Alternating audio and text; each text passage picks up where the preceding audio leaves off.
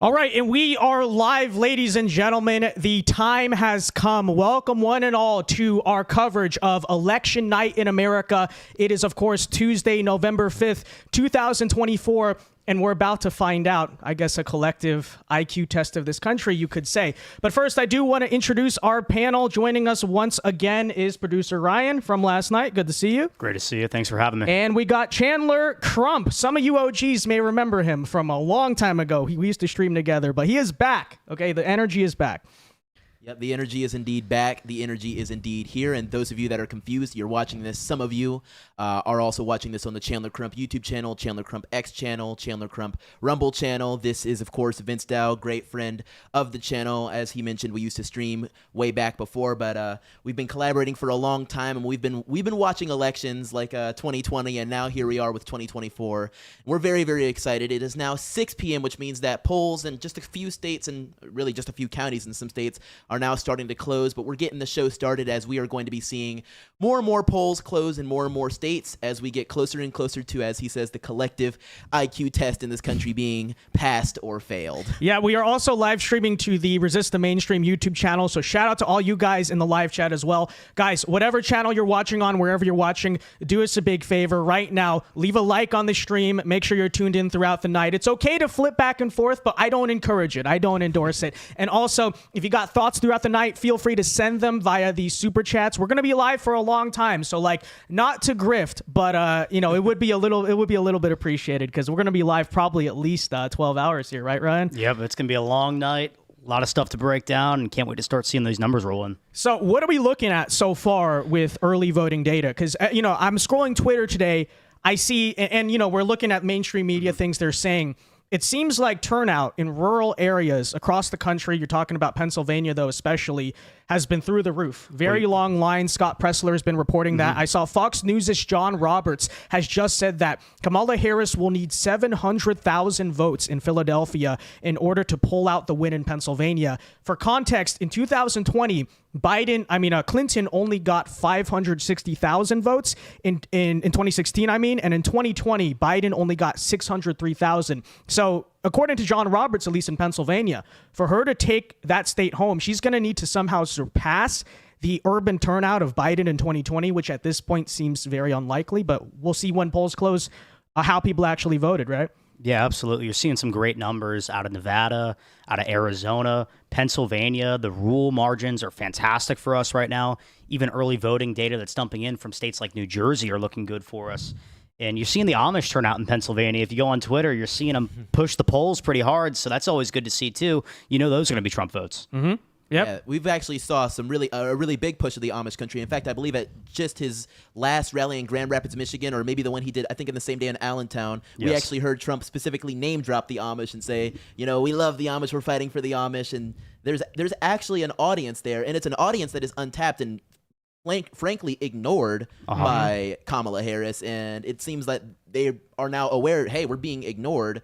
Let's go to somebody who's actually going to fight for what we believe in, and somebody that's actually going to respect us as members of this country and, you know, our culture as Amish. Yeah, with how close the state of Pennsylvania has been over the years, that could be the difference maker, and it could be costing Harris the election by ignoring that group. Right, and pull up the screen right now so we'll be able to see as some early results come in. That's the browser cam down there. But anyways, I also saw today, just as of 2 hours ago, CNN. We've been having a lot of discussion, a lot of questions about how big will the silent Trump vote be around this time around? Because the polls have been much better for Trump than any time in the past cycle. We talked about on Sunday and Monday how Nate Cohn said when they run the final New York Times Siena poll, they found that white male Republicans were still under-responding to those results by 16 points. Now CNN, as of 2 hours ago today, they're running their exit poll, says they're running into a lot of silent Trump voters. This is reporting from Colin Rugg in Virginia who are afraid to be interviewed. Virginia Trump supporters are refusing interviews in fear of their Democrat friends finding out. And so if this is true that you're seeing in the polls, it might be a really fast night, but I guess now we got to find out, right? Because my inclination for a long time has been I think the polls are going to underestimate Trump by less because I think in general, since 4 years ago, less people are shy about it. But you're seeing New York Times is talking about it. CNN's talking about it when they're trying to run their exit polls. A lot of Trump supporters still are silent about their support. So who knows? Maybe that will be something to watch for as well. Yeah, I can get a little anecdotal about this. I actually live in Virginia now, and I did vote in Virginia, and I driving through Northern Virginia, particularly in the DC area, I actually see, a good amount of people walking down the street. They're not really, outwardly talking about anything political, but if you ask them, you say, oh, well, who'd you vote for? They kind of look left, they kind of look right. They say, I didn't vote for Kamala. And that's all they're willing to say. But there are some people that are a bit louder about it too. In fact, just, to get even more anecdotal, I was driving just in the area and I drove past somebody, or actually, no, I was stationary and they drove past and there was a truck and it was a giant Trump flag and it wasn't like typed to the truck. He was holding it out the window as he was driving down the street. And I was like, this is the most insane thing I've ever seen. Keep in mind, Northern Virginia, like, maybe 15, 20 minutes from the capital city, Washington, D.C., where people think of it as some sort of liberal swamp. There's nothing that can be accepted. 98% Biden and probably 99% Kamala, some, insane number like that. You wouldn't imagine anything other than pure adherence to this blue culture. And we have people driving around with Trump flags. I think the enthusiasm is somewhere we haven't seen in a very long time, particularly in comparison to 2020. And though I think that silent vote is there, and I can say with certainty I might even be a part of that if somebody asked me right in front of a polling place, maybe especially if I was surrounded by a bunch of people wearing Harris walls, hats, and things of that nature, I wouldn't want to say, oh yeah, I voted for Trump. That silent vote is definitely there, but I think the enthusiasm is there as well insofar as people are sick and tired of how things are right now, and people that might have been a more quiet and a more meek vote for Biden because they're like, oh, I don't know about Trump. He's kind of extremist. They've now lived 4 years of the Biden-Harris mentality, and they've lived 4 years of struggling to be able to pay the rent, struggling to be able to put food on the table, struggling to be able to, pay for their car insurance, which is now getting more expensive because everything is getting more expensive. They're holding their nose, walking to the poll, and pulling that lever to Trump. They're circling Trump on the ballot and saying, listen, Orange Man might be bad, but cheap groceries are a whole lot better than anything that Kamala could deliver us now. And this just in as of an hour ago. Okay. So someone told me yesterday they were watching, or actually early today, I should say, they were watching CNN and they sounded very deflated, which was very strange. Okay. But apparently Colin Rugg, as of an hour ago, is reporting CNN's Dana Bash says she is concerned that Kamala Harris may not have had time to, quote, introduce herself to the American people. And this is the type of coverage that's currently running on CNN, which I don't know how much it says, but I don't know. It's interesting, right? Interesting for sure. Really is interesting. They're starting to panic already. Yeah, actually, I can find something about this. We were talking about it a little bit before the show started.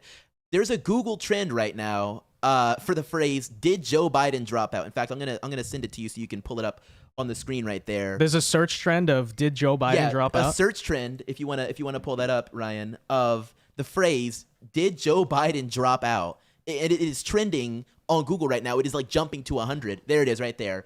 The phrase, if we can get that right there. The phrase "Did Joe Biden drop out?" is trending on Google because the amount of people that are getting to the polls. Yeah, scroll down a little bit on so they can see that blue spike. People are getting, and you're less informed voter, you're perhaps your more rural voter that isn't really on the internet or isn't watching Fox News constantly, isn't as white knuckling it as more than likely people watching this stream and we are going to the polls past 30 days, by the way, guys. Yes. So yeah, in fact, click into the image right there. Click into it so we can see. I don't know if it doesn't give you the date at the bottom, but that spike right there is November 5th. Jumping, and the dotted lines are because the data is still rolling in, and it is jumping because people are getting to the polls and not expecting to see. Well, who's Camilla? They're about to vote for Trump, or maybe they were planning to vote for Biden, and they get there and they say, well, who's Camilla and Harris and Tim Wells? Who are these people? Where did Joe Biden go? This is possible. Go over to New York Times, folks, because we do have some very early election results. Not that they're exactly that meaningful, but in the state of Indiana, we got small vote dump. Trump is up there right now, 71 to 28%. And in Kentucky, Trump is up 65 to 34. If you want to zoom in there and see which counties those are coming out of, not exact. Yes, we got it at Kenton County. Casey County and Laurel County, Kentucky.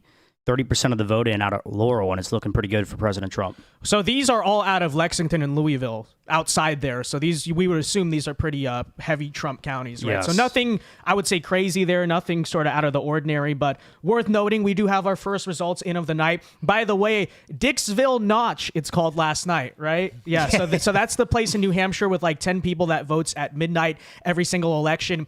Last night, if you guys didn't see, the vote actually split for Trump and Kamala 3-3. And if you're wondering the historical context there, back in 2020, it was 5-0 votes for Joe Biden. So Joe Biden got 5, Trump got 0. In 2016, Hillary got 4, Trump got 2. And yes, it is a small sample size of 10 people. And you could wonder, like, does it really indicate anything? Probably not. But that's worth noting. He did improve drastically in Dixville Notch. In fact, 100% of the vote to 50% of the vote. So a 50% swing since 2020 in favor of Trump. Just worth talking. I don't know. I'm just saying. I would love to sit down with all of those people that reside in that city in New Hampshire and just get a look into the psyche of these people. Who is out? That means that there was somebody out there that voted for Trump, then voted for Biden, and now voted for Trump again. Or people out there that voted for Clinton and potentially maybe voted for Trump.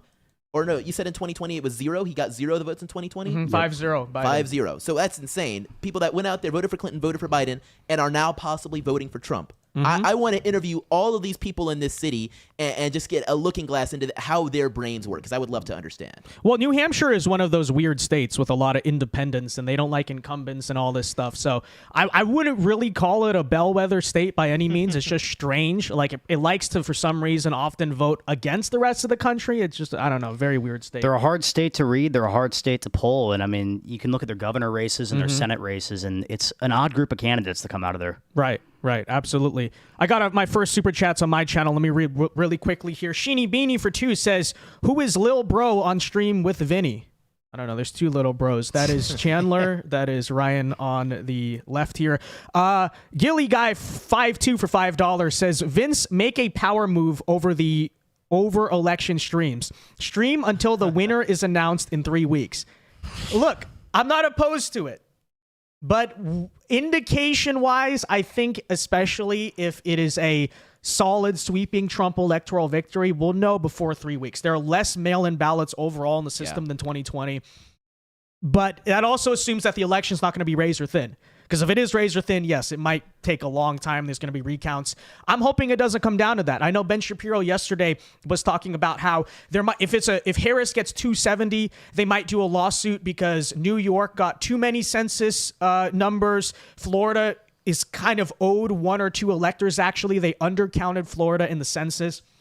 I don't want it to come to that, right? Because if we were going to file that lawsuit as the GOP, it should have been in July or way before that. Like, let's not go down to the lawsuits because of that. No, we want to win. We want to win by early tomorrow morning, and we want a clean sweep so there can be no controversy. Yeah, that's what we're rooting for the most. The crazy thing about that is that the Census Bureau actually admitted, yeah, we made a mistake.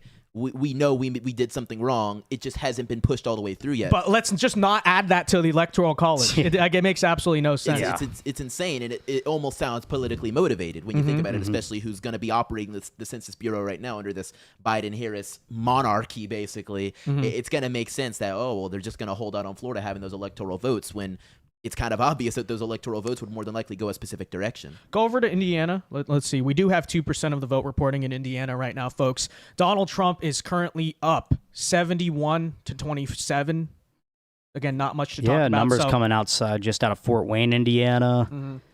Somewhat far off out of Indianapolis, too. Great margins coming in for President Trump. As expected, it is Indiana. I'm curious, though, if there is a screen we can see to compare that turnout to 2020. Because, these counties, it's not very relevant. Okay, obviously we expect Trump to win them. But a lot of talk about increased rural turnout. And even if Indiana and Kentucky are not swing states, if that is a general trend we're seeing across the country, and decreased urban turnout is also a trend we're seeing, then that could be really good news for us. But I'm not exactly sure. Absolutely. I think we're definitely going to see increased rural turnout, especially in states like Indiana. And you're seeing great numbers come in right now, and you're seeing great numbers in the early vote out of states like Pennsylvania, Nevada, Arizona. We're getting great numbers, great margins in the early vote for the Republican Party. Yeah, in fact, I think we've been seeing record numbers for early voting, and particularly in states like Pennsylvania, right? Yes. I have. Yeah. Yes. Which is At least for the Republican side, yes. Yeah. Democrat turnout actually since 2020 has been way down. abysmal. Yeah, Yeah, I've heard about that. But yeah, all right. So small vote dumps out of Indiana. I kind of am curious right now. I'm gonna go look to see the 2020 results, because that way we can maybe compare what overall raw turnout is, or what we were seeing there. But Chandler, any thoughts so far on these 2%?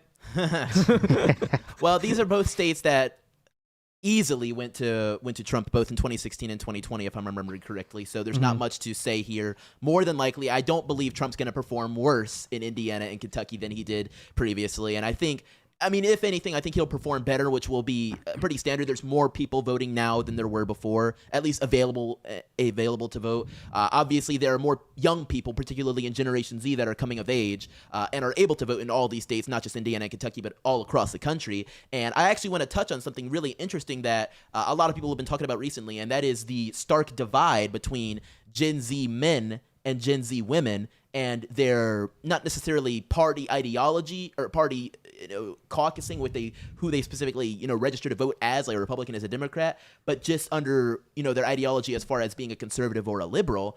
We have seen almost a monolith of Gen Z men identifying themselves as conservatives, and almost a monolith of Gen Z women identifying themselves as liberals. And so we've been seeing a huge push on social media platforms saying, hey, boys, from the conservative side saying, hey, boys, we need you to get out there and vote. We're seeing, not so great electoral numbers from the early voting, and we were looking at the demographics of men versus women out there. We need to get more of these Gen Z men out there to vote if they want the election to go red, if they want the election to go for Trump. And so we're seeing that this stark divide between the genders is going to be really important going into this election, especially in states like Pennsylvania and Georgia, where those electoral votes are going to be more than they ever have before. Yeah, so for instance here in Wells County, you're seeing about the same margin. In 2020, Donald Trump got 77.3% of the vote in Wells County.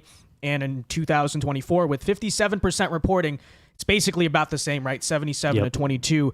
But you may, I guess we'll see when close to 100% of the votes are in. I'm curious to see what the raw vote totals will be, because I think that'll tell you much more compared to population. But whatever, overanalyzing very early election results out of non-swing states, it doesn't really matter. Our first major poll closures will be coming at 7 p.m. Eastern time, so be sure to stay tuned until then. But we got mainly Indiana and Kentucky currently reporting right now. Let me go onto the map and see if there's anything else. And of course, Dixville Notch in New Hampshire. Oh, you can see how that could we on there. forget? How could we forget? Yeah, I've got to look at that. I have never heard of this, actually. I'm going to be honest. You've never heard of Dixville Notch? I did not. Everyone knows Dixville Notch. Yeah. I didn't. I'm surprised nobody has called it.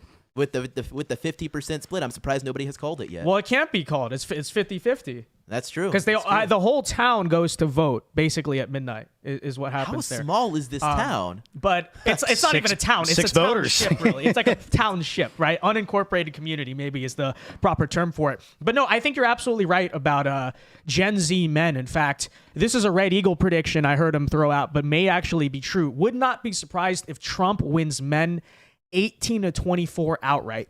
I have heard that. And I just think about it, Arch. I don't know that many hardcore liberal men. I don't. At least that are straight. And but it's so we're funny. talking about 97% of men, right? So and you got to look at how hard the Harris Walls team is trying. Right. You got to look at it like they're throwing out all these Gen Z liberal boys to go on all the YouTube channels and go on the news places and take all these pictures saying we're the white guys for Harris, and it's kind of like you're looking at these dudes and you're like, man, I feel like I could bench them all in my sleep. Like there were dudes. There was the Navy guy on Twitter who said the most hilarious thing, and people were like, whoa, what are you saying? But I don't even know if I should make direct mention of it, but he said, like, you guys all look so weak, I could, like, own you. And it was the most hilarious thing ever because of how hard that they're trying and how much it's failing. If you just look at the numbers amongst them, and I think you're right. I think the Trump campaign and Republicans could legitimately take the Gen Z male vote outright. It's entirely possible. 100%, especially when you see how badly Kamala has been underperforming with men, worse than Trump's doing with women. So wow. I mean, they had Kamala down 17 points among men and Trump only down 12 amongst women. So I think we're going to see a big bump in Gen Z men turnout for President Trump. And Ryan, I want to make mention of something else, and I want to see what your opinion of it. Do you think that the Joe Rogan endorsement that came in basically at the 11th hour, just yesterday evening, do we believe that that's going to really push the needle, not so much for saying, oh, do these Gen Z men support Trump, but are they actually going to get out and vote for Trump on Election Day? Do you think that's going to excite them? It may fire up a few people, but I don't think it's enough to actually make a difference in some of these swing states. I think it's a great endorsement. It's better late than ever, but I think it was a little too late for any impact to really come out of it. I think it's not going to impact the race in itself. It's more reflective of the realignment you're seeing there, honestly, with young men, probably more than anything else. But guys, we do have some early exit polls out of Pennsylvania. And keep in mind, exit polls will fluctuate throughout the night. Yes. But I don't know if we want to call this an election alert, Ryan. But feel free to do it. Yeah, there you go. There we go. Guys, NBC News, according to Open Source Live, has now released their first early exit polling out of Pennsylvania in terms of favorability rating. Trump 47, Harris 46. Should put that up. Yeah, we should put it up. We'll do that in a second. But that is out of Pennsylvania. And then keep in mind this, combine that information together, right? So on one hand, as CNN talked about in their exit polling in Virginia today, it might have been exit polling or focus grouping. I'm not sure which they were trying to do. Same idea. They were reporting that huge litanies of Trump voters were unwilling to talk to those pollsters. And still, even with that in mind, so exit polls can be misleading. And I don't know how reliable exit polls are. But if we're going off of the premise that exit polls, much like the polls themselves, may be underestimating Trump, then that's good news. But yeah, it's hard to extrapolate. These are great numbers coming out of Pennsylvania because a lot of people that vote for Donald Trump don't even view him favorably. Correct. Yeah, exactly. And I think that's the biggest thing is I expect Trump to be down in a lot of favorability polls, but the fact that he's up in Pennsylvania, I think shows it's going to be really good night for him. Especially, I think you're right. I think, and on both of those points too, on the underreporting, like how many people are just refusing to talk to pollsters, and the fact that if we're taking this tweet at face value, if they were actually asking, "Do you like Trump?" rather than "Did you vote for Trump?" that could be really straight doom for the Harris campaign. In fact, another tweet that we saw from this account, and I might send it to you, was that the Harris campaign was putting out warnings saying, "Do not read too much into results from Florida." As a campaign, why would you ever put out words saying "do not read too much into results," even from any state? Like, I don't think that makes sense insofar as inspiring hope in your campaign, like saying, hey, ignore this, don't look at that. Yeah. That means that your campaign is on fire and not in the like, oh my gosh, we're going to siege the polls type of way, but like a, oh my goodness, Hindenburg type of way. Yeah, well, the numbers coming out of Florida are looking really, really bad for Democrats. And, I think they want to hit the panic button so bad, but they don't want to admit it.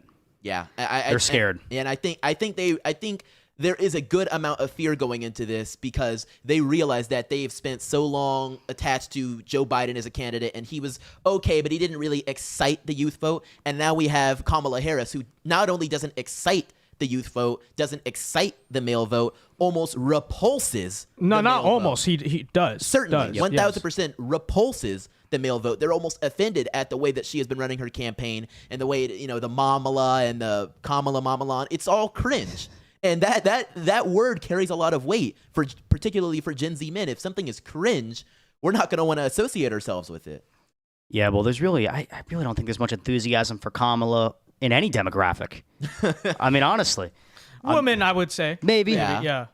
Maybe. Especially when we're seeing these ads, and we might even want to play one, and they're really cringe. But these ads that people are I think the Kamala campaign was putting out of the women going to the polls with their husbands, and the husbands are wearing American flag hats or MAGA hats or something, and the women are going in there and they're looking at each other and smiling and mouthing the words Kamala. We're gonna vote for Kamala.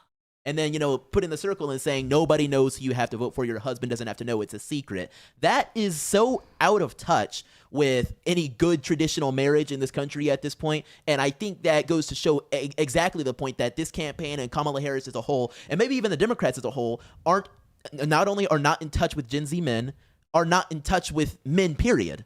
Yeah. Okay, so we got a little bit of breaking news out of Arizona, specifically Maricopa County. And there are two conflicting things. There's one that's like really good and there's one that's really bad. Okay. The good news is the actual margins so far. And like, we don't know how people are voting, but just based on party affiliation, Republicans are currently leading in votes so far. We don't know who they voted for, but votes so far in Maricopa County with 52,000 votes. Independents and unaffiliated have 50,000. Democrats are in third place right now at 26,000 votes. So that's the good news. On the bad news, though, we're getting, apparently the Arizona Secretary of State is saying that they're having quote unquote trouble processing mail-in ballot results. I wonder where I heard that story before. And it could take up to 10 to 13 days to deliver the full results. Do you want to tune in here to this soundbite and turn the audio on? Why does it take so long to count the votes there? Well, we've got one of the most secure ways for our ballot-by-mail ballots to be processed. As a matter of fact, just the processing of one tray of 200 ballots takes about an hour for our bipartisan teams to run through to audit to make sure that what had previously already gone through signature verification process gets pulled out of the envelope properly so that it gets moved to tabulation. This is a very, very thorough set of processing that we go through. And I would say that it's probably more thorough than just about any other state in the nation, although there are plenty of safeguards across the country.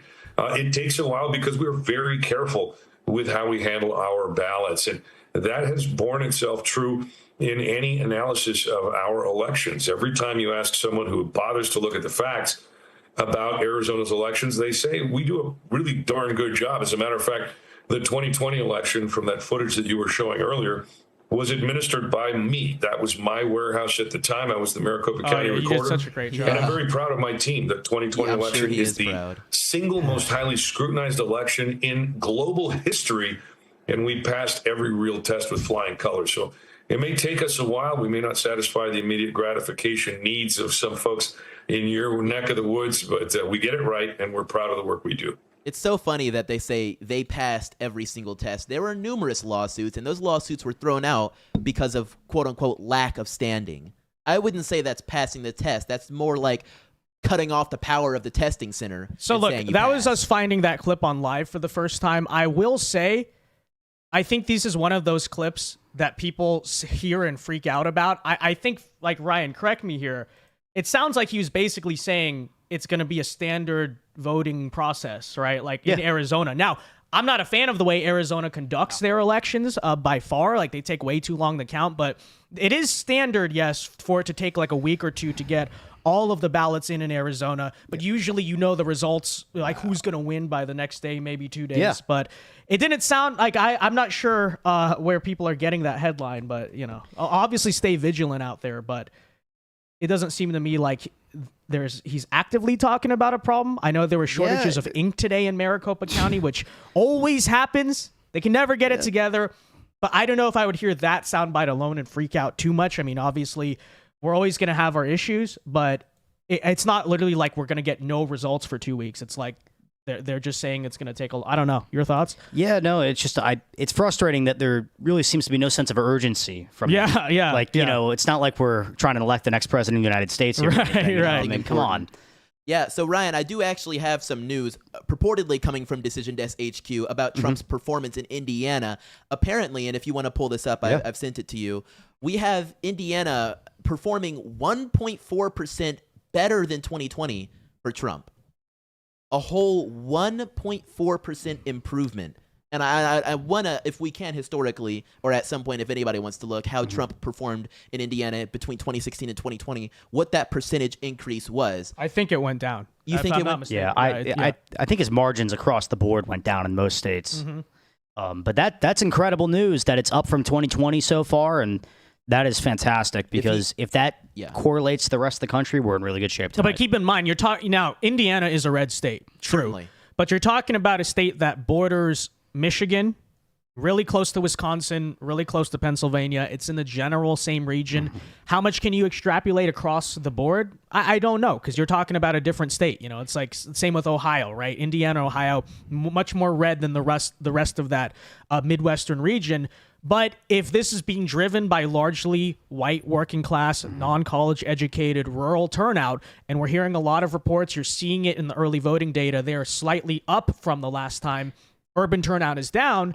That could be a good sign. And I'll tell you what I really like seeing. Just outside of Indianapolis, Hamilton County, Wow. Donald Trump's not even down by 2% with 65% of the vote in. Wow. And if can we compare? We can compare that to 2020. Trump had 34% of that in the end. Wow. With 134,000 votes, and Biden had 247,000 votes. I wonder how that margin. Obviously, Harris should carry that county, but by how much is a real question, especially considering how close they are right now. With 65% of the votes in so far, she would have to get literally every single vote from here on out to even approach the blowout that Biden was able to perform in that county in 2020. Yeah, that is really good news. And, you know, that's a suburban, urban area just outside of Indianapolis. And if that shows any trend that we're going to see tonight across the board in these urban, suburban areas, I think we're in really good shape. I think Trump's going to do a lot better in the suburbs this time. I really do too. Because I think the not working class, mostly middle class we're talking about, right? But middle class Gen X people with families, and this is men and women, are probably the most practical voters in America, if that makes sense, right? I think it is young people, it is old people as well who are retired, who have the most time to think idealistically about their politics. Working people with kids, their main priority is going to be, I need to feed my family, right? And I see this, I hear this a lot. You can even see this in the overall age change that you've seen in Trump rallies, I think from 2016 to 2024. Anyone notice the demographics gotten younger? It's more Gen X now than boomers. There's a reason for that, because Trump is like the pragmatic candidate. You know, people don't like his personality or whatever, but I think that's what they see in Donald Trump. I've heard the phrase, I'd rather have mean tweets and look at the cheap economy. gas. And look at the economy, right? It's common sense. So I think your suburban Gen X, older millennial voters are probably the people most likely to vote on the economy.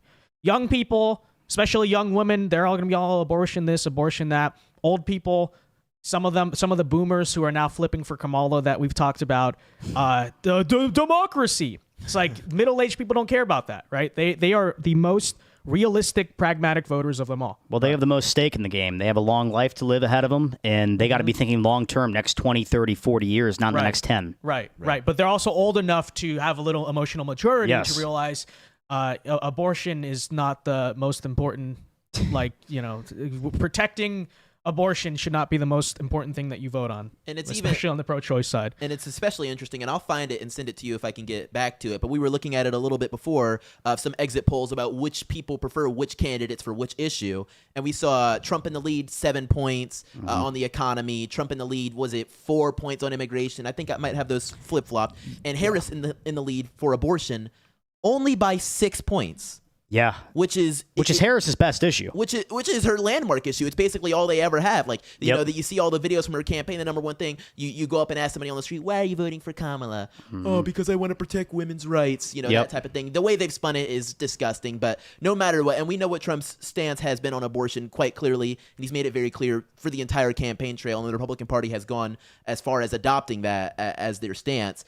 We've seen all of this, and we've seen the way that the Democrats have hammered as hard as they can on the issue the entire time, and it looks like it's not even working out that well for them.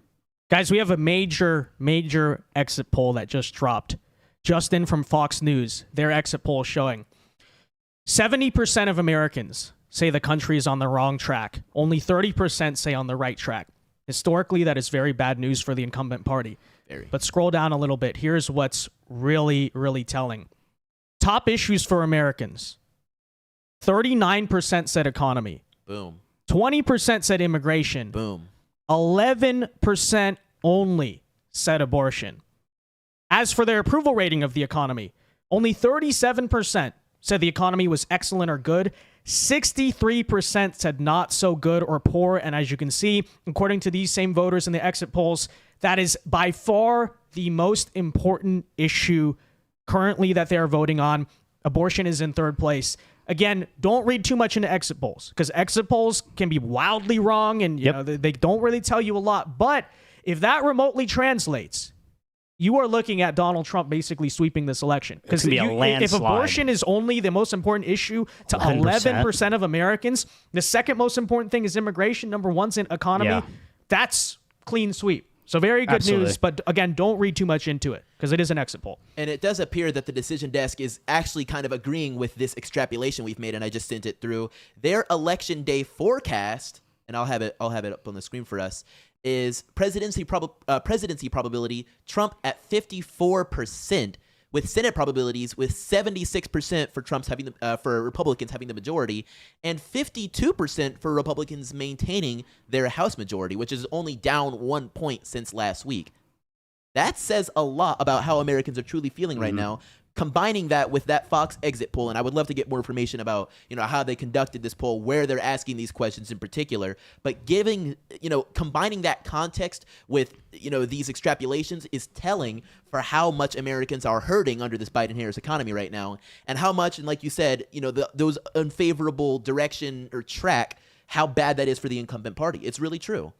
Yeah, no, these are great numbers coming out of these exit polls, and you know, if anything about what Alan Lichtman says is right, then we should be in really good shape. Yeah. You know, because the economy is what impacts the election, right? Among other of his keys, 11 keys or whatever it is. My keys, give me my keys. All right, Noah Radcliffe for $5. Thank you very much. Says, I was skeptical when you said the men were voting later, but of 3 men I talked to at work today, 1 voted yesterday and 2 are voting today. That's what I said, right? Yeah. Men love to naturally procrastinate. There's a reason why we are all the ones in the mall on Christmas Eve. Yes. Scott Pressler was reporting very similar things. Charlie Kirk. I don't know if we have actual data on the male turnout, but people are seeing with their eyes. Look how many men compared to women are in the booth on Election Day. And that's the only thing we're missing so far is very good margins in the early voting, but we just need all of the mainly Trump-supporting men who are waiting till Election Day to make sure they go do it. And it's a home run.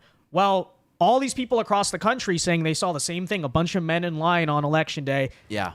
The Patriots may be coming through. I don't know. We'll have to see. The best message we need to give to those men and the best message we need to give to those Patriots is stay in line. Yes. Even as the polls Some close. of them are going to be long. Yes, they will be long lines. They'll be longer than buying an iPhone or getting on a new roller coaster. But you need to stay in those lines. It doesn't matter if somebody says, oh, you need to leave, or they say, oh, this location's closed or anything like that. You need to stay in line. And if somebody does try to intimidate you in any way, shape, or form, there are numerous resources out there. I know the Trump campaign has protectthevote.org or .com or something like that. Numerous resources out there for you to report if anything's going wrong, and if you need to get more information about another polling location if some sort of crazy thing happens. I know we're seeing some interesting things happening in Pennsylvania, and they've actually, as I was being told before we started, they've actually extended their voting poll closing timeline in certain counties because of how strange things are with the polling machines that they have going on. So no matter what, do not leave the line, stay in line, and stay informed about what your voting options are if anything unpredictable does go down. Yeah, and guys, by the way,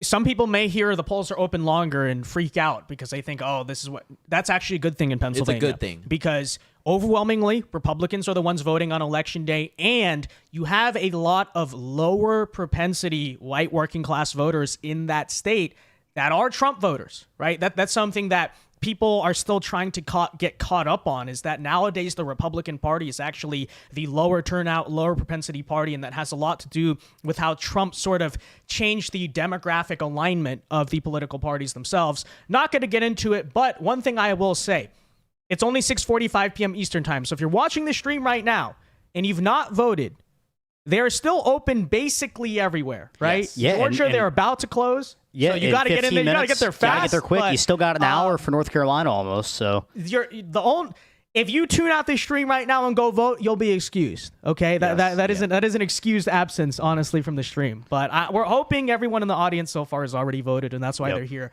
But I might as well put that out there. By the way, guys, appreciate the super chats so far. If you have any thoughts, okay, polls are about to close in Georgia. We're going to have a lot more pouring in a second. There's a little bit of downtime, so feel free to do so now. And again, your support of this stream is greatly appreciated. All right, guys, any thoughts, though, to our panel? yeah, I'm really looking forward to seeing some numbers pull out of Georgia. And Virginia, because we got Virginia closing at Yes. 7 o'clock too, and that's an exciting one because that's the, quote, expanded battleground we're kind of looking at. Hopefully, maybe we can tap in. We got a hung cow Senate race there too. Yeah. So hopefully we can see some good numbers coming out of Virginia. But in Georgia, seeing numbers come out of Cobb County, seeing numbers come out of Chattahooga County, those are going to be really important counties for President Trump to make sure he has good margins in. It's going to be very, very important, especially given that Cobb County, Fulton County, and I'm forgetting the other one. I haven't lived in Georgia in a couple of years now. I'm starting to lose it, but Georgia is my home state, and I care a whole lot about it. And seeing the things that happened in 2020 and the fact that Biden was able to take that state back then, I hold it very close. I wish I could have still voted in Georgia, but no matter what, it's really, really important that we get out there. And if you, as we have already mentioned, if you are looking to vote and you haven't gotten out there to do it, now is your final chance. But it's really important you do so. I definitely want to keep an eye, especially on Cobb and Fulton. That's where a lot of it goes down, and that's where, if the state of Georgia is going to go blue again, that's where it would happen. Yeah, well, the high turnout amongst Democrats in those counties is what killed Donald Trump last time. And really where we need to see good numbers is in Cherokee County. That's where Donald Trump maybe got some of the most amount of his votes in a single county in 2020. He got 99,000 votes out of that county. That's going to be really important for him. Yeah, no, absolutely. And we are hearing reports right now. Apparently, several polling locations in Georgia are now, this is Nick Sortor reporting this, being evacuated due to bomb threats, forcing voting at these locations to be suspended. Just an average election day in the United States, am I right? We used to be a civilized country. We truly did. We did. We truly did. And I don't know. It's so funny that the Biden campaign in 2020 ran on its decency on the ballot. We want to put adults back in charge. Mm-hmm. And I'm not pinning blame on anybody. It could have been a Republican that did this, but just, But motive-wise, knowing who votes on election day, either just some foreign agitator, which is possible, very possible, or it is, I'm just saying. They ran on turning the temperature down in the country. They ran on, he wanted to be the uniter in chief. Mm-hmm. We haven't seen that. Right. We have not seen that. No, we haven't whatsoever. at all. The country's continued to get more divisive under this presidency. Mm-hmm. Mm-hmm.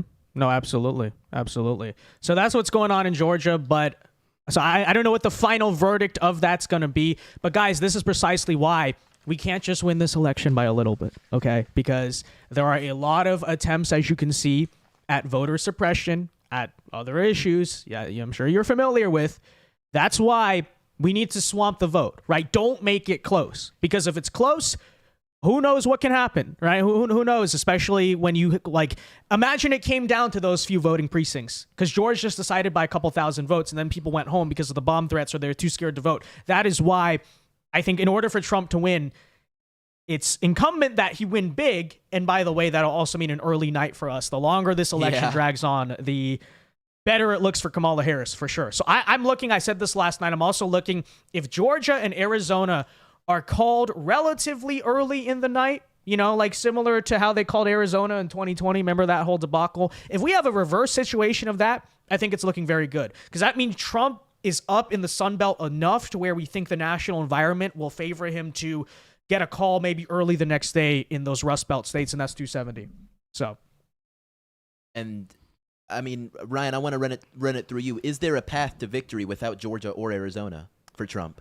Without either of them, no. Without one of them. Without one of them, I definitely Georgia. think there's a possibility. But if one of those states votes left, you got to think the rest of the country is probably to follow. Right. Unfortunately. Right. I think really President Trump needs Georgia and Arizona.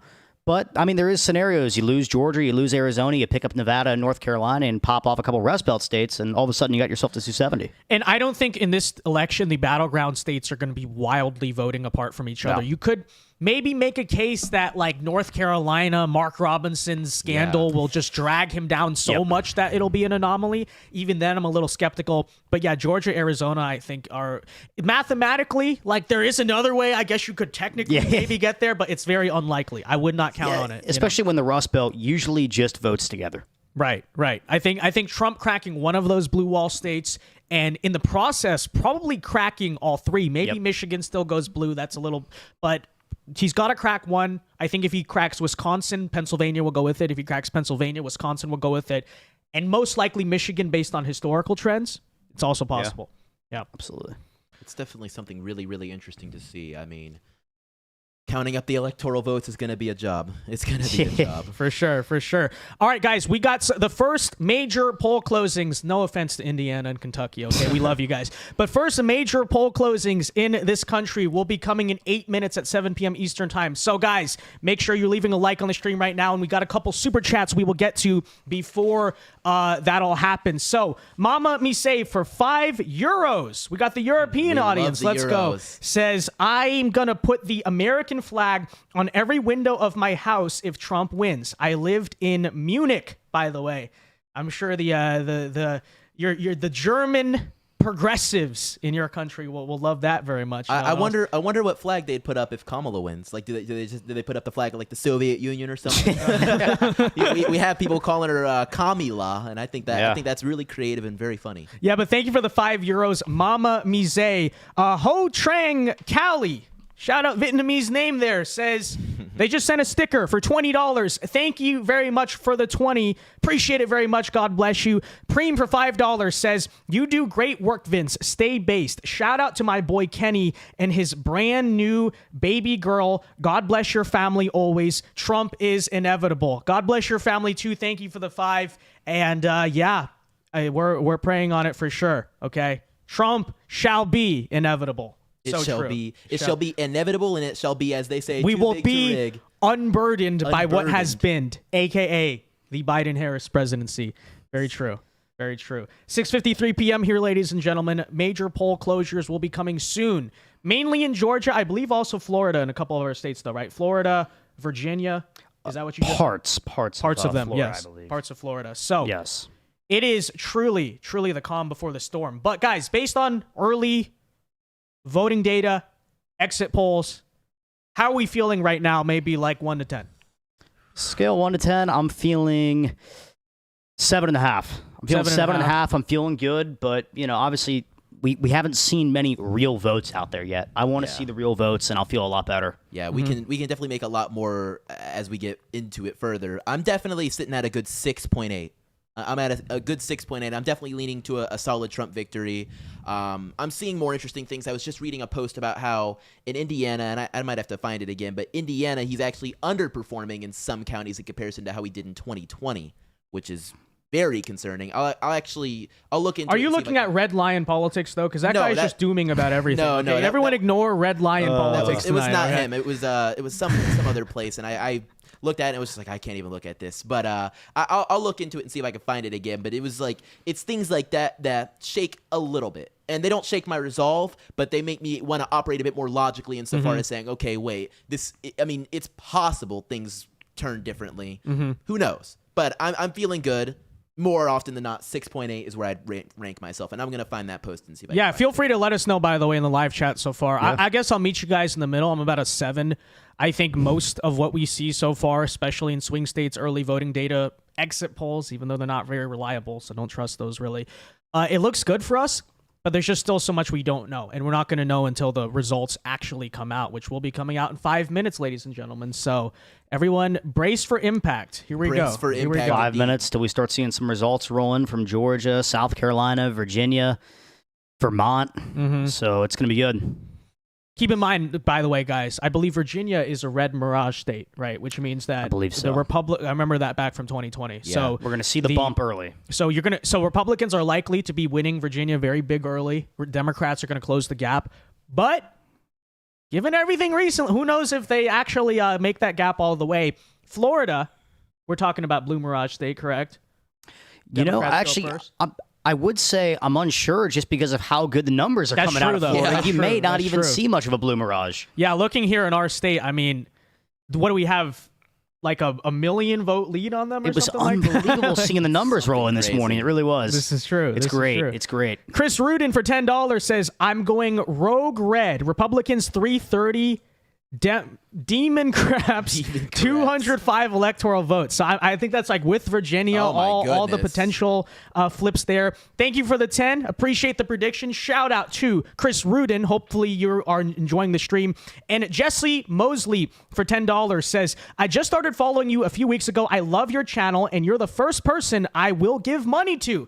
Well, thank you for the $10, Jesse. We appreciate it very much. And look, it will go to a good cause because next year, gonna have a much bigger studio, much more up to date with the content, and it'll be great. So greatly appreciated for the 10, Jesse. Thanks for the super chats, guys. And just while Vince is shouting out the folks on his channel, I also want to give a huge shout out to my standard people. I love seeing Death Metal Rocks in the building. That's one of my standard people we have over there. Big shout out to AO26, all the folks we have in the chat. Austin says, I love this. Thank you so much for joining us, Austin. I really appreciate all the folks tuning in over on my YouTube channel. As many people, and I've limited many times, my YouTube channel was demonetized for over, I think, 2 years, but we finally just got monetization back. So really interested in bringing more content to the channel. So shout out to all the folks that are joining us there. I really appreciate it. Austin actually says, how does this stream not have more views? I don't know. That's a good question. Why don't you share it with your friends and let's solve the problem? It's the fault of the enemy from within. Okay? They've been from sabotaging the content. They made the tiny Chinese gremlins made the monitor fall down yesterday, and it was why we were like 20 minutes late to our stream yesterday. Yep. But no notable tech issues so far. Fingers crossed. Fingers crossed. Okay, no election interference, we'll call it so far. Election night stream interference. So. All right, I might have an election alert here, which is a new exit poll from CNN. Vince, based off of what you're seeing, you think this is worthy of an election alert we got here? Out of Georgia, a CNN exit poll. Go for it. Let's do it. All right, I just sent it your way. See if you can pull it up. That would be great. But we have a Georgia exit poll. Who do you trust more to handle a crisis?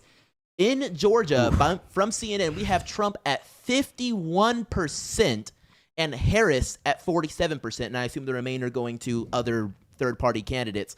That, in my opinion, spells doom for the Harris campaign's chances of being able to take Georgia. Maybe that's if the exit poll is extrapolating too accurate, far. though, which is obviously also an if the issue, exit poll is accurate, and if somebody's going to say, I don't think Kamala can handle a crisis, but I'll vote for her. I don't know who's going to be out there saying they trust Trump more, but would vote for Kamala. But to me, that doesn't look great, especially considering this is coming from CNN, who, in my opinion, would more than likely try to ask this exit poll in Fulton or Cobb, some really deep blue county. If we want to zoom in somewhere really close to Atlanta, I really doubt they would get very rural with it. I would imagine if they were getting, we have Cobb, Fulton, and other counties around it. I doubt they would get further out from that. Especially considering CNN is headquartered in Atlanta. I've been to their headquarters. In fact, it was around the area where they were counting votes, funnily enough, is very close to where their headquarters was in 2020. I think that's not good for the Harris campaign, in my opinion. And I think that definitely makes the state feel a bit safer, at least in my opinion. Definitely, absolutely. If we can trust the exit polls. Guys, it is 6:59 p.m. Eastern time, which means seconds away. Seconds away from Imminent. our first major poll closings. Again, no offense to Indiana, Kentucky, in the United States out of Georgia, Florida, and Virginia. This is all parts of it, not all of the full.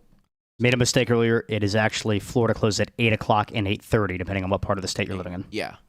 I saw Fuck Live Now in the feed right here. It seems to have made the same exact mistake. So, well, election alert. We got states closing polls right now. Georgia, Vermont, Virginia, and we got Virginia, Vermont, and South Carolina. okay. All right. Any results in so far? Nothing it's yet. Definitely going to take a couple of minutes. We are actively refreshing. But we are actively refreshing. Yeah. Everyone stand by. Really quickly, though, while we wait, Mama Mise for €5 says, I got my travel visa application and husband's ESTA declined because we're red. May God let man lead again. #MAGA. Well, look, maybe you should, always try the southern border, right? Okay, thank you for the €5. We have our official first Associated Press state calls of the 2024 election. And we also have the New York Times making the same calls. We now have Kentucky going red for Trump, Indiana going red for Trump, and Vermont going blue for Harris. That brings our current electoral vote total, Ryan, if you want to scroll up, to 19 electoral votes for Donald J. Trump and 3 electoral votes for Kamala Harris as of 7 p.m. Tuesday, November 5th, Election Day. Shut it down. Stop the count. Stop the count. Stop the count. Right now, that means enough to me. Yes. Now, we also have some results coming out of Florida from the Associated Press. Do we have that up? It's our third tab up there if we want to switch over to the Associated Press. We have results coming in on Florida. Now, we have a very sharp lead for Trump in Florida so far. 55.9% of the vote with 530,000 votes, with Kamala trailing by more than 10 points at 43.3% with 410,000 votes. How are we thinking of that performance, Ryan, with your guru knowledge? I'm loving the numbers right now. Up big margins, and I mean, I think it's what we expected when we were seeing the numbers rolling this morning of just the massive gap that we saw with Republican voters versus Democrat voters. And that shows a lot for the voter registration push the Republican Party did in this state for the past couple of years. Although I will say, I think that Florida is not necessarily going to be the predictor of the rest of the country. That people, even like comparing trends back to 2020, I don't think it's going to be a strong predictor necessarily, just because the state has changed so much. Also, it's Florida. Like, we're just different. We're the same state that's basically immune to the waves that come on midterm years. We always just vote how we want to vote. So I'm not sure that is the strongest indicator yet so far. Now, what might be an indicator of sorts will be Miami-Dade County. That will be something to watch because we have a lot of Latinos in that county, and there has been a lot of wondering and discussion about Latino support for Trump, and if the county of Miami-Dade might get closer to flipping this cycle. It probably will flip this cycle, if I'm being honest with you. But even the issue there is that the Latinos are Cubans. Yes. Right? And Cubans do not have a major population outside of Florida. No. If you can look at a place with a high... Let's talk about, I guess, the Puerto Ricans, right? How are the Puerto Ricans going to vote? Because that's an issue in Pennsylvania. Or... predominantly Mexican with some Central American in Arizona, Nevada, how those communities are voting, that might be more indicative, in my opinion. But your thoughts on that? I think you're right. And you do make a good point about the Cubans. I definitely am wondering about the Puerto Ricans. Now, to touch on that, basically, we had the comedian who was at the Trump rally, and he made what many considered a tasteless joke. Now, here's the crazy thing. I am part Puerto Rican, and I didn't take much offense to the joke, and a good amount of other Puerto Ricans I know, both, in the office and other places, did not take much offense to the joke. And in fact, some were like, what, the joke is so funny, maybe that will get me out to vote for Trump. But the Kamala campaign jumped on it extremely hard and said, "Oh, we'll have Bad Bunny out here saying, 'Do not call my territory trash,' anything like that." So a lot of people have been wondering, will this have a big impact on Trump's support with Latinos and particularly with Puerto Ricans? The word is still out. Yeah. And like I said this at the time it happened, Latinos in general have some of the thickest skin of like any sort of 100%. demographic group. And so how many of them were really offended by it? I'm not really honestly so sure. Yeah, well, we got numbers coming in from Broward County, and as expected, I mean, it's not going to look great for President Trump there, but going up to Jacksonville, Duval County, which he lost in 2020, it's razor thin right now with 66% of the votes in. Yeah, and I'll pull up the historic for Duval County if I can. Yeah, if I'm not mistaken, I believe Trump won it in 2016. It flipped to Biden, but I could be wrong on that. So it did flip to Biden, if you're right about 2016, it did flip to Biden in 2020 with 51.2%. And can I have you hover over it again? We have a much razor thin margin here with that, and that's with 66%. So that's 2/3 of the vote in. The 100% in 2020 was 252,000 votes for Biden and 233,000 votes for Trump. And keep in mind two things. Election day votes are the ones that are going to come in Florida. It's a blue mirage state. But then also, Duval County historically votes a couple points to the left of the state of Georgia itself. So Florida, as in general, probably not the best bellwether indicator. Duval County can be a very good indicator of Georgia, which I'm seeing there are results out of very early ones. If you want to scroll up there. Yep, I'm seeing them. Or not? Yes. Less than 1% of the vote in. They don't show what county it's from, but yes. Yeah, ladies and gentlemen. Stop the count. Stop the count. Stop the count. Donald Trump currently leading in the state of Georgia by 9. Unclear even which county it is from at the current not telling moment. us, yeah. But they're there, okay? 1,500 votes for Trump with 1,200 votes for Kamala Harris. It's interesting. Shut it down. Shut it Start down. playing YMCA. Yeah. Hold on, I'm coming. Yeah, pull out the time. dark MAGA hats. We're taking America back. It's true.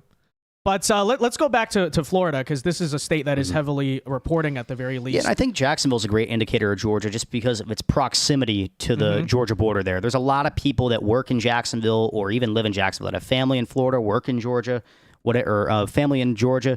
There's a big connection to the people of Jacksonville in the state of Georgia. Yeah. South Georgia, North Florida, basically the same Interchangeable. place. Yeah, interchangeable. People... Funny, more Dogs fans there than Gator fans. Oftentimes nowadays. Right? Yeah, nowadays.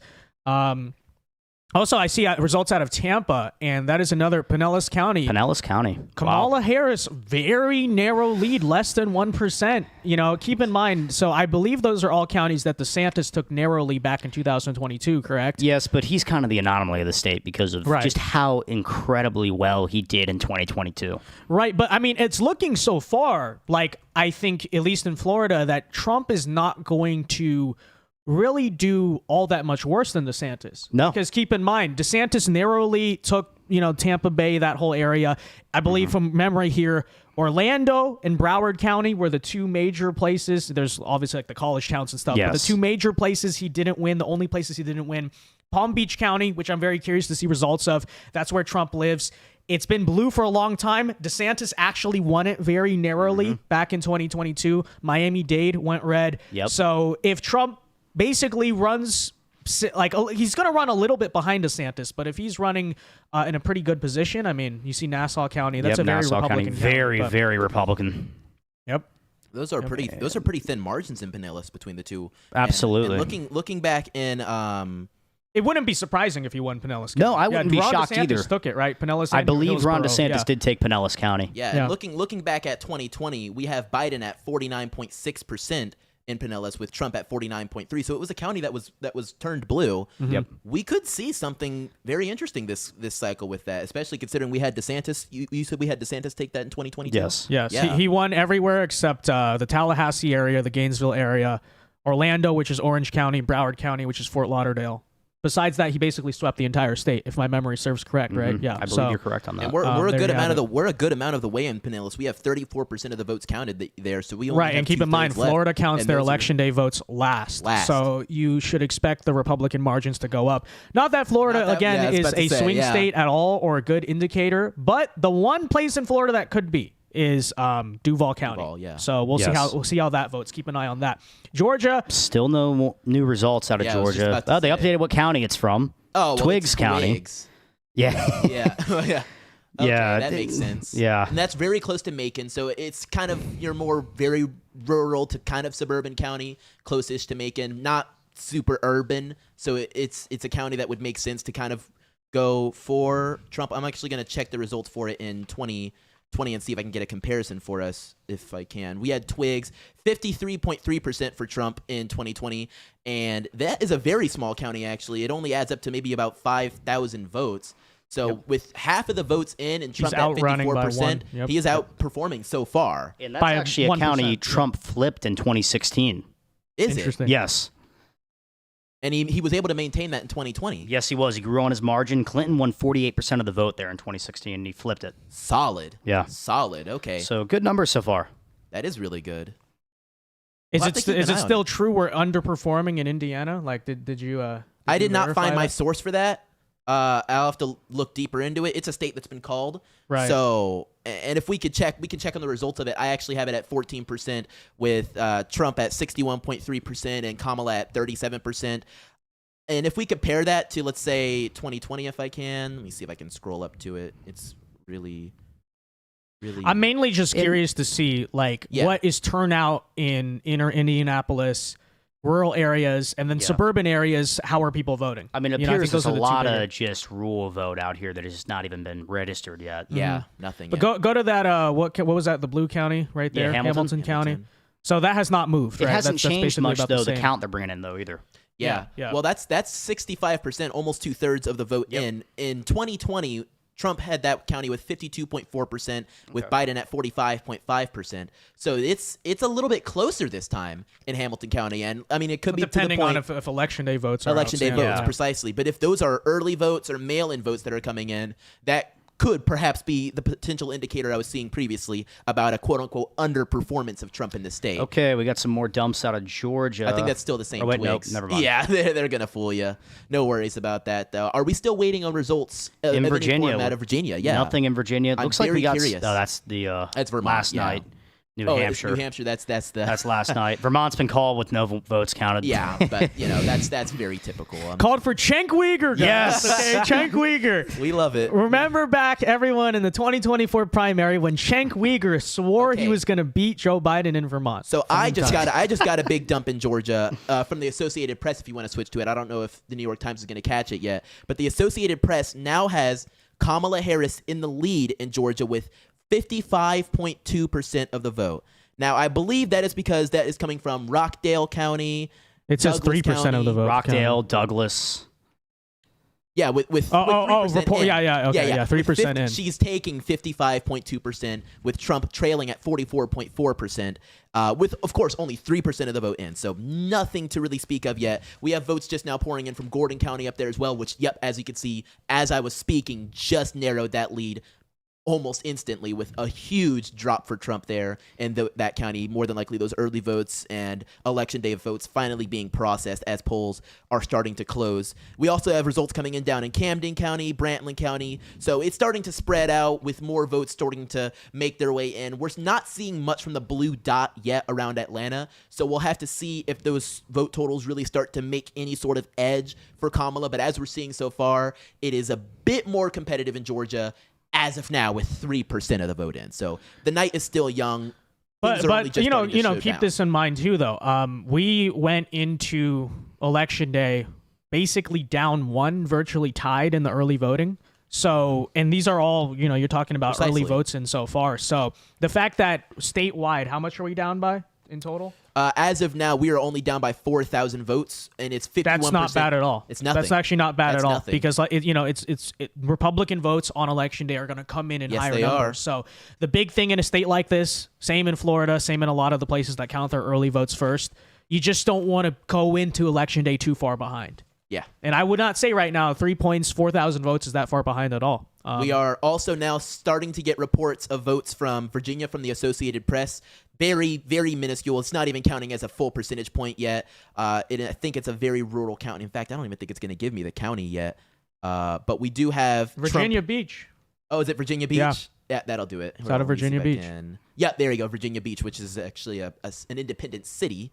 And Prince George County. Yep. No way. How much? What's that? What is that? Okay, that's 0% yet. Yeah. Okay, that is interesting, actually. Prince George County. Okay. Virginia, again, is a state that's going to show Republicans in the lead Yes. early. Yep. I remember that vividly from 2020. People Okay. were like, why did they call Virginia when... Yeah. Yeah, I remember But our that whole overall debacle. results, and Ryan, if you want to switch to Virginia so they can see what Yeah, I'm sure. mentioning, we have Trump at 58.7%. Does it have it up there? Yeah. 58.7% of the vote, with Kamala Harris at 40.6% of the vote. Those just closed at 7. All polls in Virginia just closed, right, Ryan? Yes, they all Perfect. closed in Virginia. So obviously, if you're listening, on the off chance you're listening to this stream and you're in line, stay in line because the polls have closed, but that doesn't mean you cannot still vote.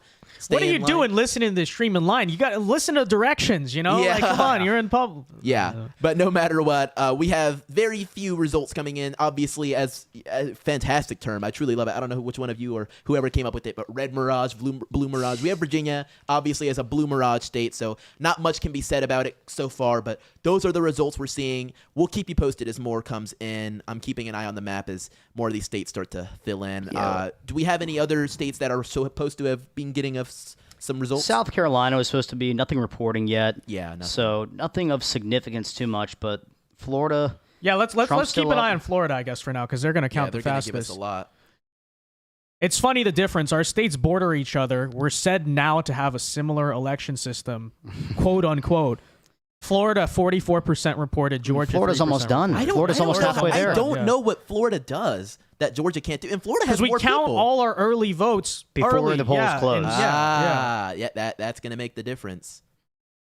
Well, There's Georgia- Hillsborough County right there, just outside of Tampa. Wow, these numbers Yep. are starting to add up. And as we've said many times, Florida is no bellwether state. It's not some sort of determiner of how things will go. We can look at that one Trump county in cutting a into second, that lead in Pinellas County now, Certainly. only down by not even 1%. but we do have to take a peek at Duval County. It appears that Kamala does have the lead in that county Still. narrowly by 1%. And just to remind you guys, in 2020, that is a county that Biden was able to take 51.2% to Trump's 47.4%. So that's a few points ahead.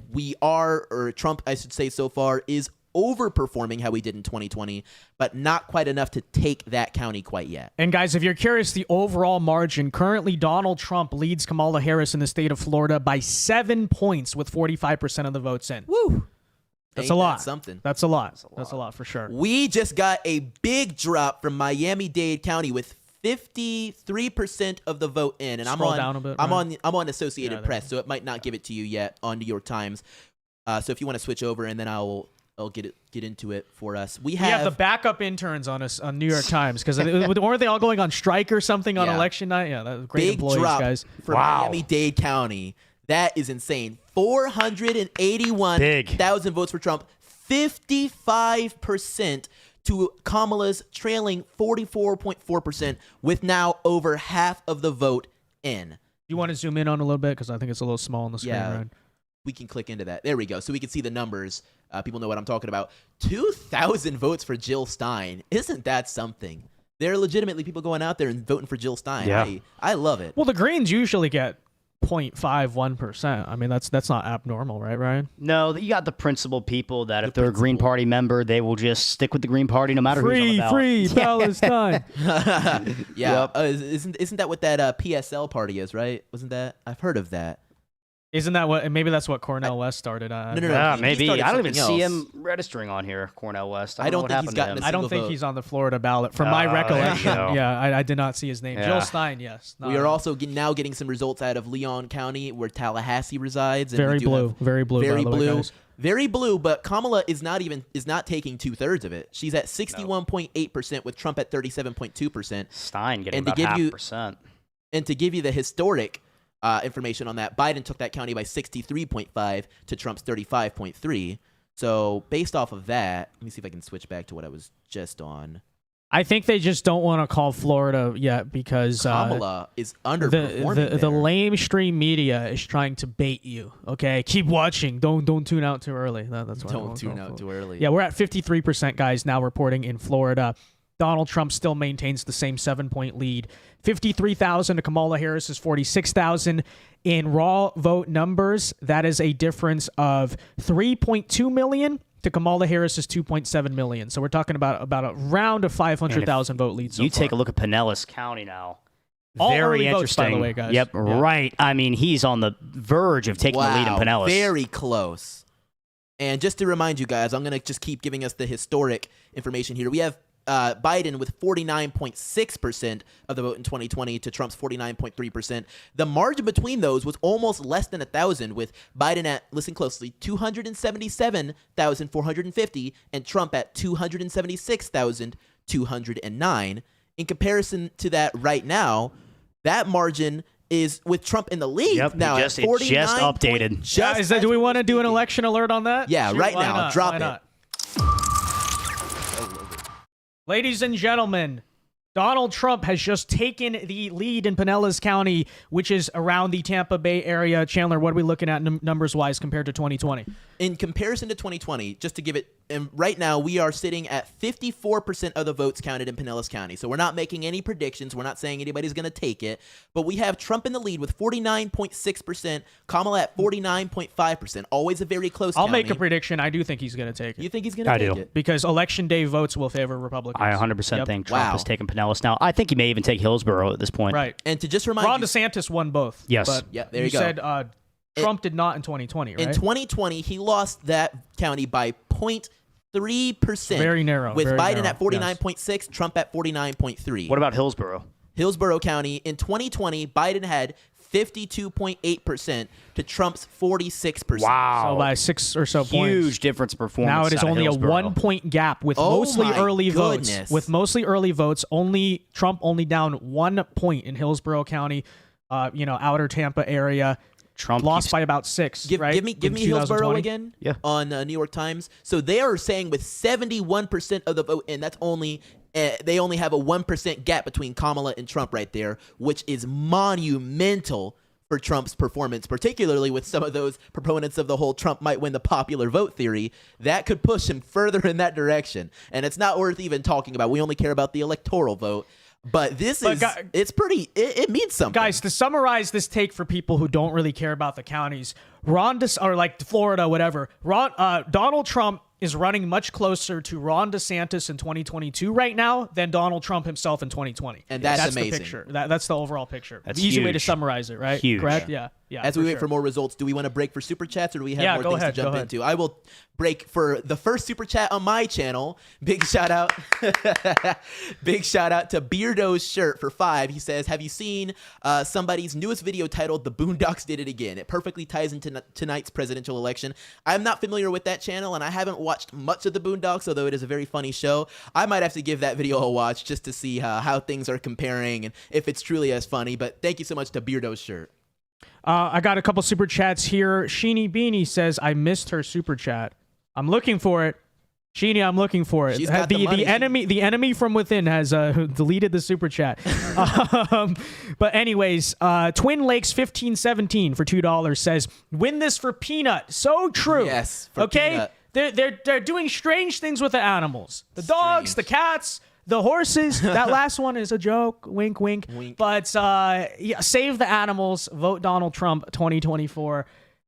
And they're doing a lot of strange things. Sheeny for 2 says, read my super chat. I literally don't see it. Sheeny, it just disappeared. This is very strange. Maldi Destroyer for $5 says, wonder who God is going to choose.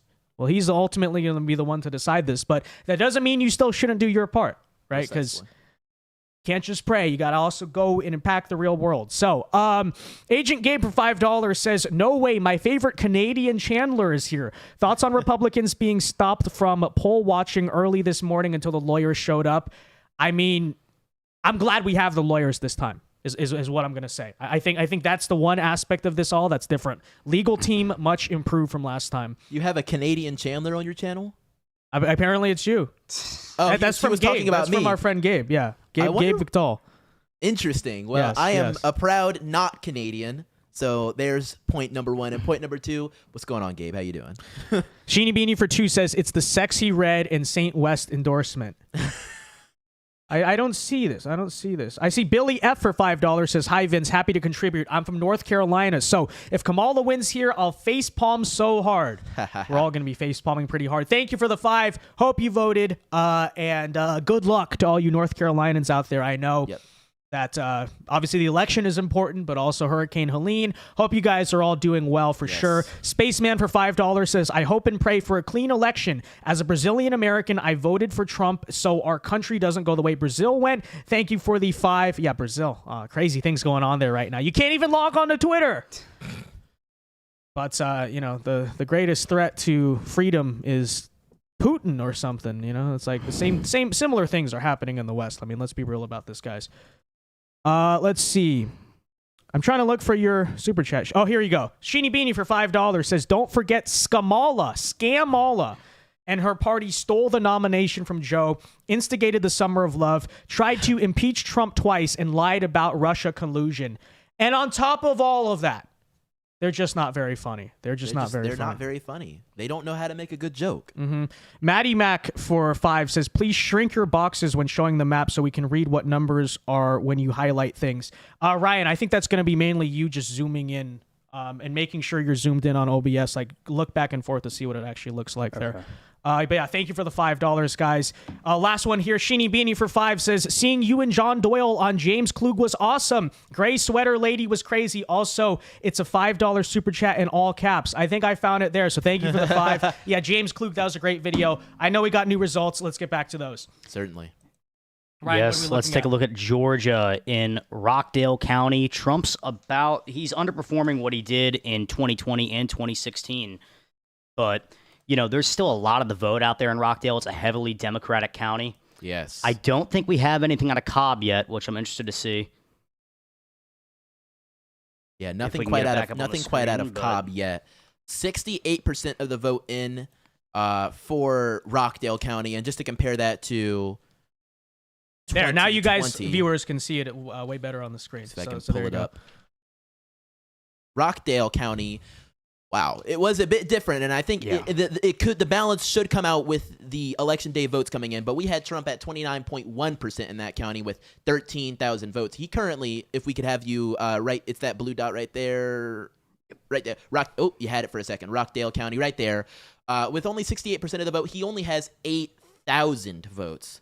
So we'll have to see how that pales out. Obviously, Rockdale is one of the many counties as part of the blue dot, we call it in Georgia. But we also did see a sort of blue wall form in Georgia in 2020 between Macon and Taliaferro and a few other counties that I don't believe typically go for Democrats, but did in 2020. So we'll definitely be needing to keep an eye on that. What was the final Rockdale margin from 2020? So the Rockdale, 69% yeah, Biden? so 69.9% for Biden to 29.1% for Trump in 2020. In comparison to that, right now we have Kamala Harris at 76%, with Trump only at 24%, and So that is with 2/3 of the vote. I think election day votes are going to change this overall. But the big thing to watch will be the few point swing in the final difference, right? Little indicators like that will be making a big difference. And Chandler, you're from the area. Are we talking about a majority black area or white area? Oh, Rockdale County. I want to say kind of a bit more. Both? Yeah, Okay. kind of an even balance. Like if we were further into DeKalb or Clayton or Fulton, I would say like definitely heavily more urban and black. But Rockdale is kind of a bit more on the edge. I'm a little rusty on it, and I cannot tell you much more than that. But I would believe it's kind of your more slightly affluent county. Because that's going to be big to watch for sure. Is black turnout in Georgia and how that all goes, For sure. Yes, For sure. because that if there is sharp black turnout, particularly black turnout against Trump, that could be what flips the state. That's what many people say flipped the state in 2020. And if those same voters have that same enthusiasm for Kamala Harris and that same willingness to get out there, then that could obviously spell doom for the electoral chances of Trump, as many people, including myself, believe that if he doesn't win Georgia, he doesn't win. Yeah, No, absolutely. Rockdale was one of Trump's worst counties in 2020. I mean, in Right. 2016, he got 35% of the vote. He got 6 less percent in 2020. And also talk about how the Democrats did in that county. Hillary Clinton got 61% of the vote. Wow. Joe Biden almost got nearly 70. 70 almost. So we need, if there is any, and not to say that Rockdale County is a huge population county, it's No. not the biggest. We have counties like Gwinnett, Fulton, and DeKalb. It should be indicative of the area, But though. it is, Yes. it's clearly, it's part of the blue dot, so it's definitely indicative of that area at least. But we really need to be focusing on that wall and the plurality of people within that wall and from 2020, and if those people in counties like Jones and Bibb and Baldwin, where their votes will split. Yeah, I mean, it's a county Biden only picked up 35,000 votes on. When you compare to Cobb County, almost 220,000 votes he was able to pick up on. So one of the smaller counties surrounding Atlanta. Yes. What about in Douglas County, ladies and gentlemen? 71% of the vote in. Kamala Harris is leading 66-34 compared to Trump. Chandler, do you have the 2020 numbers there? Yeah, I have the 2020 numbers right here. We have Biden, and Kamala does so far with 71% of the vote in appear to be outperforming Biden this time. Biden in 2020 had 61.9% of the vote, with Trump at 36.8. Kamala is at 66%. Now, bear in mind, there is still, what is that, roughly 29% of the vote still left to come in. The question's going to be how will election day votes, how Yes. many of those are in How there many? for Trump, and how is that going to swing it? Yeah. And this was a county that another county Trump lost big margins in 2020. 2016, he had 43% of the vote, dropped down to 36. 36.8. I mean, big margins lost and big margins gained for the Democrats. Clinton got 54%, Biden got 62. So this is a county that Trump really needs to do better in this time around. Right, right. And so far, it doesn't look like he is. No, unfortunately. Which could be indicative A lot of the vote out there. turnout. And that is a scary thing to say. In total, Trump got 25,454 votes out of that county in 2020. Do you have the total he got in 2016? Because you said it actually got worse in 2020 to 2016, correct? The area has grown in general. It has. I Oh, don't I can think- tell you it has grown. It has grown. Yeah, I mean, the entire monumentally. Southeast has grown tremendously over the last, I'd say, 6 to 8 years. But particularly that blue dot of Georgia, I can tell you with certainty, counties like Gwinnett County and Rockdale, particularly Newton, Henry, Clayton, all of that area have grown exponentially, particularly with a good amount of gentrification. A lot of, I hate to say it, but white people moving into an area to be. You hate to say it, racist. I do. What's wrong with Apparently, white people? There's nothing wrong with that. But the point I'm making is that they're knocking down a house that used to have maybe 3 people in it, and then building a building that has 400 units in it, Right. and you have these fresh college students or your Californians or your New Yorkers moving to Georgia to say, oh, I want to live in the South, but they're going to vote for Kamala Harris. But that's guys, going to flip Georgia. Guys, the good news is currently as it stands, stop the count because Donald Trump does have a 15-point lead with 7% of the votes in reporting so far in Georgia. Yes. So We're not dooming yet. And of course, it is very important to state we only have 7% It's of nothing. the vote in it. it's all going to come down to how many of those final Yes. outstanding election day votes do break for Trump.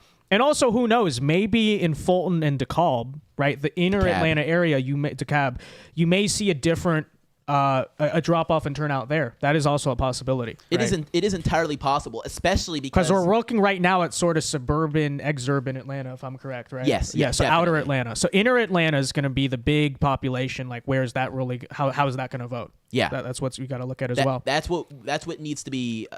We need to take a close look at that. How many young men are going to be willing to get out there and vote for Kamala, especially with how she's been carrying herself in this election and the issues that she's been focusing on. There have been a lot of young men in the inner city of Atlanta that have struggled financially and are struggling with this economy currently.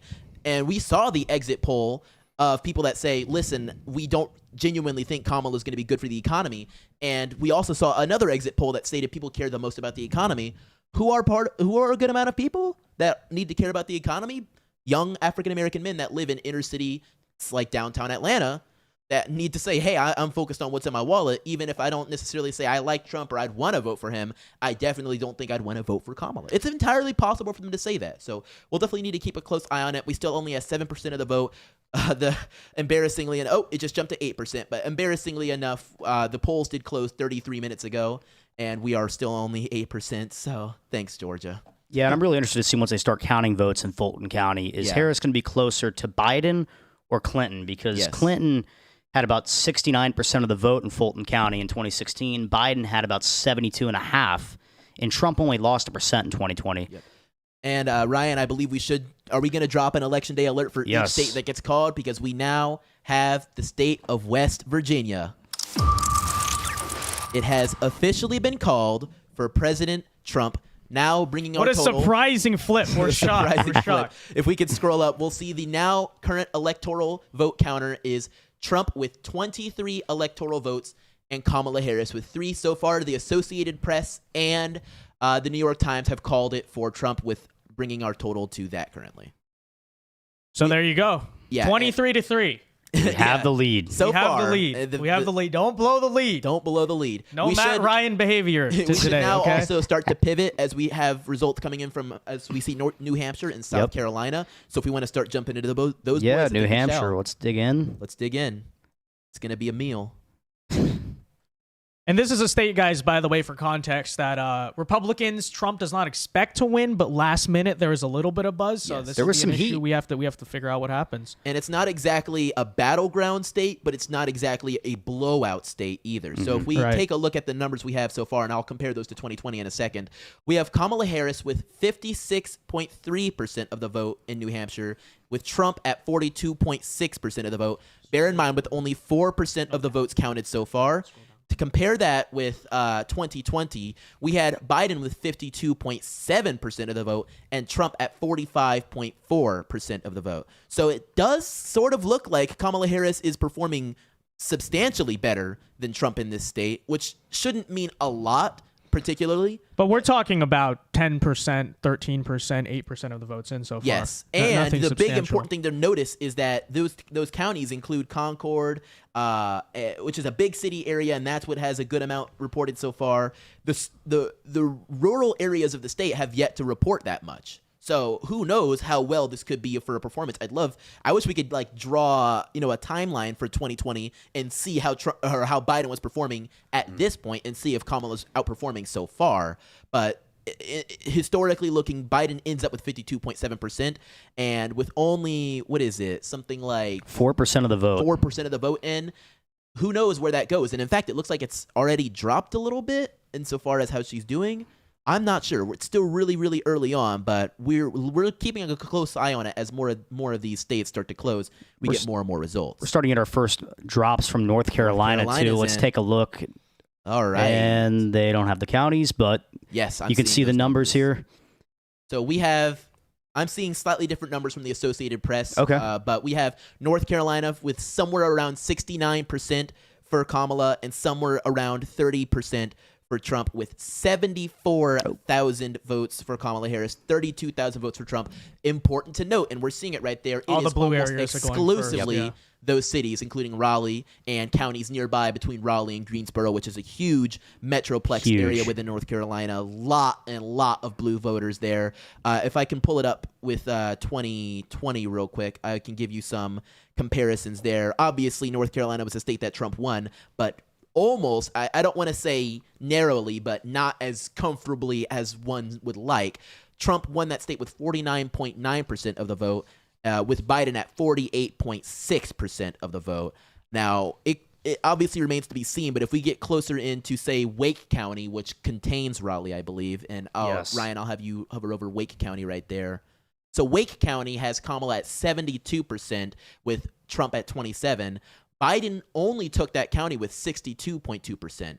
And now it's important to note that's only 6% of the votes in. But I would honestly think that if Kamala were to take it as far as Biden did, she would almost need to have more than what she has right now, with those assumingly being early votes or mail-in votes that have already arrived and are almost have been pre-counted, so they just kind of snap in.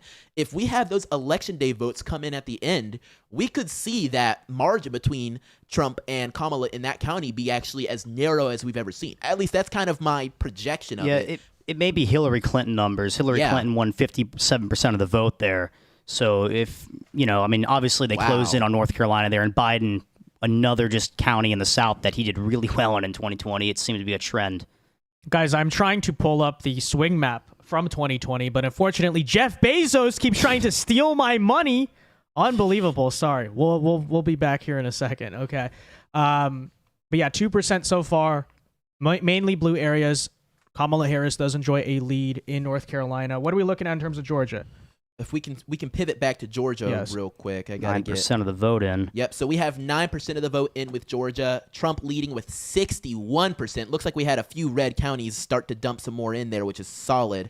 We have Houston County. I know good and well about that. Camden County. A lot of those counties more in rural Georgia, northern Georgia as well. Bartow County, a solid Trump county in the past, is now reporting with 75% for Trump back or in 2024. And to quickly compare that to 2020, if I can find Bartow again, Trump had that county with 74.6%. So already a better rate outcome for Trump so far, only by a little bit, but that could be telling in some way, shape, or form. But of course, this is to say with only 9% of the vote in Bartow County. Although, wait, you have a different number up there for votes in Bartow County. I have 9%. You have 78%. So yes, there's something strange going on. I'm going off the Associated Press, and and that is Times as well. What's up? What was that? I was going to say Bartow. Donald Trump outperforming 2020, but underperforming 2016. So he's right in the middle. He's right in the middle right now. So, hey, that's good because he did really well in Georgia in 2016. He lost it in 2020, and we need to be closer to that 2016 number. We certainly do, and that could call into question. A good amount of people have been perhaps making the electoral chart of like 268 to 268, it coming down to some really close thing like that. And I've seen in a lot of those charts that it does involve, I believe, Trump winning Georgia, but losing Pennsylvania or Michigan, Wisconsin, something of that nature. Do we believe that if we have something in between 2016 and 2020, is it going to be enough to push us in that direction where we are even able to keep Georgia? Yeah, I mean, Bartow County, it's not like it's a super small county. You do have 37,000 votes Donald Trump picked up there in 2020. That's a good amount. That digs into the lead. We got to get better margins in those counties, and they're going to add up, especially in the rural areas and the smaller areas. The Democrats are going to do really good in counties like Cobb and DeKalb, and they're going to do really well in those counties. They're going to get big dumps of ballots. There we go. But the Republicans got to slowly chip away at their margins. Well, hold on. Give me that number again. You said he got 37,000 votes in 2016 there? Yes, 37,000 votes in 2016, and you could actually see the raw number out there right now if we can pull that up. Yeah, I actually have it right here. We'll pull it up in a second, but we have Trump already at 31,498 votes with only 78% in. And if I can compare that to the 2020 number he had in Bartow, he had 37,672 by the time it was at 100%. So based off of that, I could make the projection that Trump's going to it looks like he got basically the same amount of votes in 2016 and 2020, but it looks like that county's either had a population boom or there are a lot more residents of Bartow County that are willing to get out there and say, hey, I'm voting for Trump. I'm pulling that lever. I don't care if I live, down the street from Atlanta. I'm gonna do it. Because if he's already at 31,000 and we only have something like 78% of the vote in, that is major, in my opinion. At least. Very. Can we go, guys, for a second to the swing map? I just put it in. It is the third tab right there. So the reason I wasn't talking on stream was because I was having a minor stroke trying to get past the evil Jeff Bezos firewall. But firewall. This is what we're looking at. So, in terms of how much have these places, when we're talking about them, actually changed since 2020. And when you look overall at this map, let me zoom in here a little bit for you guys so you can actually see it. You are noticing in the southeast more red overall than blue, right? I look at a lot of these counties in Georgia, for instance, if we could zoom in, will it even let me zoom in? I don't know. Jeff Bezos, your site is terrible. But Douglas County, as we were talking about so far, you did see a shift there of D+7, but a lot of areas in Georgia, you're seeing shifts. For instance, Houston County R+1. Houston County, R+1 it's pronounced there. strange. Screven County, Georgia, R+9 difference with 59% of the vote counting since 2020. So you look at the overall Southeast, same thing seeing in South Carolina, same thing in Georgia, Florida, everywhere. As you could expect, has shifted red. So that's an interesting trend you're seeing there. Now, on the flip side, we don't have too much out of the Midwest so far, but it is interesting to note. Not sure what could explain this trend potentially, but if you look right here, Indiana, you're seeing large swaths of Indiana, which has already been called, I believe, for Donald Trump. We're not expecting it to necessarily go blue, but significant shifts in most of the votes that have reported so far in terms of being more left-wing, more Democrat favorable in comparison to 2020. So we talk about that Rust Belt, which we have no results out of yet, that could be a little bit of a concern, but also interestingly, that bleeds over into Kentucky here. But the further you go east in Kentucky, so you're getting close to Pennsylvania, right? They call it Pennsyltucky and Ohio. The further, notice guys, east that you go on this map, in this part of the country, you get closer to like the Appalachian Mountain Range. Here you are seeing mostly shifts to the right from 2020. So who knows how that's going to impact Pennsylvania, for instance. But we obviously know 8 p.m. Pennsylvania polls will close. Where goes Pennsylvania will go the nation. And that is definitely worth looking at. So we have it, guys. All right? We don't have to do the whole, Google it in 2020. We got the map right here. And I had a minor stroke setting it up, but we are finally able to do it. So there you go. Something very nice, and it's great that we're on the subject of Pennsylvania. We have some results starting to come in from Ohio, and though Ohio and Pennsylvania are not identical states, they are very, very close. So it's good to take a look at it. We have Trump with a very solid lead in Ohio, obviously with only 4% of the vote in, but Trump is sitting at a comfortable 57% to Kamala Harris's 43%, and that plurality is 126,000 votes for Trump, 94,000 votes for Kamala Harris. And I believe Ohio is notable because it is a state that Trump was able to win in 2020, but not quite at numbers as well as that. Trump won Ohio in 2020 at 53.3%, with Biden at 45.2%. So Kamala so far with only 4% in does appear to be underperforming. However, I do want to take a closer look at some of these counties that are reporting, because it could be something interesting to see. These aren't exactly the huge counties reporting in yet. This isn't Franklin with Columbus,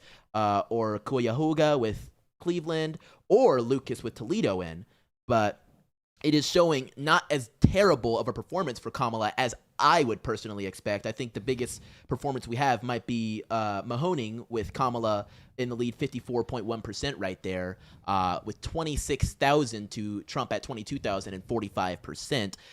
Ryan, what were we seeing in 2016 with Ohio, particularly in those counties? Well, 2016 was the year that the Republicans finally won Ohio, right? You know, Romney lost it, McCain lost it, and you had Bush win it twice. And I'm not familiar too much with these counties, to be honest with you. But certainly, you know, we don't have big ballot dumps out of the major counties in Ohio yet, unfortunately. But there's only 5% of the vote in so far. Yes, but even with 5% or somewhere around that, Trump's sitting at a comfortable 57%. Yes, absolutely, it's looking good. It's looking pretty good That's so big far. because Ohio is also a state where Democrats start with the lead, if I'm remembering correctly. There, right? Yeah, in 2020 at least it was. Wow, really? Yes, That's yes, solid if that's coming out that way. Bear in mind, we still have no reporting in from Cleveland, Akron, Columbus, Dayton, Toledo. They have a lot of big cities in that state. Yeah, because I remember watching election night on 2020, and Biden was up like 15 points in Ohio Right. early. If it's like 30 to 40% reporting in Ohio, and Trump is still with a narrow lead, that's a very good sign. Or even if like narrowly losing but not by a lot, that's about where you want to be in Ohio. Midway through the vote counting, 5%, not really nearly enough to say. Do we want to look at Virginia? Because we do have. Yeah, I actually just wanted to pivot to Virginia and actually make mention of our Senate race in a second, but I'll talk about the presidential first.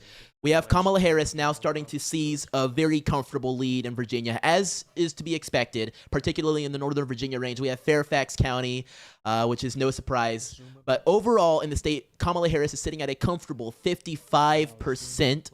With Trump at 43%, Kamala with 420,000 votes. Very nice. We are interested to see how this goes further. I don't believe we'll see any further development with Trump potentially taking any lead there. I don't know if there's any hope for Trump being able to win that state. If we actually compare it to 2020, we had Biden at 54.1% and Trump at 44%.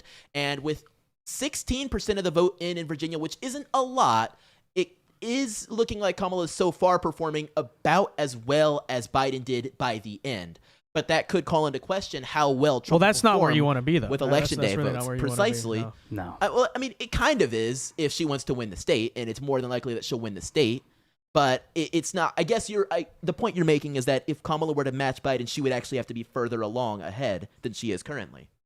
Which is a possible way to look at it. If we swing over to But you are also only talking 16%. So how Yes. much of, like, for instance, the Arlington area still needs to report? How much does Yes. Richmond, you know? Now, if we are to swing to the Senate race, which I'm watching very closely, we have Tim Kaine is actually so far appear to be outperforming Kamala Harris with 56.6% of the vote to Hung Kao at 43.4% of the vote in the Senate race. Oh, there you go. We can see that there. It does look like Tim Kaine, who is the incumbent senator, might be winning some split ticket votes there, which is precisely what he needs. I mean, I think it's pretty safe that Tim Kaine will be the next senator will continue to be the senator for Virginia, but it's looking like he is actually outperforming Kamala, and I don't know if we have a comparable race to look at in 2020. I don't think there was any Senate seat up there then, but No. Was there one mayhaps in 2016 to compare to? I'm not sure. I believe Tim Kaine was the VP in 2016, yes, but there may that's the right. VP pick, excuse me, but there may have been a 2016 Virginia Senate race. Yeah, I think that's something very interesting to watch. I definitely want to continue to give some love to some of these Senate races we're going to be keeping an eye on as well. So far, there's a few others that are up, including Rick Scott in Florida, but I think that one's a done deal. In fact, I think that one's ready to be called relatively soon. If I can have you jump to Florida real quick. We have Rick Scott. I have something to talk. Actually, first, before you get into that, check on Duval County. Yeah, let's switch because to that. Benny Johnson just tweeted out that Republicans in like vote totals lead by 3.1 Yes. in Duval County. We're seeing it. Is Yeah. that translating to Trump versus Harris? Because that's by party. So this will be an interesting indicator. Yeah, try scrolling up. It's a little focused in. I can give you the numbers real quick here. The Associated Press might let you see it without giving you any madness if you want to switch to that site. But I'm looking at Duval County right here. We have Trump at 49.5% of the vote, with Harris at 49.4% of the vote. It is narrow. It is razor thin right there. In fact, the difference appears to be within the hundreds of votes between Trump and Harris in Duval County, Florida, and that is now with 89% of the vote and nearly 90% of the vote in that county. It's down to the wire.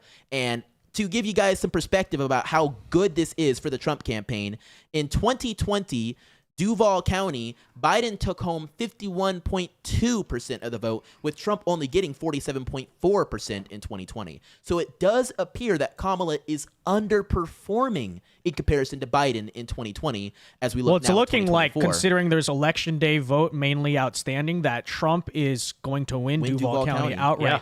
Again, guys, why is that important? Because a lot of Florida, don't pay close attention to it because it's not going to be a strong indicator. But Duval County historically is a similar bellwether for the state of Georgia. It tends to vote a little bit to the left of Georgia. So if Donald Trump is winning in Duval County, according to Benny Johnson's data in terms of raw turnout today, Republicans were beating Democrats in turnout by 3.1, and there's still a couple votes left to be counted. Trump has a narrow lead. That is a good sign for the state of Georgia if the historical indicators there are still true, which, of all things, again, greater Florida, how similar is it? Don't really care. But Duval and Jacksonville area and Georgia, I think, still could be interesting, like bellwethers overall to be looking at there. All right, we have an election day alert. I want to say I just sent something to you via Telegram. We have the decision desk now raising their probability of a Trump win. As of 7:25 p.m. Eastern time, and if you want, you can check. I just sent it to you there. Donald Trump has a 61% chance of winning the presidency in 2024. And guys, that is an increase of what it was going in, which was 54 to 46. So which is insane. Decision Desk just raised their chances for Trump by 7 points. I mean, what does it mean? Who knows? I don't know. We're still very early on. Very early. We have 8 minutes until a few more states start to close. You know, I'm looking because we have these live feeds in studio of like other people's streams just to be watching in the background. I don't know. I'm looking at Cenk Uyghur's face right now. He doesn't look too happy. I'm not sure. I'm not sure. I don't know if we want to tune in for like 30, 60 seconds and hear what he's saying, but he doesn't look too. He looks pretty stressed. Anna Kasparian on the side, she's a little nervous. Very interesting. Very interesting. Yeah, we actually have something interesting with the decision desk. It appears they have actually called South Carolina for Trump already, but have not quite called West Virginia. So that might be the slight discrepancy you're seeing in the electoral votes. It doesn't matter. They're all going Trump. Yeah, they're going Trump. Not a big difference, but we will keep you guys updated as more states are called between the Associated Press and the New York Times. Those are who we're going to follow tonight, even though they're kind of wacky sources other times. Yeah, so in terms of raw party turnout, Republicans versus Democrats we don't know who they voted for, to be clear. In Miami-Dade, turned out Democrats by 2.9, in Hillsborough County by 2. Wow. So we'll see what the final margins are there. You know, there's some like party splitting, or what does that really mean? How did the independents vote? That's another thing we don't necessarily know. But very good turnout in Florida. Duval is big. Morris, New Jersey, one of the most densely populated counties in New Jersey, that Biden won by 5 in 2020. Republicans are plus 18 over Democrats in the turnout. Wow, that's monumental. Don't know what that means, but Ryan, you had some late rumblings about New Jersey and early voting all that there. stuff you're starting to see in the early voting. I mean, in a state that has, I believe it was 900,000 more registered Democrats than Republicans, they were winning in the early in-person vote. Wow. It was unbelievable. And, you know, that's a huge props to Jack Ciattarelli there, who really worked hard to get people out to vote early in New Jersey. Guys, we should be having a lot of major poll closures at 8 p.m. Eastern time, but I'm sorry, the curiosity is killing me. What is Cenk saying? Yes. 15, 20 seconds. So I think all of the people voting in those third parties, especially in this election, are just so sick of the two parties, Democratic and Republican parties, and they weren't going to give them a vote under almost any circumstance. So right now he is coping about third parties. That might be a good sign, you know. Hey, you know, says a lot.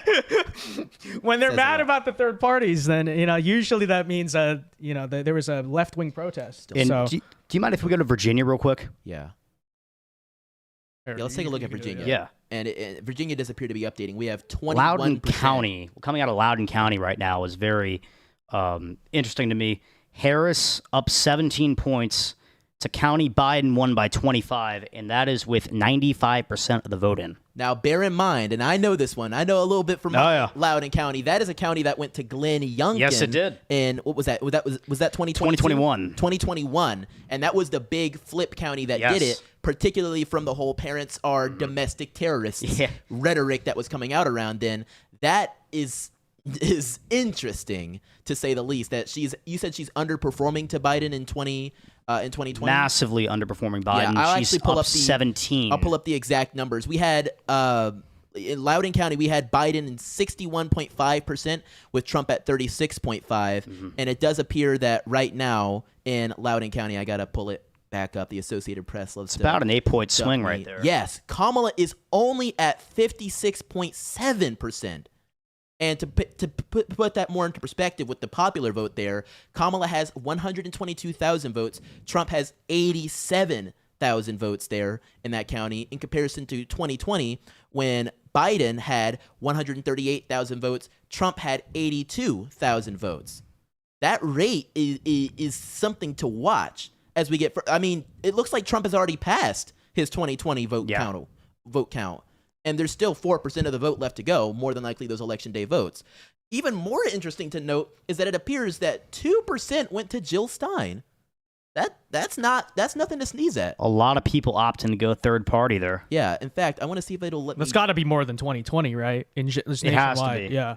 It won't even. Maybe let me not see the 2016 levels, but 2020, but bigger than Gary 2020, Johnson got a lot of third party votes in 2016. And I think the big thing is, it's pretty organized and logical where those protest votes are coming from. It's leftist mad over Palestine. Yes. So you're gonna, I think, and by the way, RFK dropped out and gave those votes to Trump. So I think that third party factor, maybe more so than the last few times, is really specially catered to lean in Trump's favor. Particularly, and this is true. And I want to give a little anecdote. I just went on Jubilee's episode where they had 30 Republicans go up against 30 Democrats, and they had us debate about various topics, including the economy, abortion, illegal immigration, whatever you may have it. At the end of this big debate we had, they had us go up there and vote. And obviously, Trump won the vote with 25 to Kamala Harris at something like 23-22. And they interviewed each of the people that, identified as liberals or Democrats and asked them, well, hey, why didn't you vote for Kamala? Almost every single one of them said she is not in the right position when it comes to the whole Palestine-Israel issue, and for that reason, I won't vote for her. Guys, wait, hold on. According to Eric Daughtry, Decision Desk now gives Donald Trump a 70% chance of winning the election. Wow. Hold on, let me see if I can check their feed for that. But that is.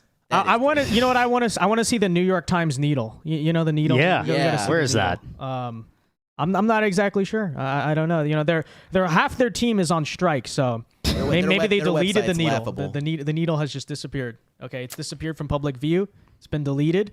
Yeah. This is Orwellian. Orwellian. I do have another thing, and it is exit polls. And I know we kind of hate that phrase on this channel right now, but we do have NBC exit polls, and I just sent it to your way. I don't hate them. They're just always misleading. They are quite misleading, but we have NBC exit polls of Georgian independent voters. And self-described independent voters are leaning to Trump at a rate of 54%, with Harris at a meager 43%. That is terrible. Straight up terrible for them, insofar as, your independent voters, they're your ones in the middle. They can sometimes play kingmaker when it comes to who's actually going to win this junk. And they are not for Harris at all. Which I expected, by the way. Because independent voters, their number one issue is the economy. Yes. So they swing for Biden in 2020. Now they're swinging back to Trump. It makes sense. It shouldn't be surprising. 100%. No, because even the low propensity, quote unquote, independent who's voting solely on abortion, they're not really an independent. They're probably registered as a Democrat. The people who are genuinely unaffiliated, don't really like both candidates overall, most likely to go to Trump just because of the economy. And you saw that also in the Fox exit poll that had economy as a number one issue, immigration as second, and abortion was third, only down at 11%. All right. So those two exit polls are sort of in line with each other from what we expect. I have something of note when it comes to Ohio. It's looking like Bernie Moreno might be approaching a flip of the incumbent Senator Sherrod Brown. Am I correct on that? Sherrod Brown, the incumbent? He's got Sherrod Brown is the incumbent. So we have Bernie Moreno with 50.1% of the vote, with Sherrod only at 47.4%, which, and with 14% of the vote in, that's looking not horrible. And a lot of rural votes still out there. A lot of rural votes still out there. Meanwhile, we have Columbus is still out there, though. Yeah, it is still out there, and that can come in. But we have, I have Columbus on here. Oh, do you? Yes. Oh, it just updated big. Hold on a second. Okay, we have a big update on Ohio on the Associated Press. They just got a big dump in with 22% in now. We switch over. We have Kamala Harris at 681,000 votes to Trump at 623. Percentage-wise, that is 51.9% for Kamala, 47.5% for Trump. But that big dump just came from Franklin County, Columbus, with very because select of GOP counties. Lawsuits, by the way. So that's All right. in our favor. All We right, also have poll closings in New Hampshire, New Jersey, Massachusetts, the rest of Florida, the Panhandle that had not yet closed yet. So quite a few poll closings here. So And here we go, guys. Now we start to see real results. And I don't know if I want to drop on another election day alert, but we have numerous states coming in being announced as called for Trump. We have South Carolina called for Trump, Florida called for Trump, Alabama, Mississippi, Oklahoma, all now called for Trump. Meanwhile, we have Massachusetts, Connecticut, Rhode Island, and Maryland have all been called for Kamala Harris, bringing our election day electoral vote to 95 for Trump and 35 for Kamala Harris. But we are starting to see some results pour in for Pennsylvania, which is where we're going to be spending, I think, a lot of time tonight checking in. Obviously, we have a lot of that coming from Pittsburgh, but so far, as of now, we have Kamala Harris at 133,000 votes to Trump at 49,000, with Kamala taking a scathing 72.5% plurality, with Trump at 26.7%. But very, very important to note, the only county that appears to be reporting so far is Allegheny County, with Pittsburgh within it. And obviously, Pittsburgh is a really big city. If I compare that to 2020, for instance, let me see if I can get Allegheny County in Pennsylvania from 2020. We had Biden win that county by 59.7%, with Trump at 39.2%. We're still very, very early. Polls have only just closed mere minutes ago. But so far, Kamala is performing quite well in Allegheny County, as she should. But who knows how far that will take her if she's already at 25% of the vote in and only having 72.5% as far as a percentage goes. It's still anybody's race, and it's anybody's state, to say the least. And guys, I do want to point out, a lot of the race calls we've seen so far have been largely inconsequential states. Like, no one is surprised. Oklahoma, for instance, just got called. But I should be pointing out that the state of Florida, right at 8 p.m. Eastern time, was called for Donald Trump. That is something that is historically unprecedented, even considering that, the state has changed a lot. It's moved more right wing. The fact that they called it already. Currently, we're looking at 85% of the votes in Florida. Donald Trump is enjoying an 11-point lead. We're looking at a margin of 55 to 44 over Kamala Harris. That is big, right? And it's funny, Ed Krasenstein was talking a while about how there was going to be a blue Florida. There clearly is no blue Florida. As I said about an hour ago, Trump looked to be running much closer to 2022 DeSantis than his 2020 self. I think DeSantis won by close to 20. It was like 18 points or so. Trump in 2020 was, I believe, 3.5 or 4 points he won Florida by. Yes. So he's trending a lot closer to those DeSantis numbers than he is to 2020 numbers. Again, Florida, probably not the best indicator of the national election because it's just changed. But what are we looking at in Duval County? Duval County, a very narrow lead for President Trump there. I mean, but like we talked about earlier, it could be an indicator of what is to come in South Georgia. Mm-hmm. Yes. Right. Yeah, and another thing to make mention of, the plurality when it comes to the popular votes are already approaching 2020 levels with 83% of the vote in. I think we might see Trump crack 6 million total in Florida, which could be big for his popular vote numbers. It could push him over to 80 million totally across the nation. I'd imagine it's possible. He's at 5.2 million popular votes in Florida. In comparison to 2020, when he was at 100%, it was 5.6 million votes in Florida. So we're already approaching 2020 levels with still almost a quarter of the vote to go in Florida. That's looking really good, and even though we have a really close margin in Duval County, we have Trump at 49.5 and Harris at 49.4. First of all, it's looking like, again, Election Day votes come last in Florida. Trump is going to win Duval County by a very narrow margin. He is. Again, we're going to say it again. National elections, this tends to be a bellwether of how Georgia's going to vote. So... And by the way, to the left of it. So Duval County votes to the left of Georgia very slightly. So Trump looking like he's on track to win Duval County. If the historical trend there comes through, then that is a victory for Trump in Georgia as well. Because again, that is a county that Biden won by 51.2%. And as Vince is saying, we had it go blue in Georgia in 2020. And Ryan, I don't know if you have the 2016 numbers for Duval County, but how did Trump perform? It was a very narrow loss. I don't have the exact number on Duval County, but it was a very narrow loss, just like it was a very narrow win in 2016. Precisely. And it was a very narrow loss in Georgia. Yes. In 2020. Yes, a very narrow loss in Georgia in 2020. But the point I want to get into as well, and it might even be a moot point, but to say in 2016 he lost Duval County but won Georgia.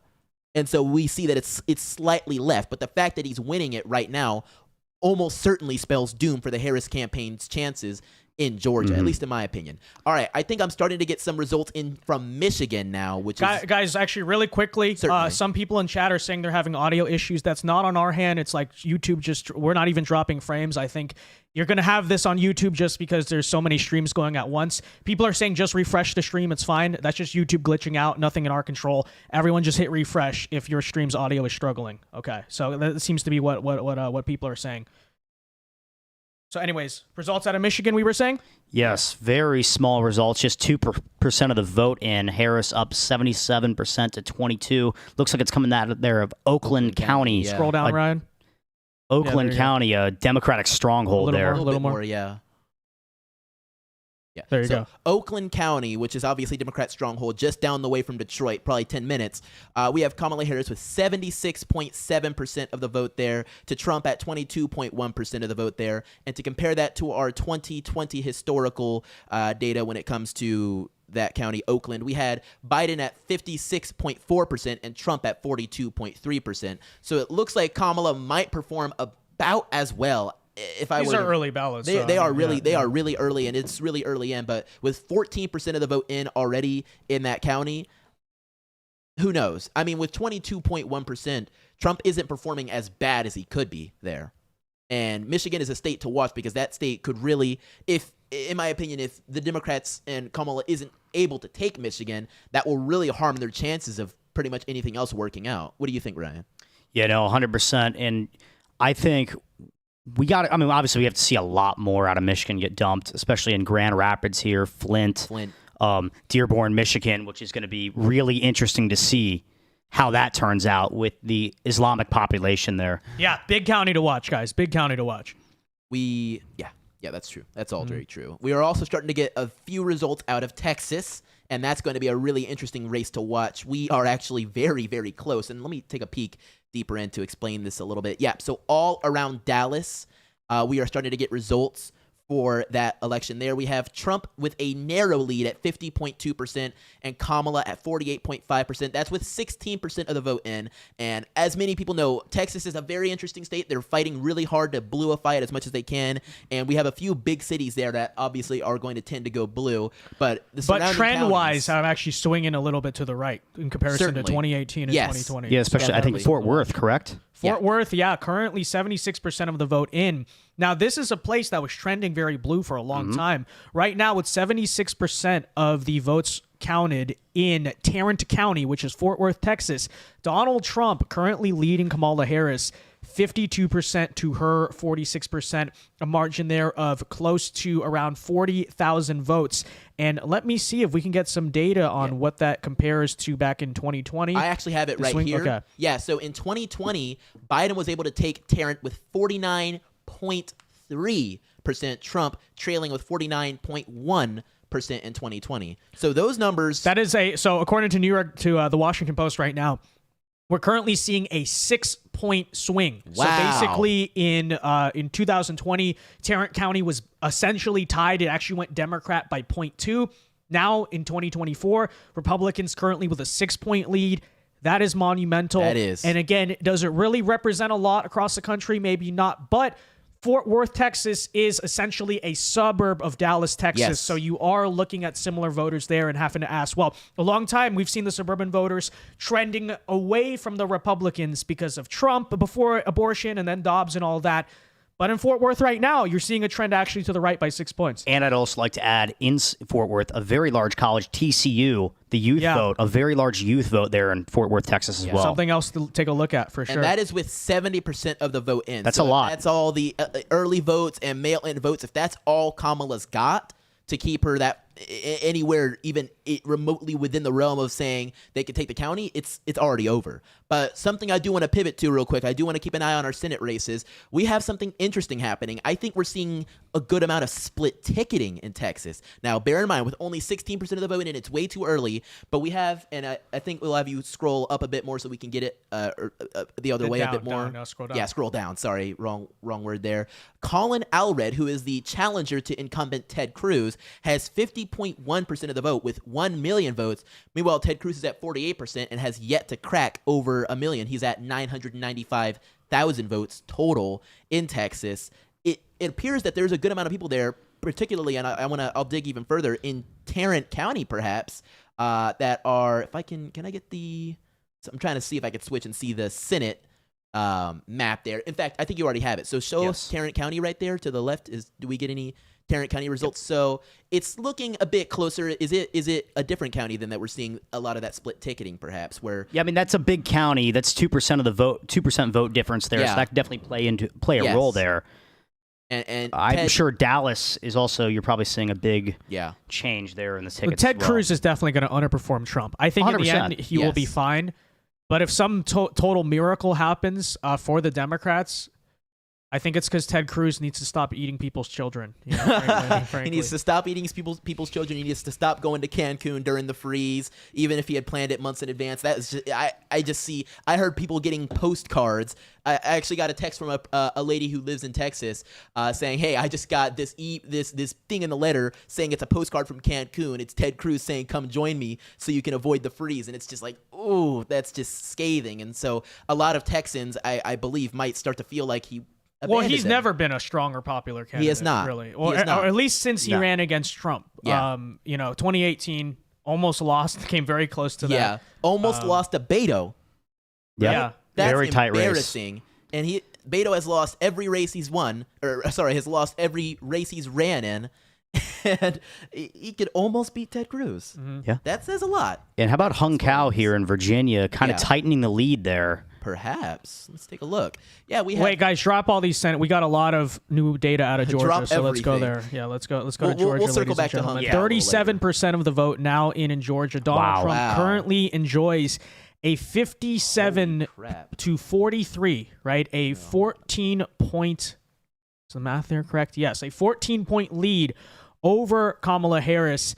And this is considering the fact that vote dumps have been coming out of Fulton County. I actually want to make mention of that. So we are seeing quite the disparity. Trump is performing so far 2 points better than he did in 2020. We have Trump at 28% of the vote with 84,000, Kamala at 71%. In 2020, Biden took Fulton County with 72.6%, with Trump only at 26.2%. So we're already seeing Trump perform like 1.8%, 2% better, and that's with 57% of the votes in. So it looks like he could only improve in Fulton County. Not like we're saying some pipe dream of Fulton County going red, but that is, as we've been saying so far tonight, monumental. That's not just beating his 2020 numbers. That is beating his 2016 numbers as well. No way. And look. Yes. And what I said earlier, too, right, is inner Atlanta is really the blue dot for the Democrats, not the outer Atlanta, because it's just population-wise. And we were just in Fulton County. And we experienced that, especially with young black men. So this is going to be big. We should also look at maybe what the raw turnout numbers there are as well. But yeah, right now, Kamala certainly not outrunning Joe Biden in Fulton County, and this is 57% of the vote in. We'd expect a lot of election day votes are still left to be counted, so that's big. That's big for sure. Trump running behind a little bit in Douglas County, 2% behind his 2020 numbers and a pretty significant margin of his 2016 numbers, but he's making up for it here in Fulton County. Yeah. So that's interesting though, right? Because in Fort Worth, that suburb of Dallas, Texas, Republicans are doing better. Right now in sort of maybe it's an exurb closer to that of Atlanta, doing a little bit worse. I don't know what it means. I'm not an expert on those areas in particular, but Fayette County is a tough one. It's really within that blue dot, but I think it's like the weakest area of the blue dot. In 2020, in fact, it was carried by Trump at 52.7% to Biden at 45.9%. So it generally goes red. I don't know how it did in 2016, but it's not a big blowout county, but I think it's sort of indicative of how well somebody can do there. And though Trump won it before, he needs to win it big. And so far, it looks like he's doing that. I want to say he is doing that at 50.7% with only 75% of the vote in there. It's looking pretty good for Trump insofar as how well he can perform in the state as a whole. Guys, NBC exit poll specifically out of the state of Pennsylvania. Yes. And this is being reported by NBC News.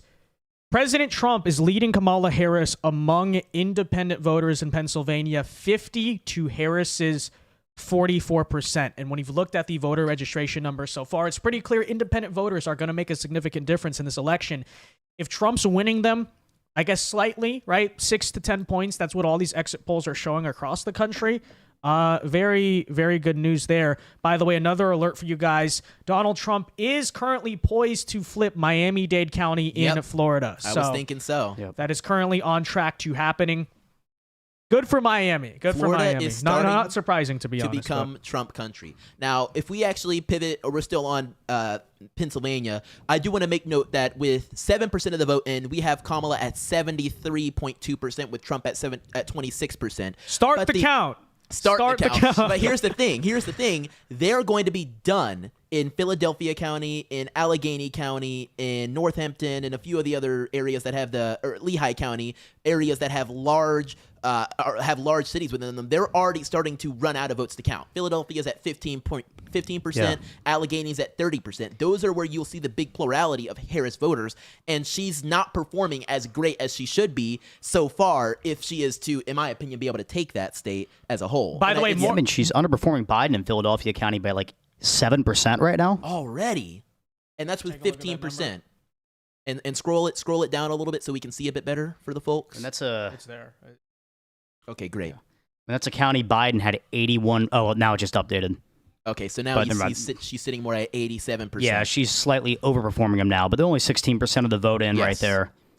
Yeah, hold on. Let me see if I can get that in there. By the way, while you're looking at that, more exit poll data for you guys out of NBC News. Certainly. In Pennsylvania, I don't know how accurate. This is basically a margin of error, but worth noting. Exit polls in 2024, 83% of the electorate was white. Only 81% was white in 2020. So 2% more white electorate and 2% less black electorate. 9% in 2024. In 2020, it was 11%. So very marginal. Who knows really what that means, but it could suggest perhaps that black turnout is a little bit down, and you're seeing similar results of that in Fulton County. So that, statistically speaking, demographically speaking, is a positive exit poll for Donald Trump. In Wisconsin, trust on crime and safety, Trump leads Kamala Harris by 6 points on crime and safety. So not exactly surprising. But we now have some updated decision desk percentage analyses. We have political polls, decision desk saying Trump has a 72% chance to win the general election. They're just turning the dial more and more. But even more so interesting, we are seeing from the decision desk, Donald Trump has a 76% chance of winning Georgia. That is huge. I think we might be getting close to a call soon. I would not be surprised if we start getting, especially as we approach 48% of the votes in, more of those counties are starting to flow on in. It's looking like, particularly, and let's take a closer, deeper dive in, for instance, Fulton, Cobb, our blue dot, and Rockdale as well. I think I want to take a look at Rockdale. We have Kamala at 74.8%, which I believe does not approach what Biden did in 2020, does it? Let's take a look. Rockdale in 2020, Biden had 69.9%. So she appears to be overperforming so far in Rockdale, but perhaps it's grown a large amount. But if we take a look at Fulton County, Douglas County, those, and if we're seeing how much they've actually reported so far, 76%, 54%, 70%, they've got a lot of what they will have already done. And they are not approaching or are only slightly passing Biden levels. And these are in counties that, of course, are going to grow. One thing that's a little concerning for me coming out of Cobb County, that's a county that Hillary Clinton flipped in 2016 and Biden won as well. Yeah. Biden got 56% of the vote there. Kamala is at 57%, so slightly outperforming Biden. Cobb is growing huge. I think Atlanta is sprawling. It is growing in a sprawling way. Like the counties that surround, it's not just going to be Fulton or Forsyth anymore. It's Cobb County is becoming a big area. So that county's never going red again. I didn't know it ever had gone red. I guess I was too young to know about that. But that county's never going red again, at least not in my opinion. By the way, overall margin, just to kind of circle back here, in Georgia with 48% of the vote in, Donald Trump leads Kamala Harris by 11 points. And that is a raw vote margin of about 200,000, right? A little over 200,000 votes. So long ways to go, honestly. There's really not much to, I guess, say about that, right? Yes. But looking here around, I'm trying to see if they have the votes outstanding metric. But I will point out, so you were mentioning Decision Desk, the New York Times Needle. Guys, we found it. If you want to click over there, Ryan, on the forecast, the button under New York Times, on the right next to President. On the top right there. Right here. To the right. Yep. No, to the right. Forecast. Yeah, forecast. To the right. Take it back now, y'all. Right there. All right. They're very slightly leaning Trump. They're saying Harris is going to win the popular vote by 1.4. Donald Trump wins the Electoral College with 274. Wow. I still don't think that is a likely Electoral College outcome, but that's what their model's kind of pointing to right now. Yeah. So narrow Trump lead. They're not as bullish as Decision Desk. Now here's where it's really important. If we scroll down a bit more on this page, you'll see the actual states that are being live forecasted. We have Pennsylvania. Scroll a little bit further. There you go. So we have Pennsylvania in the middle there. Very close, but it's saying Trump 0.2 alongside Nevada with Trump 0.2. So that's probably where their 274 number is coming from. It's taking into account both Pennsylvania, which is necessary, but Nevada, which would be a good pickup, which would be solid if I do say so myself. Absolutely. But this is mostly based on polls, right? Yeah. Except for states where there are actually votes in, but the rest is just what they think is going to happen based on polls, which is useless. Useless, in my opinion. Especially when it's coming from the New York Times. Like, for instance, Wisconsin. This is a state I keep saying if Trump wins Pennsylvania, he's going to win Wisconsin. It comes down to demography. It is destined to happen. But they have Harris winning 53%, like a 53% chance to win because 0% is reporting in Wisconsin, so they're just going off the logic, well, the polls show her winning Wisconsin. So that's the issue with this model, is you're combining actual polls, or actual election results, I should say, with the polls, and to me that is can get kind of confusing, right? Well, hey, you asked for the model. They're going to be different. I'm just pointing it out. We're giving as much information as we possibly can. Well, and Georgia's lean R right now. It was toss up when we went to the forecast. New York Times now has it as a lean Republican state, ladies and gentlemen. No surprise there.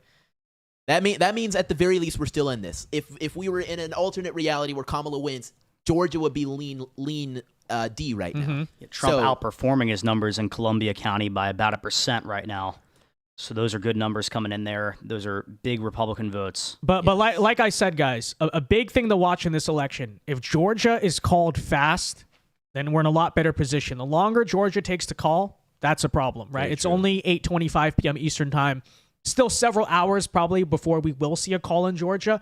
But if they now have the needle at lean R on New York Times, well, that is in line with my forecast that, hey, if it is a good night for us, Georgia will be a quickly called state. So now, speaking of a state that might not be, oh, never mind, it just updated. I was actually just going to make mention of Ohio, which, according to the Associated Press and I believe the New York Times as well, was just blue for a second. But I think as I was about to make mention of it, it had just flipped back. We have Trump in the lead at 49.7%, with Kamala at 49.6%. It is very, very, very, very teetering right there, but a lot of rural votes have yet to come in. Obviously, the New York Times has it as a likely R, which is definitely solid, and I believe that's what we saw in 2020. So we're not very concerned, but I was making notice of that. If we were to actually take a peek at their Senate results there as well, if the Associated Press will let me see that again, we will actually see that we still have a sort of toss-up between Bernie and Sherrod Brown, with Sherrod at 50.2%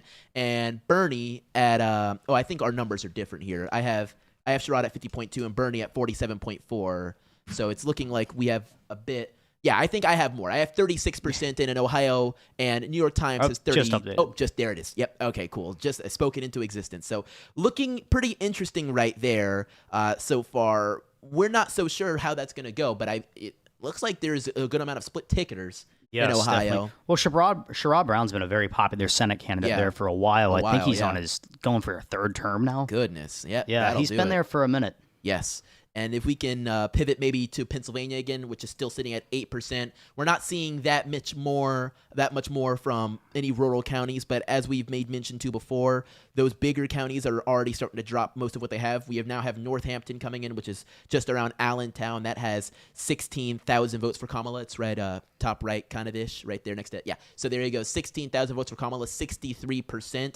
And in comparison to, for instance, 2020 in Northampton, we had Biden take that by 49.8%. Still really early, but I mean, if that were to be anything, it could look like it's going very well for Kamala so far.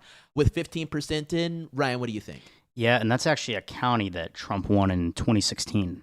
Is it? Yes, by almost 4%. Wow. So that is a very important county to kind of make back up some votes there. That is a county to watch. It's a county that Biden only won by 0.8% in 2020. It's a swing county. So it's a swing county. Is it, I don't know, I'm not super familiar with bellwethers. Is it one of those? As far as in recent memory in the Trump era of politics, it would be considered one, yeah. I'm not sure. I can't imagine Romney won Northampton. Yeah, we'll have to keep a close eye on it as more results start to pour in from Pennsylvania. I believe it's been almost a half an hour since polls closed over there, so definitely a lot to keep an eye on there. But these results are starting to pour in. We have now about 30 minutes until more things start to pour in from other states and more polls begin to close. Ryan, can you tell me what states are getting results and polls closing at the top of the hour? Yeah, Wisconsin is going to be the big one that I'm looking at because, I mean, the blue wall, right? We're starting to see the wall, polls closing in Michigan and Pennsylvania. Usually Wisconsin votes with those states. I don't know the last time Wisconsin separated from the pack. It's been a long time. Yeah, long time. Long time. So I'm really interested to see the numbers in Wisconsin, specifically Door County. Door County, Wisconsin is the one county in the country that is predicted the winner of the presidential election in this century. Wow. Yeah. Guys, really quickly, let me get to some super chats here, by the way, guys. If you have thoughts throughout the night you'd like to share, you just want to support the stream, and whether you're watching on my channel, RTM, or Chandler's channel, feel free to super chat.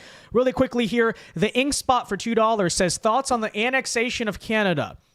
I wouldn't mind the territory, but I don't want Canadians to be, because if Canadians all voted as U.S. citizens, we'd be a permanently Democrat country. So yeah. if there could be some type of two-tiered system there, then maybe, but let's be real, what would the Democrats do? They would be constantly campaigning in this country like Puerto Rico. We need to give Canada statehood, and then we'd be screwed.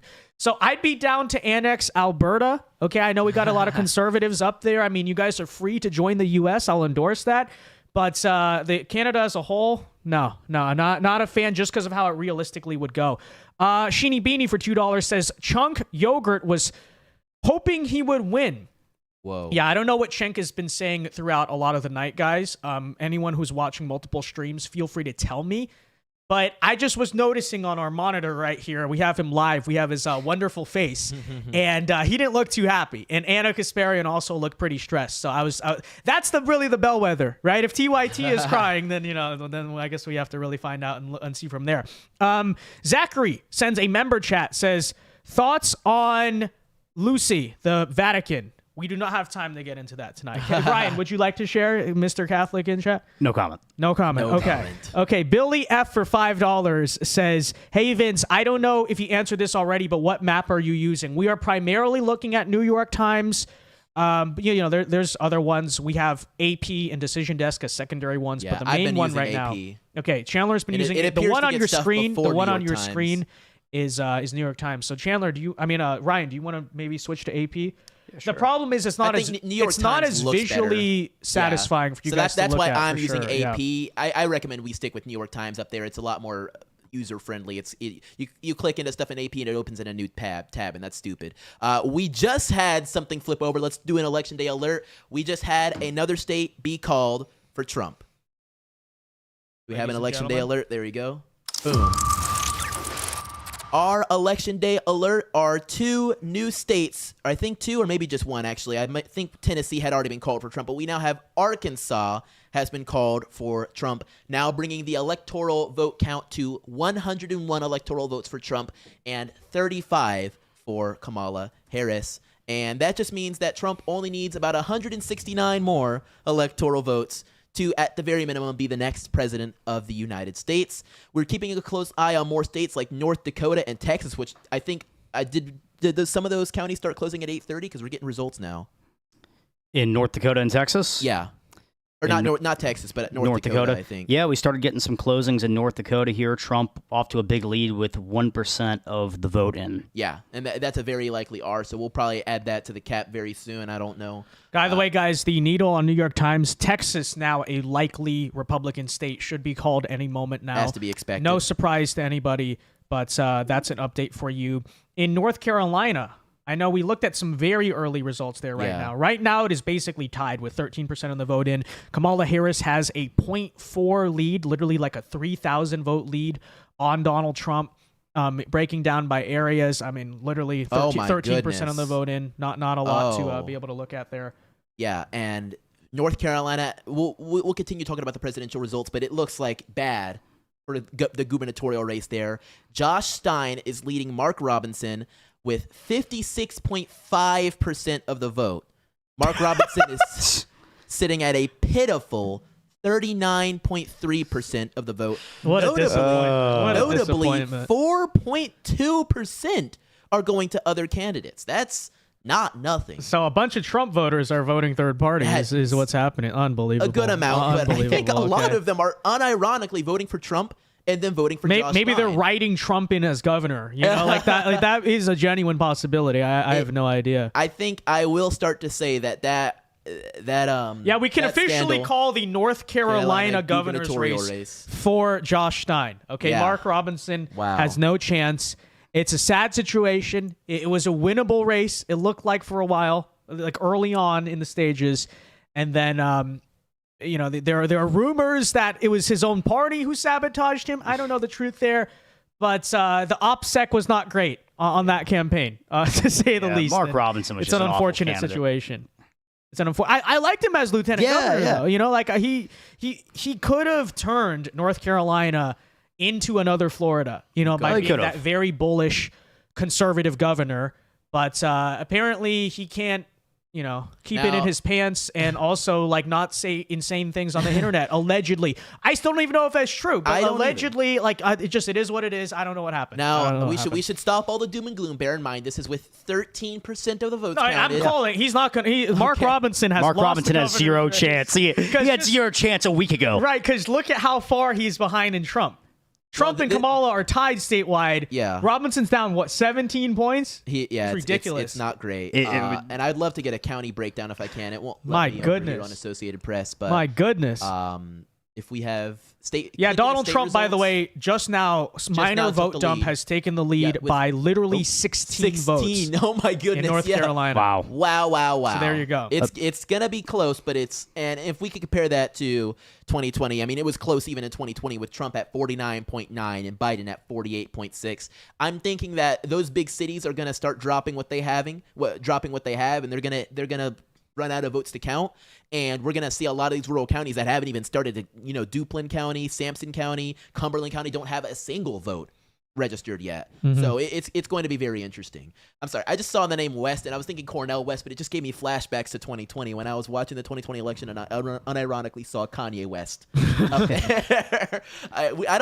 We've had 2 elections back to back where we have Wests. Isn't that interesting? 3 actually. 3? Because no, never mind. 2. Cornell did not run in 16. He's talked about running for a long time. For a long time. But he did not actually run. That is so interesting. Currently in Pennsylvania. Yes, I was just saying. So here's the current margin. It's 71-28 Kamala. Before you freak out too much, the vote dumps essentially are coming almost entirely Exclusively out of Democrat areas. And they're coming Philadelphia, very all blue. Pittsburgh. All blue. I'd assume this is mostly early voting we're looking at, considering Yeah. how fast it came in. Yes. But I think the bigger thing to look at is the firewall, right? Yeah. That Democrat firewall you're looking at right now on your screen in 2020, starting off the night, was around 1 million. Right now, with a little bit, some early votes, mail-in, but absentees still have to be counted. I'm guessing it's not an exact estimate, but you can clearly tell a lot smaller of that early initial lead in Pennsylvania, at least thus far. Yeah, Northampton's still a little concerning. 15% of the vote in now. I mean, that's once again we talked about earlier, a county Donald Trump won by nearly 4% in 2016. He needs to do a lot better in that county that he lost by, what was it, 0.1, 0.2% in 2020? Yeah, He's got to do better than that. Yeah, and I think 15%. But keep in mind the election day surge. Yes. Like Pennsylvania's not a big early in-person voting state. Yeah, if you in want to fact, vote in many early, counties you you have basically to. can't. Yeah, you basically cannot. So Yeah. something to keep an eye on there. Yeah, I would say until we start getting about 30 to 40% of the vote in, That's it's going to be true. hard to really make any conclusion. And there's in no Pennsylvania. feasible way Kamala Harris can gain that much in a county where we had 85,000 on one side, 83,000 on another. There's no way in which she's able to gain that much of a plurality that what we're seeing so far is going to actually mean a lot. With 17% in Pennsylvania, as we know, especially lately, is a state that's been a little bit problematic with their vote counting and everything that's going on. And I just watched another one start to pop in. So it's looking like really only the big cities are able to drop anything so far, and those rural counties that are super far out there take quite a bit more time to actually start getting anything in. So it's still anybody's state, anybody's race, but it's too early to say anything insofar as that bellwether, modern day bellwether like Northampton could mean much. And something a little unfortunate we were holding out hope for right here, its neighbor, the state of New Jersey, has been called. Holding out hope to narrow some margins there with some of the early voting numbers we were seeing, but they did call it for Kamala Harris. A lot of the votes still Fake out there. news. They're gonna retract the call. They're gonna retract. Mike Crispy hasn't voted yet. He's storming into. It's like Arizona. They ballot called it too box. early. Yeah, we also now have the state of Delaware has been called for Kamala Harris. I'm heard Joe Biden has been seen celebrating on the beach instead of. He's not celebrating. Yeah, I know. He he's not hates celebrating. Kamala. But So that the now current brings- electoral college margin, scroll up, Ryan, Yeah. is 52 Kamala Harris, 101 Donald Trump. Yep. Stop the count. Stop the count. Yeah, Real. stop the count. It's 101 votes needed to win the presidency. New Hampshire is right, now guys? a Actually, lean Democratic. Lean. Lean. Only lean? Has that been a state that... I believe it was likely. Yeah.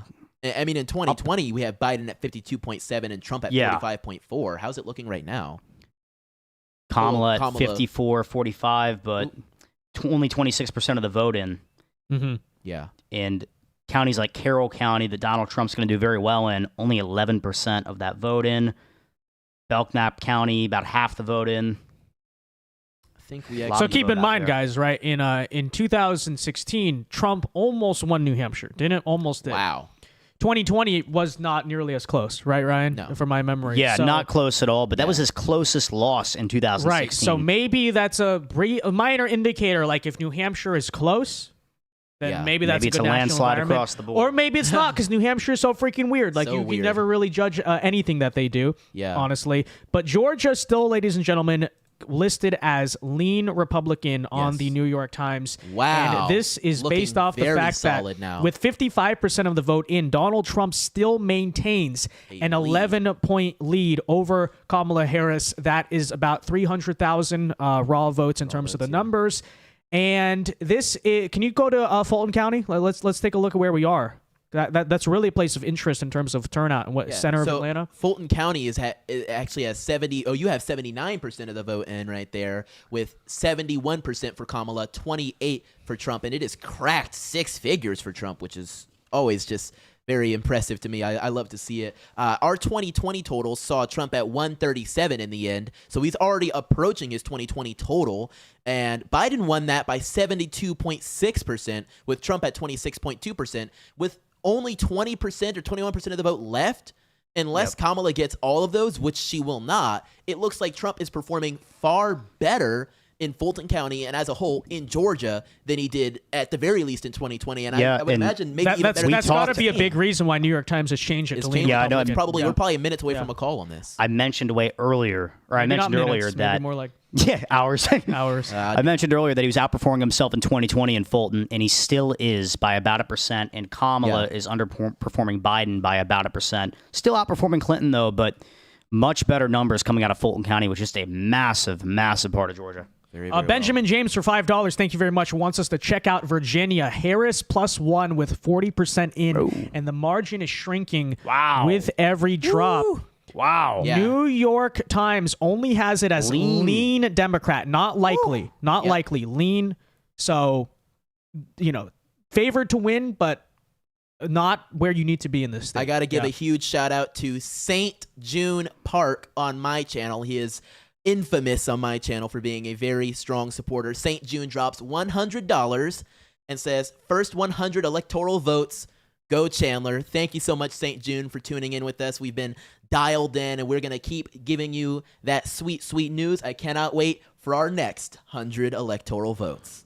Alan Smithy for $2 says, I watch TYT hourly to see if Cenk is sweating yet. Well, can we get an update on that? Some of you guys in live chat need to help us out in this regard. Let us know. What is Cenk saying, And please clip it for us if you can, because, if this election goes the way we're hoping, we got years of content to make out of that night. So, that'll definitely be something to watch. Guys, we currently have over 1,100 people in our live chat, which might be a record. It's definitely quite a bit. 18,000 people have viewed the stream so far. Make sure you leave a like. If you're new, if you just found this on YouTube, make sure you're subscribed. And if you got thoughts throughout the night, feel free to do so via these super chats. Also, the best way to support our channel. Let me check and make sure there are not any on Streamlabs. All caught up there. Appreciate the support, you guys.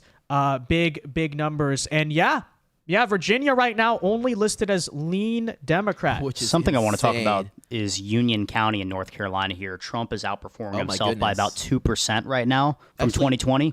Really good numbers there. Good numbers. Take a look at Virginia real quick. Right now, with 41% of the vote in, we actually have Trump in the lead in Virginia with a lead of 49.5, 49.3. I think NYT is behind. Hold on, what's it? 44%. I have 41%. So the lead narrowed, but we have 49.3% for Trump, 49% for Harris. Obviously, that's more than likely a blue state. But even just to have it right now at that margin is simply incredible. Unbelievable. And guys, look, keep in mind how fast Virginia was called in 2020 from my recollection. Instantly. Instantly. They called it with 0 votes. In fact, I remember I was like, pissed. Fox News did at least. Yeah. That's not happening on any major outlet this time. They may have it as lean Democrat.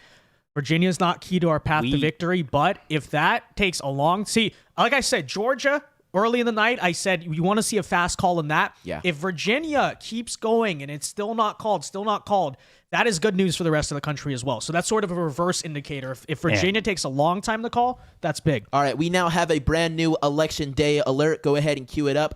We have a new state that has been called for a candidate. The state of Illinois has been called for Vice President Kamala Harris, now bringing the electoral vote total to 101 for Donald Trump and 71 for Kamala Harris. As we know, Illinois is a general very blue state and carries a few electoral votes, 19 to be exact. So that brings our total a little bit closer between the two of them. Still a path for victory for either candidate. No major swing state has been called in either direction quite yet, although we are seeing some interesting totals start to come in from Michigan and in Pennsylvania, and we expect polls to close in Wisconsin in the next 15 And before we minutes. leave Still haven't Virginia called Texas here, yet, huh? Yeah, we'll circle back to Virginia real before quick. we leave Virginia here, Rockingham County, a very big Republican county, Donald Trump is outperforming his 2020 numbers by 7%. Rockingham. 7% in Rockingham. Donald Trump only got 30,000 votes in 2020 from Rockingham. Wow. He is at 20,000 with only 58% of the voting. Wow. That's looking really good. And how does that compare to 2016, Ryan, if you have it? I don't have it in front of me, but Donald Trump did significantly better in Virginia in 2016. I know he narrowly lost it. Wow. That says something, just to put into perspective how crazy This could be a 2016 long night if you're waiting on Virginia to be called. Yeah. That is very Like I true. said, the longer that goes, the better news it is for Trump. 100%. Yeah, 100%. Virginia's got a lot of suburban white voters that Trump had lost Yes. in 2020.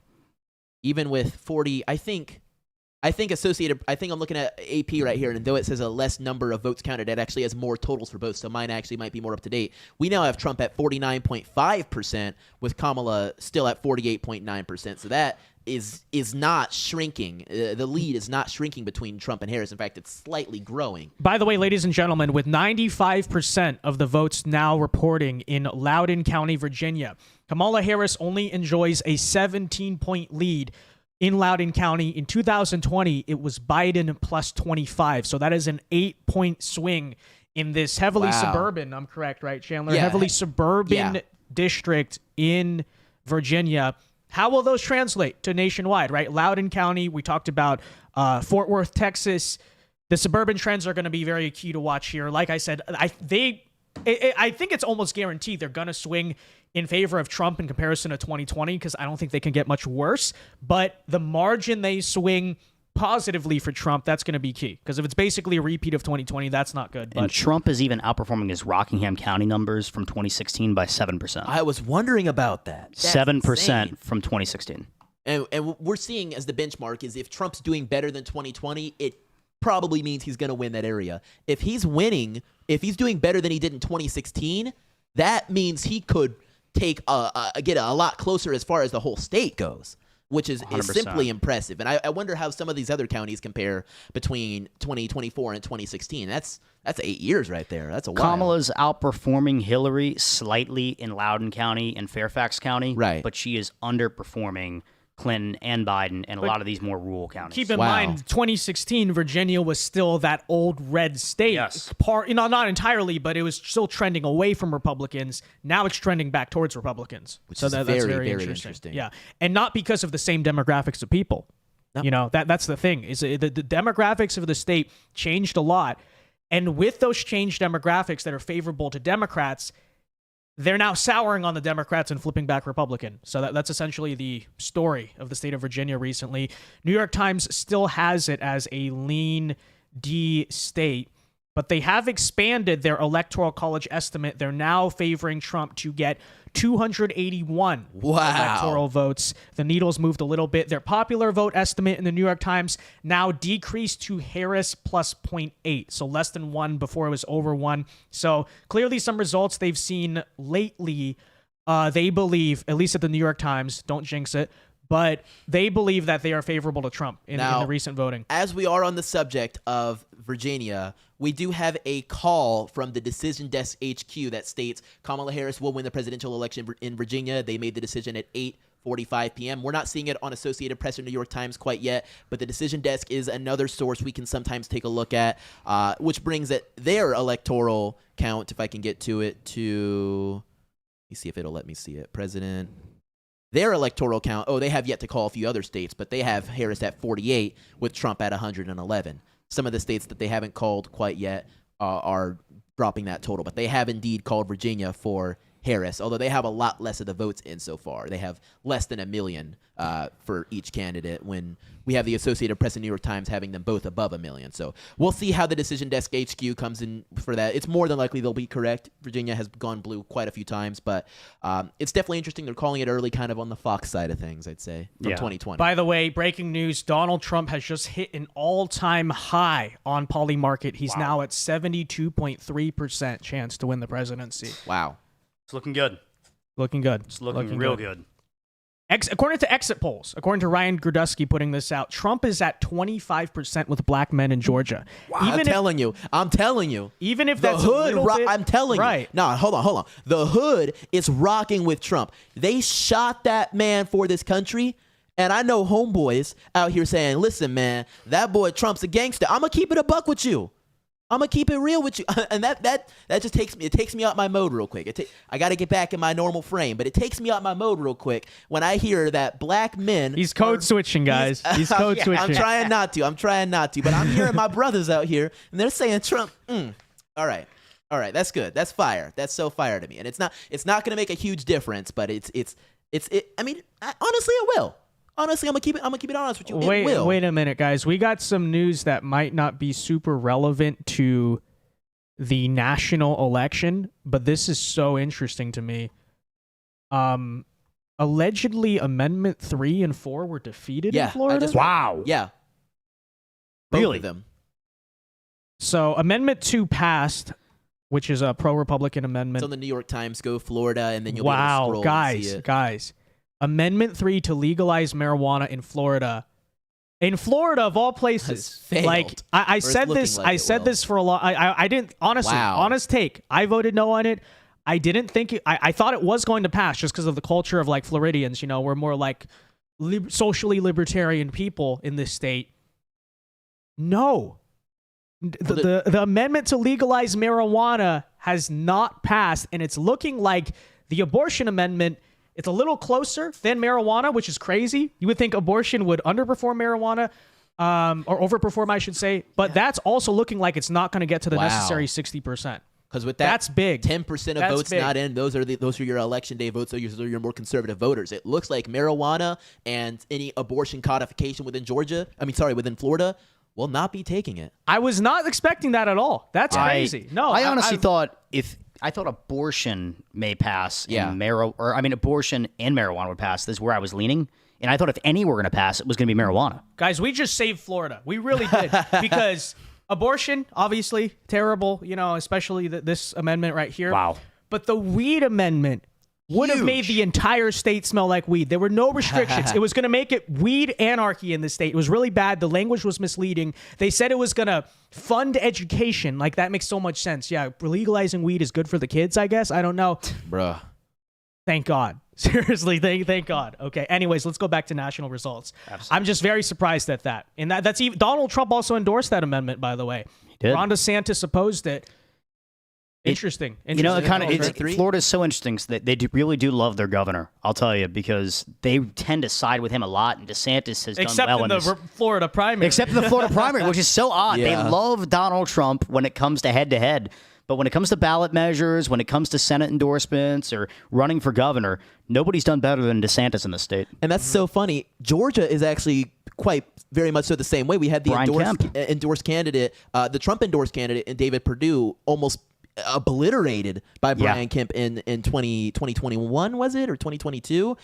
It wasn't great for the Trump endorsed candidates in many races in Georgia, in fact, and it was almost like a Trump style, a Trump revolt in Georgia. So it's like, it's almost like voters think for themselves, and it's not really a poll. Like, you'd like to think, right? It's nice. It's nice. Sometimes you wish they didn't, but it's nice. All right, looking now back in Georgia, we still got it as lean Republican on New York Times, but the margins have drastically narrowed. This looks like major vote dumps out of Atlanta, right, Ryan? Am I looking at that? That's where the votes came out of. Fulton County, DeKalb, Trump's lead in Georgia has been narrowed to 5 points. It remains about like 160 or so thousand, around that amount. 78% now reporting in Fulton County. Has that changed? I'm not sure if that's changed drastically, at least. Yeah, I'm not But sure yeah, about that either. A lot of major votes here coming out of that Atlanta area. Let me actually go myself and look and see. I have to mention, even with that new vote dump, Kamala Harris is still underperforming Joe Biden in the 2020 election, and Donald Trump is still outperforming his 2016 and 2020 numbers. Yeah. Wow. So in 20 so far tonight, we have Kamala Harris at 71.5%. Biden was able to take Fulton County with 72.6%. Trump's at 26.2% in 2020, but in 2024, Trump is at 27.7%. And that's not a small amount of people that are actually going out there in Fulton County. And I think it's some of my brothers out there in Fulton County and going and pulling that lever for Trump, which is really impressive. I mean, Kamala Harris is at 290,000 votes. Trump's at 112,000. We had Biden at 380,000 by the end of it. And Fulton County is at 70% or so. We have 70. We had 78% for Fulton County. Up on the New York Times and Associated Press has it around 70%. There's only maybe 30% or so, maybe around a little over a third to go. It's looking like she might not be able to catch up to Biden's popular level there in Fulton County, and that's a really important county for a Democrat to take if they want to flip Georgia. Yep. Yeah, I don't think we're far from a call. I don't think we are. And that's with 63% of the votes, give or take. They said, I think, Raffensperger, he's been kind of crapped on a lot by our side, but he did say that by midnight we should have 90 to 95% of the votes in. So unless it is razor thin, there should easily be a call in Georgia. And like I said, that is a big thing we need. We need Georgia to be called. It can't go to next morning and we're still trying to figure it out. It needs to probably call sometime around midnight, and that would be a good sign. Midnight, cool 1 a.m. right about. And I mean, about look that at time. this.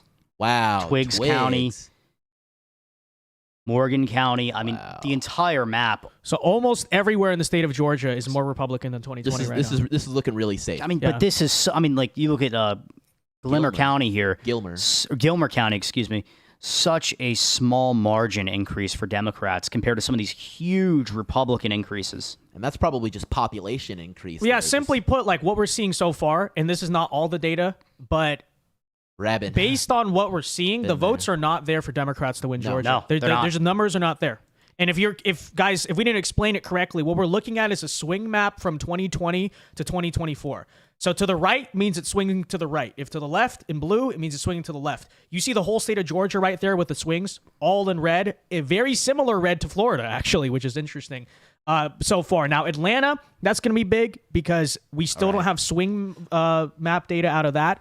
But that's big. By the way, guys, my stream on VinceDao YouTube is almost at 1,000 likes, so let's get there right now. We've got 1,200 concurrent viewers. Feel free to super chat, support the show if you got any thoughts. Let me read one right now, actually. Iron Spider 1734 says, New Jersey native here. I'm so disappointed in my state. I mean, look, I still think, though, the final margin's going to be a lot closer than historically is true. Like, what are we looking at in New Jersey right now? Let me see. Donald Trump's only down 10 right now. Wow. Okay, so that's better than normal. Horrible. Better than normal. And to compare that to 2020, if I can find New Jersey, Trump was down by more than 10 last time, just about. Biden was up 57.1%. Trump was at 41.3%. I think we're seeing a red shift in New Jersey as well. Yeah. No, I think the margins will definitely be closer this time. And who knows, maybe next time you get a Republican governor. You came very close in 2021. We have an election next year. Yeah. Jack Ciattarelli is running Trump again. wins, the Democrats might turn out very high out of outrage, but they may get scared. But I mean, you have a popular candidate that nearly won the governor's race there in 2021. Yeah. So Ryan, I did just shoot something your way. We have NBC exit polls now out of Pennsylvania for independent voters, and I think, frankly, this is big. We now have, and if I can get you to have it up there, we have Trump at 50%. With Pennsylvania independent voters, Harris at 44%. Those are NBC exit polls. This was 50 minutes ago or so. Huge. But this is pretty huge. And like I said, it's an exit poll. Who knows how much you can rely on it? But it is definitely very interesting as we wait for more results to come out of Pennsylvania. They appear to be taking their sweet time tonight. They only have about 15% or so of the votes counted. But I think keep in mind in Pennsylvania, they're not allowed to start counting mail-in ballots until their polls close. Wow. So they're going to take forever. Yeah, they're going to take a very long time. But hopefully by 3, 4 a.m. we'll have a good picture of it. That should be good. Yeah. Should be good. We now have just exactly 1 minute until polls close at 9 p.m. in an assortment of states that Ryan is about to provide you now. Yeah, no, Wisconsin is the biggest state that is about to close here at 9 o'clock. The last big battleground state out, I guess you could say East Midwest, which will be very exciting to start seeing some numbers pouring in from Wisconsin. Yep. As we are about to hit 9 o'clock. And then if we continue down, what closes at 9:30 or 10? When do we start seeing in Arizona? Yeah, I believe we're going to see Arizona at 10, but let me double check. Sounds good. Sounds good. Just keeping an eye on things. I want to give a huge shout out to all the folks we have tuning in with us live here tonight on Vince's channel, on the Resist the Mainstream channel, and here on my channel as well. I want to give a huge shout out to Michael Weber, and we have Shanna M. Huge shout out. She says, "Hey Chandler, long time no see. I'm in and out on a few streams. I just saw your live notification. Can you believe these stats? Here we go again." I think it's too early to say here we go again. The numbers are looking not horrible. We're still waiting on interesting things to happen in Pennsylvania, but Georgia, Florida, Some vote dumps we out have of an Georgia, by the electric- way. or Some we have vote jumps out of Georgia. If you want to take a look. Yeah, sure. the margins remaining pretty solid for Trump there. Very. Still Trump +5. Yeah, Yep. still Trump +5. It's looking really Minor good. See vote if Fulton County still Trump outperforming. Yep. Doesn't really look like any new dump there. No, yeah. I think we're seeing a lot of the dumps in the rural northern Yes. counties there, which are all going to come out. We have an election alert. Yep. Polls have closed in Arizona, Wisconsin, Nebraska, Iowa, and New York. It's time. It It's is time. time. So that is basically almost the entire East Coast now has poll closure. Also, Still waiting for you on the West Coast. All right, Arizona. Come on. Tampon Tim's state of Minnesota has closed its polls as well. Very well. It's time. It is time to the flip upset of them. the century. Looks like they just We can officially make a call, by the way. Donald Trump will win the state of Louisiana with its 8 electoral votes. Yep. Nothing surprising there. Shout out Louisiana. Shout out our Cajuns in chat. We also have another call for Kamala Harris in New York. Now bringing the electoral total count to, if we can scroll up a little bit.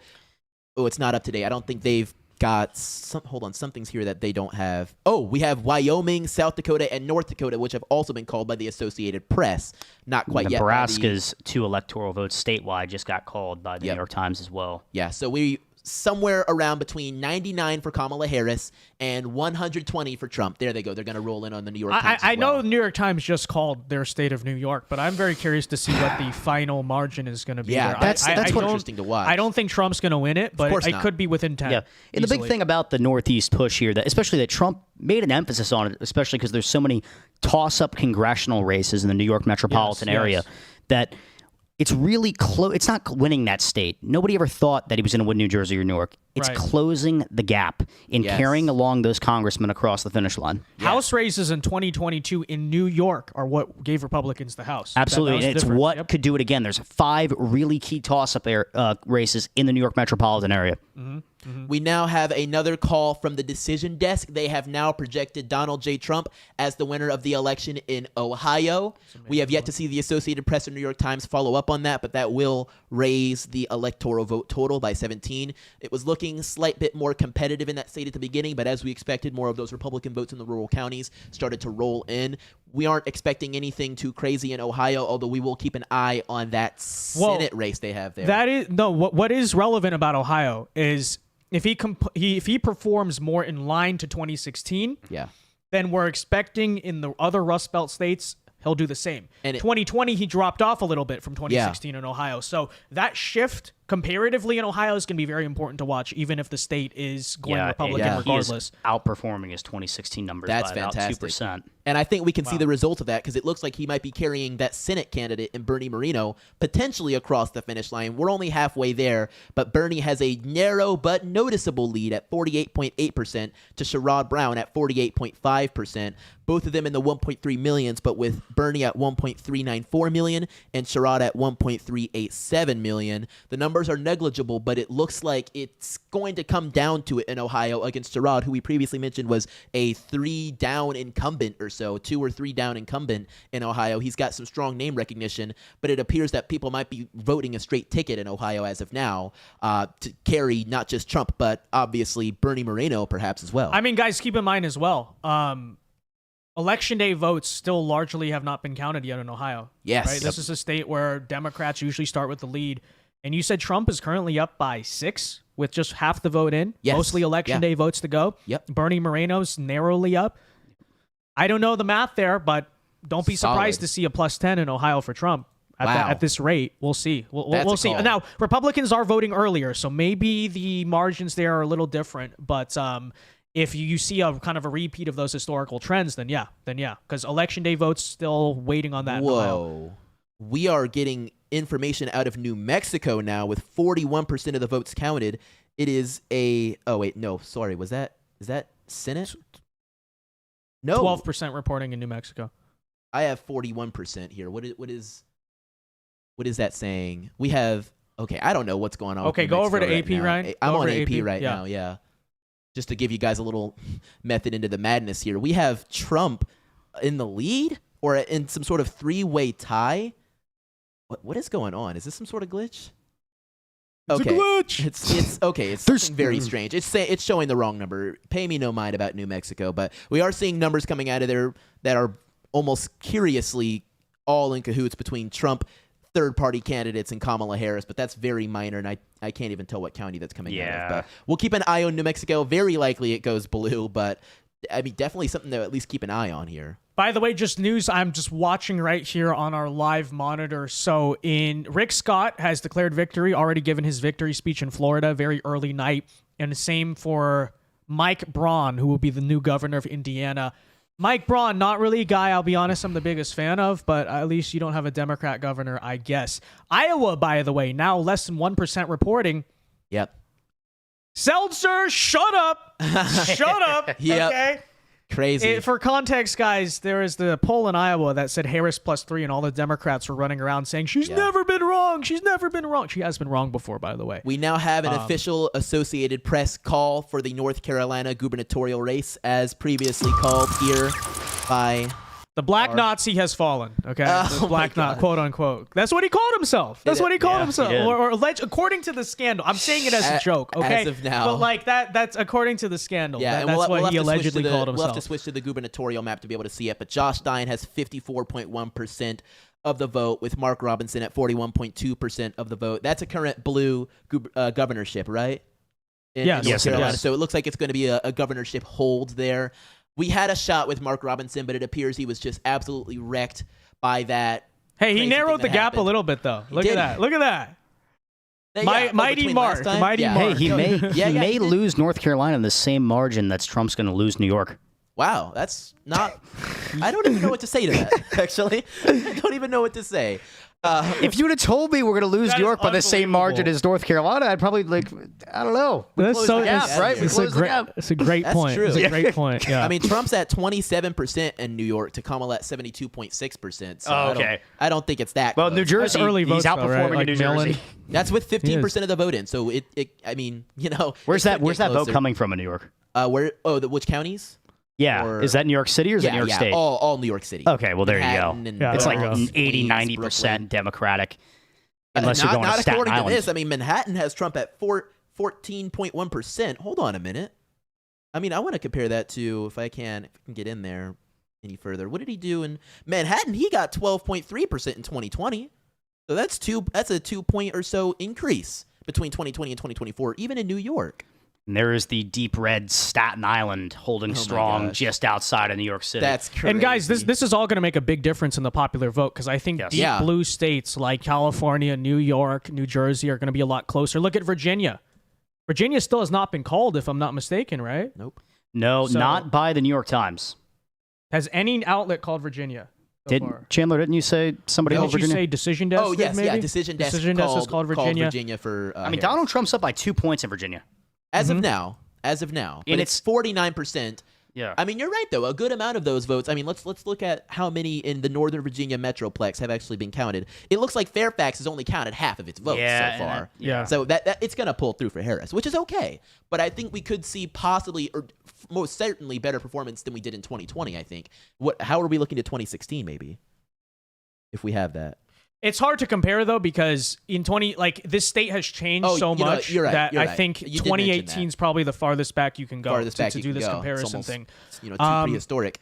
Oh, I think we have some new calls. Yep, that's right. We do. We have officially Ohio has been called for Trump by the Associated Press, and it appears the New York Times, now bringing his electoral vote total to 137 to Kamala Harris at 99. We are now getting votes in just a very small amount from Minnesota as well. Very, very small amount, less than nothing. But on the Associated Press, we now have a couple votes coming in with Trump in the lead at 1,200 votes to Kamala at 500.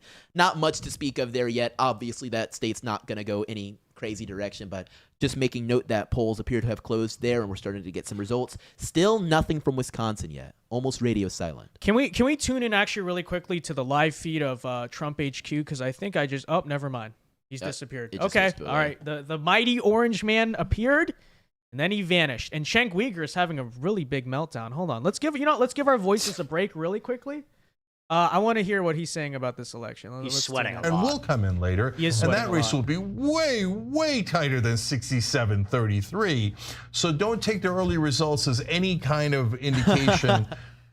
Once it's an indication, we'll tell you. Right? Once you get over 50%, that's an indication. And then there are other factors involved. But I don't so that's the mirage we're talking about.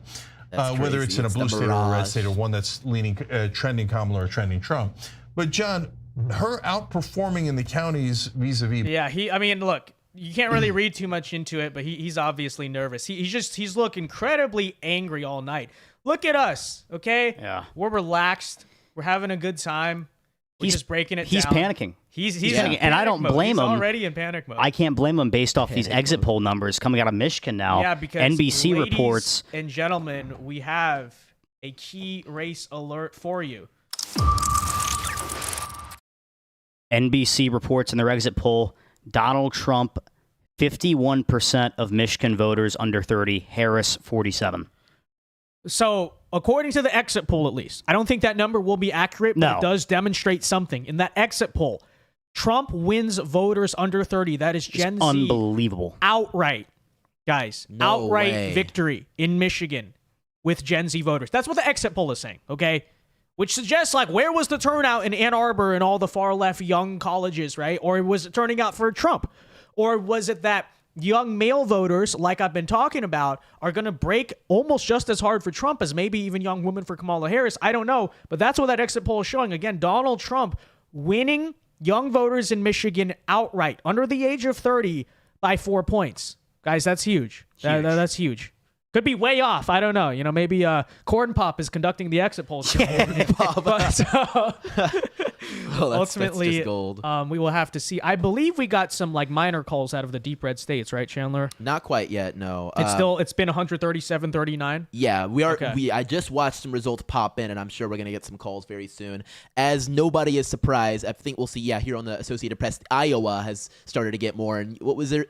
The Seltzer poll? Those Seltzer Kamala idiots. 3 points there. That's just laughable. She's never been wrong. We have Trump at 64.4% there with 0% of the vote in. So don't take it too much yet, but it's even just this early, it's not looking like it's much there. By the way, I should point this out. Okay, so thus far, West Coast California still to go and stuff. That's gonna be big, but thus far, Donald Trump is winning the popular vote by 6 That's points something. and 3 million votes. So worth noting. That's nothing to ignore. That's the current margin. That's nothing to ignore. All right. That said, let's see. Are they going to call Texas? What is going on here, guys? Let's check on Fort Worth. Very likely tilt. It's going Republican. The state. Wait, I think Associated Press, as you said it, just called it because I just clicked in. Ladies and gentlemen. We can now project that the state of Texas, with its 40 correct electoral votes, will be going to Donald John America. Donald John America. So true. Okay, so they finally did it. So there you go. All the talk of a blue Texas, a blue Florida, that was more like just Ed Krasenstein. There was one guy saying it, but they said, they sent Bill Clinton to Florida. It means they're going to win Florida. You're not going to win Florida or Texas by that matter. Currently, as you take a look, with 62% of the vote in, Donald Trump enjoys a 9-point lead. Nope, even more actually here on the Associated Press, and I'll have sorry to Ryan, I'll have you scroll down a bit. Yep, it Georgia. might not have refreshed yet, but over here on the Associated Press, I have Trump at 177 electoral votes to Kamala Harris at 99. I think the Associated Press was the first outlet to call Texas for Trump, obviously correctly. There you go. The New York Times now has it as well. So it's looking pretty solid there. Texas will not be flipping blue, and that brings our electoral vote counter to less than 100 away for Trump running away as the presidential nominee or president-elect tonight. By the way, in Florida, currently with 95% of the votes in, Trump is winning by 13, almost over 1.4 million votes in total number. So Ron DeSantis, yes. Ryan, correct me. I think the final margin was about 18, right? 17, 18. I think you're spot on right there. Yes. So Trump looking like not going to quite get to DeSantis 2022, He's but damn close. that is very close. Yeah, 10 points more than what he did in 2020. And to plug us in even further, really quick on Florida, as we're talking about it on the subject of Duval County, let's check in. We have Trump at 49.7% to Kamala at 49.1 or 0.2%, with 94% of the votes in, give or take. It's looking like Trump more than likely is going to take Duval County, which will, as we more than likely assume, have a cascading effect on Georgia as a reference there. I still think we're close to a call. I still think we're close to a call in Georgia. Yeah. At least I wish. At least I wish. I hope. But Duval County, a lot of that vote out is going to be in-person vote, which is going to sway heavily Republican. Certainly. And I think it's going to be very, very interesting to see, does South Georgia here follow the trend? Will. And I think it definitely will. All right. I think we should take a peek at Kansas real quick while we're swinging through a few things. Now, it's a very likely R state, but I do want to make note of it for anybody that's been eagle-eyed and watching as the state is looking blue right now, but that's because Kansas City, Topeka, which are, Shawnee, Douglas County, and Wyandotte County, are basically the only counties of size that are reporting in so far. And even with that metric, understood. Kansas City, for instance, has Kamala at 62.4%. But if we take a look at 2020, Kansas City, that's Wyandotte County. Yeah, Wyandotte County had Biden at 64.6% by the end of it, and Kamala is only at 62.4%. Yeah, and we're getting our first dumps here in Wisconsin. Yeah, and numbers are looking good. Are we? Just outside of Milwaukee, Donald Trump, 61% of the vote, with 20% in. Let me get some history real quick. You said Wisconsin, and we're going to look at Waukesha right here. So Waukesha did go to Trump in 2020 by 59.6%, with Biden at 38.8%. So it looks like Trump so far is overperforming how he did in 2020 in Wisconsin, which bodes very well for the state as a whole by just about 2 or 3 points there, with Kamala underperforming Biden by also about 2 or 3 points there. And that's, bear in mind, with 20% of the vote in. That's not nothing. No, that's a significant amount of votes out of Waukesha. And keep in mind that the swing in Waukesha, especially since they burnt it down, right, that is the place in 2020, may be something to watch. And something to watch, too, is that is exactly on pace with Trump's 2016 numbers in that county. Fantastic. Round of applause right there. Go Packers, go Badgers. So I'm very interested in the fact the Badgers are storming the polls, guys, that we have a disparity between Wisconsin and Michigan as of now. Do we think that that's going to resolve itself, Ryan? I think so. You're looking at where these votes are coming out of, outside of Detroit and Ann Arbor. Scroll. Your faces. Yep. There you go. Very liberal Ann Arbor, University of Michigan, Detroit, there. Yep. Detroit, obviously, in Oakland County is going to go very heavily blue. Mm-hmm. Oh yeah. We have yet to see a lot of these rural counties out here. But keep start in mind, reporting votes. look at next to Grand Rapids, Ottawa County. Yeah. Oh, well, only 2% of the vote in. But keep in mind, that is where Donald Trump did the final rally of his 2024 campaign. As he was should. In Grand Rapids. Every time, in fact, since 2016, I believe. I don't know if he did in 2020. He might have. No, he did in 2020. Okay. Yeah. Okay, he did. He has ended every single rally at Grand Rapids, Michigan. So you guys better come through, Grand Rapids. Yeah.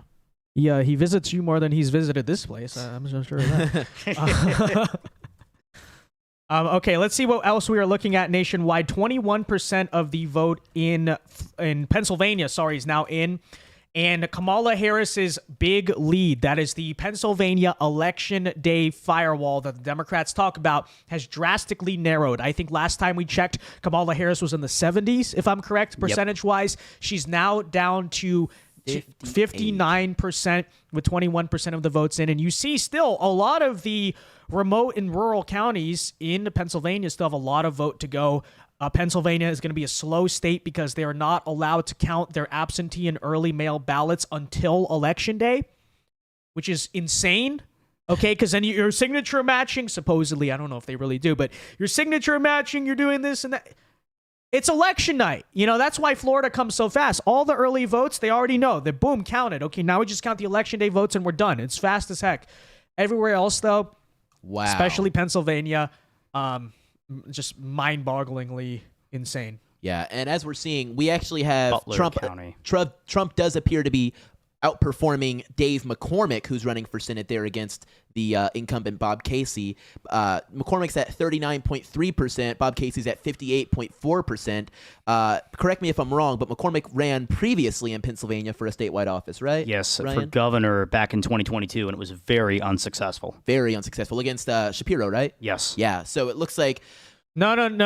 You're thinking of Doug Mastriano. Oh, yep, I'm thinking of Mastriano. McCormick, McCormick ran against Dr. Oz. Yes. that's In right. primary, Yeah, in the yeah, primary. primary. yes. And then the he primary. lost to Oz. Fetterman. Oz lost to Fetterman. Oz lost That's to right. Fetterman, That's where yes. I'm remembering McCormick from. But- So McCormick is not looking great so far and underperforming Trump currently.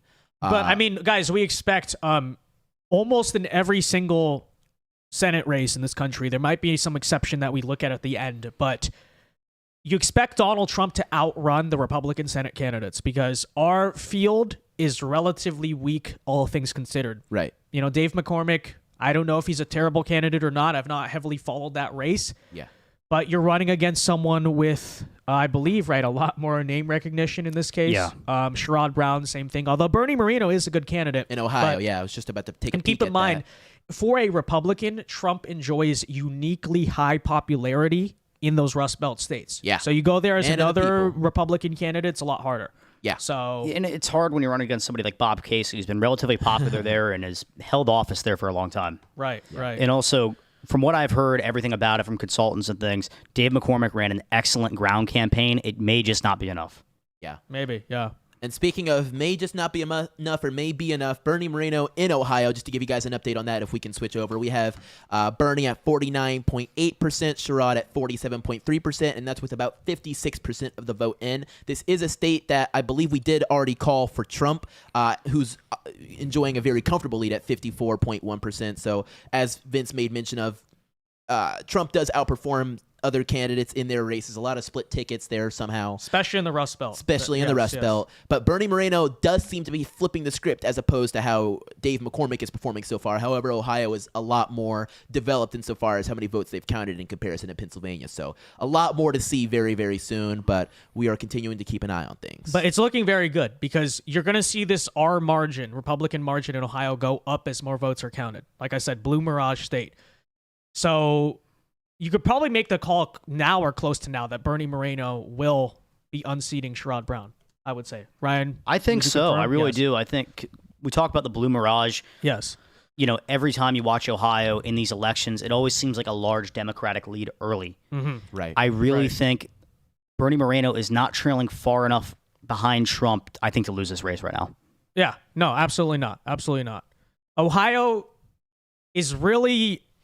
You know, we always talk about Florida being the safe red state. Ohio as well, though, too. It's You know? becoming that way. It used to be Yeah, yeah. just like Florida, the ultimate swing state. Right. And now it has completely gone deep red at almost all levels. This is the last piece of statewide office they have. Speaking of which, can we look at Iowa really quickly so I can dunk on Ann Selzer once again? He might not Okay. want to right now. It's The kind of 10%. flipped. Yeah. Likely are. Where? Likely- Let's zoom in on it. Let's Yeah. zoom in on it. And that's why. Yeah, all out of Yeah, Des I Moines. mean, So, yeah. guys, when they polled Iowa, I think I went to all Des Moines. Yeah. They just said, okay, I Des bet. Moines women, guys, blah, blah, blah, Harris +3.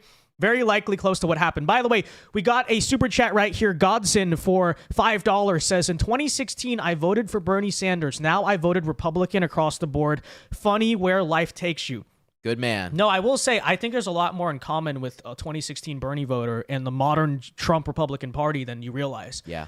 When I was very young, I was literally in middle school, so I don't know if it even counts, but I did like Bernie back in 2016. And a lot of those same anti-establishment, anti-war tendencies eventually led me when I was in like early high school to kind of flip that for Trump. Now, why was I even paying attention to politics in middle school? That's a great question. I was always into it, but I think there's a lot of us like that, honestly. And then I want to give a huge shout out to Rusty1491 over on Rumble, who gives a $5 Rumble rant. Says, anyone else watch Candace Owens' Kamala heritage investigation, fake black relatives, and hiding Jewish lineage?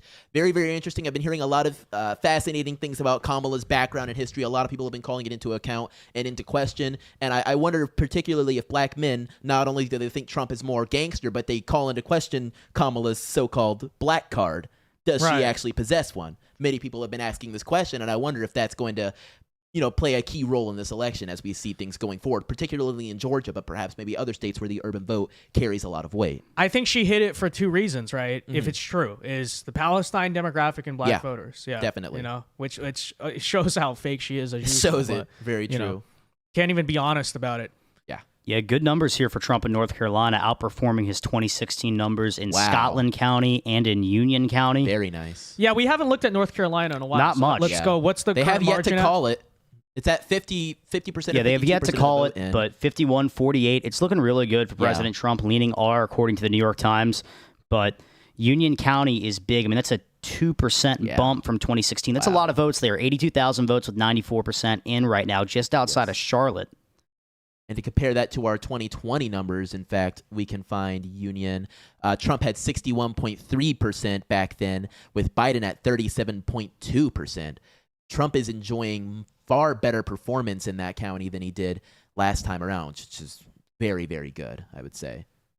Not that he lost North Carolina, but, well, it's always a good thing when you perform better in a state that you solidly win, because then it means you can perform even better in states that you don't solidly win. Or states that are swing states like Pennsylvania. Mm-hmm. I'm curious to see. So it's the western part of the state that got affected by Helene, right? Yes. Yeah. Have we seen evidence so far of decreased turnout? I don't believe so, right? No. I don't believe so at all. Not quite. These are very rural counties, and a lot of the votes in, and these look, I mean, I'm not familiar with the size of these counties and what they usually return at, but Madison County here, Trump has 8,000 votes with 95% in. In 2020, he got 7,000. That's more than he already has. Yeah. Wow. So increased turnout from 2020. Increased turnout. Yep. Very minor Increased election turnout. alert, not even worth of the bumper, but I think we did get one of the Nebraska districts called for Trump, so that added. Oh, actually, I think District it added 3? 2. I think it added 2 to his. He just went from 177. Or to 177, now at 178. So he's at 178 electoral votes to Kamala Harris at 99, though we expect those other districts of Nebraska to follow suit and be called very soon to bring Kamala to. Well, the probably second about district 101. maybe. Is it the first or the second, Ryan? It's Omaha. the second district. Yes. So second district's going to come down on the wire. We'll have to see what and happens she's there. up by a reasonable margin. Yeah, if you guys that's with can see that 46% there. in. Yeah. That's very interesting. There is a scenario where that second district could bump her to 270 in a razor-thin election, but I've heard of that. I don't. Let's not let that happen. Yeah, no, let's hold not- on. No, that If we're relying on when you Nebraska go down too, to the we're not in math, good and shape. it's like a very close election. She could get 270 because of Nebraska's second. That is real. But I think Trump's best path to victory is where he clears 290 electoral votes. Just because, like I said, if he cracks one of that blue wall, he's definitely going to also crack Wisconsin and maybe even Michigan. But 290 probably the floor for the likely Trump victory. There is a scenario where he barely clears 270, but just, again, considering the blue wall kind of breaks together, I don't see a scenario where Trump wins like 272 or something like that. I don't know the exact number, but I think, again, Trump winning this election, he's going to get over 290 at least. Maybe 300 with Michigan. So That would be crazy. yeah. We now have a decision desk projection for the state of North Carolina. The decision desk, as of 9:22 p.m., has projected Trump to win the state of North Carolina. That's big. With its That's 16 big. electoral Huge. votes. We wait for the Associated Press and New York Times to follow suit on that call, but that will project him much closer to his goal of 270. We'll stand by and see if that comes through. They've been a bit conservative both on Virginia and North Carolina. Decision Desk appears to be a bit more aggressive tonight because they've already called Virginia for Harris. Decision Desk is extremely aggressive tonight. Yeah, definitely. I'll keep an eye on things with them. We're not using their maps as of now because it would just be all crazy with how fast they've been calling things. Just But look at guys, that. I mean, wow. so Wow, this is North insane. Carolina, guys, to contextualize. It's so all, you are it's all of looking them, really. at the swing map 2020 compared to 2024.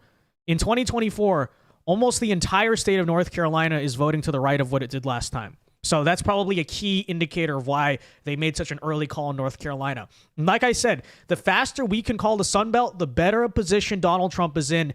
There was a lot of talk this time around about how North Carolina may be a genuine swing state. Now at 9:30 p.m. Eastern time, still fairly early into election night. At least one outlet, it may be premature, but if Decision Desk is calling North Carolina for President Trump, that is very big news. Very, very positive sign because it means that the safer, more Trump-friendly battleground states are not even necessarily that much in play. So that's big. That's big. Huge. What else are we looking at here in North Carolina? I mean, Raleigh, that's not even a bad margin, Right. in my opinion, for Raleigh, a very urban area. And we go down here to Charlotte. And I really don't see that as a bad margin. I know there's a lot of the vote still out, only 10% of it in. Right, but right. It's looking really good for Trump. And let's take a look over here for Georgia. What are we looking at here? Wow. Current margin, by the way, guys, is an update. Donald Trump still leads by 5 in Georgia with 76% of the votes in. New York Times still has it as lean Republican. Still looking pretty good in Georgia. Like I said, if we can get that state called before midnight, very good position I think we're in electorally. Kamala Harris does appear to be strengthening in Fulton County. She is, in fact, passed President Joe Biden insofar as percentage in Fulton County right now. She's sitting at a comfortable 73%, give or take, according to the New York Times, while while Biden in 2020 was at 72.6, and Trump enjoyed 26.2% of Fulton County back then. Meanwhile, he's at 27% or so right now. He's still on pace with his 2016 numbers, though, right now. That's really good. That's really good, then. I think that's very important to mention. Yeah. Big. Better than 2020 is basically what we're going for right now. Yeah, absolutely. In Cobb County right now, Kamala Harris has 58% of the vote. Wow. Oh, my goodness. In Cobb? Yeah, that's not the best number right there. I mean, Biden won 56% of the vote there.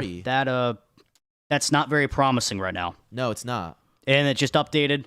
Trump's now on pace with his 2020 numbers. But Kamala slightly outperforming Biden. Not great numbers coming out of Cobb. But this is worth noting.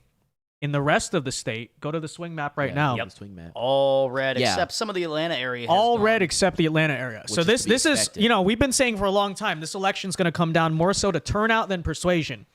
Is rural turnout going to outperform and is urban turnout going to underperform? That's still up in the air so far.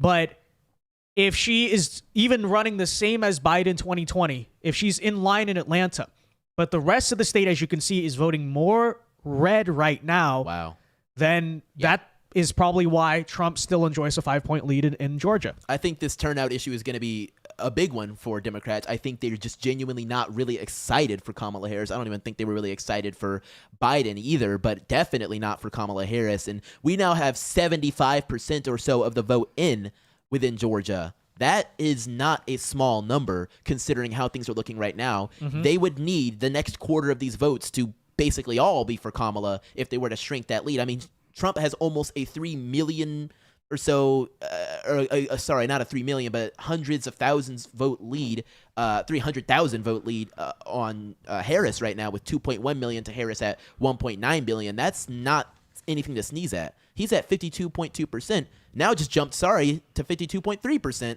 She's at 47.1%. She has yet to pass the 2 million mark.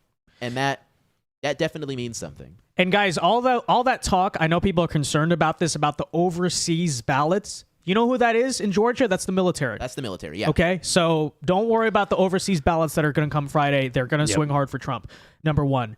Number two, can you go to the live forecast on New York Times? Go over one tab there at the top. Wow. They have now moved, officially guys. leaning Trump. It was a toss-up for basically this entire stream so far. New York Times now has the election as lean Trump at a 69% chance of victory. Her popular vote estimate at the beginning of the stream was over 1 point. Now is down to Harris plus 0.4. They think Trump's going to win 287 electoral votes based on the current margins. Like I said, I think realistically he will clear 290 if he wins, that is. This model will change throughout the night. But so far, based on what they're seeing, Nate Cohn, as of 10 minutes ago, for the first time tonight, our estimates indicate that the race leans toward Mr. Trump. And if we scroll a little bit further, it'll actually show us which states they're starting to call in which direction. We have Pennsylvania now looking at Trump plus 0.5. Wisconsin and Michigan also leaning towards Trump, according to the New York Times. Now, we don't know how many results they actually have, particularly for the state of Wisconsin, quite yet. But what we are seeing is that they are adjusting their estimates accordingly. And right, if we because the beginning, I'll just interrupt real quick. No, go ahead. The beginning of the night, Michigan and Wisconsin, Harris had a minor lead. Pennsylvania, they had us tied. Wow. Yes, that's true. Yeah. So to me, that indicates they must have seen something in turnout or, urban turnout, rural turnout, something in the early voting data so far that says, okay, Trump looks like he's going to be having a good night there. Also, Nate Cohn, as of now 10 minutes ago, is 9 minutes ago, about a minute ago, math there. Trump is a narrow but clear favorite to win Georgia and North Carolina. If he does, Harris would probably need to sweep the 3 blue wall states, a real possibility, but a tall order. Like I said, guys, if we can get North Carolina, Georgia called or basically there by midnight, very good position it looks like we'll be in nationally. So that's big. Right now, as of 9:35 p.m. Eastern time, they're already saying Georgia, North Carolina, looking like they're going to Trump. Decision Desk has already called North Carolina for Donald Trump. That's good, right? That's good, because then we can kind of stop worrying about the Sun Belt as much and focus more on that Rust Belt. And like I said, if you don't have to fight as hard for the Sun Belt, most likely the Rust Belt will narrowly lean towards us, is what I would say. They have got to be sweating right now. They have got to be. Look at Cenk. He's mad. Look at him. Look at him on that screen right there, guys. He does look like he wants to rip somebody's face You guys off. can't see it, but we have these monitors here. Look, Cenk is... He's sweating a lot from that forehead. My gosh. He has not looked happy all night long, though. I really got to say. Because he didn't want Kamala to be the candidate. Yeah. We're declaring war on the Democrats. Wow. The establishment. Okay. We have some fun numbers out of Virginia right now. I want to take a peek at that in the Senate race in particular. If we could switch over, we have Tim Kaine with a only narrow lead at 50.9%. Hung Cao at 49.1%. Let's go, Hung Cao. The margin between them is less than 50,000 votes, which is not nothing. That's not nothing, and we're starting to get more of our margins out of Fairfax, Loud, and we're not calling this race in his favor or anything. There's still a lot of votes to be counted there, but in Fairfax, they only have 40% of the votes left to be counted. Meanwhile, a lot of rural counties don't have that much yet. I will say, Hung Cao, even if he doesn't win tonight, probably won't. Very legitimate shot at the Virginia governorship in the future. Because they're one-term governors. Because, one-term governors, he won't be unseating a long-time incumbent. I like the chances there. For sure. I believe that seat is up next year. It is up next year. And we have the current Lieutenant Governor, Winsome Sears, who has already announced for that race. So I'd be very interested to see how that primary goes if Hung Cao does say, all right, I'm going to run for governor instead. I'd be very interested to see how... That's going to be an interesting GOP primary. That would be very fascinating. And one thing worth mentioning here, in Fairfax County in particular, is Hung Cao, the guy who ran against Tim Kaine in 2018, was Corey Stewart. Corey Stewart only carried 26% of Fairfax County. Wow. Hung Cao now sits at 32%. That is a big swing in a huge area. Oh, my goodness. And then if you go over to Loudoun County, Corey Stewart had 34% of the vote. Hung Cao now sits at 42%. Wow. By the way, Nash the Neat for $5, thank you very much, says, I'm not a religious man, but I pray that Trump wins tonight because I don't want to think what will happen when he loses. Thank you for the 5, Nash. I totally agree. I totally agree. Very true. But let's not, let's not think about it yet because we're in a good position. We're looking solid right now. The margin has shrank in Pennsylvania.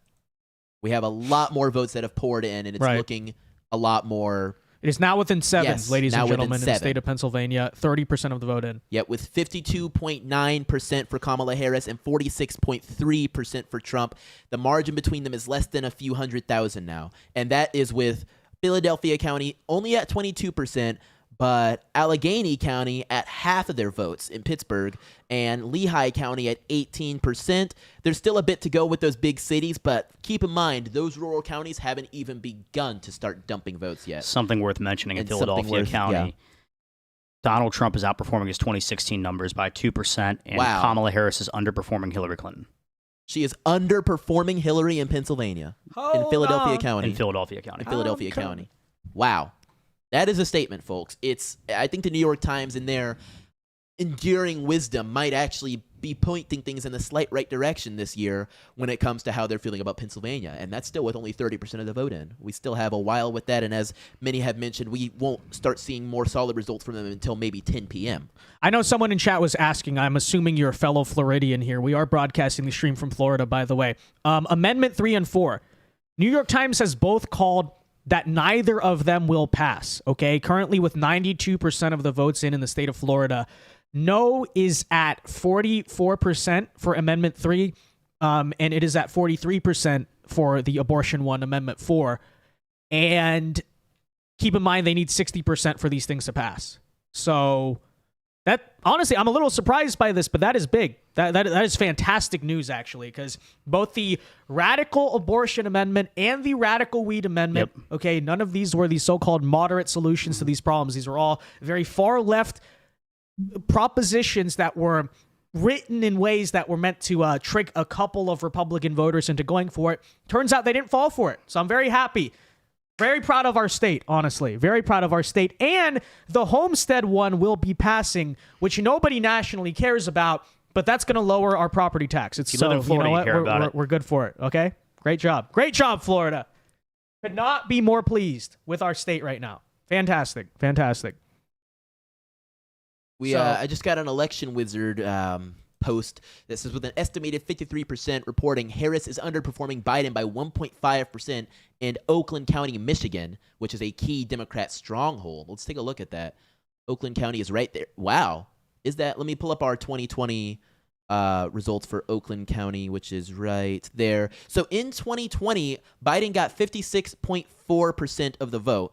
Kamala looks like she's made that up since maybe that post was made, but let me take a look on mine with Associated Press. That might be slightly more up to date or less up to date. We'll see.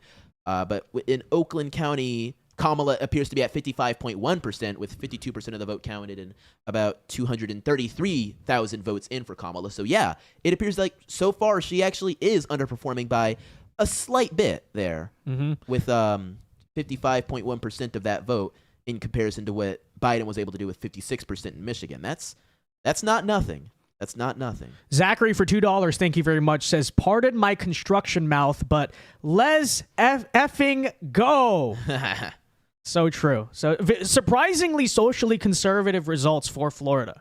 You know, it's good though. It's a very good thing. Yeah, I mean, I think we all expected Trump to win and Rick Scott to win in Florida, but I did not thought expect weed and abortion were going to pass. I thought at least one of them were going to pass, especially weed. Right, because we are.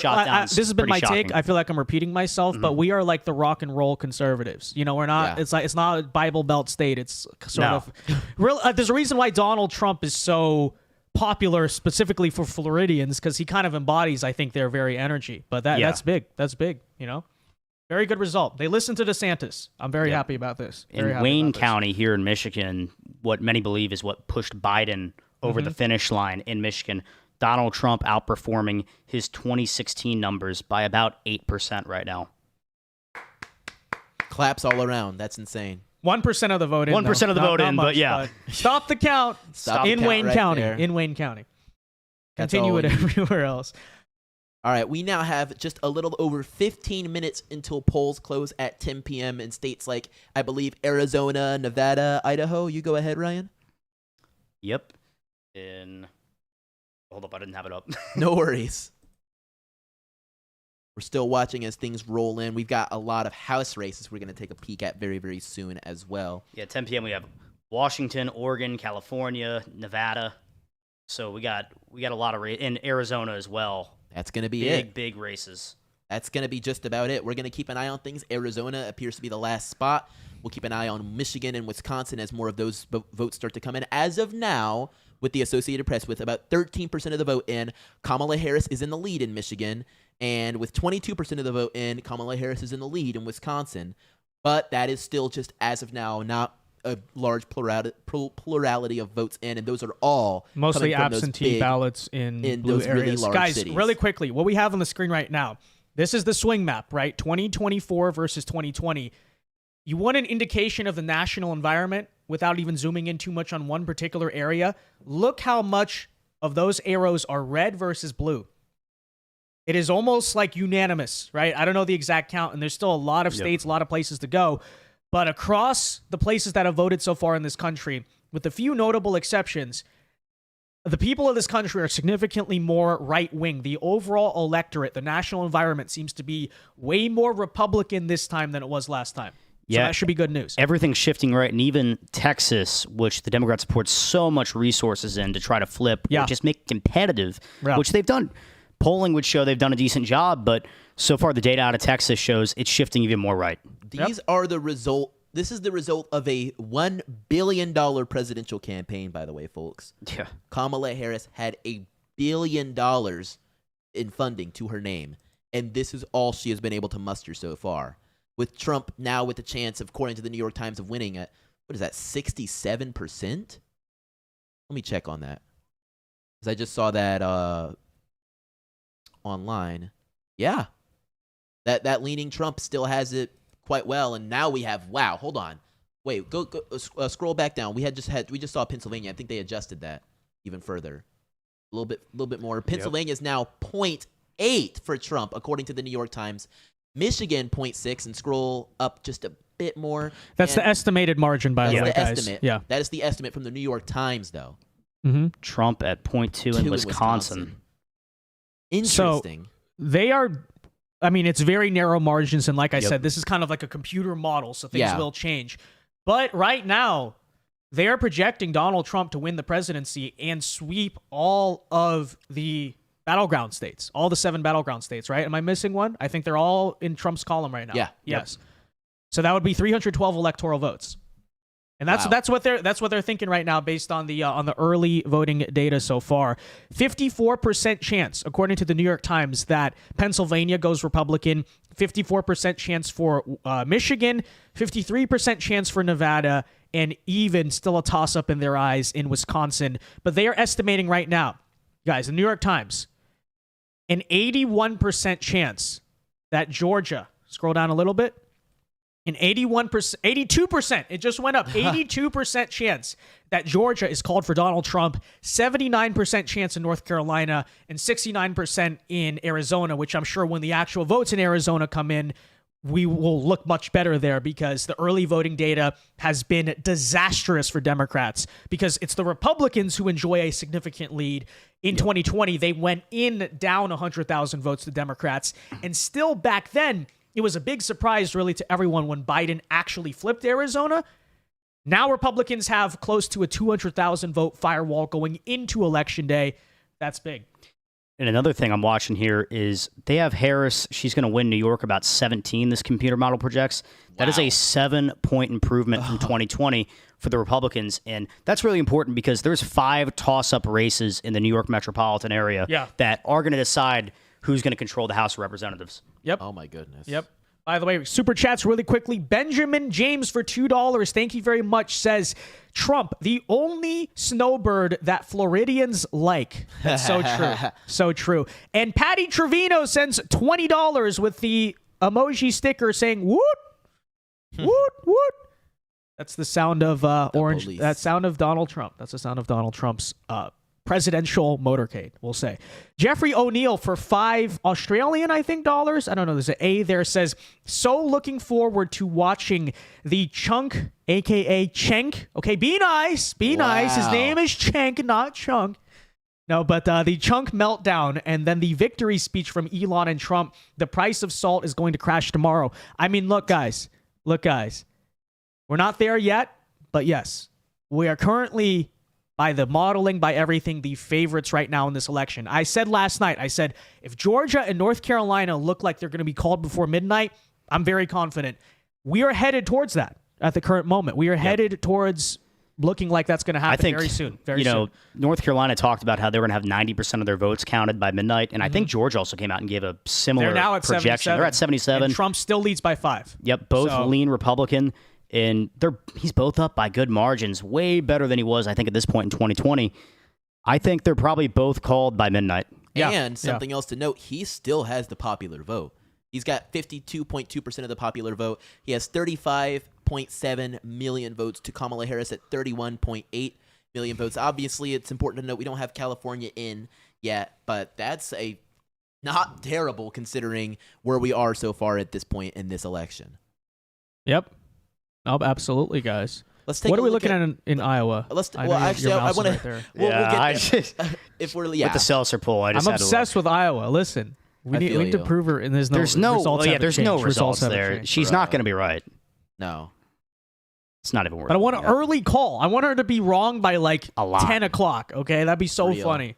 I do want to take a peek at our Senate race in Ohio real quick. Bernie Moreno is actually expanding that lead as we get closer and closer in, as you predicted. He is now sitting at a comfortable 50.7% to Sherrod Brown at a meager 46.2% with Bernie Moreno. And I think I have more up-to-date results here because I have Bernie at 2 million votes and Sherrod at 1.8 million votes, according to the Associated Press. I'm thinking we might get kind of close to a call for a Republican flip in the Ohio Senate race there between Bernie and Sherrod. That's looking kind of impressive there, if I'm being honest. Yeah, for a very popular incumbent, Bernie Moreno is doing a really good job. Yes. If we take a look at Michigan, however, the same cannot be said. Although Michigan is much, much earlier on, it's only got, according to the AP, about 14% in. Elissa Slotkin, or Elisa, is sitting at 52.6%.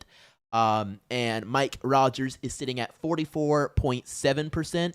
Neither of them appears to be the incumbent. However, I believe Michigan currently has a Democrat senator, right, Ryan? Yes. They do. Yeah. So Mike is the underdog in this race, but he did narrow it a lot in the kind of final days. So did Eric Hovde, and I believe Dave McCormick too, right? I didn't follow that race as closely, but McCormick actually cut the lead closer than Mike Rogers did. Yeah, we can actually take a peek at Hovde in Wisconsin. He's actually outperforming Rogers right now. He's sitting at a comfortable 46. And guys, wait, let me interrupt really quickly. Go for it. Not that he matters, but Alan Lichtman, I was watching. He just called Georgia, or he just filled it in red. It seems for didn't. He was on 270 and he just called it. He just called it. He looks so disappointed. My keys. He looks like he's gonna cry. He looks like he's gonna cry. His keys. He's finally they may end up wrong. being wrong. He's gotten several wrong, by the way. Let me just say that. He said, the popular vote. Gore won the popular vote in 2000. So then he claimed he predicted it correctly because he said Gore was going to win. And then 2016, he claimed he got 2016 right because he said Trump was going to win the popular vote, which he didn't. So then he switched his model again to say it was for the Electoral College. So this guy is the master of shifting the goalposts. I'm sure somehow if Trump ends up winning, Alan Lichtman will still claim that he got it right. Yeah. All but right. We have an election day alert as of a few minutes ago. Right now, we have the state of Ohio, according to the Associated Press, has officially been called for President Donald Trump. He now sits at a strong 188 electoral votes to Kamala Harris at 99 electoral votes.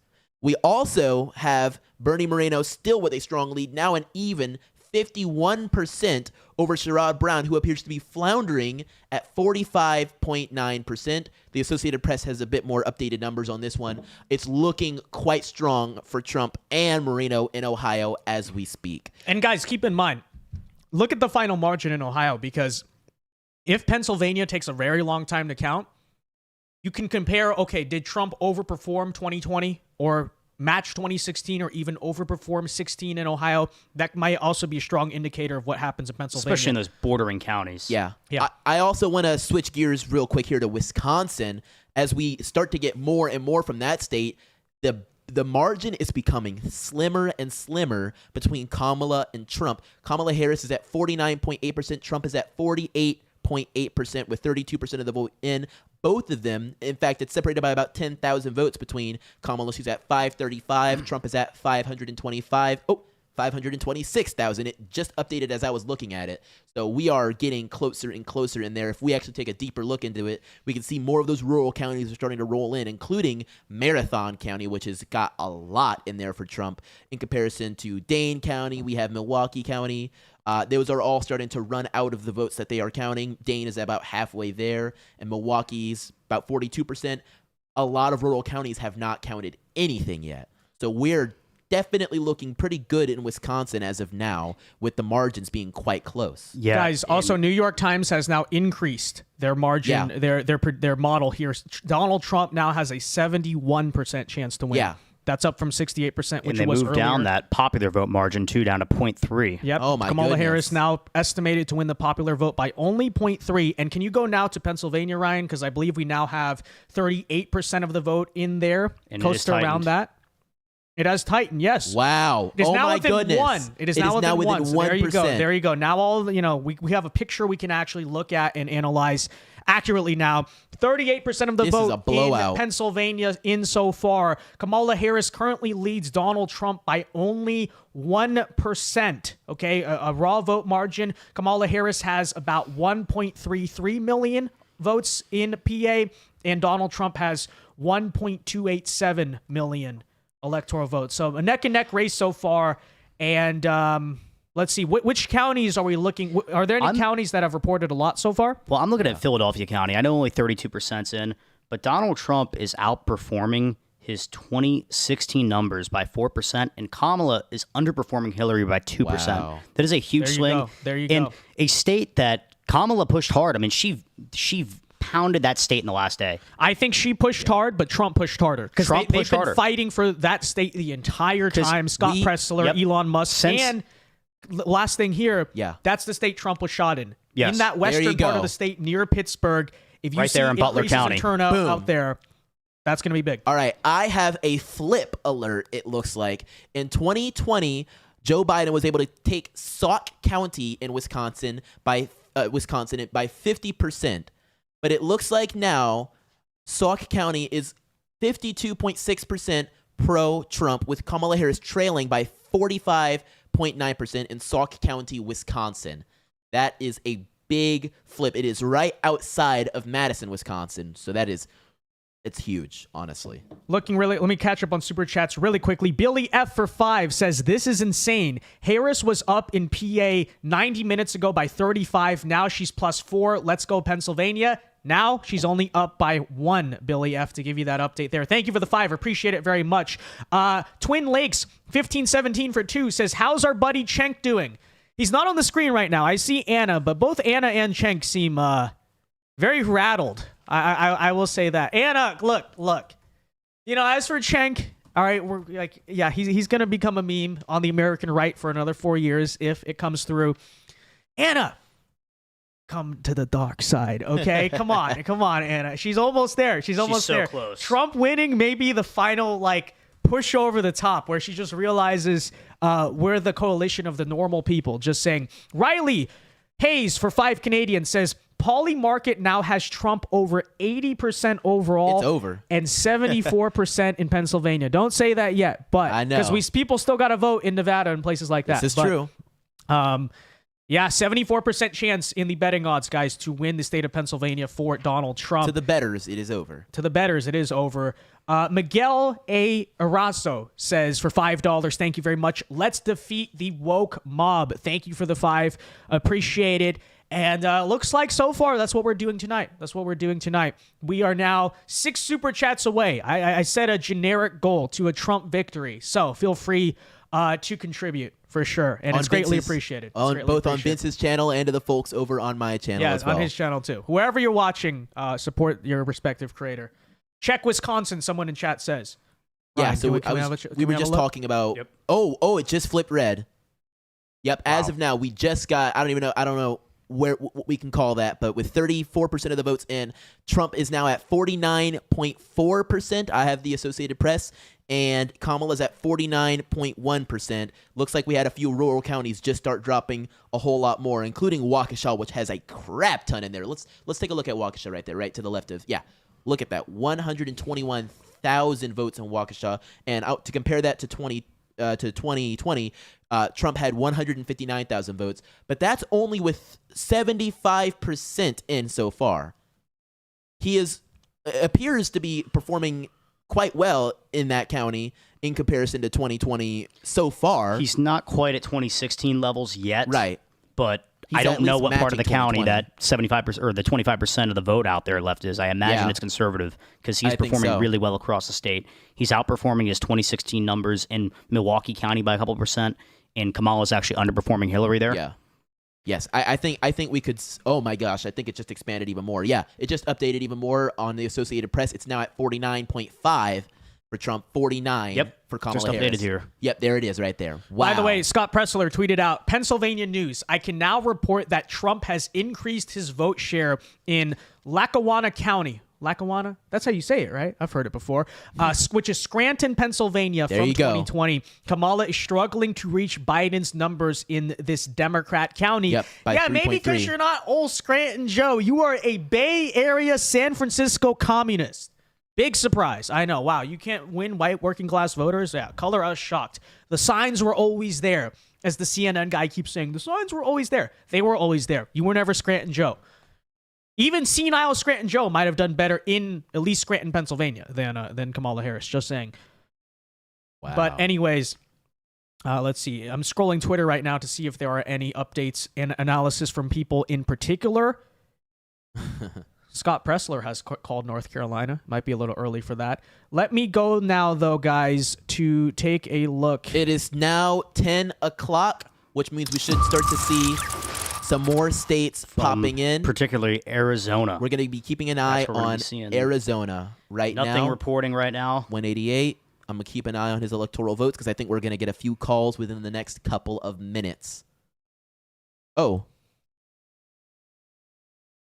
Okay, sorry, I saw something else. Okay, there it is. All right, we've got our few calls. Can we look at Minnesota really quickly? Well, actually, I have an election alert call to go through first. Quite a few, in fact. So let's go ahead and throw the hammer once again. We have the state of Utah and Montana have both now been called for Trump, now bringing him total electoral college votes to 198, with Kamala Harris still at 99 electoral college votes. Switch to the AP there. That's what he's looking at. Yeah, Ryan. so if we can switch to the Associated Press, you'll be able to see that's Minnesota. So if you have a page where it's just a pure one, it doesn't let you get back. On the left.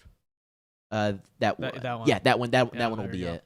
You should be able to see 198 with Montana and Utah having been called. The Associated Press has been a little iffy on this. You might have to close out and reopen it, which is a little rough, but we can confirm that the Associated Press have called it. We expect the New York Times to follow. Trump is winning so big, they're shutting down the internet, okay? It's not working. All right. And, oh, my goodness. Look at these election results right here. This is the brain of the Kamala campaign right now. Go ahead and ping us back. Ping us back to put us back to New York Times. Yeah. We have big numbers coming in from Arizona already. Trump with a strong lead at 58.1%. No county delineation quite yet, but with 4% of the votes immediately being posted, Kamala has a strong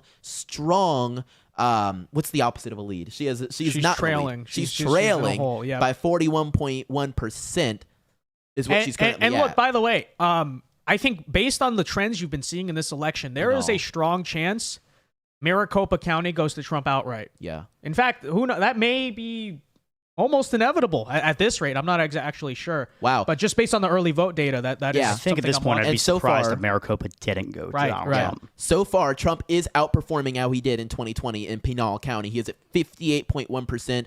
In 2020, he had 57.9%. So he's improved. He's improved a little bit, I'd say. A little bit. And that's only so far. But that's with early vote. Yeah, so you're right. Yeah, because and that's with 44% of the vote in. That's not counting any of the election day votes. Yeah, true. Harris is at 41.1%, but Biden got 40.6%. So she's also slightly overperforming, but there's the election day votes to come in.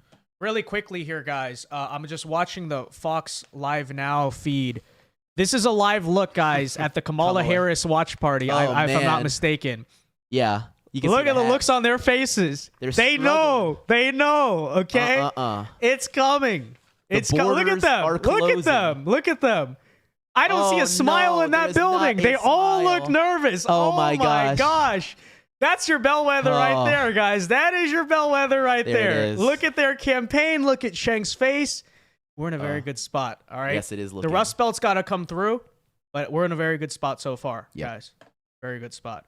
Okay, just wanted to react to that really quickly. What else were we talking about? Still watching North Carolina and Virginia. Neither have yet to be called. However, I do have to make mention and make note that with 2/3 of the vote in, Trump is still in the lead in Virginia. He has 50% of the vote to Kamala Harris at 48.3%. That is something to make mention of. Take a look at Virginia real quick, right up there. Yeah. So I don't know what's going on. I mean, I think maybe a lot there's of that count from Fairfax still out there. still out there for sure. It's not like we're not expecting it to go Trump's way or anything, but it's strong. I will say Very. stronger than before, and he still currently has the lead, which is always impressive to see.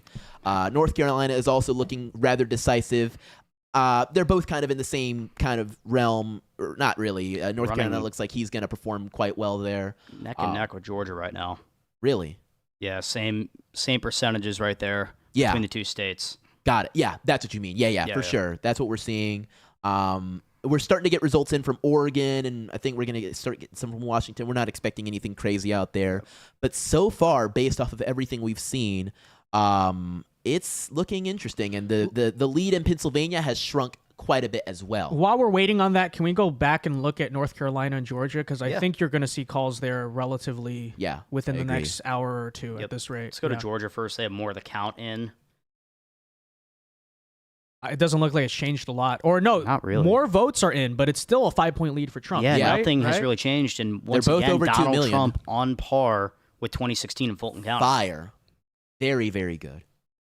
Wow, guys. Really quickly, we just hit our 10 super chat goal. Okay, so thank you very much. Let me read these really quickly, unless we have something very pressing. No? Okay, let's get to them then. Zachary for $5 says, a toast to the new three-legged Republican coalition.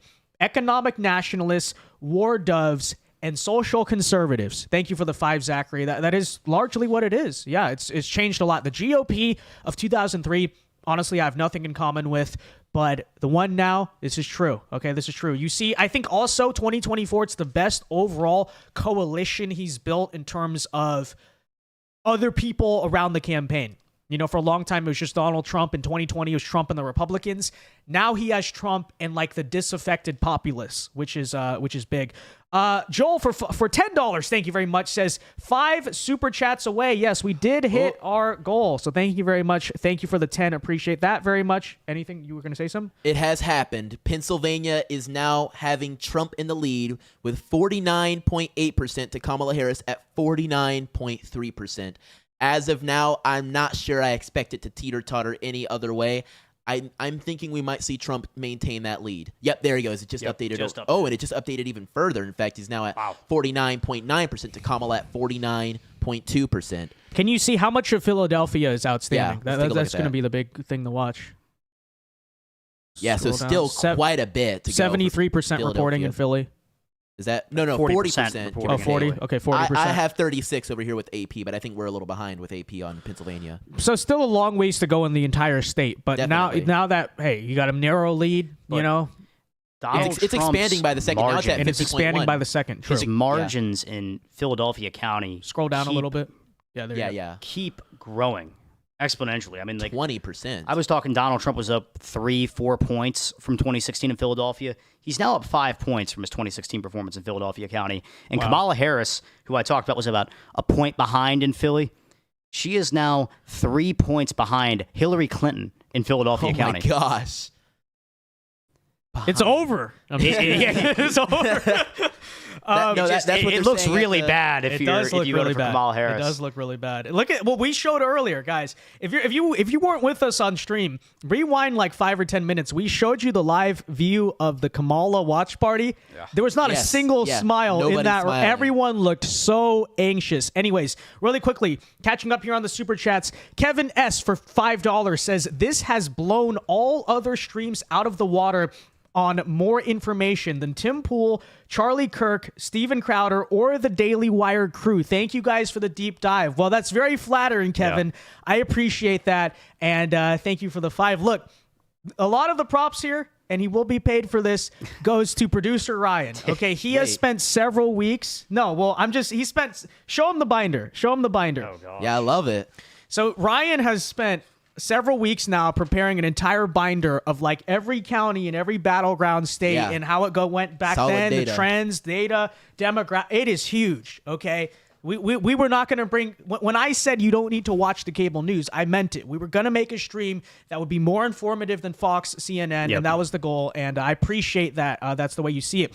Arun Madhavan for the 5. Hopefully, I butchered that name, but voted mail-in for Trump for Illinois. Even though it won't matter, it's not about changing the result. It's about sending a message. And yes, we need that mandate of winning the popular vote. That is very big, in my opinion. Extremely, extremely important, you guys. Hold on. I just lost the super chats. I think Trump just expanded his lead by even more in Pennsylvania. He's at 50.2, unless 50.2, I missed that. No, that's right. 50.2 to 48.9. It's not about making a hit. It's about making a classic, and that's what looks like what's going to happen. We just got an electoral alert, though, from the state of Colorado, as nobody is surprised.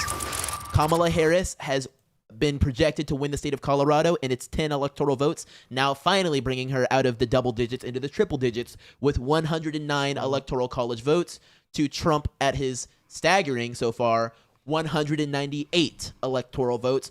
Notable states that have been yet to be called are, of course, Georgia, Arizona, Pennsylvania, Virginia, North Carolina, Wisconsin. A lot of states have yet to be called so far, but he has a manageable to quite acceptable lead in many, or I think actually every single state I just mentioned so far. Yeah. There's a lot to be still counted so far. Pennsylvania is only a little under halfway, with Trump at 50.3% now. I swear it's been jumping every single time we've said it.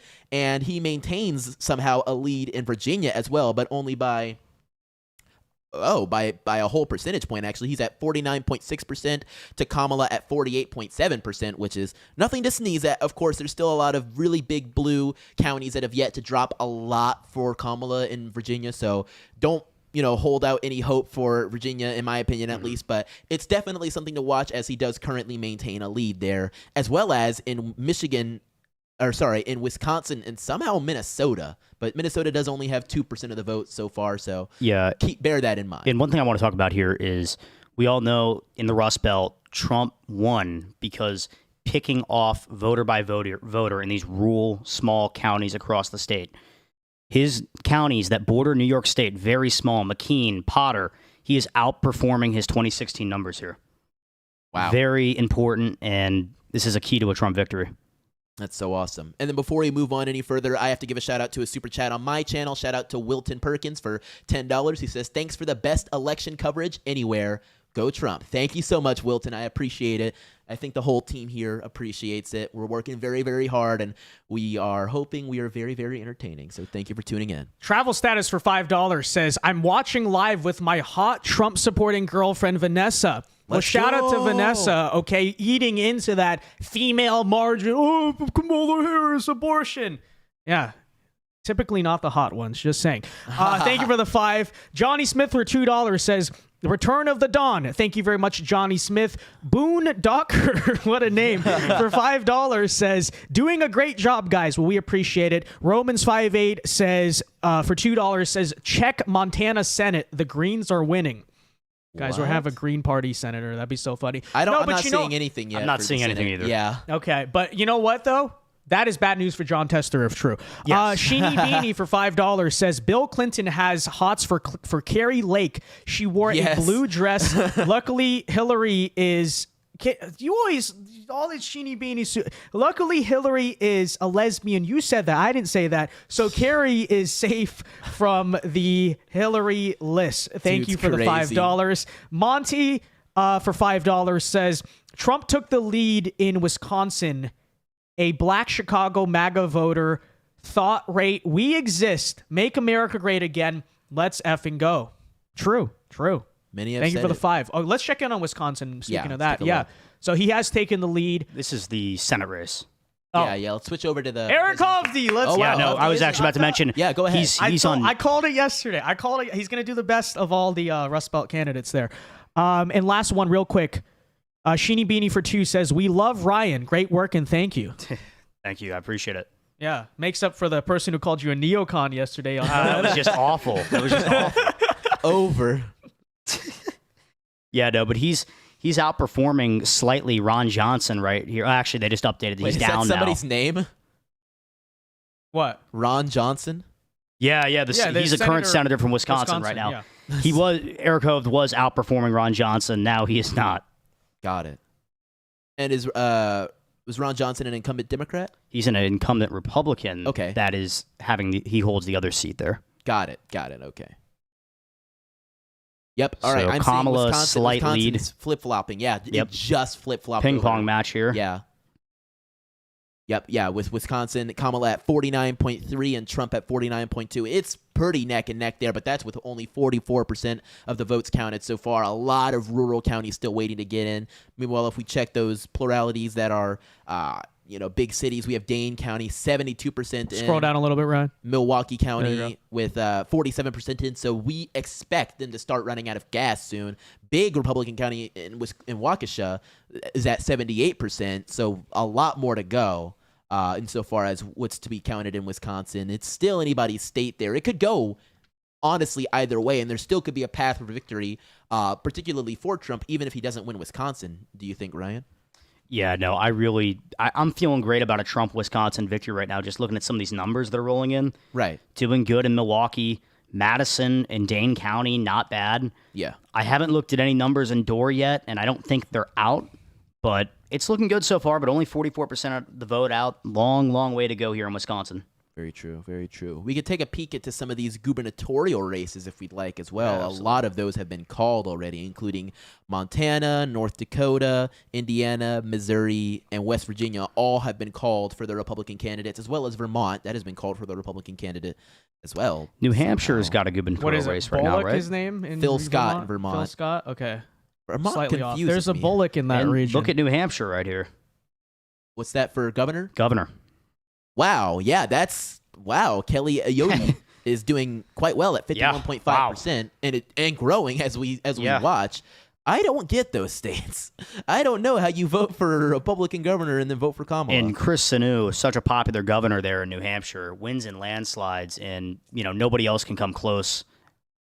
Hey guys, Arizona. Let's go back. We got some results. We finally. got some more. Yes. Okay, yeah, we have a lot more coming A lot into of results. Arizona. 51% of the vote is currently in Arizona. Wow, that was a quick count. Okay, 50% for Kamala, 49.1 for Trump. So we're mostly probably looking at the earlier votes here, right? Yeah. Early votes, absentee ballots, and as we reported before, even in early voting, Arizona Republicans were destroying them with a lot of people left to go who are still going to vote on Election Day. And 51% in, let me actually look at the county breakdown here. Yep. But it seems like that's what you're seeing. I don't know. They still have Arizona as lean R on the New York Times. Trump down by 0.8, but seems to be in a good position when you consider, again, the fact that these all just got dumped in all of a sudden really indicates to me that we're looking at a lot of earlier votes here. And it's basically tied, very close to tied. So once the Election Day stuff comes in, by the way, a lot of rural counties in Arizona still have a lot to go, Navajo, Apache, Coconino. Apache, Yeah, and Trump's Apache. outperforming his 2016 and 2020 numbers in There you Pinal go. County, which is great news for him. That's a county he needs to do really well in. Maricopa right now on pace with the 2020 numbers. He narrowly lost that in 2020, narrowly won it in 2016. Wow. A lot of the votes still out there, though, and we can only assume The Election Day vote is going to favor him. absolutely, and that's going to come in later in the night. Yeah. In 2020, Trump got 48.1 of Maricopa. He's currently sitting at 48.5. So outperforming 2020 by just a little bit so far. And something pretty incredible right now, Navajo County, Trump got 51% of the vote. You guys there. don't know these native tribe names. You're not from, I said Navajo. You're not from the West. Hey, Navajo, Navajo. You said Navajo. Apache. Okay. You said Apache. Apache County. I admit, I did say Apache. Proud Californian. We know our native American I at least said history. We're Navajo. I taught at least these said things. Navajo. I got that right. Now I don't know about Coconino. I don't know what that is. Is that correct? Coconino County. That's not a tribe we learned about in school. Well, Navajo and Apache. It was a yes. more minor tribe. But guys, now let's shift to the other Sunbelt states because we now have 85% of the vote in Georgia. Donald Trump still enjoying a Decisive 5-point decisive lead. Wow. 52-47 over Kamala Harris. Guys, this should be called any minute now. This should be. We're really looking at it looks very strong. In similar position in North Carolina, if you can scroll up there, Donald Trump, much similar in North Carolina. Stronger even. Less of the vote is there, but he's also up 5, and New York Times has both as likely Republican states at the moment, but they're leaning more Georgia because 85% of the vote is in, and Kamala is still down 5 points. That 5-point firewall has held like basically the entire night almost now, right, for Trump. Yeah. And it does not seem at the current moment like Kamala Harris is going to have the remaining votes left to pull out anything close to a victory in Georgia, which indicates, again, my prediction, I'm going to go back to it that I made at the beginning of the night. If Georgia is called before midnight, which it seems like any minute now they may be making the call, very good news because the national environment favorable to Republicans. And if you can go back to that. I just want to, really quickly, before we leave there real quick, Anson County here, just outside of Charlotte, Donald Trump in 2020 lost that county by 4 points. Wow. It is now up by 51% with 95% of the vote in. He has flipped Anson County, and not even flipped it by a narrow margin. He has flipped it on its head by 5 points. That's impressive. Unbelievable. That's a fantastic showing in North Carolina. It's really good signs. This state should be called really soon. North Carolina, for sure. Yeah, and Georgia. By the way, New York Times now estimating Donald Trump will win the popular vote by 0.6. No that is shot. the current Pull that estimate. Up. Pull that up right there. This is never before seen. When was the last time a Republican president? George Bush. George Bush Jr. 2004. 2004. Yeah. This will not have been seen in 20 years. In basically our lifetimes, we have never seen anything like this. And how much politics will has it changed. happen? Will it happen? Who knows? But the New York Times of all publications putting it at almost 1 point ahead for the popular vote is crazy, especially considering right now Trump sits at 43.7 million votes. Kamala sits at 38.5 million votes. It doesn't necessarily surprise me, though, because he's eaten into the margin so much in those deep blue states. He has. You know, oh, by the way, that needle just moved. I don't know if you saw it on the screen. No way. It's New York almost Times likely. now has Donald Trump as an 80% chance of victory. So there you have it. There you have it, guys, so far. Go back to the presidential map. Yeah. No shot, dude. See if there's any new dumps in Arizona. Larry Hogan also just conceded in the state of Maryland. There was some thought maybe he could pull off something. Not happening.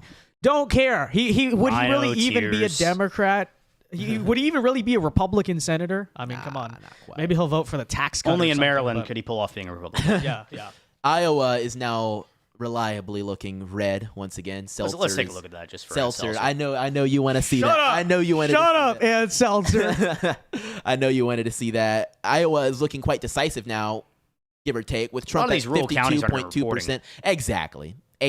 And Kamala at 46.4%. I mean, for a minute, it was looking like maybe Miss Seltzer would be feeling great, but not for much longer. And guys, hold on. Margins wise, New York Times is currently projecting Wisconsin will go to Donald Trump by 1.4. Wow. Pennsylvania by 1.9. Michigan by 2.1. That number is going to change back and forth throughout the night because it updates the model. But that's where we currently stand. They think Trump's going to do very well there.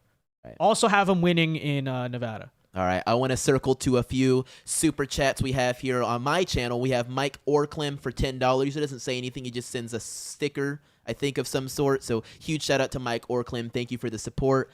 Vincey, I want to give you a chance to throw to yours as well. Yeah, let me check. Let me check what super chats we got here. We got quite a bit. Quite a few. Let's see. Sheeny Beanie for $2 says, "Yeah, I got banned from commenting on YouTube for 24 hours." Okay, well, you know what? Like, you want me to read these super chats? Okay, behave yourself. All right, we are on a communist big tech platform. Datalist for $5 says, "Here's a $5 to go to the celebratory fund if Trump wins." So true. We're gonna throw a rager. We're gonna throw a MAGA rager if he wins. MAGA party. MAGA party. So true. Sheeny Beanie for 5 says there was a overweight woman in a green dress, and I said she looks like an avocado. Apparently this is harassment, but I think someone just snitched. Okay, thank you for the 5, Sheeny Beanie. Zur Gaming for $5 says, Air Force enlisted airmen here voted Trump and hoping he wins for the sake of national security. So true. I made this point in my video yesterday, last video before the election, by the way, and I thought it was important. I said, look, young men, our lives are literally on the line, and there's a reason why we are the agents of change throughout history. I'm very curious how that vote margin's going to end up. But first, we're looking at the actual results. That's illegal. Mate says, for 2 Australian or whatever that A is, dark gothic MAGA energy. So true. Shout out Elon Musk. Big difference he will make in Pennsylvania, I think, in the end. Anthony Wiseman for $20. Thank you very much. Says, Vince, thank you for putting together such a great and informative stream. My wife and I found you after your amazing Vice appearance, and I've been watching ever since. Keep up the solid work in college, and good luck. Go Trump. That's so true. I don't think my college performance has been great in this election year, but you know what? The country's more important. Thank you for the 20. God bless you. And Zachary for $5 says, I promise you if Trump wins and abolishes the selective service, at minimum, I'm enlisting in the reserves. Thank you for the 5, Zachary. But you got to make sure some neocon or Democrat doesn't win in 28. So that'll be something to watch. Thanks, guys, for the super chats. Again, if you want to have your message read, have any thoughts, wants us to check up on something, you got a race you're interested in, feel free to do so via the super chats. And your support for tonight's stream is greatly appreciated. We got some positive reviews so far, so glad you guys are enjoying the show. And let's check back in, guys, on Georgia. They gotta call it soon. They gotta call it soon. They gotta ring the bell. They gotta throw There's the no towel way. for Harris. This is like Still a lot out in Fulton County, but you can go here to Douglas. It's almost done. With, and that's a Democratic with stronghold. 91% of the votes in, and it looks like that new dump came out of the Atlanta area, right? Yep. Okay. Yeah. Trump still enjoys Whoa. a 3-point lead in Georgia. I gotta take a look at something real quick here. I want to look at some of the historic performance of Trump in some of these counties in Georgia. You know, he's really underperforming in Gwinnett.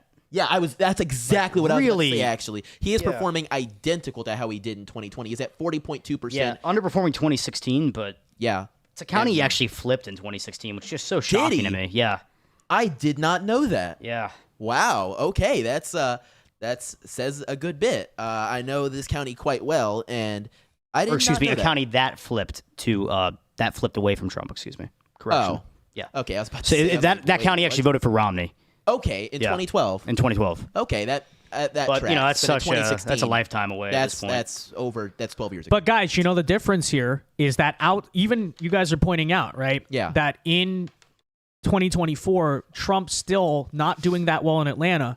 Yep. But in the rest of the state, that has trended significantly more Republican. Yeah. We've been how long have I been saying on this channel? It's going to be more so. we can pull up that shift. Yep. Yeah, it's Right going to here. come. It's all going to come down to turnout. You know, it's Yeah. persuasion Atlanta- more than turnout. The Atlanta wall here, it's all shifting left, but the rest of the state has shifted hard right. Look. That's why you can't stay home, right? That's turnout. That's And- what we call turnout right there. And what did we talk about when the Florida polls closed? This northeast Florida, Duval County, Yeah. Baker County, it's going to Scroll down, mimic a scroll lot down of on the- South yeah. Georgia. Scroll down. There you go. And we're seeing exactly that across the state. What's happening in Duval is happening in South Georgia. There you go. There you go, ladies and gentlemen. Going back now to the forecast, they just bumped it up now. Donald Trump is at 82% chance of victory. New York Times is now projecting he's going to win over 290 electoral votes. And 0.8 of the popular vote they're projecting. that's the same. Oh, is it the same? That's the same, yeah.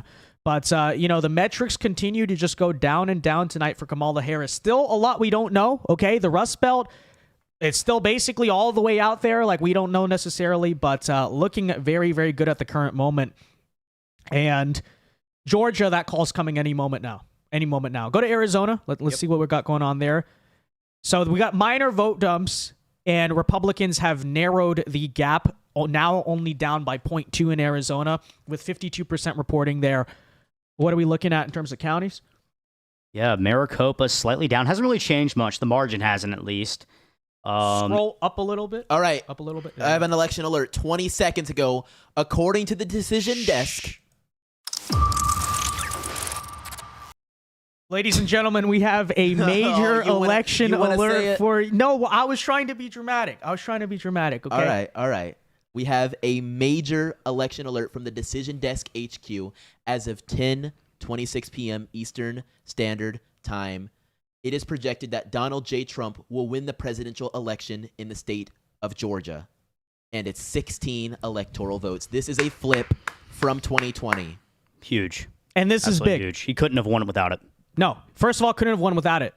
But I said if it's called before midnight, very good. Called at 10:28 p.m. by decision desk. I was hoping midnight 1 a.m. we'd call this state. I wasn't thinking we were going to do 10:30. This is hours ahead of the timeline we expected. And New York Times has the needle all the way right here. It's like Unbelievable. 99% Republican. They're going to make the call any moment now. All the major outlets. Oh my gosh. There's a picture We can of- say it right now. Donald Trump has won the state of Georgia. Yep. Huge. And this is a state that looked like in 2020, 2022, it was really going left.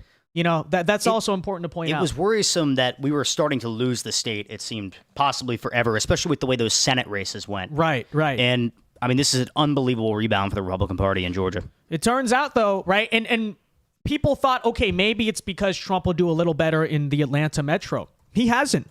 That's not why. It's because those rural, outer Atlanta, just rural Georgia in general, it's because all of you guys this time decided you weren't going to stay home. You were going to do your work. You were going to go to the polls and vote. That's what made the difference. Not persuasion necessarily. It was turnout. It all came down to turnout, at least based on the swing map. That's big. Ryan, you're looking at something here. What county are we talking about? I was looking at Clark County, just Athens, Georgia. That's where the University of Georgia's at. Mm-hmm. Everybody talks about the youth influx for Kamala Harris. You're going to get these big margins for her. And really hasn't changed at all. I mean, it's pretty surprising to me. I mean, there's no excitement there. There's no excitement at the University of Georgia, the biggest school in the state. No major drive to the polls for young men and women there. And by the way, the thing about college towns is it's not just the kids who vote. It's like the professors, the faculty, the administration. Those people are all the university workers are all very Democrat. I mean, she's on par with Biden. Yeah. She's actually, she's underperforming Biden in Clark County, which is kind of surprising because I don't think anybody young was excited to vote for Joe Biden. No, but I think the young, I'll tell you exactly what happened. This is what I think is driving it, is people like us turned 18 years old after 2020. Our segment of Gen Z is very, very pro-Trump. That's probably what ate into that margin, even if slightly. I think most of the frat guys still probably stayed home and stuff, but little bit of a difference there. A little bit of a difference. We have another decision desk call coming this evening. We call that an election alert. According to the Decision Desk HQ, the state of Iowa has been called for President Donald J. Trump. So it's not going to Kamala Harris by 3 points? It's not. It's not going to Kamala by 3 points. In fact, it's going to Trump. And the how many electoral votes does that state have 6. again? The six electoral votes will be going to Donald John America. This time, at least. It's looking pretty good. I will say. That lead has narrowed in Michigan. It is tight with 23% of the votes, and a lot of that votes coming out of Oakland County, Detroit. That's very promising. 64% of the vote in out of Oakland County. The probably the biggest Democratic, you got to think it's just outside of Detroit. Feeling good considering he's only down 0.2% there. Wow. Yep, 49.3 is with a 64% of the vote margin. In that district? Yes. Or in that county, I should say. In that county. Yeah, there it is. Yeah, that's impressive. With still a lot of rural counties not reporting anything quite yet, and we still have yet to see the Associated Press or New York Times catch up on those calls. Those are the aggressive decision desk calls, but we believe that they'll be matched. Well, we'll call it twice. We'll call Georgia twice. So when the big guys call it. Yeah, the big guys call it. But like New York Times right now has it at like 99%. Let me get you the actual number there. Yeah, we have an Arizona more than 95% chance Trump wins Georgia. We have an Arizona lead change as well. We now have Trump in the lead with 49.7, Kamala at 49.5. We expect a bit more tit for tat there as the evening goes on, but we're now at 53% of the votes in, so over half of the way there in Arizona. It's looking very promising. And wow, is that Maricopa County almost a dead tie? Yep. Wow. That's exactly what you're seeing. Yep. So currently, New York Times has Wisconsin at a 62% chance to go for Trump, Pennsylvania 62%, Nevada's at 59% only. That's it. I could still see a situation where Trump wins all these states except Nevada. Because it's just like it was always a mirage, that there's a possibility. But they still have Trump at a 59% chance in Nevada, 65% in Michigan, now more than 95% in Georgia, and 88% chance to win in North Carolina. Those calls will be coming very soon. In fact, what are we waiting on at this point? Donald Trump has won Georgia. He's very close to winning North Carolina. And his lead in Pennsylvania is expanding as well. Wow. Okay, let's go to Pennsylvania. Yeah, he's at 50.9% in Pennsylvania. That's it right there. That's what we need to watch. According to the New York Times, he's at 51%. Wow. With Kamala at 48.1 or so. Scroll it down a little bit. 2 million for Trump sorry. and 1.9 million for Kamala. This is not looking good for the Blue Crew tonight. Well, you saw them. You saw them like 30 minutes ago. They were all anxious. Where's Cenk? He's not on the TV. He's not. They took Cenk off of TYT. No, Who's this lady on the screen? We want Cenk. I actually just read that he left the show for the evening. I read that online. He left the show for the evening. I read that. No, you're lying. You're lying. You're lying. You're lying. He did not leave the show for the evening. No. I don't know if he has, but I read that online. No. According to this guy, Cenk Uyghur just left his own show. He left. Wait, he left his own show. We gotta go. Wait. Here, I'll send it to you. We're clipping this. Guys, apparently it is being reported that Cenk Uyghur live has left his own show. He walked off of TYT. The election's not over. It's looking very favorable to Trump at the time of recording this. New York Times has the election at like 78, 80% chance that he wins. Apparently he left. We got to tune in. Okay, we got to see this. Because I was watching the live monitor and I was like, where did Cenk go? Why is he not on the screen? All right, let's tune in. Let's see why Cenk Uyghur allegedly left his own show. Oh wait, no, this isn't a video. It's a screenshot. Okay, but we have the feed right here. We do have the live feed of TYT, you guys. Oh my gosh, I can't believe this because we wanted to see his full reaction. All right, he's robbing us. How dare he? Frankly, how dare he leave his own show? Hold on. Let's tune in. There you go. It's a dead heat in Pennsylvania and Wisconsin. And that's not live. Whoever wins that we went back a couple minutes. Michigan, Wisconsin, Pennsylvania is going to win the election. And right now it could go either way. As expected, only by us. The two sides that thought it was going to be a blowout. As it turns out, not a blowout. As we expected and told you guys, it is as close as it could possibly be. So stay right here. We'll be right back. Okay, so they go to break. Thought that was gonna be like the Bill O'Reilly do it live, like cuts he just what a coward! What a own! Everywhere you look, things are getting more expensive. Okay, so this is an ad.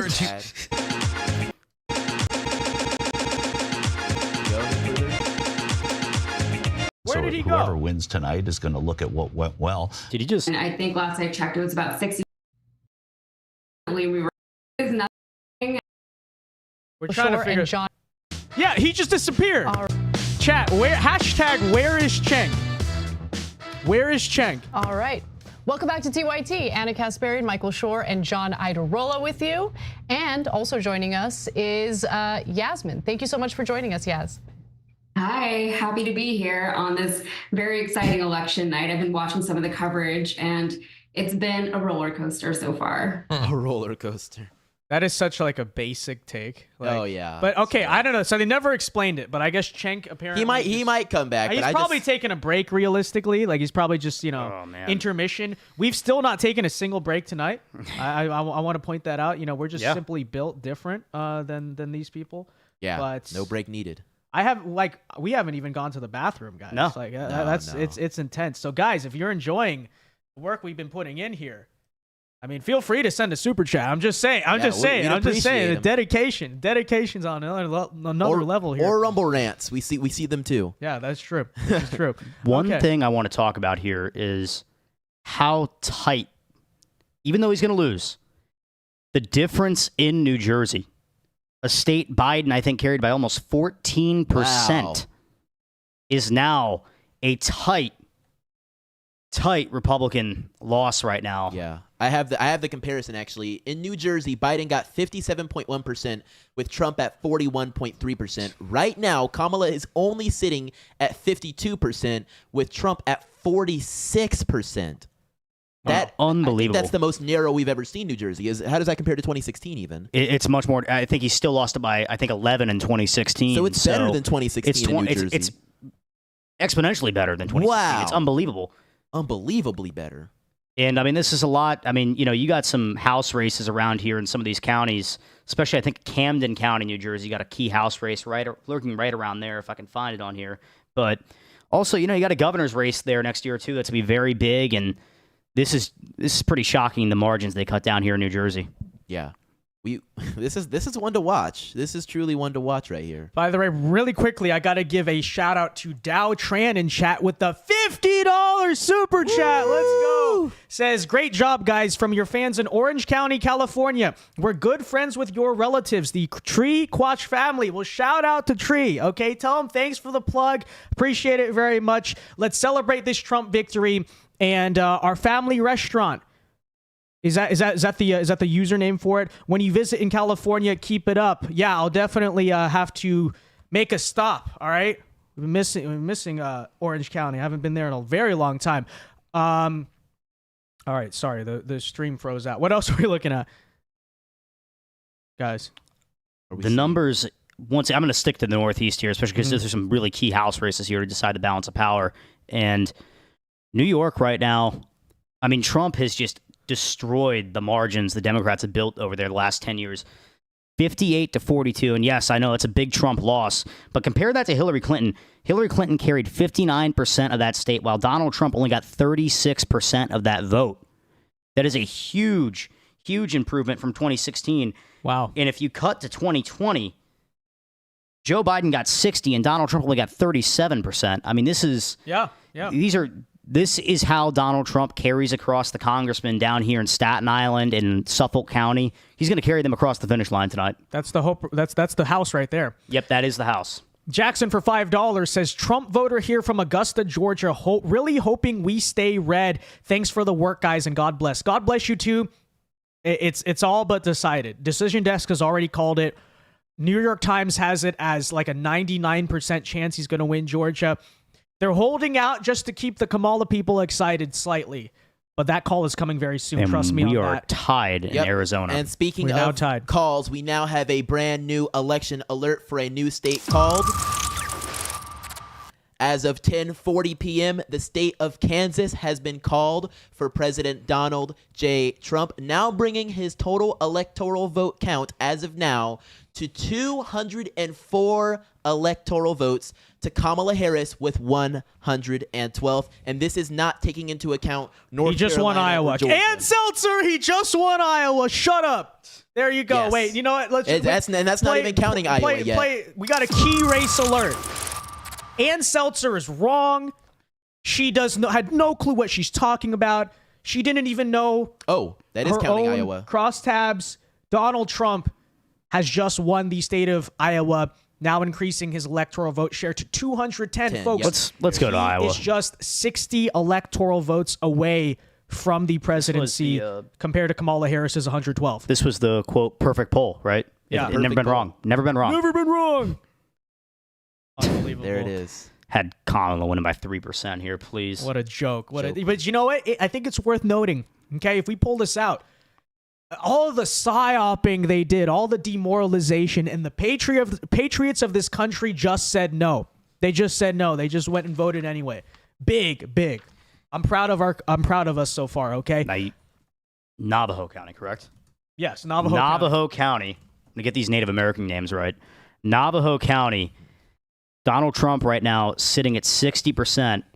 Compare that to 2016, 51%. Wow. Compare that to 2020, 53%.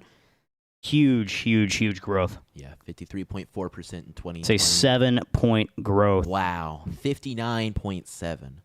That is a gigantic growth, and that's with 41% of the votes counted there. So a little under half. It's getting underway there, and if he keeps up the pressure as he is so far, that would That would definitely mean a lot for how they go. I have to give a huge, oh my goodness, huge shout out to St. June Park on the Chandler Crump channel. He is matching us with our electoral votes at $200. He says, second 100 electoral votes. Fight, Chandler. I want to do something historic tonight. Do a full Zoom real quick. I think we need to get every single person on every single platform in every single chat to drop in the chat right now the words fight. Can we get that going in the chat real quick? I think we deserve it right now. Fight. Huge thank you to St. June, and shout out to the folks in Vince's chat as well. I think you just got something from Hong Kong. Let me get all the way caught up here. Godson for $2 says Disney replaced Cenk with a brown girl. That's fun. No, that's true. That's what happened. That is what happened. Okay, so the gender divide in this election. Cenk will be a Trump voter now. Is the TYT stream crashing? Because it's like. Did you refresh it? No. Okay, yeah, just refresh. It's probably just like lagging out there. But anyways, Brian for $10. Thank you very much. Sends a super sticker, I believe. Joe for $10 says thank you. No, thank you for the $10. Glad you are enjoying and appreciating and supporting the stream. AO is my name for 2898 SGD. I have no idea what currency that is, but shout out to you, whatever country you're watching. Oh, it's from Singapore. From Singapore here. Good. Keep up the good work commentating, supporting Trump as a cosmopolitan Singapore. Do get influenced by U.S. cultural soft power projection. Don't want transgender men in female sports here. Very true. Universal. Thank you very much. God bless you. Appreciate it. I have to interrupt real quick. We have a key race alert. Cenk Uyghur is back on the stream. Oh, no. It's over. And his eyes look very red. Oh my God! He went to the bathroom and smoked a joint. That's what he did. He was like, "Oh, I can't handle this." He can't take it. Unbelievable, So guys. true. Unbelievable. Okay. Anyways, by Victor1 says because you haven't taken a restroom.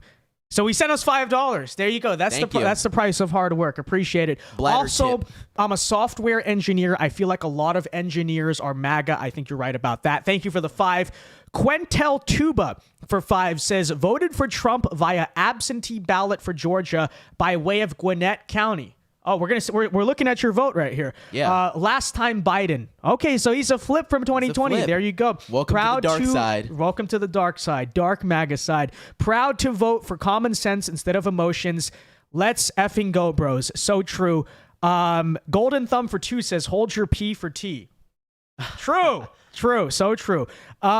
Jay Smith for 1588 Hong Kong dollars. I don't know exactly the currency exchange there, but it's saying it's 204 US dollars. Says great work, guys. Woo! Appreciate the support all the way from Hong Kong. Yes. And this is big. Great stream tonight. By the way, may be the most viewed stream in the history of our channel. We currently have like 1,600 live concurrent viewers. And lastly, Adiodatus for $10 says, fight, proud Pennsylvanian today, MAGA. Thank you very much. And I believe with that, we are all caught up. Appreciate it, guys. Back to the election now. Yeah, I mean, Ohio is looking really good for Bernie Moreno right now. Really? Has there been a call yet? Or is There's no call. Yet. But he's sitting at a good 50.9% with Sherrod Brown at 45%. Now, keep in mind, a lot of this outstanding vote is coming from Franklin County, right in Columbus. I mean, that's going to be big Democratic ballots coming through.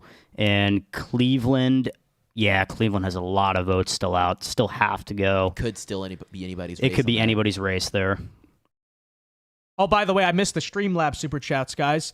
Ruman for $100 says, here's to dominating conservative media in the next 4 years. So true. So true. Many are saying this. Theo tips $25 on Streamlabs, says, proud Pennsylvanian here. Now, as always, the true Keystone State, MAGA 2024. Thank you, Vince and crew. Thank you very much for the 25. Big super chat there from Theo. Theo for another 25 says, proud Pennsylvanian here. Double up. Keystone State indeed. MAGA 2024. Yes. The stone of Pennsylvania is key to this election. I'm sure that's what the name means, by the way. Theo for another 25. Oh, my God. Triple up.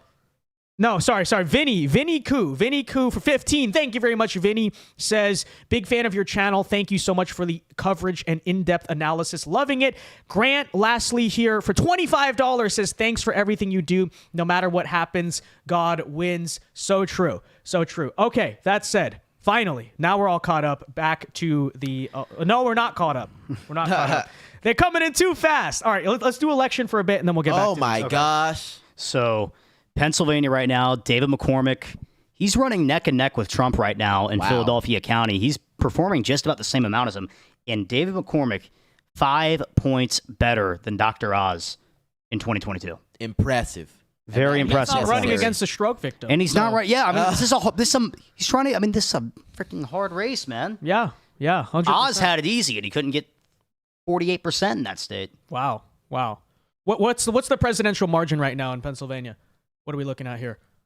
From what I can see, we have a solid 51.1% for Trump in Pennsylvania to a pitiful 48% with Kamala Harris. I do expect that to shrink a good bit as Philadelphia County still a lot to go in Philadelphia. Half or so, but Trump's holding that margin. He is holding that margin. Outperforming 2016 and 2020 by both a very, very good amount. Very, very solid. Another state in which he's continuing to perform quite well is Georgia. He's at 51.1 as well, with Kamala also at 48.2. And I believe a similar-ish story in North Carolina with Trump 91% reporting, by the way, in Georgia. So almost there. Almost there. That state should be shutting down any minute now.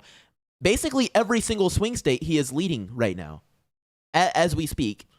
What are we looking at in Arizona? Okay, so in Arizona, yes, 0.2% very closer, lead, much closer, but 53%. That's going to be a very slow counting state, but we'll let you know as we get to them. Any other updates out of the swing states? Wisconsin, I think we have a lot of new votes in, and New York Times now has that as lean Republican, which is ahead of what Pennsylvania is. See, look, because Pennsylvania, I think, is still a toss-up, right? Go back to PA. Right. So they have PA still has a toss-up, slightly leaning Trump. Wisconsin, lean Republican. As I've been saying, guys, the polls in Wisconsin were going to be wrong. They always underestimate Republicans in that state because you have high amounts of non-college educated, white working class, rural voters. They're notoriously very hard to poll there. And currently, Trump has a 1.5% lead in Wisconsin. 57% of those votes are in right now. And New York Times projects lean Republican, slight favor right now in Wisconsin. Trump. Similar story in Michigan with 27% of the votes in right now. Trump leads 50 to 48%. And this is including the fact that Oakland County has 67% of its votes in. So they're one of the earlier voting counties. So a lot of the other places in this state, that is probably the reason they have it as lean Republican, is the outstanding vote share they think is going to break more so for Trump than Kamala. I think that's what they're looking at there, right, Ryan? 100%, and he's improving in margins just all around it, outperforming even 2016 numbers, which is pretty shocking to me. In Oakland County, this is a county that Kamala Harris should do really well in. And don't get me wrong, she is. She's up, but not up as much as she needs to be. Should be. Not as much as she should be. I mean, 50, she really needs to drive that urban vote out to win this state and to win across the Rust Belt. I just watched the drop come through and push Trump even further up in Michigan, 50.8 to 47.4 now. Wow. That's looking almost decisive right there. And there's still a good amount of rural counties. There are still counties that don't have a single vote in Michigan counted yet. Oscoda County, a few others. Ontonagon County, Ontonagon County. I have never even heard of that one.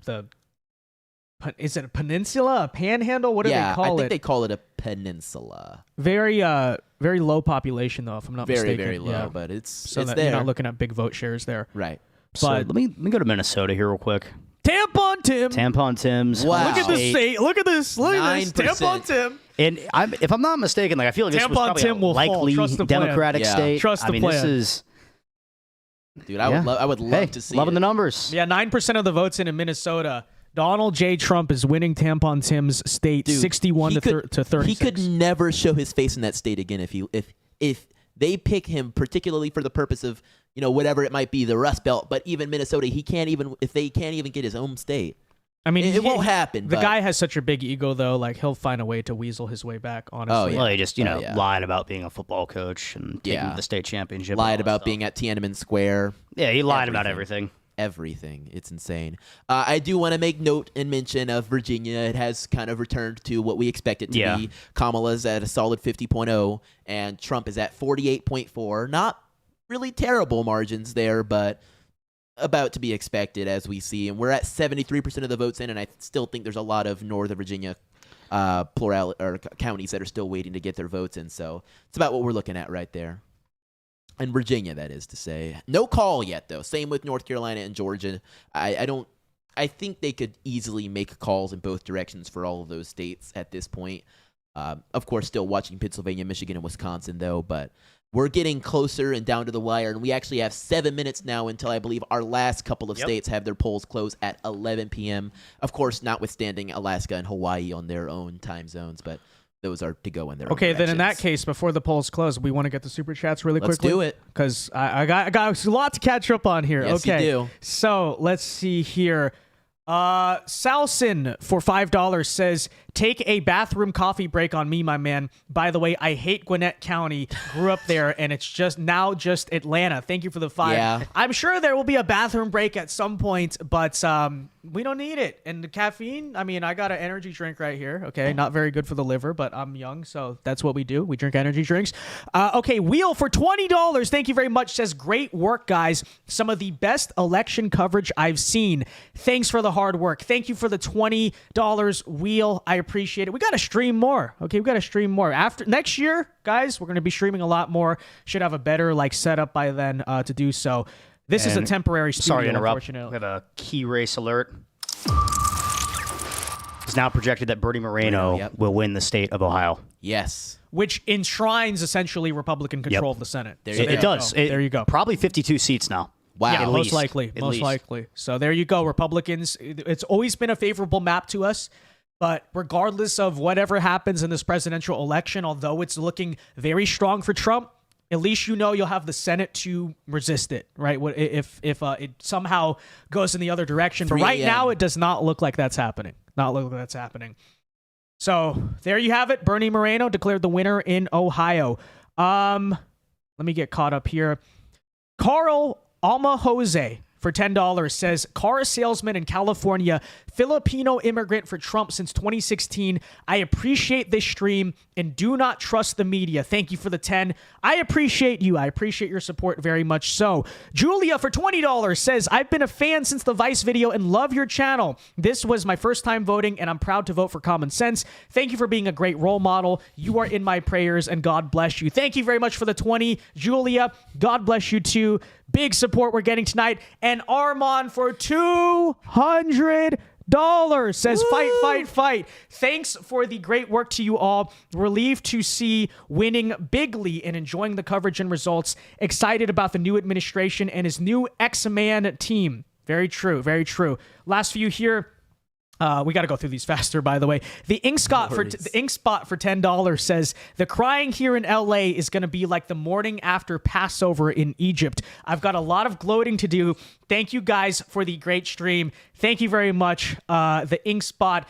And whoa, Renee for $100 says, just go ahead and call it. You guys are doing amazing. All right, we'll call it in honor of Renee. Okay, Renee Decision Desk says, whoa, we are winning. Wow. Look at that. 300 electoral votes, estimate. 87% chance to win the presidency, and popular vote, a whole percent now for the first time tonight. Goodness gracious. Wow. And as of now, Trump has just passed over 50 million popular votes with 52.5% to Kamala at 44 million and 46.2%. Look at these margins they're projecting in the Rust Belt. 2%, 2%, 2%. It's over. These are over. states, It's even in over. 2016, Donald Trump won by 0.5% in Wisconsin, Michigan, Pennsylvania, just a few thousand points or votes pushing him over the finish line. It's looking like this could be an electoral landslide. Can I just say, by the way, addressing, because we heard earlier Cenk say, the election is close, both sides are going to win. That is not a landslide. He's right about that. But that is not a razor thin election. That is a solid night, I would say. No, it's not a landslide necessarily, but you go back to 2016. Electorally, landslide-ish, flirted with it. As far as the popular vote, I mean, Hillary Clinton won it in every Rust Belt state, every battleground state was won by the skin of Trump's teeth. And right now, if these margins hold, this is not a close battleground states. I mean, he's going to beat the crap out of Harris. Absolutely. I mean, these are huge margins. Speaking of beat the crap, when it comes to the Senate as well, we're seeing Michigan and Wisconsin and Minnesota Senate races, although we won't pay too much attention to Minnesota, but Michigan and Wisconsin, both with their Republican senators in the lead as of now, with Eric Hovde in Wisconsin at 49.1 and Mike Rogers in Michigan only at 49.6. 27% in so Dave far. McCormick's still holding on. Dave McCormick in Pennsylvania, truly, yes, still it's a very holding key on. state. That is very, very interesting. We could see quite a turnaround when it comes to this Senate control. You know what's interesting is, out of all these states out here in the Rust Belt, every single Senate race has about 1% for third party. You look at Ohio, I don't know who Don Kissick is. That's 3%. Yeah, that is huge. that dude. Libertarian. Yeah. I mean, that is a huge share for a libertarian, high-profile Senate race. It's Very Ohio. They like Ted Cruz. Yeah, wow. yeah. How's he doing? He's doing pretty good. Good. Let's take a look at the returns. Wow. He declared victory about an hour ago, by the way. I Ted saw did? on the monitor. Yeah. Fort Worth, red. Wow. Yeah, wow. Let's go over to see what Kari Lake's up to here. Almost 50% of the vote in.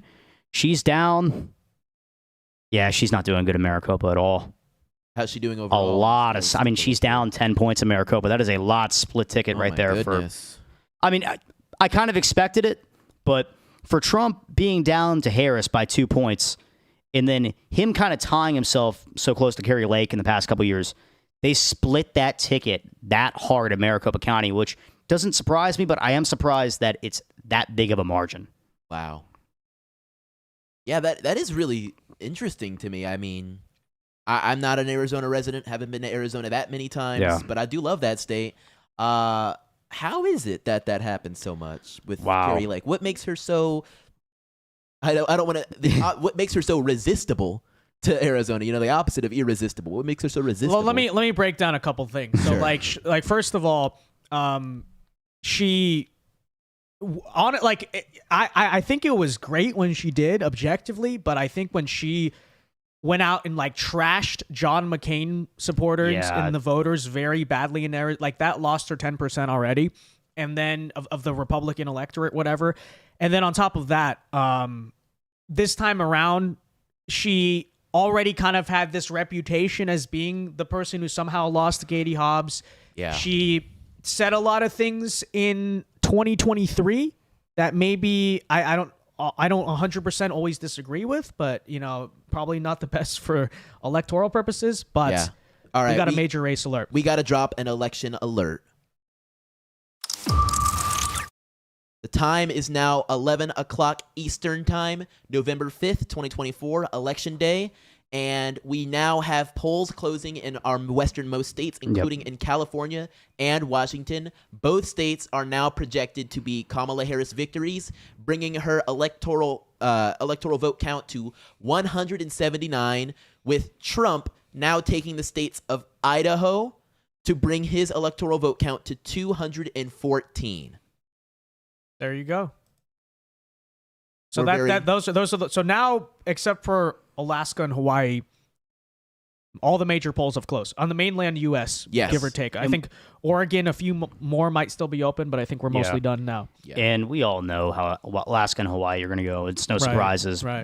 The meat and potatoes of this election is now all the polls are closed. We are just waiting for the votes to be So now this is real prime time, guys. We are really in the thick of it. thick of this Oh election. my Wow. goodness! Look, You want to talk about a red wave? That is, Holy guys, again, crap. that's a swing map compared to 2020. Yes, it is. The whole country trended red, basically. The red arrows pointing to the right means they voted more right. They voted for Trump in bigger margins than they did in 2020, and this is just get a picture of that. unbelievable.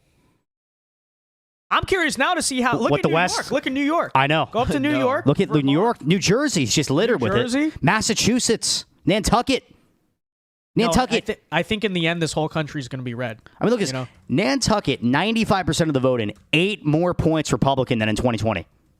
People are pissed. That's a That's it. liberal area. People are pissed off. People you know? are sick. Look at Vermont. I mean, just there's nothing in the north outside of a couple counties here, Cortland County barely, and Yates County in New York State. I mean, none of these counties are going more Democratic. You know what this gives me so much faith in, too? That this is going to be a House of Representatives just beat down? Well, in that respect, but I'm saying that this shows you can only lie to the American people for so long. Yeah. You can only promise them so much crap and empty words and all this stuff and tell them everything's going to be free and everything's going to be okay and we're the fed up with government it, yeah. and we're here to help. An opportunity and we know economy. you can't help us. You can't. Nope. Yeah. Nope. And they not that they can't. They don't want to. They don't want to. That's more correct, honestly. They don't know how to. Yep. Davis Jackson for $5 says, "Hope to see you at McDinton's soon, Vince." Thank you for the 5. Hey, if we win, all right, we'll be there. We'll be there. 8 a.m. tomorrow. If we lose, I'm never showing my face ever again. TJ for $5 says, "My daughter Lala says, fight, fight, fight. Trump 24. Thank you for the live. Thank you for the 5. Appreciate it very much." Boca LDA 25 for 5 says, "Hey guys, quick question. Once a state gets called, does that mean it can no longer be flipped or changed? I'm hoping Virginia gets flipped to red." So in the history of politics, it's very rare for the media to call a state and then it ends up flipping, but it has happened. It has happened before. So, there is a slim, maybe like Florida. less than 2%. There you go. Yeah, yep. Florida. So it has happened in the past. $10 from Green Harp Financial for the 10 says, "Vince, you're the young Walter Cronkite. It's getting late here. Cronkite, love your work. Can't believe you're just finishing college. You will hit 1 million subscribers in 2025. Cheers." Cheers to you as well. I appreciate the support. And big things. We call it Project 2025. No relation. No relation. Zachary for 5 says, "Back when I was vice president, Tim Walz in 2028 probably." So true. So he's going to claim he was the vice president. That's Stacey Abrams 2.0 coming for you. $2 from Twin Lakes 1517 says, "It's called the Upper Peninsula." Yes, so that's what I thought it was called. $20 from Niku. Thank you very much for the 20. Appreciate it. Green Harp for 10. Okay, I already read that one about the Walter Cronkite. That's like a word. That's a hard word. It's Zachary for $2 says, "Give Christie a thanks for eating the Democrats in New Jersey." Thank you for the 2. Okay, now we're all caught up. Finally with the super chats here. Yeah. Big support. Appreciate it, guys. Appreciate it. We've now way surpassed our actual goal for tonight, super chats wise. I appreciate it. It is now 11:05 p.m. Eastern time. What are we looking at? Let's take a look. Yeah, let's take a look.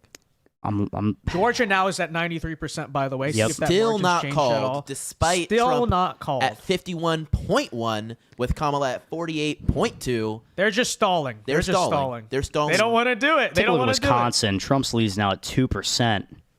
Take a look. You said, wow, in the lead by 2%. Yeah, in the lead by 2%. Wow. With 61% of the votes counted, half of them in Milwaukee already done. Yep, he's outperforming his 2016 numbers by 2% there. There you go. Wow. That's like the litmus test right there. Look, if he's outperforming 2016 in the urban areas. Wow. I mean, he doesn't even need to outperform 2016 so much so as he needs to do better than 2020, and he's past that. Yeah, I mean, it's just how many votes did he win Wisconsin by? I mean, what was it, like 20, 30,000? In Wisconsin, he had in that county or in the state? In the state. By how many he lost by? One in 2016. Oh, I don't have 2016. I have okay. 2020.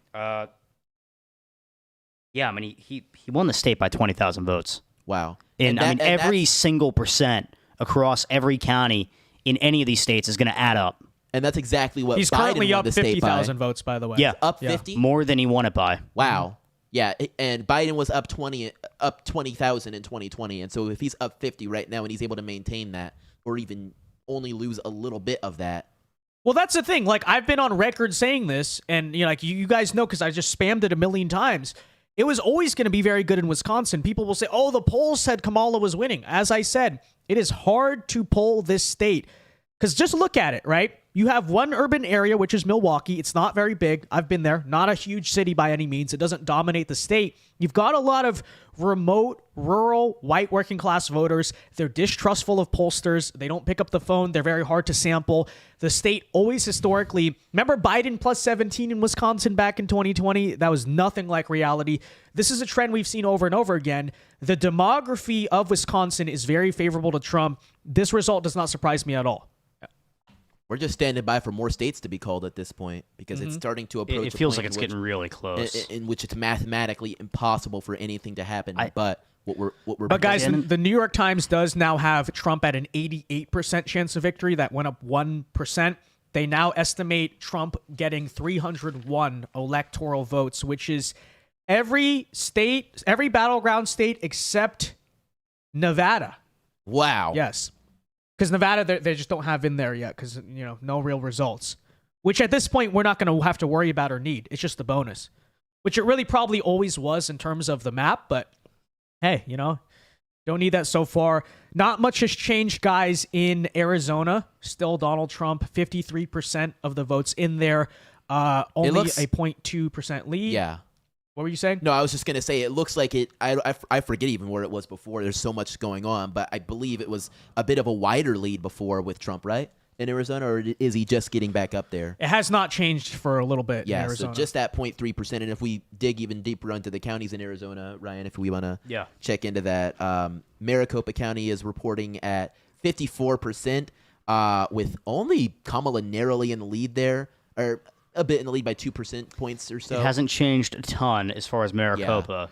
I mean, he can win the state without Maricopa County, and I think he's going to win the state, but we got to be doing better there. We really do. And this is very reflecting on Carrie Lake's performance in the Senate right now. Yeah. It's not doing very well. But I think that when the election day vote comes in, yeah, you're gonna see absolutely something different. Yeah. It's not a bad margin with halfway to go. No, because it's very doable to flip Maricopa still, depending on how those last few votes split. Guys, New York Times is currently projecting that Harris will only win Minnesota by 2.3.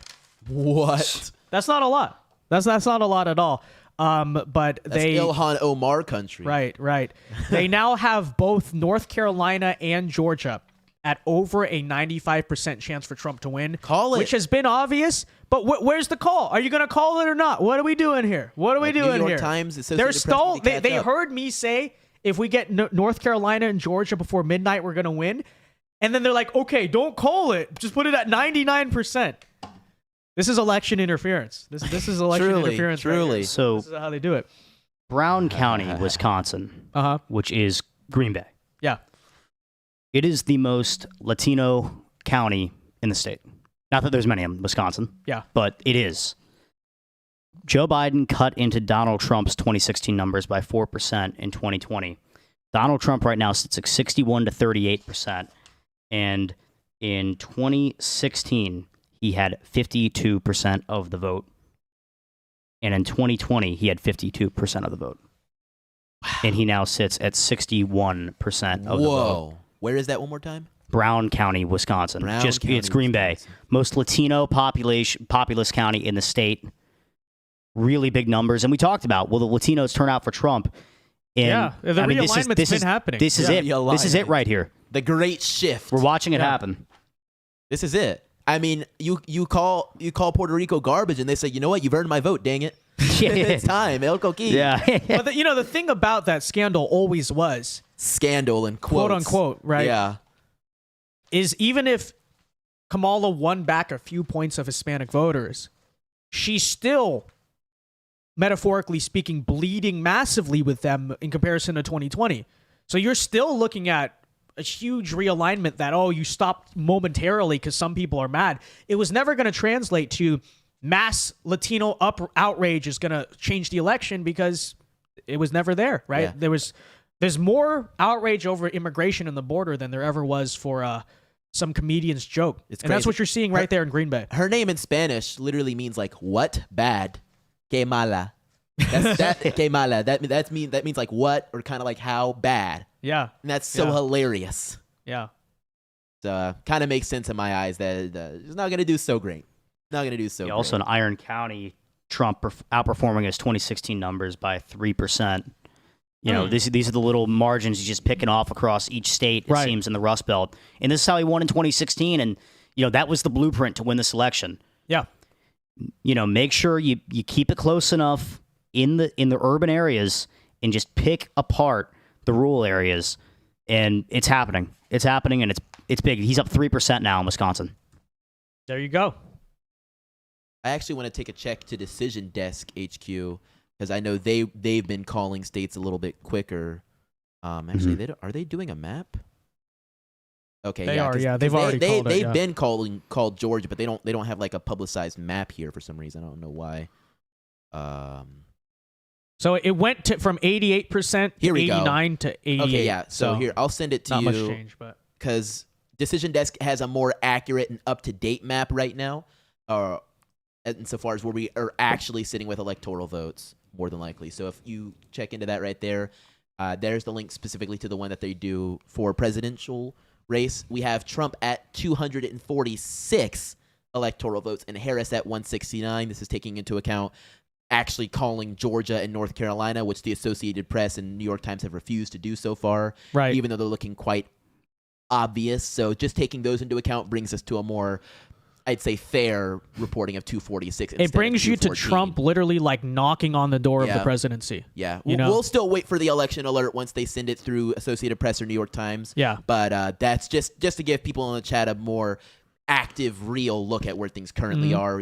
We're basically on the doorstep of it. We're just waiting for Pennsylvania, Arizona, Michigan, and Wisconsin, and that's it. Yeah. So for Kamala to win from here, Arizona, we're assuming, again, going to go to Trump in the end. Early voting data seemed like that was inevitable. Is it possible? Kamala will have to hold on to all three of the blue wall states. And right now, it doesn't look like that's going to happen either. So, you have Trump already at 246 with Arizona. I believe that's what, 257? Am I correct there? 11 electoral votes? Yeah. So 257 electoral votes. All you need is one of those, either Michigan or Pennsylvania, most likely Pennsylvania. And you got it. You got the presidency. So good position for us right now, guys. Very good. Very good. Knocking on the door. So Cenk Uygur has tweeted for the first time since the first polls closed. Wait. This is newsworthy this for is sure. An election alert. Ladies and gentlemen, Cenk Uygur has tweeted. What are we looking at, Ryan? At 10:40 tonight, he said, either side can still win, but here's what turned out to be bullshit. I just sent it. A Kamala Harris landslide. I knew I shouldn't have believed all the optimistic Democrats who were buried in a delusional bubble. Here's a lesson Democrats will never learn. People hate the establishment. So true. So true. On there, I agree. I agree with Cenk. Yeah. Yeah. Well, Cenk, I think he's secretly a Republican. No, I don't think he's secretly he secretly wants. I think he, even though he's delusional sometimes, like he's one of the few leftists that's genuinely well-meaning. Yeah, I think. He is. Like he actually is a bleeding heart, old school kind of progressive, I suppose. And we see him on our screen right now, just melting down. Very, very funny. It's not as bad as 2016, but for him, because it won't. Nothing be will ever top it. Yeah, it's not surprising. Yeah, but honestly, for me, it's gonna feel better than. In the back of his mind, I know he kind of knew it could have happened. Right. And oh man, Cenk. He hates Harris though. Yeah, so many people he does. do. He does. Yeah. He made a lot of excuses. He'll never. He always. Did. Yeah, he'll never get a candidate he likes because the Democrats will never. Because they always fix the primaries against them. This is true. Something interesting here. Only 14% of the vote in, but RFK, who told his voters to vote for Donald Trump, but I think this is a very big protest vote against Harris in Oregon. He's getting 1.3% of the vote there. That's insane. I'll tell you, as someone from the West Coast, it's like there's a lot of weird hippies, especially in Oregon, who are pro-gun but socially liberal, maybe even economically leftist, but it's kind of this weird brand of West Coast libertarianism. That's probably who you're seeing in those RFK votes. Rural Oregon, they probably smoke weed, but like RFK, that type of, but own guns and live in the remote sticks. Yeah, that's the voter. They want to make America healthy again. They do. True. That West Coast hippie culture. What are we looking at in Iowa? Embarrassment. 12-point lead for Donald Trump. 55.4% in Iowa for Trump. He has almost more than 200,000 vote lead on Kamala in that state. She was just and that's wrong. with 79% of the votes counted. There you and go. Seltzer needs to start flipping burgers. She at needs to McDonald's. retire. She needs to go. retire. No, she needs to just go. done. Look at that New Hampshire. I mean, I watched that probably an hour ago. I think that was sitting like 4.8. It's now projected 3.5 victory for Harris. They just keep cutting into the margin.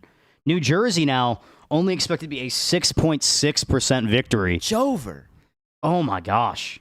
We're talking. That's very we said close. For 15, presidential race. yeah, That's we said extremely 15%, close. right? In 2020, 15%. I believe so. Wow. I mean, that's cutting almost 10% off it. I mean, that's unbelievable. Is that 78% reporting for Trump in Arizona? What is that? What is that? 78. 78% chance to win. Chance to win. Okay, 53% is reporting. Yeah. That's what I have. So I was very confused for a moment. I was like, did they just dump a whole lot more? Because currently in Arizona, they're still neck and neck tied. I think they've just stopped counting for a little while. We haven't seen anything new. Arizona's going to take forever. Yeah, I would say maybe at midnight you get a minor vote dump and we see what we're looking at. You know. Here's something interesting. Donald Trump has a better chance to win Pennsylvania than Kamala Harris has to win New Mexico. It's over. According to New York Times. According to New York Times. According to the New York Times. Oh my goodness. That's 90% of the vote in. Let's take a look at what in New Mexico. In New Mexico with 90% of the vote in. It's 52.1 to 46. What's Pennsylvania at now? 3 points? 51 to 48. It's probably where the vote's coming in from, I guess. Yeah, that's probably. Let's do a Pennsylvania's back to a toss-up. Was it? No, yeah, it's always been a toss-up. Oh, has it? Oh, wait, no, it's it's been been a a toss-up. Wisconsin, Michigan, right? Right. Yeah, Michigan's lean R. Michigan, Wisconsin's lean red. Let's look at New Mexico really quickly. Yeah. Because this was a state that Trump took an emergency visit to, like right before the election. They were hearing stuff at the end. They said their internal polls look very good in New Mexico. It's still at likely D. Kamala Harris has a 6-point lead, but who knows? I mean, he is performing very good in comparison to 2020. Trump got 43.5. Biden got 54.3 in New Mexico. Harris is sitting at 52. Trump's sitting at 46. It is a border state. It is a border state, Yeah. and that's something. And the Hispanic realignment is happening That as well. nationwide. So A lot it's of a very things to look Hispanic into state. So on that front. I mean, I don't think any of us foresee a Trump win there, but I think Trump getting as close as he's ever gotten is entirely possible there. Very interesting, though, that obviously the Senate race has already been called. 54.6 for the incumbent Martin Heinrich, I'm not sure. But it's very interesting because he has 348,000 votes, but Kamala sits at 338,000 votes. So I'm wondering if there were people that were voting for Trump and him. wait a minute, Trump and guys. the We Senate have candidate. a major election alert. We've been hinting at it for some time. It's long seemed inevitable, but the New York Times and all of the major outlets, including TYT right here on our screen, lol, have just called the state of North Carolina will go to Donald Trump. And this puts him at 230 electoral votes. It is now official. There was talk about how Hurricane Helene might drive down Republican turnout, how Mark Robinson might pull Trump behind, how Kamala Harris, because of black voters or whatever in this southern state, might be able to pull off something that has not happened before midnight. North Carolina has been called, as with 89% of the vote in, he currently leads by 3. So this now puts Trump, according to, if we're not counting Georgia, according to New York Times, at 230 electoral votes compared to Kamala Harris's 179. And it is completely true. He is knocking on the door of the presidency. We expect a call out of Georgia basically at any point now, because that is now at 94% reporting. Donald Trump still ahead by 3. It looks like the final margin, Trump probably will win by 3 in Georgia, unless, maybe 2, maybe 4, but probably about right. So that call really should be coming, frankly, right now, but we'll see about that. We'll see on that front. So yeah, there you have it. One Sun Belt state you can check off for Trump. Now just got to focus on Pennsylvania, which is now at 77% reporting. Can we go up there, Ryan? Yeah. All right. Major Wait, switch to the screen. There you go. With 77% of the votes in Pennsylvania, Donald Trump still enjoys a 3-point lead over Kamala Harris of 51% to Kamala Harris's 48%. The raw vote totals there a little under 200,000 votes in the lead.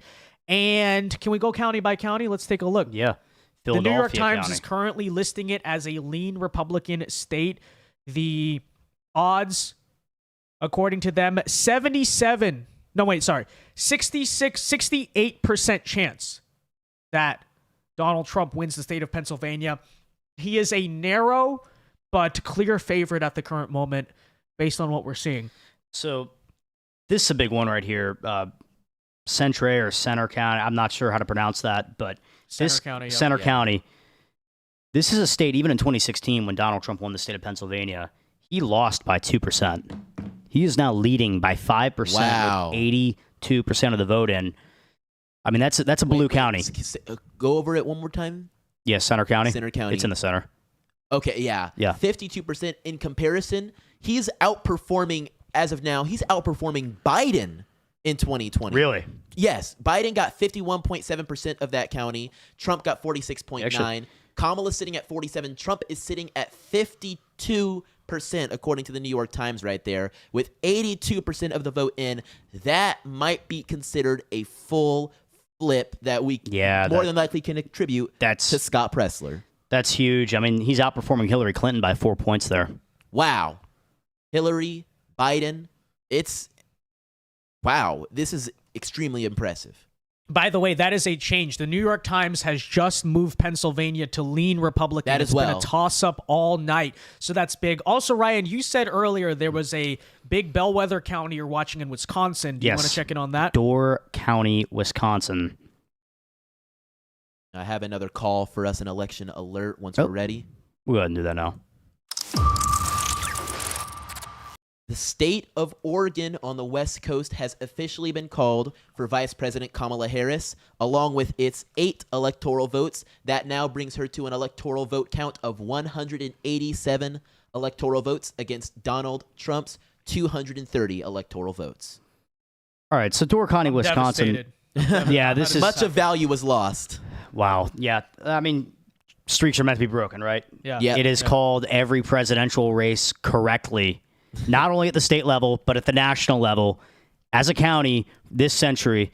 And with 95% of the vote in, Harris up by 3, it's totally opposite of the state, which is pretty shocking. But there we go. Trends are meant to be broken, and Door County looks like it's going to vote for Harris, and I think Wisconsin's going Trump. But there's still 400. Wait, the raw vote total. It's close. It's like it's 400. very close. Yeah, that's true. So it might say greater than 95%, but they're like. There still could be. It very well could. Yeah. It very well could. So that honestly is kind of hard to say, if I'm being realistic. Yeah.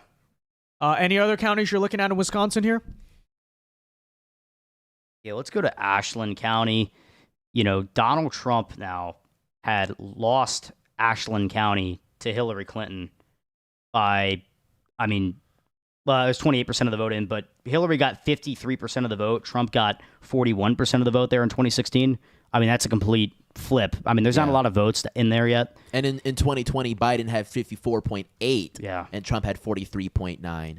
And so to see it going in Trump's favor right now is, with only 29%, as you said, but in Trump's favor at 53.8, he's basically matching what Biden did in 2020 in that county. Mm-hmm. That's really, really fascinating. I'm curious to see what we have as calls coming soon. I think we're getting to a point where they can't push it off until 3 a.m. They can't say we have to wait a week to call. Georgia's going to be called before midnight. I still project that. I think you're right. I mean, Decision Desk has already gone ahead and done it, and it looks like New York Times and Associated Press are kind of following behind Decision Desk by a couple minutes. They're being more conservative with their estimate, yeah. but I mean, at this point, like, Georgia is very obvious. Yeah, very obvious. Do we know at what time the Nevada polls close? Do they close at midnight Eastern time, Ryan?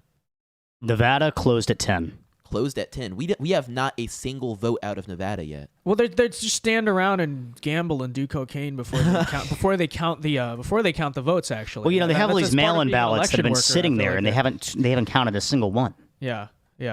Let me take a look right here. So this is what I wanted to show. The New York Times currently is favoring Trump to win Oh my goodness. every single battleground state. All 7. And they're currently labeling Wisconsin as the most likely tipping point state, not Pennsylvania. That's interesting. But I guess when you consider the fact that you just need one of those 3, especially if Trump wins Nevada, I'm not doing the math exactly there, then if Trump takes the whole Sun Belt, all he needs is Wisconsin. And like I said, demographically speaking, it may be the most favorable state to him. But at this current moment, according at least to the New York Times, Trump, much like 2016, is going to crack all 3 of those blue wall states because the odds are very similar in all those places. Still a lot to find out about those, though. But in Georgia, it's over. It's all over there. We have a few Senate races to check in. Yeah. Mike Rogers in Michigan, Eric Hovde in Wisconsin, and Tim Sheehy in Montana are all doing quite well. Montana is still super early on, so we'll keep an eye on it. But in Michigan, Mike Rogers is enjoying a 50.9% placement with Alyssa Slotkin at 46.4%, with 32% of the vote-ins so far on that race. In Wisconsin, we have Eric Hovde at 49.8%, with Tammy Baldwin, the incumbent, trailing with 48.1%, and that is with 2/3 of the vote, just about 67% in. And continuing even to Minnesota, it's only at 16% of the vote in, but Royce White is somehow in the lead. I'm thinking we don't have many of the bigger cities counting much for anything yet, but even that showing is not horrible as a start, at least in Minnesota. We're not anticipating anything interesting there, but we are at the very least anticipating, or I believe we already achieved a Republican majority in the Senate. And New York Times just called Ohio, too. I know we called it earlier from the decision desk, but they finally called it. And West Virginia was called for Jim Justice. Wonderful. So that's the guy with the dog, right? Yes. Let's go. So Jim Justice. the dog will now be the senator. Let's go. Baby Let's Justice. take a look at Pennsylvania and see how he's comparing to Trump. Very similar numbers in Philadelphia County. McCormick's kind of running just with Trump everywhere. He is. And it's pretty impressive. I did not expect him to have that kind of performance.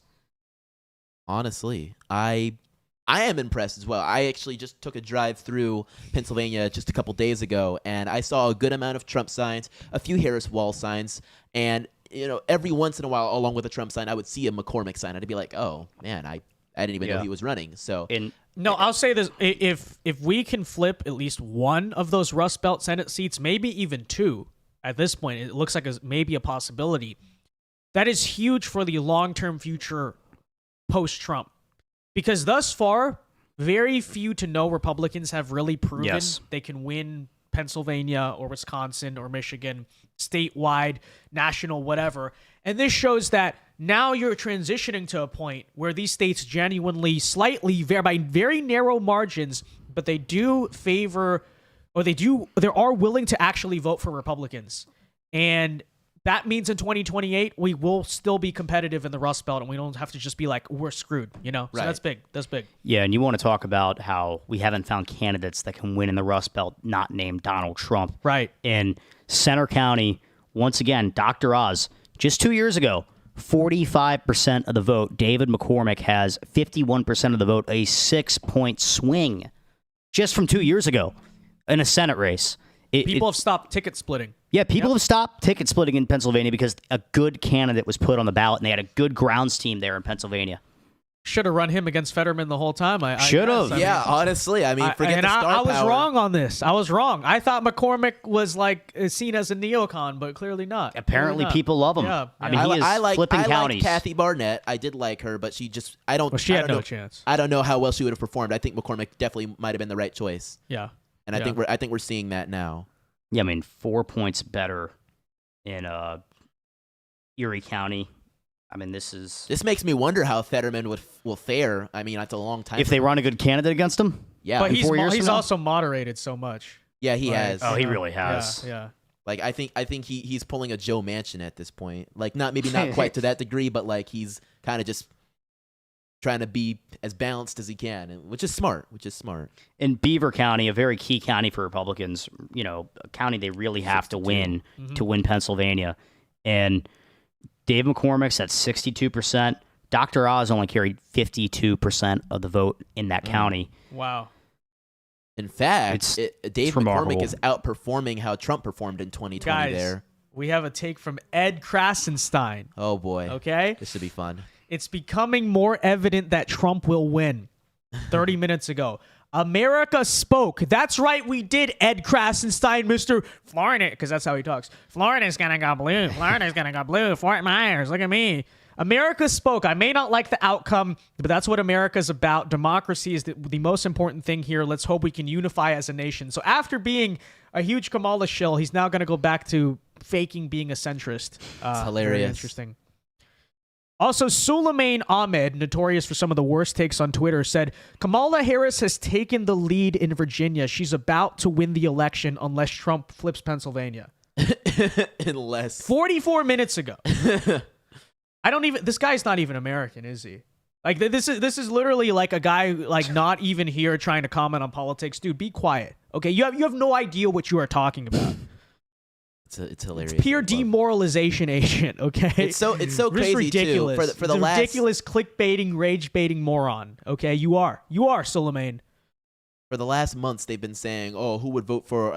And I don't even want to say the term on your channel, but like Trump, who's been the whole E. Jean Carroll thing and the phrase that goes along with that. Like, who would vote for that? And it's like people don't understand how insane it is to go out and say, "Oh yeah, the civil suit means he's a criminal." That's not what that means. And the fact that they are trying to label as many people out here as possible as saying you are evil if you even consider voting for Trump is exactly why people are fed up with the polarization here and are fed up with trying to be bullied into supporting who they want us to support. We want to vote for somebody that's actually going to make the country better.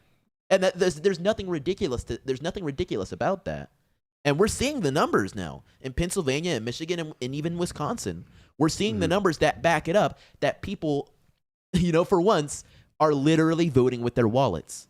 We say that when it comes to a company, you vote with your wallet. We're doing that at the ballot box now. We're done. We're done.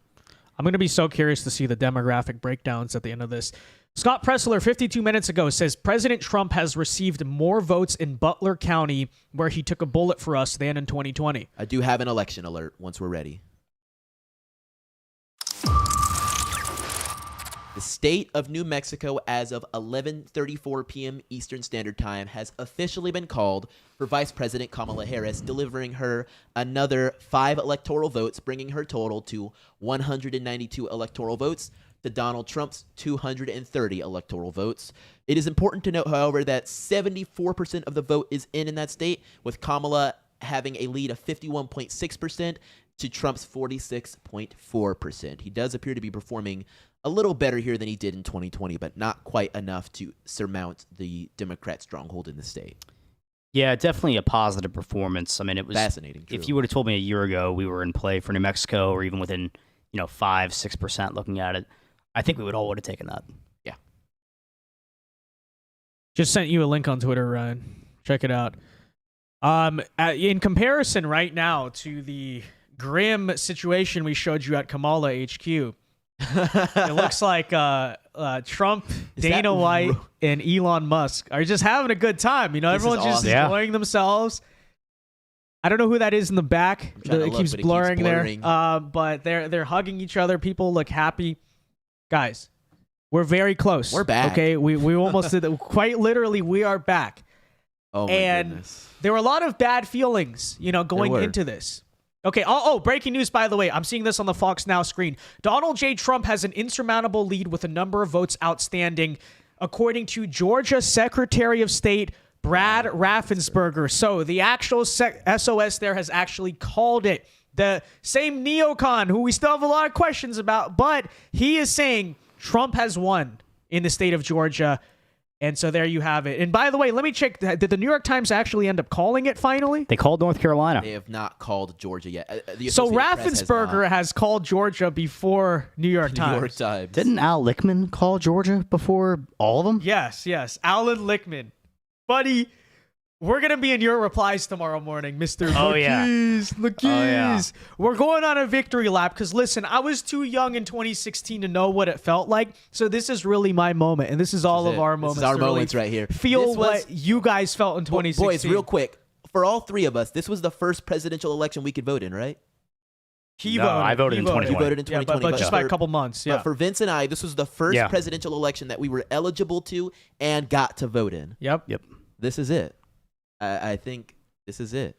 But, I don't think we're alone. I think there are a lot of young men who are not 18 in 2020.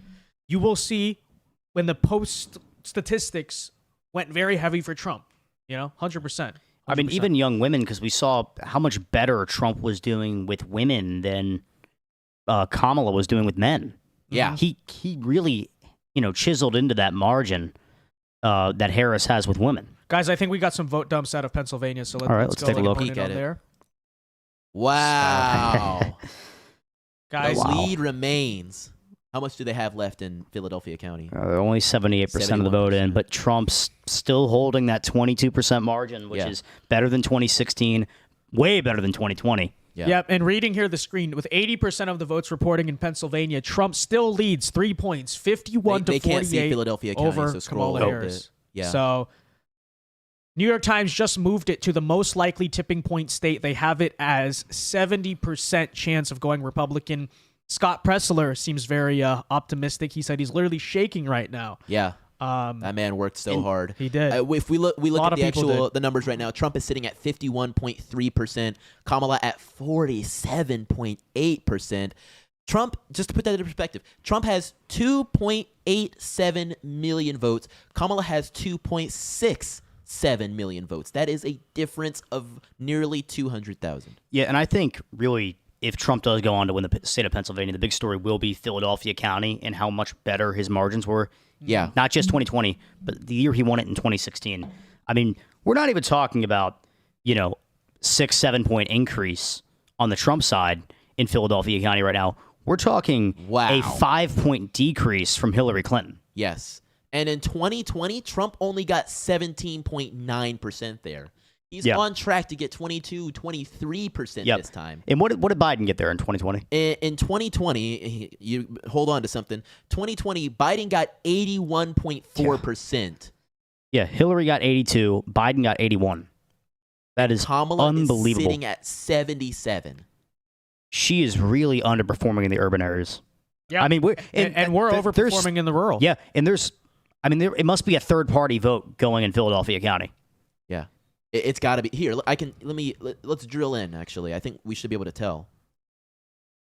Philadelphia, yeah. So 0.8% going to Jill Stein. Yeah. 0.3% going to Chase Oliver. Okay. That's about 4,500 for Jill Stein, and I just lost it. And 1,700 for Chase Oliver. I think there also is a reasonable explanation for it. What's that? Which is crime is ridiculous in Philadelphia. Drugs are out of control. Drugs are out of control. It's really black men, probably supporting Trump at higher margins or just staying out of the election. To me, I'm not surprised by that statistic at all, honestly. Especially when you consider, because Philadelphia is still in a swing state, the media, the impact Trump actually has campaigned there. I don't find that to be surprising at all, honestly. No. It's kind of what I expected more so out of Atlanta, which was interesting. But what we saw in Atlanta was similar to 2020, sometimes even more left than 2020, but the rest of the state just said, we're done. And that came down to turnout. This maybe a little persuasion also happened, though, on top of turnout. Because you talk about turnout versus persuasion. Is it people change their minds, or is it just like you got them to go vote? I think in Pennsylvania, that's both. I think in Georgia, maybe more so turnout because Atlanta got more left. It's just the rest of the state got more right. We're definitely watching a lot tonight. Something I want to take a quick minute to peek at is these House races. I've been seeing some stuff online about people saying that the Democrats are favored to flip control of the House, according to Decision Desk. In fact, 58% chance. I don't know where this is coming from, but right now we have 168 Republican races called, 121 Democrat races called, 146 yet to be called. A good amount of those in California, but it appears that we have some some Democrat races won in Georgia. Most of those are incumbents. I'm peeking at Alabama. Some are still up and waiting to be called. I'm not sure which directions those have generally gone, but I'm seeing a good amount in Texas as well of Democrats winning house races. Most of them appear to be incumbents, but I'm looking into it. Well, you know, something to consider is that the Republican-run House has been so dysfunctional that, you know, that may be dragging down some of the candidates here. It's entirely possible. So it will be close in general. Hopefully we get it. We hold on to our 4 or whatever. But that, you know, it's funny because like last year I thought we were guaranteed to lose the House, and it started to look a little different just because things stabilized politically. But you had something to say? Yeah, you know, Texas District 34. You know, don't quote me on this, but I believe this is the one. It borders Mexico, and I think it's an Eagle Pass. I believe. Yeah. McAllen Eagle Pass. Yeah. Yeah, McAllen Eagle Pass. And Mayra Flores won the special election there not too long ago. Vicente Gonzalez. And then lost it a couple months later to Gonzalez. And she's tight right now, but we'll see if she can hold on. 34? Right here. Yeah. Yep.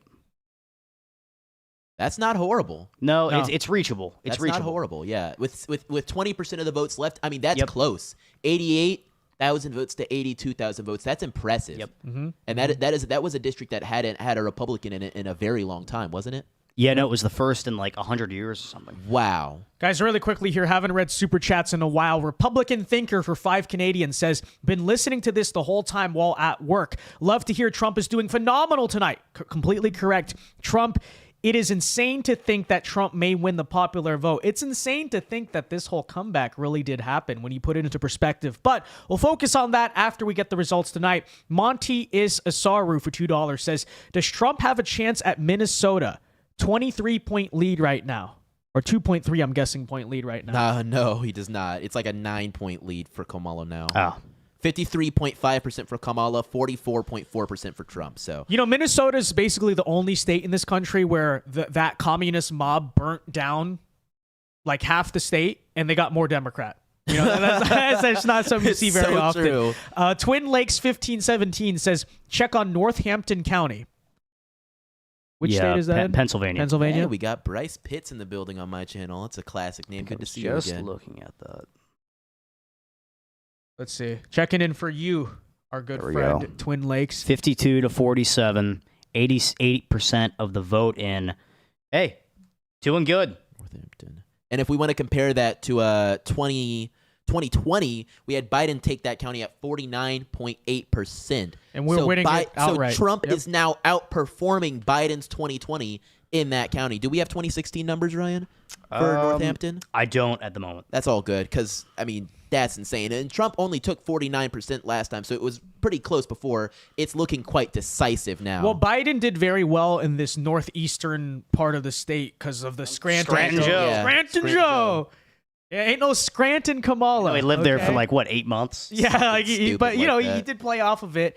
And because he's like an old white guy who's, you know, kind of has similar temperament to John Fetterman when he, you know, back in 2022, I guess someone out there related, it was enough to make it very close there. But now you're seeing a reversion back to normal. And I think this is also showing why long-term Democrats may have some trouble in Pennsylvania. We have an election alert. Okay, ladies and gentlemen, coming right up for you, big news. As of 11:45 p.m. Eastern Standard Time, the state of Virginia has officially been called for Vice President Kamala Harris. With its 13 electoral votes, it is now bringing her total electoral vote count to 205 electoral votes, with Donald Trump at 230 electoral votes. Here's how do you call Virginia, New York Times, and not call Georgia? I don't know. Virginia's at 83% of the votes counted, with it's 51.1% to 47.3%, but Trump is at 51 to 48 with 91% of the vote counted. So actually, according to New York Times, greater than 95% of the votes in. So almost all the votes in Georgia. Yeah. Yeah. So, I mean, who knows? Brad Raffensperger himself came out and said Trump has won Georgia. There are not enough votes outstanding to flip it for Kamala Harris. Like, that should be it. He's up by 3 points. You know, he's actually up more in Pennsylvania than he is in Georgia right now. That's ridiculous. He's at 51.4 in Pennsylvania. Yeah. He's at 51.0 in Georgia. In what universe is this happening? Wait, hold on. He actually has more votes in Pennsylvania than he does in Georgia right now. I'm sure it's the population thing. Yeah. 2.9 million votes in Pennsylvania, 2.5 in Georgia. It's like, their screen is freezing. Every time they go to click. Oh my gosh, yeah. On Georgia, like they keep clicking right click instead of left click to call their state, and that's what's going on New York Times. You got a bunch of rascals running the screens over there. We have some more results pouring in Arizona. At least we're at 50% of the vote counted. Well, actually, no. Is this the same thing? This it's has still not Yeah, moved. it's the same. Arizona has not moved. I've been kind of eyeing it. There's really they like stopped counting there. They stopped the count. Literally, They stopped the count. They stopped the count. Stop the count in Pennsylvania. Typical West Coast election system. I don't know what to say about it. I'm thinking Mike Rogers is doing quite well in Michigan. Yeah, and you were asking about Northampton County. That's a county that Donald Trump carried 49% in 2016. It's a county he flipped in 2016. Very well. Doing very good there. Very, very well, yeah. All right, catching up here on these super chats. Barca Boca for 5 says they need to someone and ask them why the delay. Cheaters, I'm so nervous. Well, in fairness, I don't know how much power the media really has. Like the Secretary of State went out and said it is over.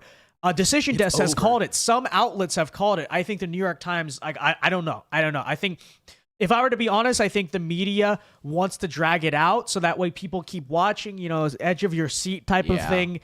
That's probably what it is, honestly, more so than any actual reason. Like they have it over 95% reporting, greater than 95% chance to win. You've had it like that for 2 hours now, and it just doesn't even make any sense. We actually have Colin Allred conceding his race right now to Ted Cruz in Texas. So that is a key race alert for you guys. Yeah, there you just go. a little bit. Ted Cruz officially the winner of the Senate seat in Texas. Turns out all those ads worked because I saw 1 million Ted Cruz ads. I live nowhere near Texas. Yeah. But currently, what's the margin right now? I think in the Senate. Yeah, he's giving his concession speech live, by the way, guys. We're watching it on the monitor. Yeah. About 10 points. That was better than I thought he was going to do. Yeah. What does that put us to as far as a count? Does that certify us at 50? That does certify us at 50. And now we are just waiting for Montana taking down John Tester. We got the majority. And that looks like that's happening. We are going to get a majority in the Senate. We're going to get, well, I hope we're going to get Nebraska. It looks like we could. What is NP? No party. Wow. That's. Yeah. Yep. That's interesting. They ran a really popular no party candidate there, Dan Osborne. What is he, like Jesse Ventura style guy? Like, who is this? I really don't know much about him. Dan Osborne. Who was the guy in Utah? No relation to Ozzy Osbourne. Who was the guy in Utah that ran the NPA campaign? McMullen. Evan McMullen. Yeah. Yes, He kind of got some heat there. So this is kind of like one of those scenarios, but there's no Democrat running. The Democrats actually kind of played it smart and didn't put a candidate up. We are actually going to exit the era of Mitt Romney, I just realized. We already know he's not running again, but I was just looking at Utah. We have John Curtis, obviously looking to win. They've already called it for him. It's gonna be the end of an era right there, Is that guy much better though? Probably not. I don't think John. No slander. I don't know him that well, but from what I've heard, doesn't sound like he's all too much better. I mean, I don't know. Yeah, who knows? No slander, but we'll see. Still waiting on more. The Rust from Belt's still holding strong. Yeah, guys. It's getting close. It's getting close. Not the margins, but the New York Times now has Donald Trump at a 91% chance at victory. Dude. And look, before people say 2016, this is not the beginning of the night. This is almost midnight. We're 10 minutes away from midnight. New York Times now has Trump at 91% chance to take the presidency back. They're estimating he's going to win the popular vote by 1, and 75. They now have Pennsylvania 75% chance it goes Republican. Look at Nevada. And they have rated it as the most likely tipping point state, aka the state that's going to give Donald Trump 270. I have a hard time disagreeing with that. And they even put up Nevada now. Nevada 60%. What is that? What did that say? 64% chance. I'm really confused. I don't think there's any numbers reporting there. There has not been a single vote. I think that's just based on polling. Honestly, polling and turnout. It still wouldn't surprise me if Nevada somehow goes blue. Yeah, it seems like we always just get overestimated. We always think we're going to win Nevada, and we don't. Time. So like I wouldn't be surprised. But 2020 was pretty bad in Nevada. Yeah. If we can flip it, hey, that'd be nice. It would That'd be be nice. welcome, but it's not necessary. Cherry on the top, I guess. Just Cherry for on fun. top, whipped cream. It would be something, but That's the swing map right there. That's the it. swing map right there. Oh, You know, it's my a shame. goodness. Colorado, once That'd a be Republican fun. stronghold, they just keep going farther and farther left, don't they? Do they? When was, I'm the sorry, last time the- Colorado went red? Bush, 04. Well, that'll do it. The cope that Cenk and many other putting out that this is supposedly a close election right now. Yeah, like elections in America are close these days. Yes, like that's how the electoral college and partisanship works. But that is not a close election. That is like the whole country by modern standards is pissed at you. And it's pissed at Kamala Harris, pissed at Joe Biden. That's what that looks like. That swings from 2020 for people who are That just is new to the angry stream here. working class Americans. Yes. Guys, apparently TYT is melting down. Okay, hold on. Let me really quickly read some of these super chats. Get caught up. Von Strach for $5, I think Brazilian dollars, says Brazil needs Trump. Bolsonaro, Trump. Also, Kamala in Portuguese is very close to cavala, which means horse, or in slang, the B word. There you go. That fact check true. Andrew for $5 says, Thank you, Vince, for being a voice of reason for us Gen Zs. God bless you, sir. Never stop doing what you do. Love the content. Thank you very much for the $5. We don't plan to. For at least for 4 more years, it's gonna be a nonstop party in the USA. So true. Party in the USA. Pistol Pete for $10 says Australia is praying for Trump. No more wars. Thank you, Pistol Pete, for the 10. That's a fire name, Pistol Pete. Pistol Pete. There you go. I think that's the name of the Oklahoma State mascot, actually. Andrew V for $5. Thank you very much. Says, thank you, Vince, for being... Okay, I already read that one. Thank you for being a voice of reason. Appreciate that very much. And Scotty for $10 says, Trump has already won. If we give Trump the states he's dominating, he comes out to 301 electoral votes. While if we give all the other states to Kamala, she can only come out to 236. There you go. Very likely. As soon as they call Pennsylvania or Wisconsin, it's over. Yeah. It's over. Anyways, I got to run to the bathroom really quickly. I don't know about you guys. Do we want to take a quick break, come back around midnight? We have not taken a break yet so far, guys. We've been live for almost 6 hours straight. That's impressive. Impressive display of endurance. But yeah, we'll be right back around midnight, guys. Should we go to the breaking screen or should we just tune into TYT? I feel like both are legitimate options. I wouldn't here. tune into TYT. They might strike you. You know them. That's true. That's true. Okay. All right, guys. We're gonna take a quick break. First break of the night, probably only break of the night. We'll be right back around midnight. Don't go anywhere, or tune into TYT for a few minutes and come back because it looks really funny right now. I'm just saying. It looks fantastic. See you guys. We're so fun.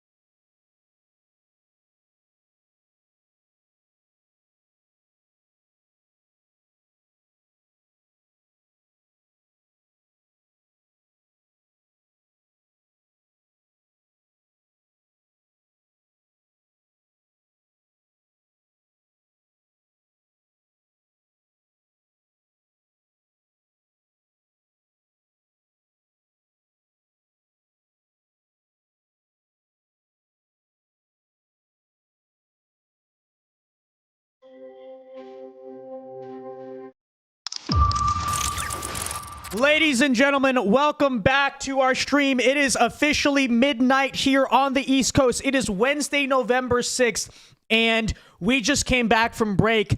Very high energy because the chances of a Donald Trump victory just got even higher. The moment that one of these Rust Belt states gets called, it is officially over. It is over for her. Okay, so we're still waiting on them, but Ryan, could you go and pull up the results we just saw before we jump into the results, we do have to acknowledge they just gave Kamala Hawaii. Oh, who cares? Get her out of here. With four electoral votes, that now brings her total to 209 electoral votes to Trump at 230. We will stand by. Look at that map. Look at that. That's map. America right there. What more needs to be said? Yeah. And you know, it's past midnight. Okay, we're no longer we are analysts still, but still, like, more passion, more energy. Winning. Yeah. More passion, footwork. more energy, more footwork. Yeah. It's. I mean, so guys, here's the situation we're currently looking at. With 76% of the vote in Wisconsin, Donald John America leads by 4 points. Yes. 4% lead. Almost 100,000 votes. Guys, last couple times, Wisconsin has come down to margins like 10,000, 20,000. Not very high, right? 100,000 votes currently ahead in Unbelievable. Wisconsin. We'll zoom in there in a second and break it down by county. But first, Donald Trump with 47% of the vote in Michigan is up by 5 points. 5 points in Michigan. Guys, this is the bluest of the blue wall states. 47% of the votes in. We are leading. Okay? 5 points. And with 84% of the vote in Pennsylvania, Trump still maintains that 3-point lead over Kamala Harris.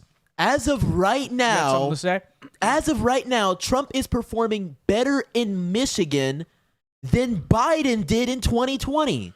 Biden got 50.6% of the vote in 2020. No, correct. Trump, It was razor thin. Yeah. Trump is sitting at 51.6. What were they saying about no landslide? I mean, He is performing an entire percentage point better right. than Biden. Right. And that could improve or not improve. That could go the other way with 47%, 45 or 47% in the state. But as of now, those numbers speak doom to the Harris campaign. And when I say doom, I mean in capital DOOM, done doom for the Democrats. I might have to pull up a live cam of this very soon. Yeah. So New York Times went down slightly 2%, but they now have it at 89% chance of a Trump victory. Basically still the same estimate. Not a whole lot has changed. And yeah, Pennsylvania is still, according to NYT, currently looking like the most likely tipping point state. They still have not called Georgia. They have not. Okay. For some reason. Just standing around with their you-know-what in their hands. I mean, even bigger so, though, Kamala Harris is sitting at 57 million popular votes, 47.5%.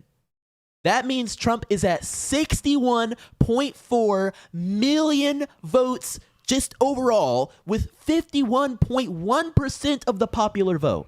are you looking at AP right now? I am looking at the Associated Press right now with these popular vote numbers.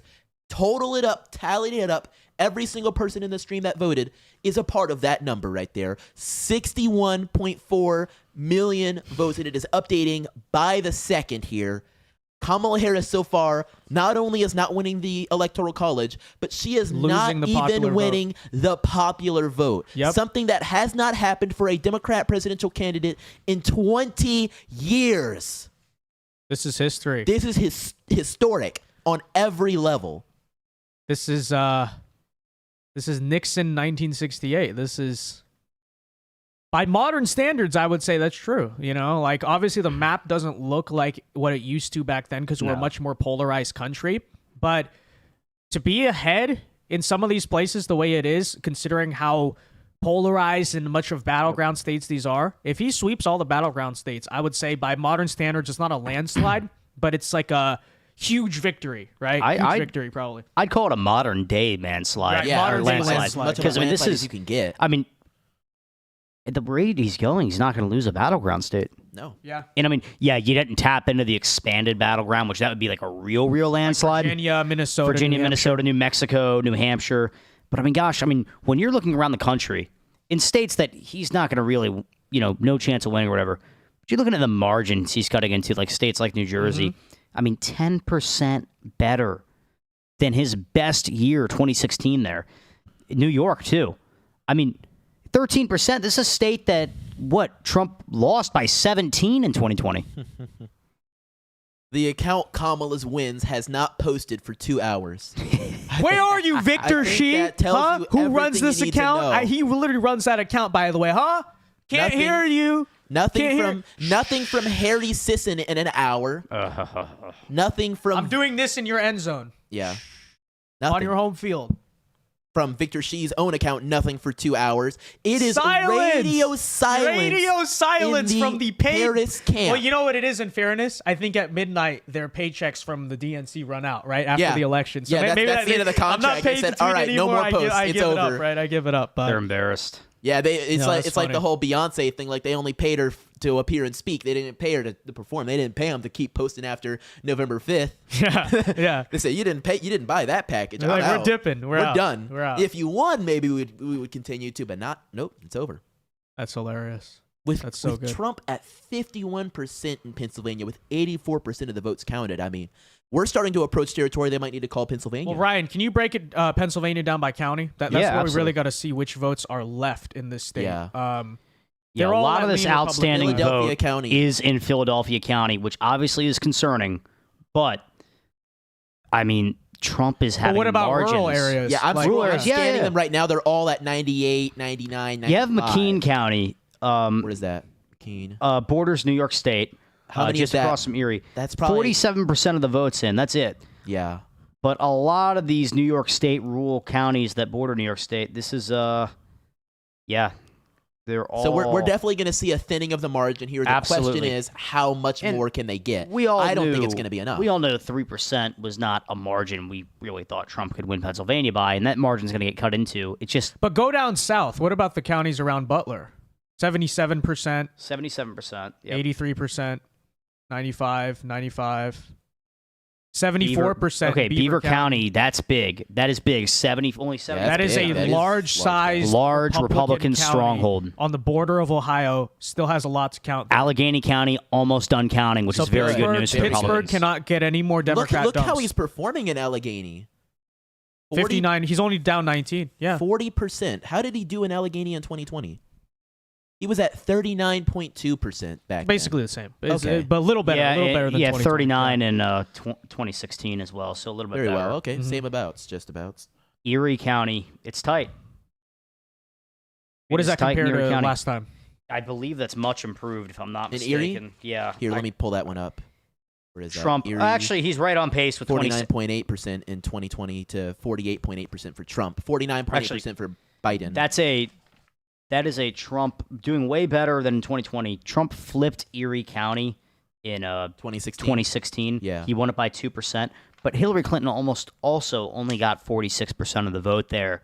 There was a lot of just people that didn't want to vote for her there. Well, so far it looks like Kamala's actually outperforming Biden in Erie. Yeah, outperforming Biden and Clinton, and Trump is right on par with himself. That's so interesting. I wonder what happened in Erie County. Is there like some sort of... I'm not aware of anything. I don't know. The That's fascinating. Invasion of Canadians. You think so? Yeah. The the Canadian Canadians invasion? have stormed the border. Very well. You know, we got to shut down the northern border. Tom Homan will Build do a this. wall there? Tom Homan will do this. Let's go back to Northampton County. I know we mentioned it. Somebody in the chat mentioned it a little earlier in the stream. Hold on. You know, Trump got 49% in 2016. He's at 52% now. And yes, Kamala is doing better than Hillary in Northampton County. But Trump is, he's matching her with the margin gain. That is really good news. Big news. Big news. Cardi B just tweeted this out an hour ago. We need a Hail Mary. Well, Didn't Tim she Walz literally support Trump? calls pick sixes. So Yeah, Tim Walz calls pick sixes, okay? Tim Walz runs a mean pick six. Everyone Runs a knows this is mean how pick football six. coaches speak. Let's see here. I'm trying to look. Are they going to call Georgia? What are they doing? Standing by. Raffensperger said You know- Trump won Georgia, and New York Times is still... Let's see. we're talking razor thin margins here in Monroe County. But I think it's something to watch because in Monroe in 2016, Trump was not able to flip that county. And I'm pretty sure he didn't win it in 2020 if he didn't win it in 2016. He lost that county by 1%. He is running neck and neck with Harris right now with Wow. the votes almost That's done. insane. Because in 2020, Biden got 52.6% in huge. Monroe. Trump got 46.2%. You know- So the fact that they're tied Yeah. with Trump with a very, very, very slight edge with almost 95% of the vote in, that is a gigantic swap. Yeah, it really is, and it's really unbelievable to see some of the margins being able. And he's going to flip this county. He couldn't even win this county in 2016. He didn't get it in. He didn't get it in 2016. Lost by 1%. He may flip this county. I mean, it's a razor thin margin. They're almost done counting. He may not hold on, but I mean, it's really unbelievable what Trump's able to do, especially on the border his here. performance so far Yeah, is the border of these speaking neighboring volumes. states, New Jersey here, and we saw the Republican trends in New Jersey and New York. And look at all these. He's outperforming himself in all these bordering counties, these states, and it's helping him. It's helping him a lot. It truly is doing wonders. Still waiting for quite a lot of votes to come in some of those states like Montana and somehow Arizona. I think we're starting to get into territory. We need an explanation of what's going on in Arizona. They They always do counted that. votes It's just horrendous. It's Horrendous. insane. But let's see here. So we got a slight vote dump in Michigan. Michigan in Pennsylvania. Pennsylvania. Margin didn't really change though. We're talking a couple thousand votes. Still 51 to Kamala's 48.1. Looks like some of that was out of Philadelphia County. Kamala is doing a little bit better. 86% of the votes in Philadelphia. Trump's margin got cut into by about 1%. And Kamala expanded by about 1. In Philadelphia, but net overall in the state, it just was not a lot. It was not. No. Turnout down in Philadelphia? Is that what we're looking at? How does that compare to 2020? That's a good question. Because in Philadelphia County? Yeah. In Philadelphia County, let me see if I can get it into it. It's a small county to select. Can I get that? There you go. Philadelphia County in 2020, Biden got 81.4%. Trump got 17.9%. But look at, so Biden, the raw votes that Biden got was 603,000. Trump got 132,000. Kamala is currently at 477,000. Wow. It looks like just overall turnout for her just may be down, right? Like black voters did not show up in the inner city or whatever it is. I wouldn't necessarily I wouldn't even say nosedive, but maybe down like in the end probably 20, 30,000 votes. You know what it was? That's a big difference. I think it was that Meek Mill endorsement. Homie said, "Wait, Meek Mill is endorsing Kamala? Yeah, I'm good. I'm good. I'm not rocking with Meek Millie no more." Yeah, but folks, Pennsylvania is now 87% reporting. Yeah. New York Times gives Trump a 75% chance of winning, and their estimated margin, they think Trump in the end will win Pennsylvania by 1.9. He is currently leading by 2.8, correct? Yeah, 2.8. So the numbers out of Michigan, something to look at Kent County, which is just in Grand Rapids. This was a former Republican stronghold for a very long time. Obama won it in 2008, but then it flipped to Romney, and Trump even won it in 2016, lost it to Biden in 2020 by a decent margin, and it really looks to be slipping away from the party there. But overall, the results in the state are looking very good. And I saw we just got a dump in the top of the state here. So now that we're starting to get a lot of data, can we look at the swing map of the Rust Belt? Because we haven't really broken that down very much so far. Oh, my goodness. Look at that. Look at that. Wow. You want an indicator that Trump's going to win the presidency? It's that right there. That's it. Across the Look at Rust Pennsylvania. Belt. Look at Pennsylvania. Look at New York. Look at New Jersey. We need to call Look at Virginia. Oh, my gosh. Yeah, this needs to be called. Call it. No, well, I mean, there are still outstanding votes in Philadelphia. Yeah, absolutely. That's what we Penn's not done, and Michigan's only half the votes counted, but the margins are looking fantastic. Once Philadelphia is at 90 to 95%, and if Trump's still in the lead, it's done. It's done. Pennsylvania's done, and Trump will be very close to the presidency. They still need to call Georgia. I don't know what they're doing there. Arizona needs to report some votes, but at that point, Trump is all but there to 270. All but there is the perfect way to say it. These numbers. I would argue he's all but there already. I would agree with that as well. But with 86% of the vote in Philadelphia County, I'm telling you this though. More. Once Pennsylvania, if they call Pennsylvania or Wisconsin, finally, I think New York Times, for instance, will stop being so conservative about this, and they'll just say, "Okay, Georgia, finally we call." I don't know what they're doing on that. They don't want to be... What is their logic even? I don't think they want to be like Fox, where they got so much heat calling Arizona like right off the bat. Yeah. Right, but what votes are even outstanding in Georgia? The overseas ballots that come from the military? They just want to make it seem a lot closer. They want to make it seem a lot closer than it is. They want you tuned in. She's down 3. She's down 3. That's not possible, The layman doesn't know this. I mean, there's barely any of the vote out. Wait. I just found one with 40%. What was that one? And there you go, 43. Burke County. Oh, wow. That's interesting. Let me Which Donald Trump leads in, by the way. Let's check. It's near Augusta. 2020. Rural county outside of Augusta. Burke County. Because it's looking... Yeah, Burke was a county that Trump narrowly-ish took. It's a smaller county. It's only got like 10,000, maybe 10,000. Right, but the county, give or take, is 50-50. Okay, so it's small county 50-50. That's what you're waiting on? When Trump's up like 140,000 votes? Fulton's 100%. The blue dot is all in. Trump Atlanta's done. Yeah, they already voted. I mean, Trump won 48% of this county. It was only 4,000 votes in 2016, and then in 2020 he got 4,400 votes, 50%. This is, I mean, there's got to be somewhere else. She's down 120,000 votes. It's Clark County. They even had it very likely. Burke County's not going to make it. They've had it. It's like this. That needle's about to the break. needle doesn't go any further. Okay. You know good and well, New York Times. Stop playing. You've been at 8,000 RPMs for the whole night. You got to switch gears. You're going to blow your engine out. Okay. It's going to fall out the car in the middle of the highway. Literally the case. I don't know what true. they're waiting on here. I see Adam Schiff is making his victory speech, I presume. Yeah. So sad. Steve Garvey. Not a chance in California, unfortunately. But we do like the guy. He has a very similar facial structure to Ronald Reagan. So he was trying to tap into the old California, but sadly it did not happen. Let's get to our super chats really quickly here. Billy F for 5 says, just checked the TYT stream. Cenk looks like he got mugged or something. Well, I'm watching it right. I see Anna. She does not look very happy. You know what? Let's tune into the audio really quickly. Let's hear what they're saying. Was voted out of her congressional seat because even the Republican Party has changed in regard to their views on neoconservatism.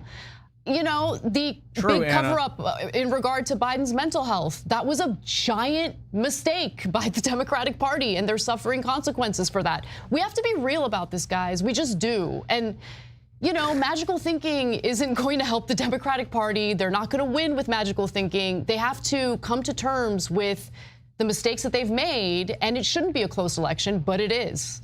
And it's not looking good for Kamala Harris. Many have said this. It's over. It's over for Kamala Harris. But anyways, thank you for the 5, Billy F. Zachary for 2 says, Hail Mary, full of grace, the Lord is with thee. So true. So true. Peter for 5 Canadian says, this is not just a win for all of us, but it's also the end of a terrible regime. The future finally looks bright. Peace and love from Canada. Shout out our Canadians. Yes. All right? Showing up in force tonight with us. We love it. Your next election, Trudeau is he will fall. He will fall. He needs to. Scotty for 10, thank you very much, says Trump has already won. If we give Trump all the states he's dominating, I think I read that already, but thank you for the 10. Appreciate it very much. Oh, Dean Withers just posted something just absolutely disgusting. He says it's getting increasingly more likely that a Arist, yeah. With the one with the P though, not with the C. Yeah. The even worse one. Yeah. Will be the 47th president of the United States. Cope and seethe. Dang right. Cope and seethe. Goodness. Oh, tomorrow morning is going to be so fun. Oh, it's going to be great. We're going to have I cannot wait to see the compilations again. I cannot wait to see the compilations. Oh, they're coming back. What if we find that same lady that had the with the green? Imagine we find that same lady. She has of course gained 30 pounds and has now become a man since then. But what if we find that same person out there? Yeah, I really want to see it. Oh man, it would be great. It'd be something to see. I cannot wait to see for them to call more states. Let's just keep an eye solely on the Rust Belt right now. What do we? Any updates here? You know, I think Wayne County. We talked a lot about that county in 2020. One of the real reasons Biden got pushed over the finish line. And right now, Wayne County. If I can get this to pull up. Where is that? Right there, just near Detroit. Oh, we're talking about Michigan. Yeah, Wayne County, Michigan. Kamala right now is 62 to 36, and I know only 17% in. But if we compare that to 2016, Donald Trump carried 29% of the vote there, and Hillary Clinton carried 66%. Trump's overperforming, Kamala's massively underperforming, and the margins were about the same for 2020 as well, I believe. Wow. And that's the state, that's the county with 100,000 people of Arab descent, and that's playing a huge role. There you go. We were talking about that. We talked about that. That was something. That's Dearborn, Michigan. Wayne County's Dearborn, Michigan. This, it's big. Kamala's losing points on. Biden had 68.4% in that county. Yeah, Kamala has 62. Yep. She's losing. Well, the polling on Arab Americans literally did say that, like, they were down 30 points from their historical margin. Yeah. It was literally that much. I mean, Trump had yet to crack over 30.6% anytime he has run for the presidency in that county. He's at 36 right now. He is at 36. I'm seeing him at 39 on. You're seeing him at 39. Times. Yeah. Well, yeah, then right we there. haven't gotten updated. 39%. Yeah. Oh, just updated. Yeah. All right, we just went from 17 to scroll down. 25%. There we go. Sorry, guys. She's We're at showing you something you couldn't even 58%. see. She is at 58. She has lost 10 points on Biden now in that district. In that county. 10 points on Biden. Biden had, in the end, he scored 597,000 votes there with an estimated 25% in so far. She only has 126,000. No matter what, if that estimate is correct, she is not even touching Biden in that county, which says a lot for how good or, well, clearly not so good of a candidate she really panned out to be for them. Yeah, especially amongst Arabs and Muslims. I mean, they're really. I don't think that making their appointing voices heard there. anyone from the Biden administration was going to go over well in Dearborn. No. And there's a lot of conversation about, is it really going to make a difference in the end? The answer right now is yes. Like, that you really screwed yourself over with this whole Israel-Palestine issue. Yeah. You shouldn't have banned them from the DNC. You shouldn't have pissed them off. You should have picked one side or the other, you know? And now it's interesting because, like, Democrat policies literally imported largely a lot of people in that community under the hopes that they would all vote Democrat. And this is what happens when you build an intersectional coalition where you can't keep everyone happy, right? You can't keep everyone happy because there's conflicting interests, really. Yeah, and just looking back at some of these Democratic stronghold states, I mean, Illinois, that's not an awful margin to lose by there. It really isn't. I mean, that doesn't even seem right. 10%? Under 10%? It's incredible, truly. What was the 2020 numbers on that? 2020 numbers on Illinois? Yeah. As a whole? Trump's within 9 in Illinois, guys. Oh, my goodness. Biden had 57.5% in What'd 2020. Trump had 40.6. He has improved 5 points. Here. These states with big liberal cities, Chicago, New York, New Jersey metro area. He's winning the popular vote. He's winning the popular vote. He's going to have a popular vote, like convincing popular vote victory. These people in these cities and surrounding areas are sick of it, and you're seeing it. This isn't a 1 or 2 point gain from 2020, 2016. These are 10, 15 point gains in these big liberal cities. This is unbelievable. He's holding at 51.1% as far as popular vote goes, and Kamala is still staggering at 47.5%. And bear in mind, their biggest population state, California, is 43% of the way there. That's giving her 4.6 million there. I mean, they still have a little over half, but even if they delivered that, as things are continuing to go in Pennsylvania, Michigan, and Wisconsin, and Georgia, and whatever we see from Arizona and Nevada, who knows how many more popular votes she can truly attain. It could be close. I wouldn't rule it out that she does not win the popular vote. I wouldn't rule it out. That margin in Illinois and what you're seeing in all these blue states, yep. I think he's the favorite to win the popular vote. Wow. Straight up. Because the reason Democrats historically dominate the popular vote is because they run up the score in all their blue states. Quickly, the opposite is happening. Quickly taking a detour into our Senate races. We have Pennsylvania, Michigan, and Wisconsin. Dave McCormick is still in the lead at 49.3%. That's now with 85% of the Pennsylvania vote in. Shifting now to Michigan, we have Mike Rogers with a decisive 50.9%. Bear in mind that is still with only 52% of the Michigan vote in, but that is strong and telling. And then are we going to move to Wisconsin? Because we have Eric Hovde around the middle between the two with 50% in that state, with 81% of Wisconsin closed Scroll out. down, Ryan. Scroll down. Oh, yep. Yeah, to show off Milwaukee County and all those. I mean, that's a fantastic Still got Milwaukee to go, but he's doing well. All three of them are doing quite well. There's a serious chance, one, if not more than one, maybe even all three. That's a little long shot, but still, of the Senate candidates in the Rust Belt wins. Yeah. That's incredible. And you know what it also shows is that the American people are not just fed up because Biden was senile. You know, that was the cope. The Yeah. only reason Biden was down 1,000,000 points to Trump was because of the debate.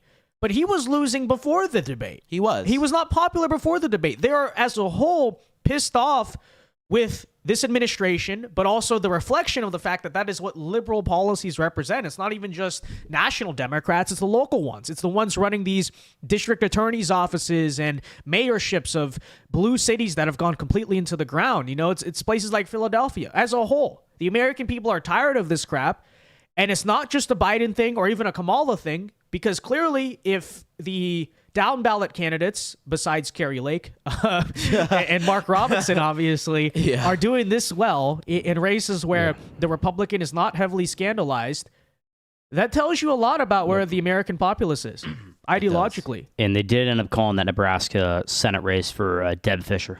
Okay, so there you go. Republicans 51. officially... That was the game. Guys, or we the whole, officially I should can say we have a key race alert here at 12:27 a.m.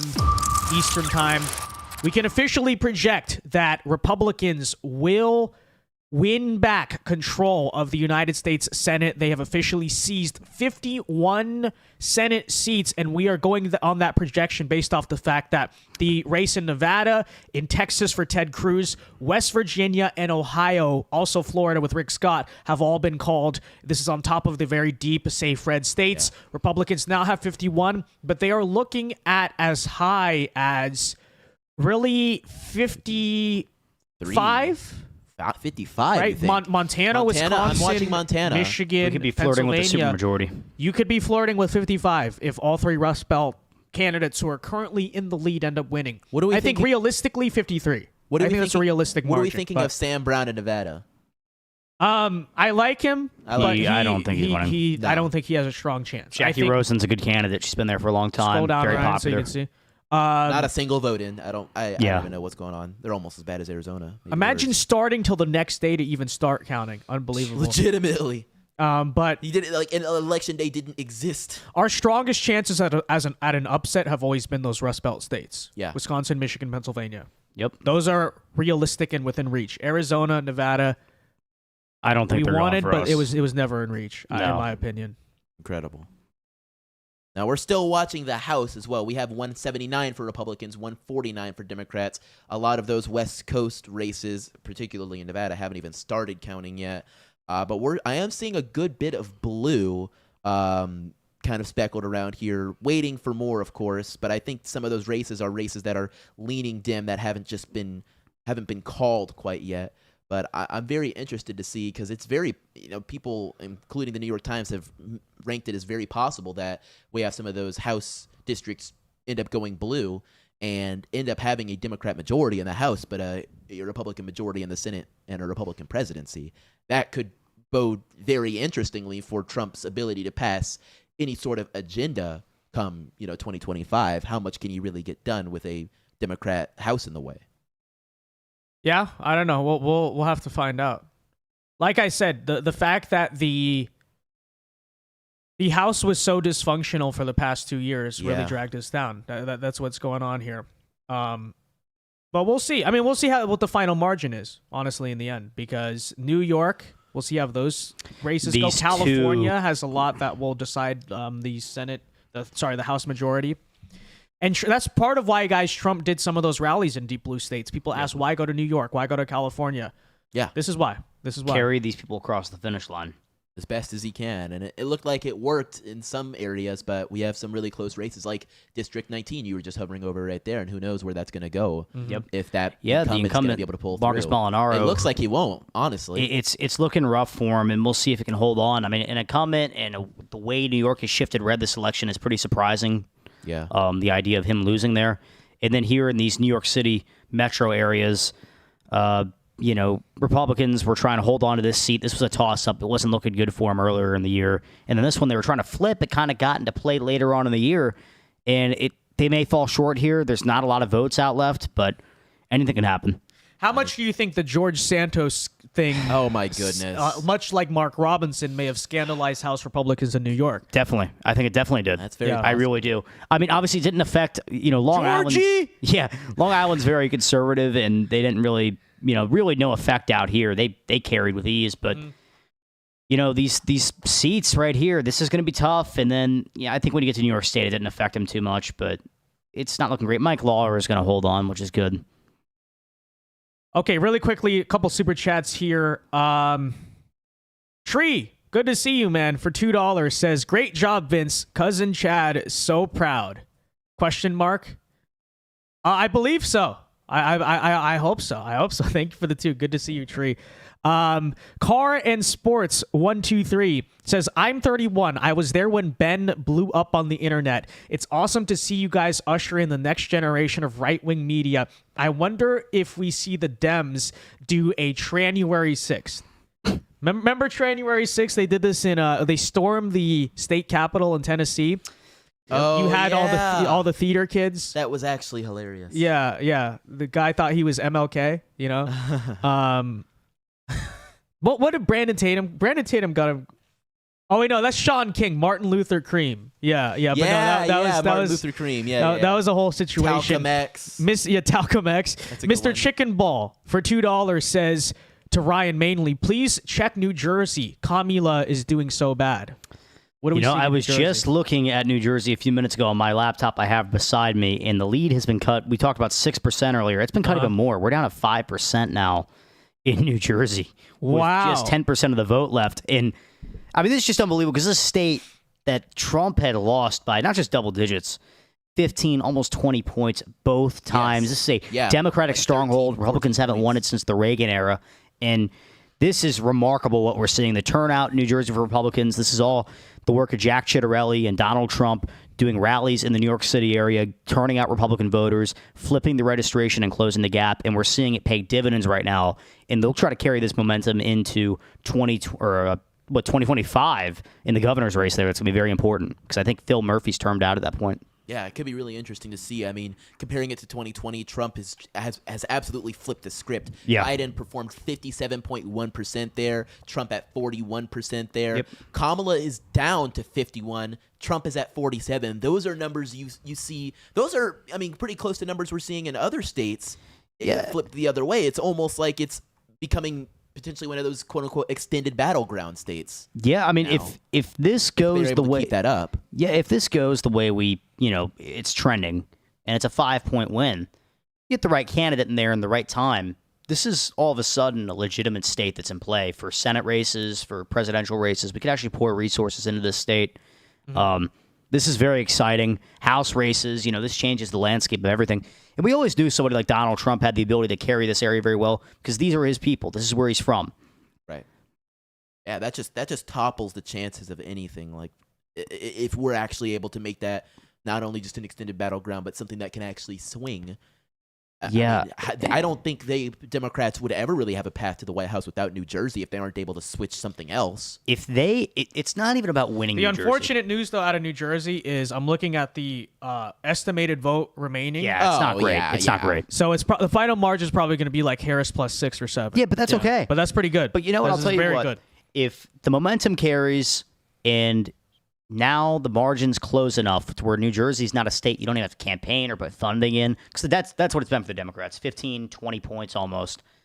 I mean, we're pouring resources out of states like Georgia, North Carolina, Minnesota, Wisconsin, Michigan, Pennsylvania, Arizona. We're pouring the Democrat resources. They're going to have to put them in New Jersey to hold their margins and carry their people. This could be the Virginia of the next 4 years. Yes. Potential.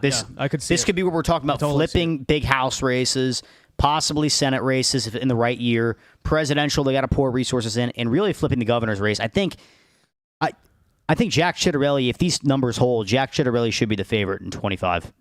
All right, we have an election news alert here from the Harris campaign. Where have we heard this one before? It has been officially announced that the Harris campaign will not be making any statements tonight about the election. Where have we seen this before? They will not be making any sort of speech. This is coming from the open source zone, but I imagine this is it. Sources will soon come to follow. It appears that it will be radio silence from the official Harris campaign. However, we have been seeing a few tweets from... How do you send that many people to your watch party and you're not going to at least say something? They all just showed up for nothing. Unbelievable. Well, Hillary Anyways, did continue. eventually come out, I think, at like 4 a.m. that night. Yeah, she's at Howard University, or that's where their event is tonight. In Washington D.C. Nothing more will be said. According to political polls, though, Trump will address his supporters tonight. So we'll keep an eye out for that. As to when that starts, we'll probably tune in for it. But this is, wow, this is historic in every way, shape, and form. It's done. It's done. That's her concession. That really is a concession. That's the concession without actually saying it. She's got to write her speech. So now, Bill, she didn't have one ready. Bill, Yeah. listen, Bill. Kamala Harris doesn't concede elections. Then she doesn't want to concede. Yeah, she's an election denier. Apparently, She's an election denier. Yeah. Accept the results, Kamala. Kamala Harris is a threat to democracy. She's a threat to democracy. We need to impeach her now. Yes. Even though she's not running for president and she's not sitting in office at this point, impeach her, right? Well, Yeah. she's the vice She's the president. vice Well, she's the vice president, but she's not going to be president. sitting in office much longer. Yeah. Yeah. No, that's When we get the new Congress, impeach her in 25. There you go. Sorry, I just saw the most out of pocket tweet I've ever seen my before. God. We can't even read that. No, we will not read that. But That is so that's funny. so out of pocket. That is so funny. That is so out of pocket. That's so hilarious. And there's another post about Okay, Brad officially Raffensperger. now. He's called again. Brad Raffensperger has called Georgia for Trump. So we don't know what the Associated Secretary of Press- State has said. We don't know what the New York Times he are wins, doing. Like but we don't know why they have not. It Called doesn't it make yet. any sense. It doesn't make any sense. I want to talk about Bergen County here in New Jersey that just kind of borders that New York metro area. And in 2020, Joe Biden carried 57% of the vote in that county. Wow. And Donald Trump only carried about 41% of it. I mean, and that is a huge county in New Jersey. 57.5 to be yeah. exact. It's more close. Yeah, I mean, this is just unbelievable. This is a huge county. This is right next to New York City. A lot of people in this county. Yeah. And it's unbelievable the way Trump has been able to totally flip the script in these deep, deep blue states. Yeah.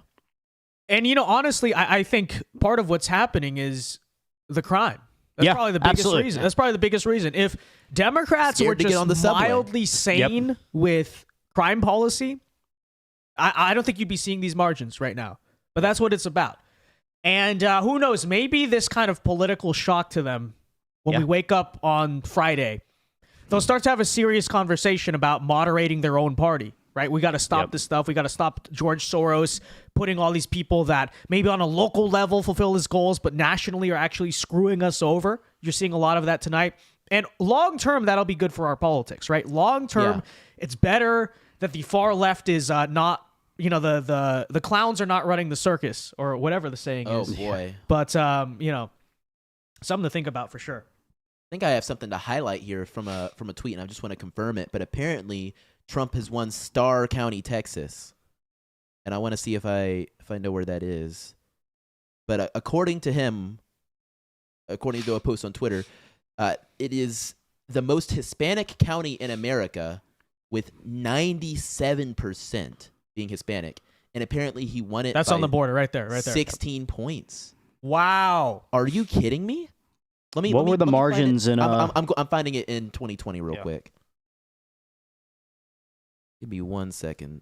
Yeah, that was a county that Biden won in 2020, and he won that by 5 or 6 points. He had 52% in 2020. Trump had 47.1% in 2020. Trump now has 58%, and Kamala has 42. The realignment is happening. The realignment of is Hispanic happening. voters. And here's the thing, right? We have a song for this. Oh my God, I will vote. I will vote for Donald Trump. That is the song. That is the song. Yes. No, this is true. Yo voy a votar. Guys, no, here's the thing as well, though, right? Is the Hispanics in South Texas are a little more Republican leaning than the national average, but you're seeing this trend across the country. Miami-Dade. Can we look at Miami-Dade really quickly? Oh my gosh, I love that. Cubans also not a strong indicator, but I'm ready to move to Miami. Donald Trump won Miami-Dade County by 11%. That was not close. No. It was not close.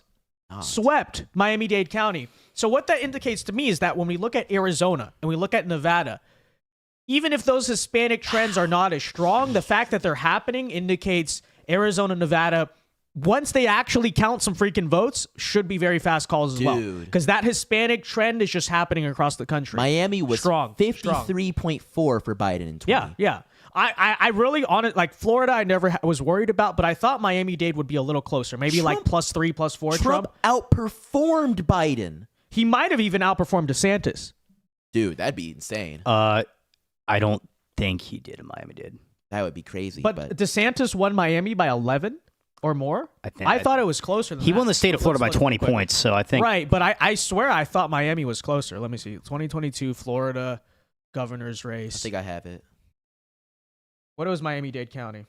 55.3 to 44. So identical. Basically the exact same. Okay. Identical. Okay. Wow. Dang. Impressive. I did not respect that might be the most right-wing major city in this country. Then. Yeah, and also something... I don't think it's close, yeah. Something worth mentioning here is Pinellas and Hillsborough both flipped. Oh, my goodness. Scroll down a little bit. They did, Yeah, Pinellas and Hillsborough both flipped. This is a repeat, essentially, of the DeSantis map, minus maybe Palm Beach County. Yeah, and that's so narrow. I mean, look at that. Barely lost it. Oh, just barely. That could be a recount. Right. and switch it. Wow. Orange County. Unbelievable. I mean, guys. you could be approaching just like all red. Biden won 61% of Orange County 4 years ago. Wow. These margins are unbelievable. Wow. Let's see this. They truly are. The whole state went red. The whole state shifted red. I'm moving to Florida, boys. I'm doing it. Yeah, I'm getting come out join of us. Virginia. I'm moving to Florida. It's happening. This is just legendary. Wow. Legendary, truly. Even, in all this time. Wow. Incredible, guys. Let me really quickly get to some of our super chats here. Let's see. Joe Walsh. Barca Boca. Thank you for the 2. Guys, they are going to C-word. Please don't jinx it. Guys, here's the thing, though. They do not have the mail-in ballot request even numbers this year to pull off something like that. That's the difference. That's the difference. Too big to you-know-what word. Yeah. That's the goal. Part Tim Hobo for 5 says, serious question. Do you think Joe Biden would have done better? Obviously, he wouldn't have won, but could he have saved more down-ballot candidates? I don't think so, honestly. 2020 Biden, absolutely, yes. But the cognitive decline, maybe before the June 27th debate, you could make an argument. But that was just so bad. I mean, seriously, I think Biden was on track to lose Virginia, New Mexico. I mean, with the numbers we're seeing in like states like New Jersey, I mean, we could be talking about like 1% in those states. Right. So I do think it was the right call politically for them to put in Kamala. But she was never that strong of a candidate. No. And really, like I said, we're looking at those Senate races. I brought up this point earlier. It's not just that Biden's cognitive decline. That is not the only thing going on. People are mad about the economy, the border, crime, Democrat policies in general. So really, you can make a case, even if they put up a strong candidate, Trump still would have the edge in this election just based on those intangible, you could call them like the common sense factors, right? Yeah. These things were all working against Trump in 2020, by the way, because he was the incumbent president when the economy was bad. Not his fault, but the economy was bad. Riots, civil unrest, crime, all this stuff. Now that's flipped, right? That's flipped on their head. It's an interesting trend to look at. Perhaps incumbency going forward may be something of a disadvantage instead of an advantage, but actually, can we tune in right here? It looks like something's happening at Kamala HQ. They don't look very happy, by the way, guys. They don't look very happy. Here we go. Let's tune in, guys, to Fox. Bro, I think they're leaving. They're leaving. Hold on. Let's go back a couple here. Oh my God! Oh my goodness! They're leaving. They're throwing in the towel. Throw the towel. Throw the damn towel. It's over. Wait, let's tune into the audio here. What's going on? Oh, hold on. Wrong audio. There you go. This is crazy. It's a live picture right now in West Palm Beach, Florida, at Mar-a-Lago is West Palm Beach, where. Hold on, let's go back a couple seconds, guys, because I need to see what's happening. Harris, God bless you. May God keep you, and go HU and go Harris. Thank you all. Who is this guy? All right. Oh, Harris substitute campaign for Kamala co-chair. Harris. Cedric Richmond, the Harris campaign co-chair, saying Kamala Harris will not come out tonight, encouraging people to return tomorrow to Howard University, her alma mater, to see her. And you can see the crowds filtering out very, very quickly after this, well past midnight, 12:45 on the East Coast, as the crowds are dispersing. A disappointing night not to see the vice president there addressing the crowd. We're still learning the routes to 270 in place. We're also wondering this live Dude, how do you right scam now, people like in this? West This is the Palm Beach, Beyonce thing all Florida, over again. Like at she wonders Mar-a-Lago why is, she West couldn't Palm get Beach, authentic support where from former people. President Donald Trump is You know, you intended. behave can like see plenty of, this. camera phones out right now. I don't know if anyone will step to the podium here in just a matter of moments, but the mic check is going to be in place. But let's just continue to give you a roundup of what we're learning as some of the battleground states already called. That one. So there you have it, ladies and gentlemen. They've left. They've gone home at Howard University. The Kamala Harris watch party. Unbelievable. That is nuts. Okay. I wonder the last time that happened at a Democrat watch party. I wonder what election year that was, guys. Oh, man. Hilarious. Cenk does not look happy right now. Cenk does not look happy either. They are watching on the monitor dancing right here. at the Trump rally. So one is dancing, the other went home, and they don't look super happy. You know. There's the Maricopa right there. CNN showing it. Nobody's even counting votes, it looks like.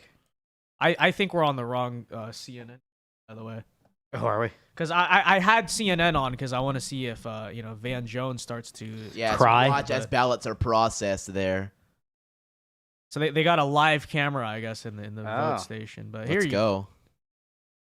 Where's the do we got to watch on TV? Okay, screw it, whatever. But yeah, okay, let's go back to the election results here, guys. I don't think we have anything new. They are refusing to call anything. They just want to delay the victory. Yeah. They don't want us Want the tonight. Kamala voters to go to sleep with hope. They're going to drag it out. Oh, ladies and gentlemen, I think we know what that means. We have an election a major alert. Key race alert. Guys, you knew it was coming this entire time. I don't know what the wait was about, but the New York Times has officially called the state of Georgia for Donald J. Trump. That now puts him, scroll up, at 246. Yes, 246 electoral votes. He is knocking on the doors of the presidency. Almost there, almost to the finish line. With one, well, actually, I think right now, right, with, no, he would still, so with Arizona, assuming that the people finally count there, and or two Rust Belt states, or one Rust Belt state and Arizona, if that math makes sense, Trump will be at 270 electoral votes. He will win the presidency. New York Times currently has him as the 93% chance that Donald Trump will be the president-elect tomorrow morning. But they're delaying it. They're stalling. They don't want to see us winning tonight. It was 4 years ago on an evening very similar to this one that I watched in awe as crazy things happened in Georgia. And I got in the car and we drove to downtown Atlanta, right where they were counting votes in Fulton County.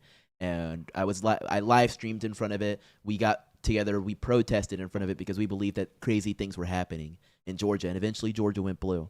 And that was one of the most difficult moments of my experience in politics. I've been in politics now 6 years, and I can finally say with certainty that we have finally won something in my home state of Georgia.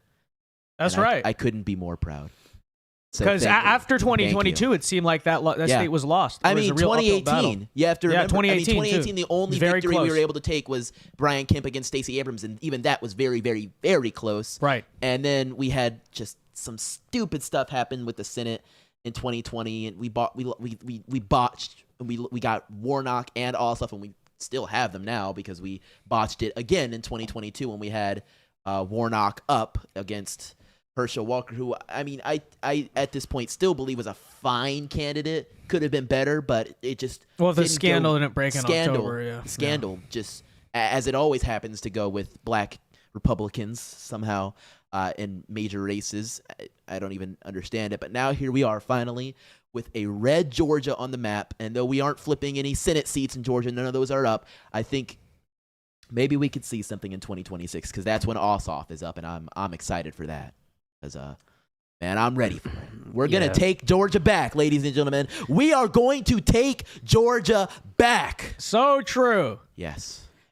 Ooh. Guys, Harry Sisson and Joy Reid are already melting down. All right. I'm scrolling on Twitter right now. Harry Sisson says, it's really depressing to see how many people voted for the felon, rapist, fraudster who lies constantly. Many Americans failed their fellow Americans tonight. You're damn right I did, Harry. Yes. You're damn right. Joy Reid just called Florida an extreme right-wing fascist state.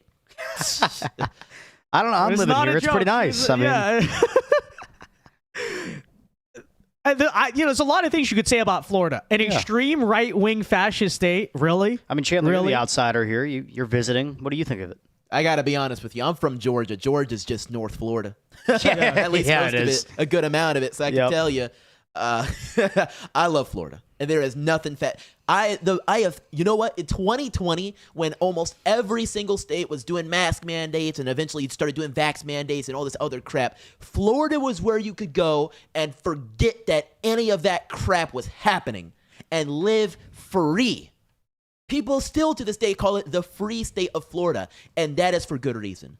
Florida is one of the proudest states in this union that stands for freedom. It's why so many people, particularly Cubans that had to escape from the communist dictatorship of Cuba, didn't decide to move anywhere else because they went from one extreme to the other, and that is from absolute communist dictatorship to pure red-blooded American freedom. And that's why they have stayed in Florida, and that's why we have finally flipped Miami-Dade County red, because we crave, deserve, and desire, and will get our freedom. I will vote for Donald Trump. Dude, that needs to become an anthem. In 2020, that was the anthem. Now it is the mantra. Kamala's never gonna beat me in November. that was pretty funny too. That one's pretty funny too. Yeah, guys, that was good. The vibes are great. The vibes are great. Energy is high. It could never be better. We've never been more back than we are right now. Right now. Let me read our super chats really quickly. Trapper Scout says, "Hurrah, hurrah! We bring the jubilee. Hurrah, hurrah! The flag that makes you feel so free." Is that a Confederate song? I don't think it is, actually. I think it's a sure Union hope song. not. I don't want to get, So we sang the chorus from Atlanta to the Sea while we were marching through Georgia. That actually sounds like Confederate. No, it sounds like a Sherman song. Maybe you're right. Marching through Georgia. Yeah, you know what? Yeah, that's right. Atlanta. Right. Okay, anyways, other super chats here. Okay, Joe Biden, I read that one. I think we're all caught up on our super chats, guys. I believe so. Let me just make sure really quickly here. Did I read this one? PTR for 5 Canadian says, "This is not just a win for all of us, but also the end of a terrible regime. The future finally looks bright. Peace and love from Canada." No, look, here's the situation. I don't think Trump's going to necessarily fix this country entirely in 4 years, but it sends a long-term message, right? That it's possible. It's possible to stand up to these people, to beat the system. This is really only just the beginning. But I don't think Elon Musk or any of them were exaggerating. Like, it would have been the end of America. Like, this was our last chance to do it. And we still got a couple states to call, but it looks like we did it, right? We're holding on a little longer. It's going to be a long road ahead still the next several decades. But, like, this was big. We needed this, okay? The American right, the patriots, whatever you want to call them, needed this moment. And this is something we're going to remember for the rest of our lives. Truly. For sure. I mean, put into perspective the amount of damage that could be done and had been done in 4 years by the Biden-Harris administration. Now Cenk is screaming. Cenk is screaming. Yes, he is. Oh, my gosh. And now transplant that with how much positive can be done to a country in 4 years. Imagine what could happen. Imagine how much winning we can do. So much winning that, as we've said before, you might just get tired of it. But the winning will not stop Guys, No, it will not. hold on. I think We gotta go to tune in. TYT. Yeah, gotta we go to got to. TYT. He's Hold on. shaking Let me, his head. This is so hilarious. This is He's crashing incredible, out. guys. And I think we have Dave McCormick up there declaring victory in Pennsylvania. Is that? I think so. I think that looks like a victory speech to me. Oh wait, no, just leads. I don't think he's sending his supporters home. I don't know. Is an understatement. She is. This is something we decided to do together. Something that we felt honored to try to do. It was a mountain to climb. He leads by 2 points. None of this would have ever happened Just without about Dina. 1.8. So thank you, Dina. Outstanding. And now I want to just ask the question: who's ready to save America? 11%. 11% outstanding. We got to do it. We've got to do it. And listen, this election night's not quite over. Not too much. But about 85% of the vote is in. And we've looked at where all the rest of it coming, and it looks like we're headed in a very good direction. All right, guys. So there is Dave McCormick giving. Okay, yeah, Chink is crashing out. Yeah, he is pissed. Look at the fire behind him. This is vintage Shank right here. Hold on, we got to do an intro for this, okay? Hold on a second, Yeah. all right? Ladies and gentlemen, we have a key election night alert for you. Shank Uyghur is officially crashing out on stream. Oh my gosh, look at this. We have not listened. We've just been seeing he's just seeing him get angry on stream. Guys, let's go back a couple seconds and tune in because we got to hear what's going on over at the Young Turks right now. He always does it. You know, you always can count on this. All right, let's tune in. This is going to be great. All right, there you go. Congress. Because that is you did go talk about woke mind virus. A lot of that is BS. There's a Washington mind virus. Money. Money's supposed to lead to victories. You raised $1 billion. Where the F is our victory? One more thing. So why do I keep talking about it? Because it's so obvious and it is indisputable. So if Kamala Harris, this was the plan tonight, I wanted to get to Tim Walz, but I'm not connected enough. I'm not rich enough. I didn't donate enough, so I couldn't get to Tim Walz. What I wanted to say to them is try to pass paid family leave in the middle of the election. Again, they would have been like, oh, that's like 1% risk. No, that's so risky. Be civil, don't do anything. Play prevent defense. Who the hell told you you were winning? Why are you playing prevent defense? Because if you try to pass paid family leave in the middle of the race, okay, I get it. That's unconventional, right? Well, what would have happened? You put the Republicans in a super tough spot because they got to either sell out their corporate donors. Guys. Their corporate donors. I think you might have to pull I a will song. vote Oh my for gosh. Donald It's so Trump. funny that he says, Republicans have corporate donors when in the same breath he says Kamala has $1 billion. Yeah. I know, Where do you right? think that's coming we're from, the my only ones friend? with the corporate donors, really? Like Trump only had they like gotta sell out the 400 average million. American. 84% of Americans want paid family leave. You go out there, you say, I'm gonna save those moms. I'm not having you send them back into the assembly line a day after they give birth. Bro, You're what? gonna pass paid family leave now, or you're gonna pass it the day after the election, after we kick your ass and take all your seats. So which He's one is gonna it gonna cry. be? He sounds And like he's then that about to would break. force He's the about to Democrat- cry. The Republicans to play defense and go, no, I'm against moms.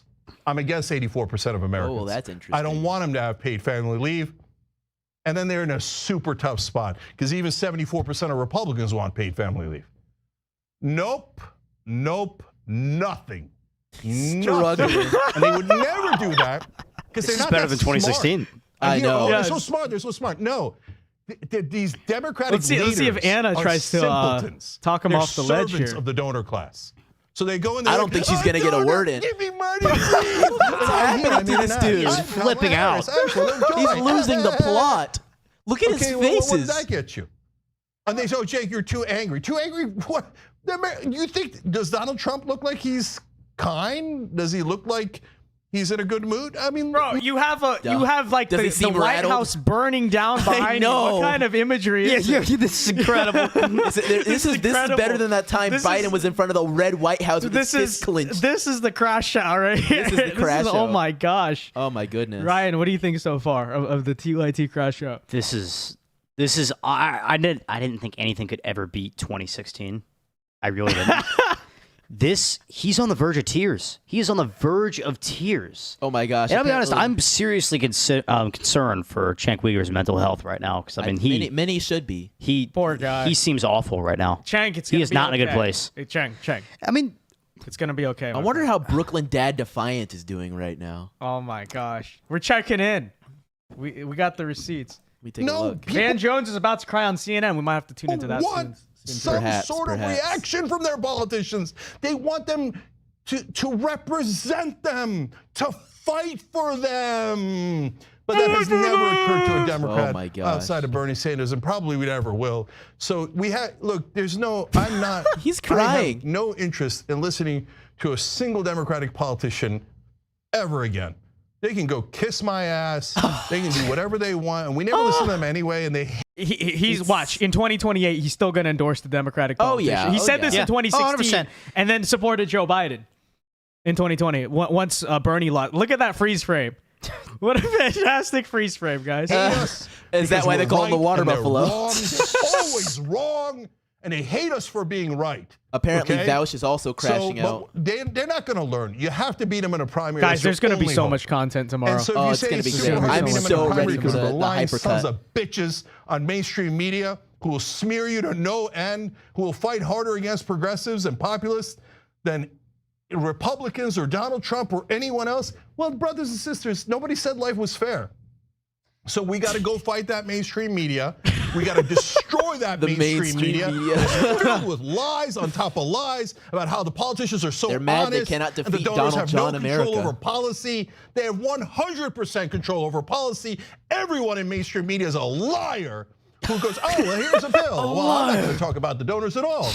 Look, Project 2025, we're going to fire every host on CNN and replace them with Cenk. Cenk's going to do a 24-hour The ratings will multiply. The ratings will multiply. This it would be is the true. most entertaining crap ever. Yes. Okay, I want to see what Vosh is going in on. I want to see if we can see that, because that's got to be entertaining.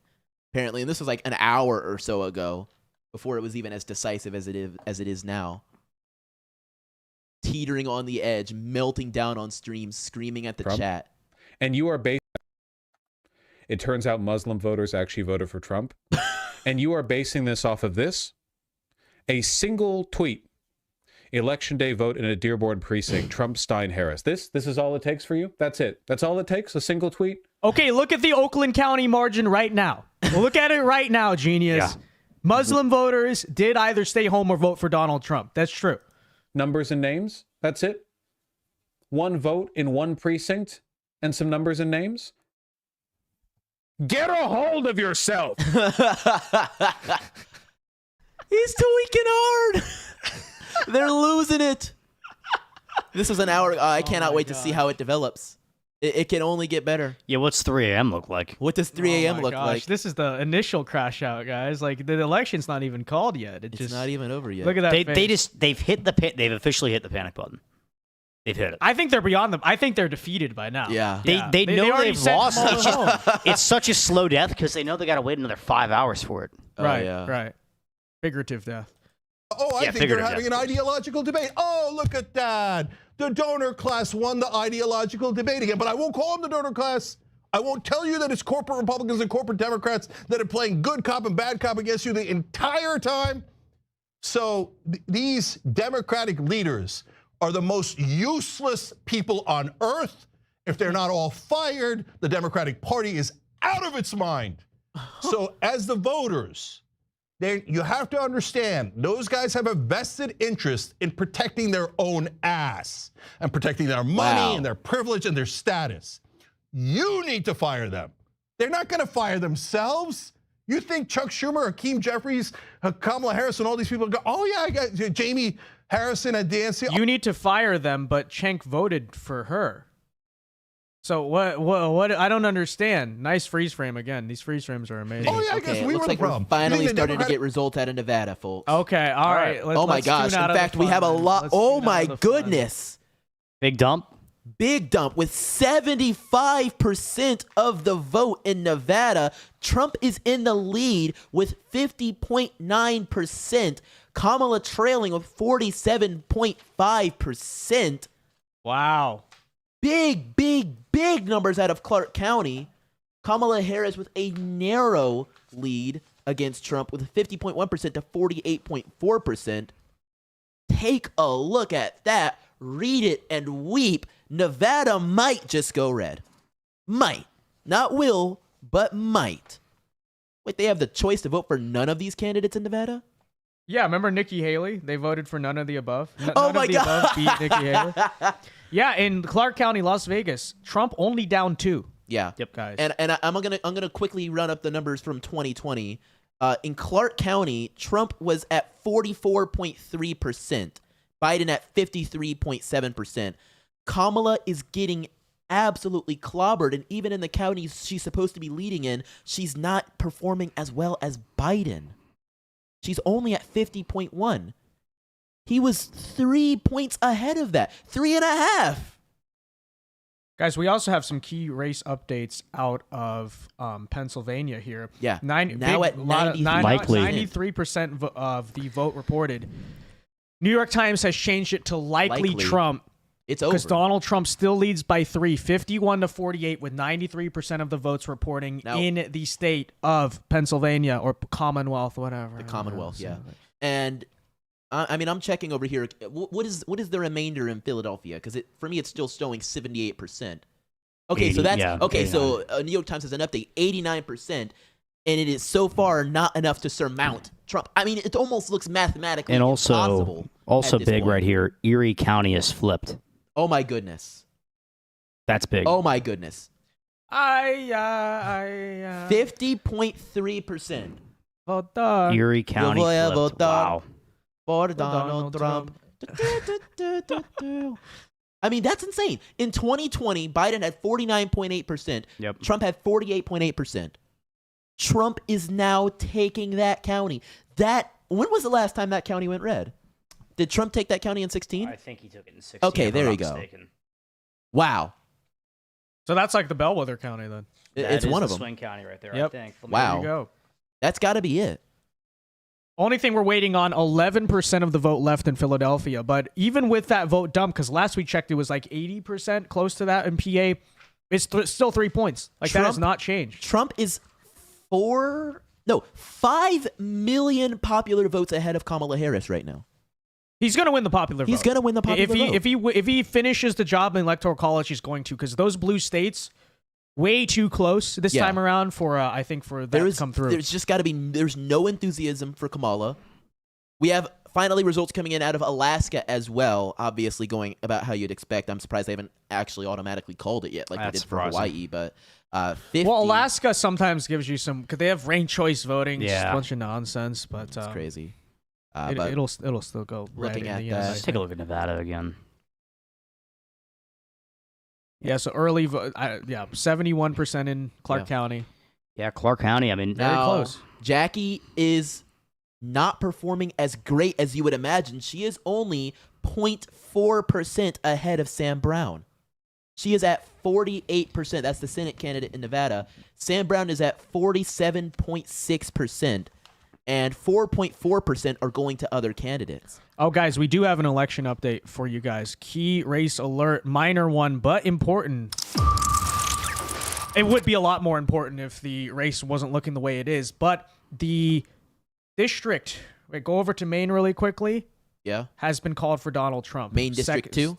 Maine District 2 has been called for Donald Trump. That's cool. Whereas the rest of Maine is going about as you would expect. About as you would expect. Yep. Fascinating. There you have it. Well, that's good to hear. That's good to hear. These Nevada results are. Or is it out of Nebraska? Which one is adding that? I'm actually not sure. What do you mean? I saw his vote count go from 246 to 247. So I don't know if that's it was Nebraska. It was Nebraska. Nebraska, Okay. not Maine 2, Nebraska. Yeah, I'm not seeing a call for Maine 2. I think they're really close to calling Maine 2. I Right. think it's just a matter of It's gotta counting be votes. 248 very It's just a matter of soon. counting Yeah. votes. Yeah. I'm really fascinated, and that's with 74% in Nevada. I'm really watching Sam Brown. Yeah. I'm really watching. New Jersey was 5. It's cut down to 4 now. No shot. Are you serious? Yeah. Wow. No. And New York's down to frickin' 12. The outstanding votes were in Democrat areas. Yeah, They were. He's gaining momentum. What is Go happening? zoom in on New Jersey. Then. Yeah. Get us in there.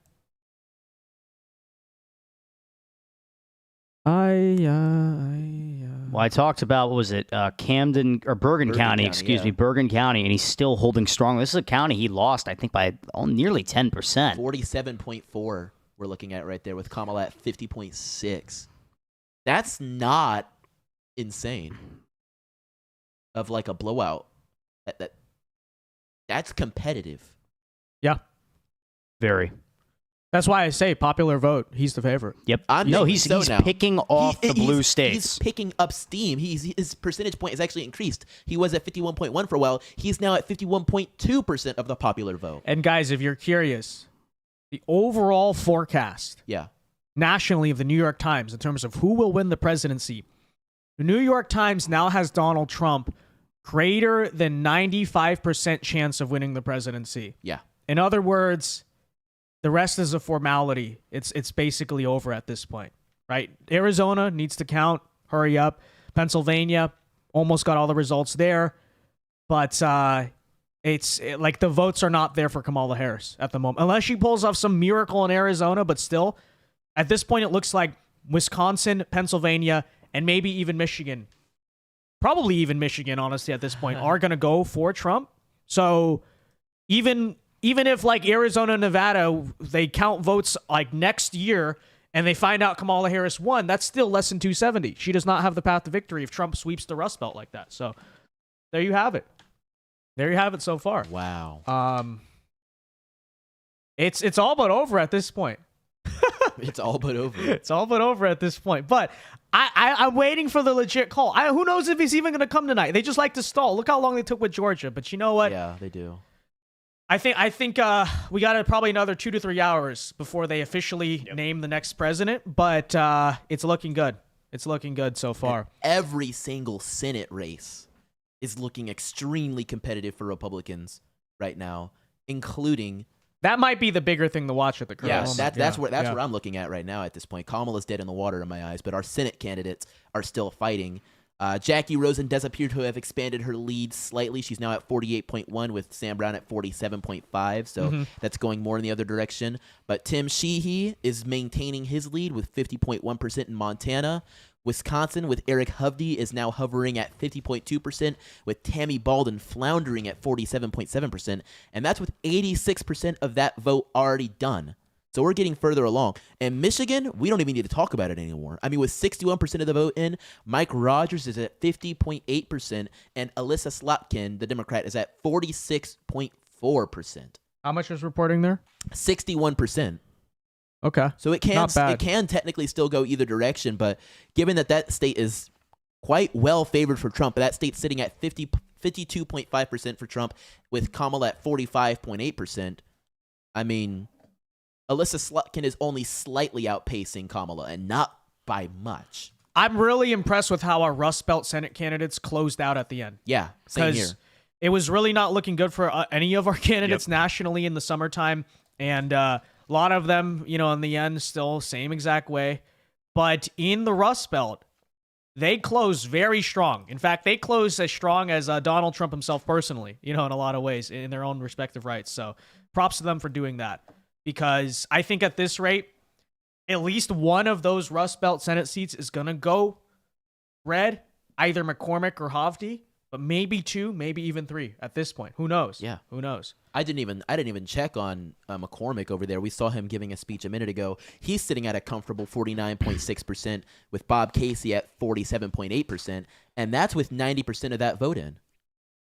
Give or take 90%, or maybe even slightly more. Yeah, you can see here McCormick with a 2-point lead, 90% reporting. Now that's 50% there. That's arguably the most impressive, because Bob Casey not only is an incumbent, but he's not a very polarizing one. No. Like, not a lot of people even know who he is. Like Tammy Baldwin, on the other hand, Eric Hovde also winning there by 2. You could make the case, okay, she's like a hardcore resist lib Democrat, too radical for Wisconsin. You could see that angle.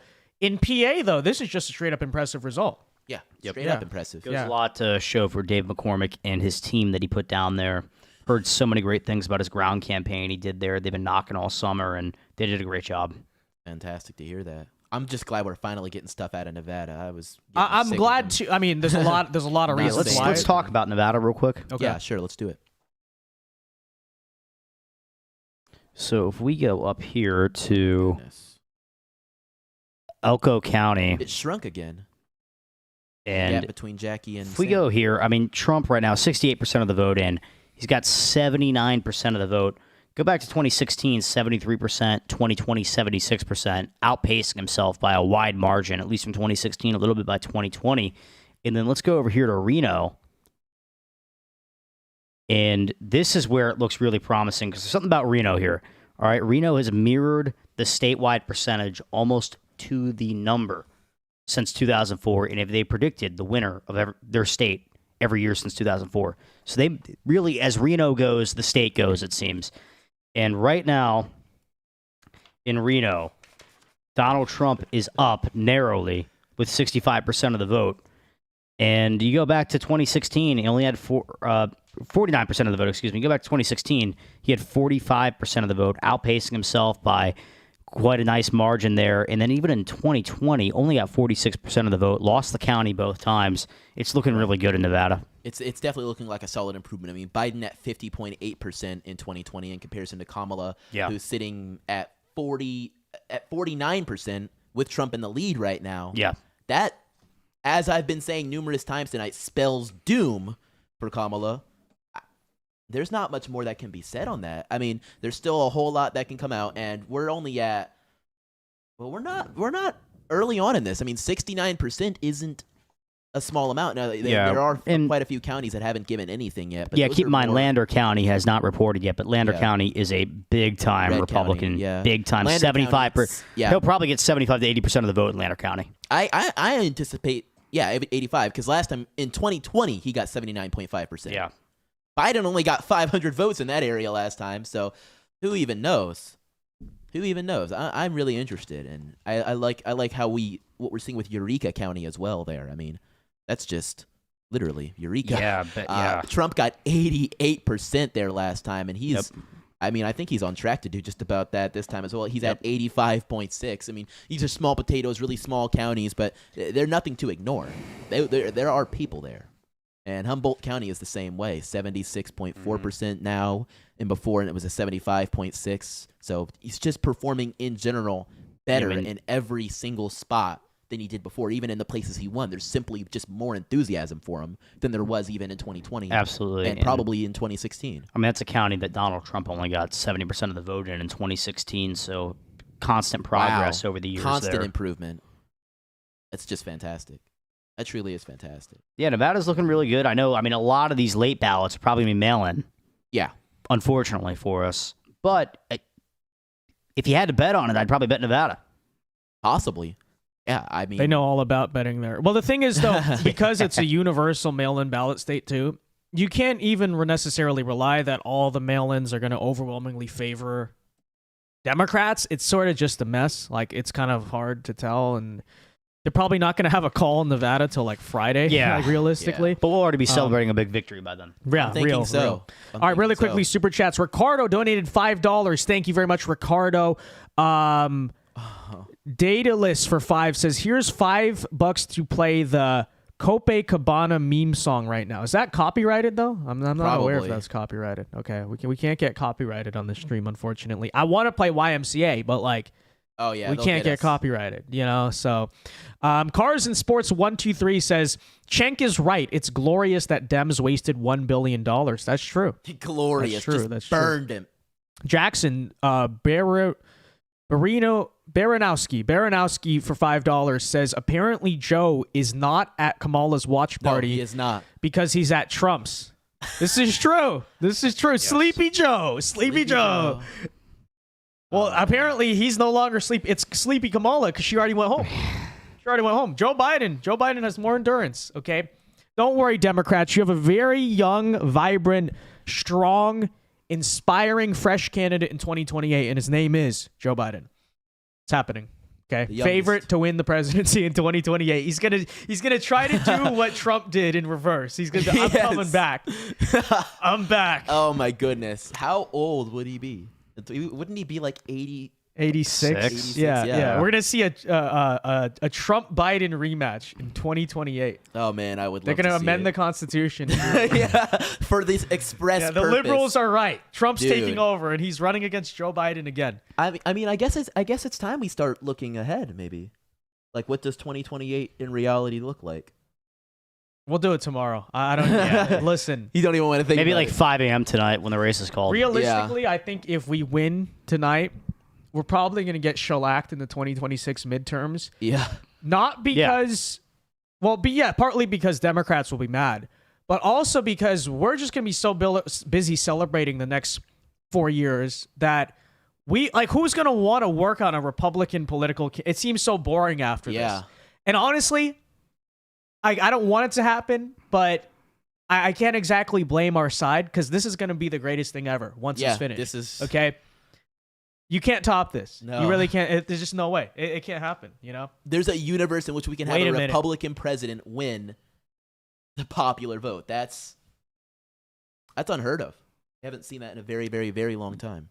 You know, just looking at Michigan here, Donald Trump is now up by 5. Oh, wow. I mean, excuse me, 6. Call it. Take that girl out the ring. She's not fighting anymore. Throw the white towel, ring the bell. It's over. Yeah. Guys, we have a key race alert out of Decision Desk. Here we go. And this may be the one right here that decides the election. Not officially, but we're getting very close to that moment, ladies and gentlemen. We have a key race alert out of Decision Desk, who all night has been one of the most bullish in terms of calling these races. But worth noting, they have now called the state of Pennsylvania with its 19 electoral votes. As of 30 seconds ago, Decision Desk projects Donald J. Trump wins the presidential election in the state of Pennsylvania.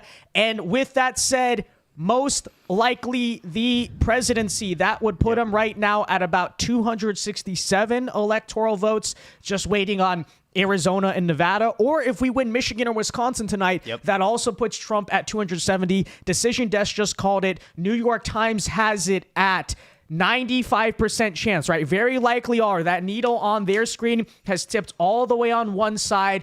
Guys, we're just hours away from the official call that Trump will win the presidency, but it is happening. It is unfolding. Go over one tab. Right before our eyes. One tab right there. This is big, guys. Oh, I sent one before of that should. Oh, go over the. No, far third from the right, all the way at the far right up there. Yeah, that's Decision Desk. That's Decision Desk, and that'll show us our current electoral map. Third from the right, all the way to the right, all the way to the right, next to that one right there. Boom. That is our map right there. Oh, wait a minute, guys. Wait. Oh, Alaska. Alaska's been called. It's over. Alaska has been called. We have an election alert, more than likely the last for any electoral you know what? votes. Let's stall. Wait for New York Times to Yeah, we want to wait for New York Times. Yeah, all right, fine. Because you know what? New York Times, Associated Press, whoever. That'll be most impactful. That'll be most impactful. You're right, Decision you're right. like Decision Desk just sees the writing on the wall right now. They do. They're real. But you know, I'm trying to celebrate the right way. You know what I mean? But it is in front of your screen, guys. Donald Trump, according to Decision Desk, will win the presidency. But we're not going to call it yet because we want to watch the mainstream media have to admit it. Okay? Where's Cenk?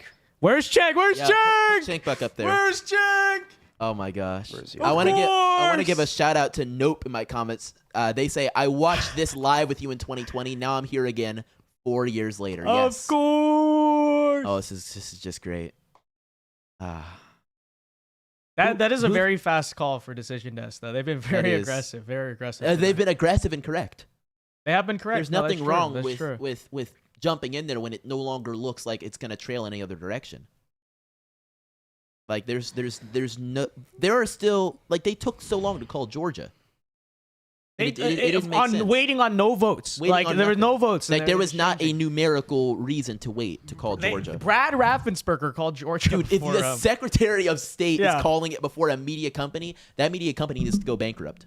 Ryan, you had some thoughts on Yeah, I mean, we talked about how like Democratic counties had most of the outstanding vote in New York, New Jersey, yet the lead keeps shrinking. Lead went from 13. I think last time we put New York on there, it was 12. Now it's down to just over 11. I mean, it's really unbelievable considering he lost this state by 24% just 4 years ago. Don't mind us. We are feverishly tweeting. I'm just tweeting about the Decision Desk call. Yep, me too. Unbelievable. Guys, really remarkable. This is like one of the greatest days of my life. Honestly, by far. Because it's like we dedicated years of our life to this. 6 years between us. Yeah, you know that, 6 right? years. Not between us, but between us 12. But 6 years we've been fighting. And frankly, we have the easy job. Imagine the people on the ground in Pennsylvania. No, the they're actual the campaign real workers. The actual. I'm not going to give credit to the consultants because they're bummed, like they don't do anything. But imagine like people like Scott Pressler who have door knocked, who've registered voters for 4 years straight. Turning Point Action with Turning their Point Chase Action. the Vote program. That is imagine how insane. good this must feel right now. Dude. Unbelievable. We're waiting on New York Times. People are saying Pennsylvania is called. Decision Desk is very bullish tonight. Okay, Yeah. we're gonna play it But safe. we need We're gonna play them it to safe. But admit we all know the writings on the wall. We all know the writings on the wall. Okay. Got a key race election alert. All right. All right, ladies and gentlemen. According to OSZ, Fox News has called Pennsylvania for Donald Trump. Let's go to it. So that's 267, unless we get a call out of Alaska soon, which should be fine. But Alaska, I will note to you guys, is a state that has been weirdly close lately because of ranked choice voting and all this other nonsense. So would like to see an official call out of Alaska That first. does bring for sure. Fox at 267. Yeah. Wow. So Fox has it at 267. Fox News. Wow. This is crazy. But even Fox is showing Alaska at 56.8 to 38.6. It's not going to go anywhere further. You would have told me 24 hours ago.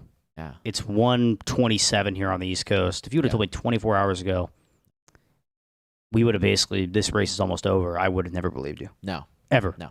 I thought we would have had hours and hours on end of counting to get through this. And this is a short night. This is a shorter night than I expected. With a popular vote lead. Yeah, I didn't. I mean, that's where I'm really getting. All the major outlets are going to call it by like 3 a.m. Because the liberals can't. It go may with the be talking 2016. point. Yeah, they can't go with the talking point saying, "Oh, but he didn't have the most votes. Hillary Clinton had more." They can't even use that. Can't even cry about that. They can't even cry about that. We don't have a real democracy anymore. Yes, we do, and we always have. We always have, and they never want to acknowledge it. Look it, read it, and weep. This is the democracy right here. This is what you've been talking about all this time. We are a constitutional republic.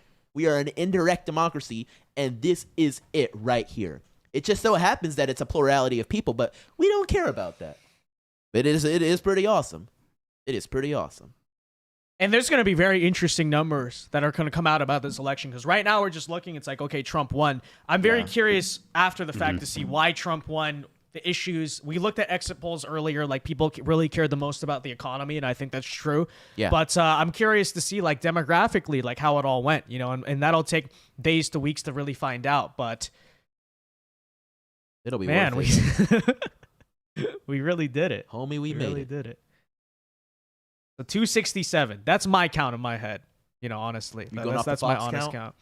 Yeah, because I want to see more out of Alaska just because it's gonna go red.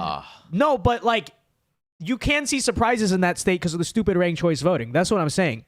Even in 2020, Trump won that state 52.8 to 42.8. That's 10 points.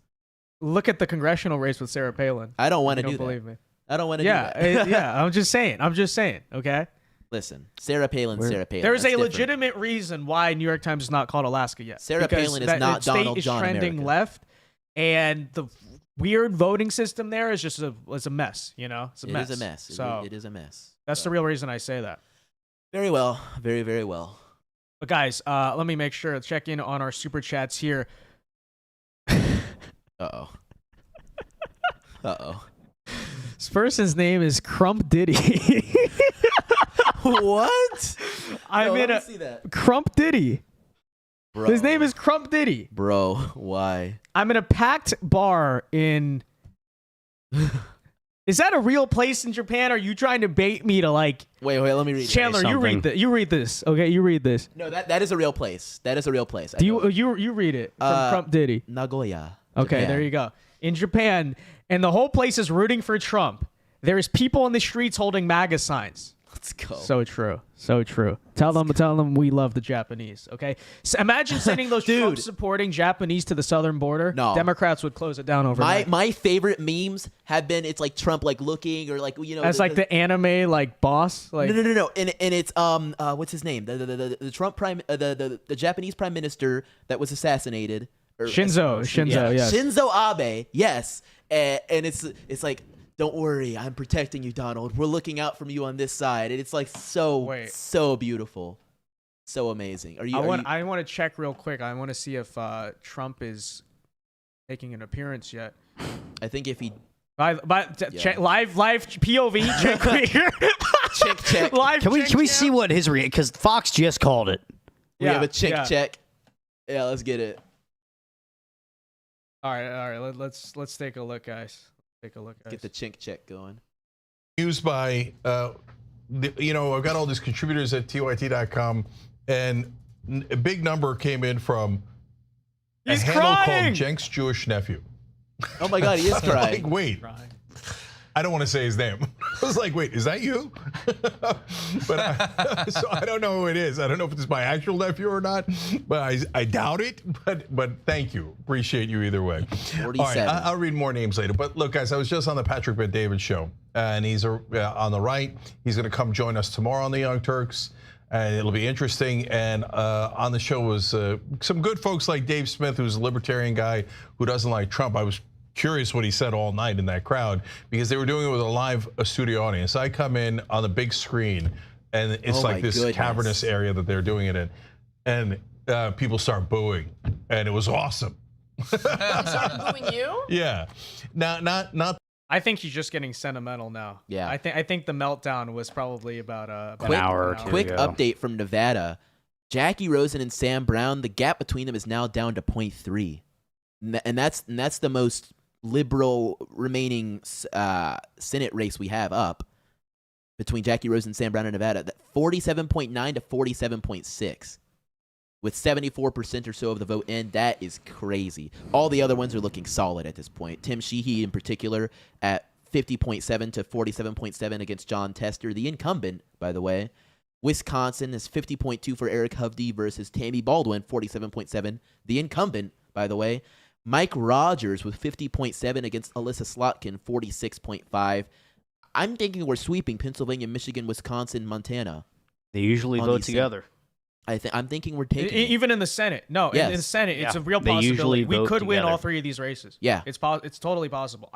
If you told me that yesterday, I would have thought you were crazy. Yeah, I thought I would have thought you were on crack. Well, I thought maybe you win one, maybe two, but all three are genuinely in play right now. Well, in our predictions last night, we could see 56. We talked about optimism. We were both optimistic maybe we could get 52, 53. We're not thinking 54, 55. No. Mm-hmm. I said 54, 55 is like the best case. If they all voted the way Trump will get it. Yeah. Yeah.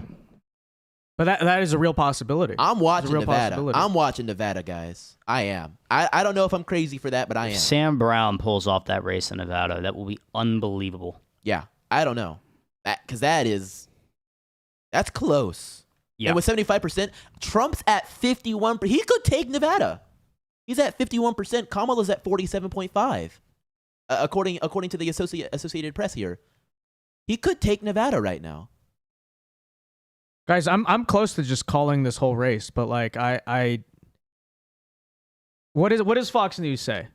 Well, Fox News says that it's 267, and they're waiting on Alaska, and everybody knows where Alaska's going. I mean, Fox News has basically called the election. Yeah, they have. We're doing it right, okay? We're gonna do it right when we call. We're waiting for the slow New York Times. Okay, we should have. We don't have to wait for New York Times. Let's just wait for another source besides Decision Desk that's called like everything. We should already. put Fox on one of these monitors because they have the camera trained on his podium, ready to go. So we might want to have that ready just in case. Live now or Fox News? Fox News might be fine. I think either that or I think that feed. Yeah, that's gonna be the feed we want.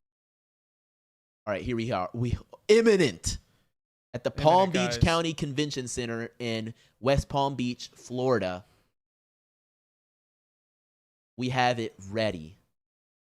Guys, by the way, this is the current state of the swing map. Goodness gracious. That whole United States. Look at Nevada.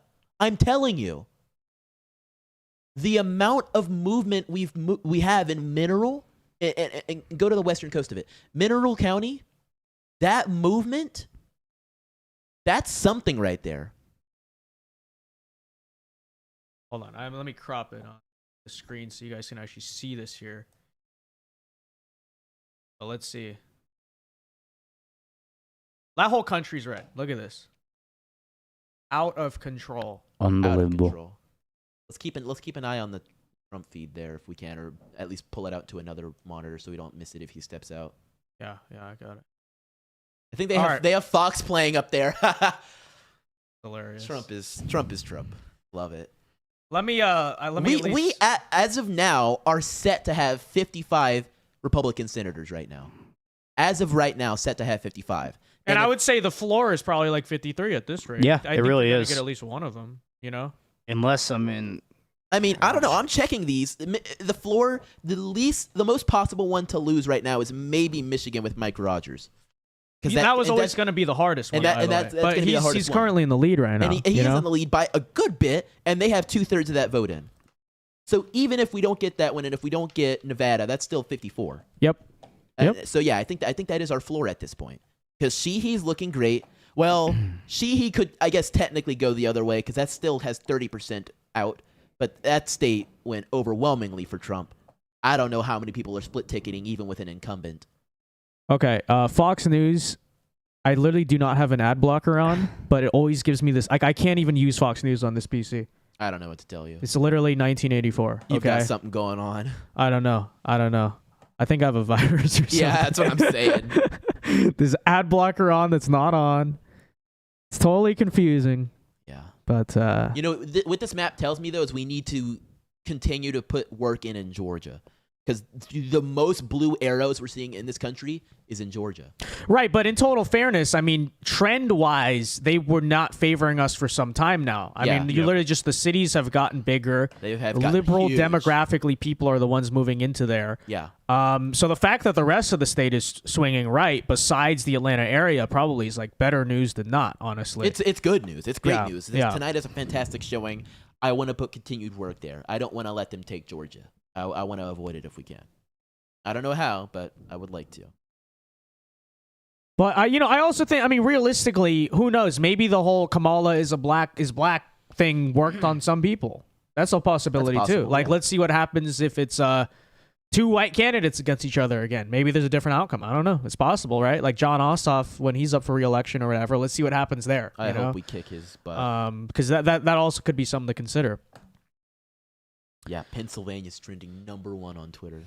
But guys, out of Arizona, it has not changed like in several hours. Unbelievable, guys. Unbelievable. We don't even need it.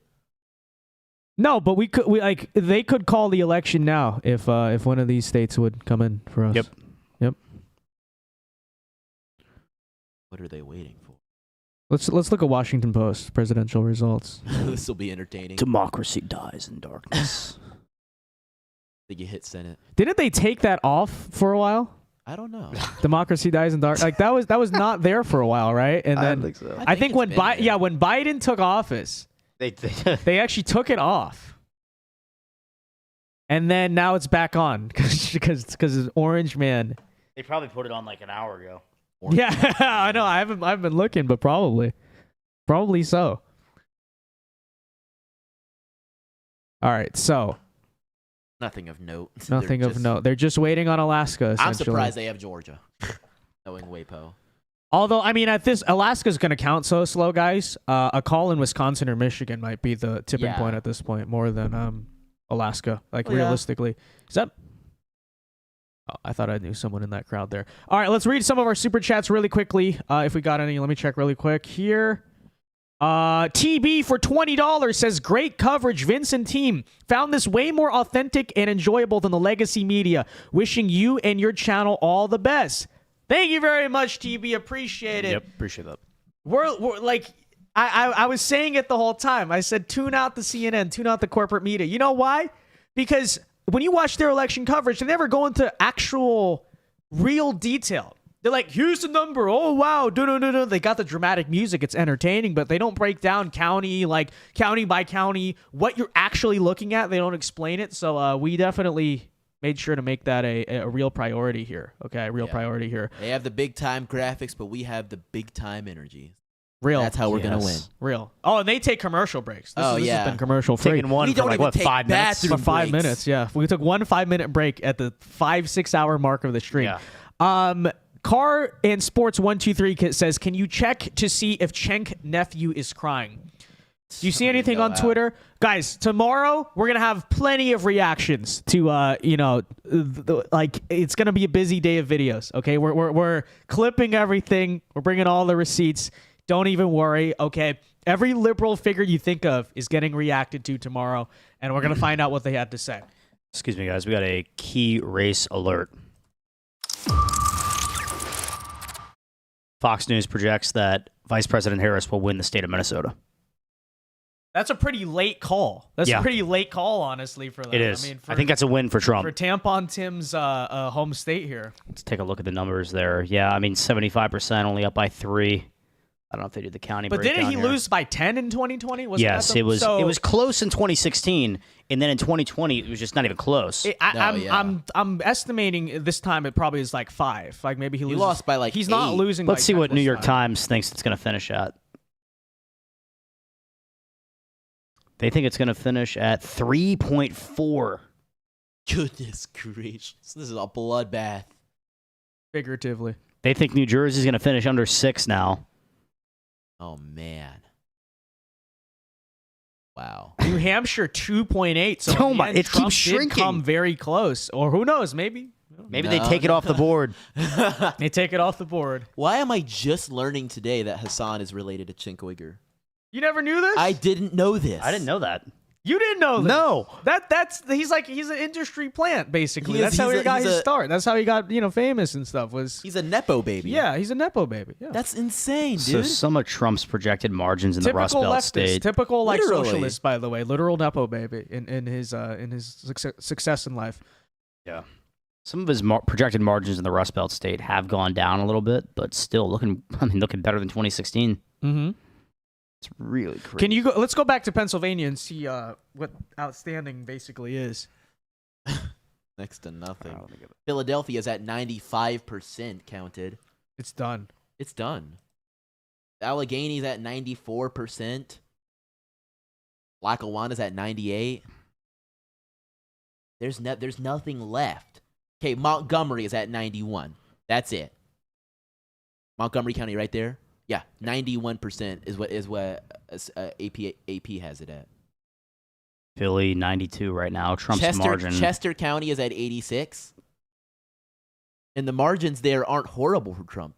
They aren't. No, they're not. In comparison to before. I mean, Trump in total, by the way, is up almost 200,000 votes. There are not 200,000 votes left in Pennsylvania for Harris. Trump did Anywhere. Trump did 40.9 in Chester in 2020. He's doing 44 right now. They need to call the dang state.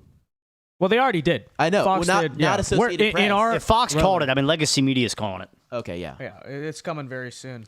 New York Times. Just no AP and NY New York Times yet, but yeah. Here, by the way, guys, on mute is a live feed of Trump. Here you go, right here. Take a look. And everyone's anxiously waiting around. I think they're trying to just delay our celebration. I mean, that's really what this is about. But you know what? When we call the presidency for him, we're gonna do it right, even though it's coming. Everyone knows it's coming. Very true. But we got to be prepared. We got to be prepared. Webby for £2 says Trump won Walz's home county. Lol. Ryan, do you know what home county? Hold on. That's Tim a good Walz is from? question. I think his home district actually voted against him in the gubernatorial race when he ran too. But he's such a real guy. Why? That's how he treats every single camera he sees. You mean to tell me that what is his home county? a guy flailing around and then like tap dancing on stage that he was didn't born in relate Nebraska. that didn't relate to white men? Wow. You're telling me this for the first time, guys. Okay, first congressional district in southern Minnesota. Anyways, Carson's. Wait, let me see. Get caught up here on the super chats. Dupweb for $2 says, "Make America great again. Christ is king." So true. Christ is king. Ronald Dang for $2 says, "Thanks, guys. Y'all absolutely cooked it tonight." We're not done, okay? We're not done because we're gonna wait for the press to call the race, and then we're gonna properly celebrate. We still want to see Trump's speech. That's history in the making, right there. Sorry to keep you waiting. Complicated business. It really is on that level. So this is gonna be big. Live feed, by the way, as we currently speak, of Donald Trump HQ in West Palm Beach, Florida. Yeah, click it live. I think it's a couple seconds behind. History is being made right now. Yeah, and I think, well, Trump doesn't mind staying late. I think they're going to wait till the press officially says 270. Yeah, and also just developing in Michigan, Tom Barrett has won Michigan 7 there. That's a big flip. That's a big flip for the Republicans. So that's good House news because it's been pretty close so far. Yeah, but it's been close. It's honestly kind of been disappointing in some parts considering the margins we're gaining. Right. We're not seeing it at the congressional level, especially in New York. You see the big gains in New York, yet you're really only winning where you expect. Hey, wait, a Molinaro? Hold on. Michigan. Molinaro? In New York. That was a tight race when we were looking at earlier. No, they called it for Riley. All right. Is that a Democrat flip or a Republican? That is a Democrat flip. That's not good. Yeah, and then here, I think that's the Santos effect. Yeah, that was a flip. That was a flip we were looking for there in New York 3. And we didn't get it. Unfortunate.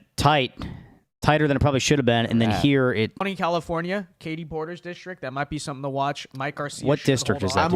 I see Mike Garcia right now. It is very close. It is 50.1 to 49.9. He always wins by the skin of his teeth, but he always does it. He always does it. I would hate to be him. Fair. It has not been called yet. I literally grew up right next to this district, so you're looking somewhere around here.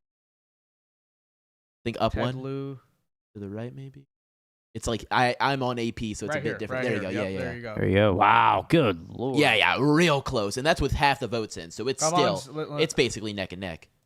Can I don't think I can see that detail. You can't zoom I literally that. I know the demography of this place. I show you. Okay, is Simi Valley still outstanding? We won. If it's like Lancaster, we're screwed. But bro, Eric Swalwell. Unfortunately, how's Michelle Steele doing? Look at that race. I'm not exactly sure what district she is. I think it's by Orange County. Democrats running against Democrats. Yeah, because they don't have like party primaries. It's just the top two. Wow. Yeah. So just strange West Coast election systems. Love it by far. But the current margin right now 186 to 30, right? 160. Okay, 160. So we are in the lead in the House races. I have 188 on the Associated Press to 163 so they for called the Democrats. They're calling them a bit more aggressively, so Democrats are closing in, basically, in comparison to previously before. Oh, wow, this is a pretty map. It'll show you all the districts. I love it. Let me actually move the Trump campaign live feed to the side so that way we can see it here. But, guys... We basically did it. Okay. This is the live presidential forecast out of New York Times. Still very likely Trump, over 95% chance. The needle is broken. Of winning the presidency. Yep. Kamala almost, according to Nate Cohn, 28 minutes ago, Kamala almost certainly needs to win Wisconsin, PA, and Michigan, and Trump is a clear favorite in each. It's over. That's surrender. It is. Utter silence from Kamala. Let me look on Fox News. See 95%. When chance. The moment that another major outlet besides Decision Desk calls the presidency, we will officially make the call. Yep. I think that's what it is. The Hill has called the election for Trump, and so has Fox News. All right, guys, it's officially that time. We waited a little bit because we wanted to be sure. Ladies and gentlemen, we can now officially make the call. Donald J. Trump is projected to become the 47th president of the United States. This comes after he just won Pennsylvania. That race was called a couple minutes ago. Things are trending highly up in Alaska, Arizona, Nevada. The math simply is not there for Kamala Harris, which means we did it! We did it. Let's go! This is it. Let's go! This is it. We've never been more back. And I just spilled my drink. I don't even care. It's just so true. It is. Guys, okay? Just imagine for a moment. I want everyone watching the stream right now to remember where you were in this moment. Because this is history, okay? And look, as we tune in right now. There it is right there. Yeah, there it is right now. The Trump He is now the campaign. president in U.S. history to win non-consecutive The second president in U.S. history to ever do it. Grover Cleveland, yes. Senator J.D. Vance will become the 50th vice president of the United States. Voters express deep frustration with the Biden administration. And this is a live view of Trump HQ, by the way. I see brick suit there. Always. Particularly with men, proving that the strategy that they doubled and tripled down on over the course of the last few months absolutely succeeded and brought him back to the White House. Absolutely. 47th president of the United States, former President Trump now defeats Vice President Kamala Harris, who entered this race just over 100 days ago. And for Democrats, they were projected. This is the greatest comeback ever. Oh, look at that. Just battleground states. This is the great American comeback. Democratic campaign of Harris It is. campaign. This is comeback season. Yesterday. But you know what? It is possible. It was always destined to happen because it's the most American thing ever, okay? For a guy who was so... Let me turn down this audio quite slightly for you. For a guy who was so counted out and, you know, so heavily scandalized to just come back 4 years later and say, I'm back, you know? This is America. This is America right here, guys. Wow. And that's the live reaction. Wow. They indicted him. They arrested him. They shot him. He won. And we just got another big vote dump out of Nevada, and Donald Trump is up now 4%. Over. Wow.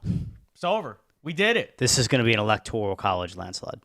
Guys, I brought this point up earlier, okay? But, like, we literally dedicated our lives to this. And if she won, honest to God, I didn't know what I was going to do. You know, I didn't know what I was going to be able to do. Sam Brown is in the lead now in Nevada. Big. We might run it up in the Senate as well. I think we will. But we'll talk about that in a little bit. Firstly, soak in the moment. Donald Trump won the presidency. Another key race alert. We got Fox News has called Wisconsin for Donald Trump. There you go. Wow. And the blue wall is gone. Gone. It's officially gone. I'm gonna use your paper. I'm gonna use your paper to because I don't think you'll be needing this anymore. Yeah, no. Correct? Yeah. It's done. It's over. It's done. Chandler, some thoughts. It's been. I'm at a loss for words. It's been a long 4 years. It has been a long 4 years. We both worked so hard in this movement. We both started in 2018, and that was kind of like the beginning of the Trump era, but that was also the beginning of Republicans really starting to lose so many things. We lost the midterms right after that. We lost in 2020. Yeah, we weren't old enough in 2016 to really experience it. No, we didn't. No. We didn't do so hot in 2022. So we've been fighting an uphill battle our entire time in this. Yeah. This is truly our first taste of victory. This is our time. It is. We fought for this. We fought for this for 6 years. And we worked with so many people in this movement, and we worked with so many people in America. No, but also, listen, young men our age, specifically in our age group, who were either just old enough or really not in general old enough to vote in 2020. I don't know what the final numbers are going to be on this, but we made a big difference in that, right? They were right there with us. And, you know, and like young men keep this in mind, guys. Literally, our age are the agents of change in history. Yes. When people our age, when men our age, sorry, like we love the women, okay, but it's just the truth. When men our age get mad at things, change happens. Status quos are disrupted, you know?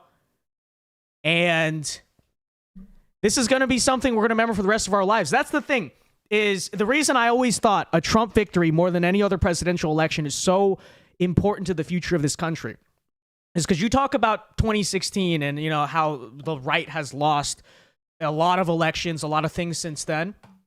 But it really goes back decades when you think about it, right? 2016 was an anomaly, but in general, the American right has been kicked around since Reagan. Since Reagan left office, it's been a slow downhill spiral. And there needs to be that moment. Donald Trump right now, there's RFK Jr. on the screen, by the way, we're watching. Wow. And isn't that John Voight? I believe so. Yeah. Donald Trump, there's a lot he needs to do. There's a lot left to, you know, this is just beginning, but yeah, he could do nothing as president. And still, this would be like one of the greatest moments politically in our entire lives, because someone needs to show, like 20 years from now, things may get worse in this country. You know, they may. But there needs to be that reminder that it's possible. You can't stand up to this crooked system. These, we won't call them evil, okay? Because we're supposed to be unifying after, you know, the election. But these misguided people, okay?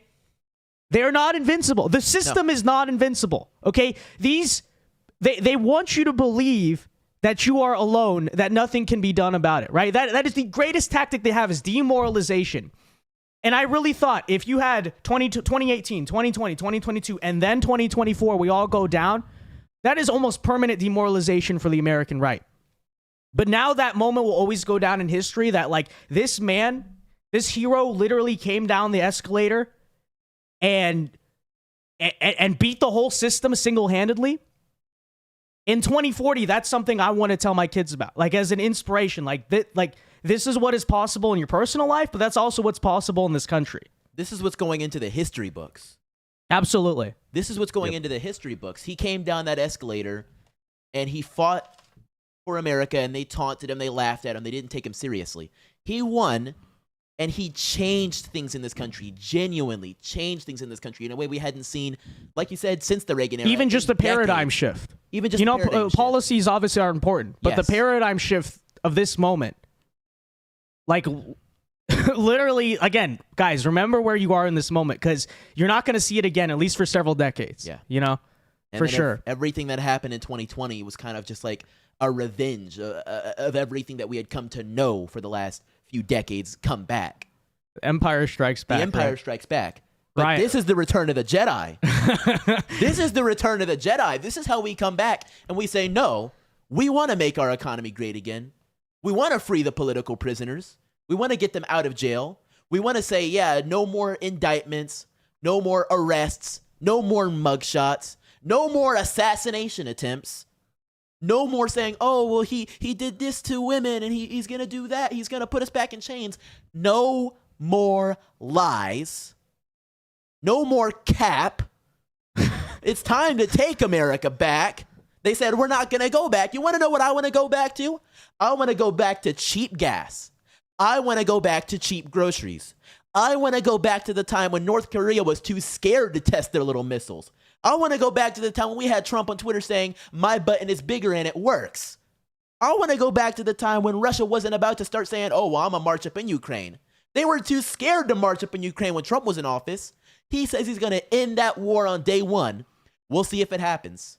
I want to go back to the time. Negotiations in Ukraine will start tomorrow. They will start tomorrow. Zelensky's calling Putin right now and saying, okay, let's figure out a settlement. Let's figure this out. Like that day one promise was always real, because the moment American foreign policy changes, that war's over. Yeah. You know, he could get it done on day -40, something like that. Yeah. Because he won't even be in yet. But you know, we all know, you know Joe's what? You know what? Most of all, like, I want a leader in this country who I can actually be proud of. Right? Like, yeah, we are a republic. We're not, but like, there's this whole idea. There's a whole false conflation with a lot of our politicians, because our political class has become so lame. We literally have the worst people in charge in this country, that the moment a leader actually inspires people, that people actually like and want to follow. They say it's a cult or he's a fascist authoritarian. He's none of those things. All it simply is I want leadership in this country that we can actually emulate and be proud of and enjoy. You know, we don't have to look at all of our politicians and be like, what is the better of two terrible choices all the time? You know, and Donald Trump is coming along and showing change is possible. Okay? Like, this is honestly the embodiment of the American dream, because think about too, okay, the common sense factor, sure, you could say always said Trump was going to win, economy, immigration, all this stuff, you know, the backlash of the past 4 years. But everything they threw against him, you know, they literally tried every last card in the book, including, you know, like you said, the assassination attempts. But to an extent, like I never wanted to say this publicly because I didn't want to jinx anything, but the moment that God spared Trump's life, I always knew. I said, he's supposed to stay in the story for a reason. I don't know what the reason is, but like there's a reason he didn't go down that day. He didn't die that day. And I think this right here is the reason. Okay? Because whatever like the moral complexities of a lot of things, there's a point he's supposed to be in this story. And yeah, we did it. I don't know what else to say. Lost for words. Ryan, any thoughts? What a great day in American history. Yeah, I mean, absolutely. You know, night and day from 4 years ago. 4 years ago, it seemed all hope had been lost, and we were going to have 4 years of despair. And now we're back. We're back. And look. Here's all the liberals are melting down right now. This is true. Oh, they are. And, you know, in good fun, we're going to have a fun day laughing at them tomorrow. But I do want to say, okay, as mad as you guys are, like figuratively and peacefully speaking, we will literally drag you kicking and screaming to a better America. We will. Figuratively speaking, okay?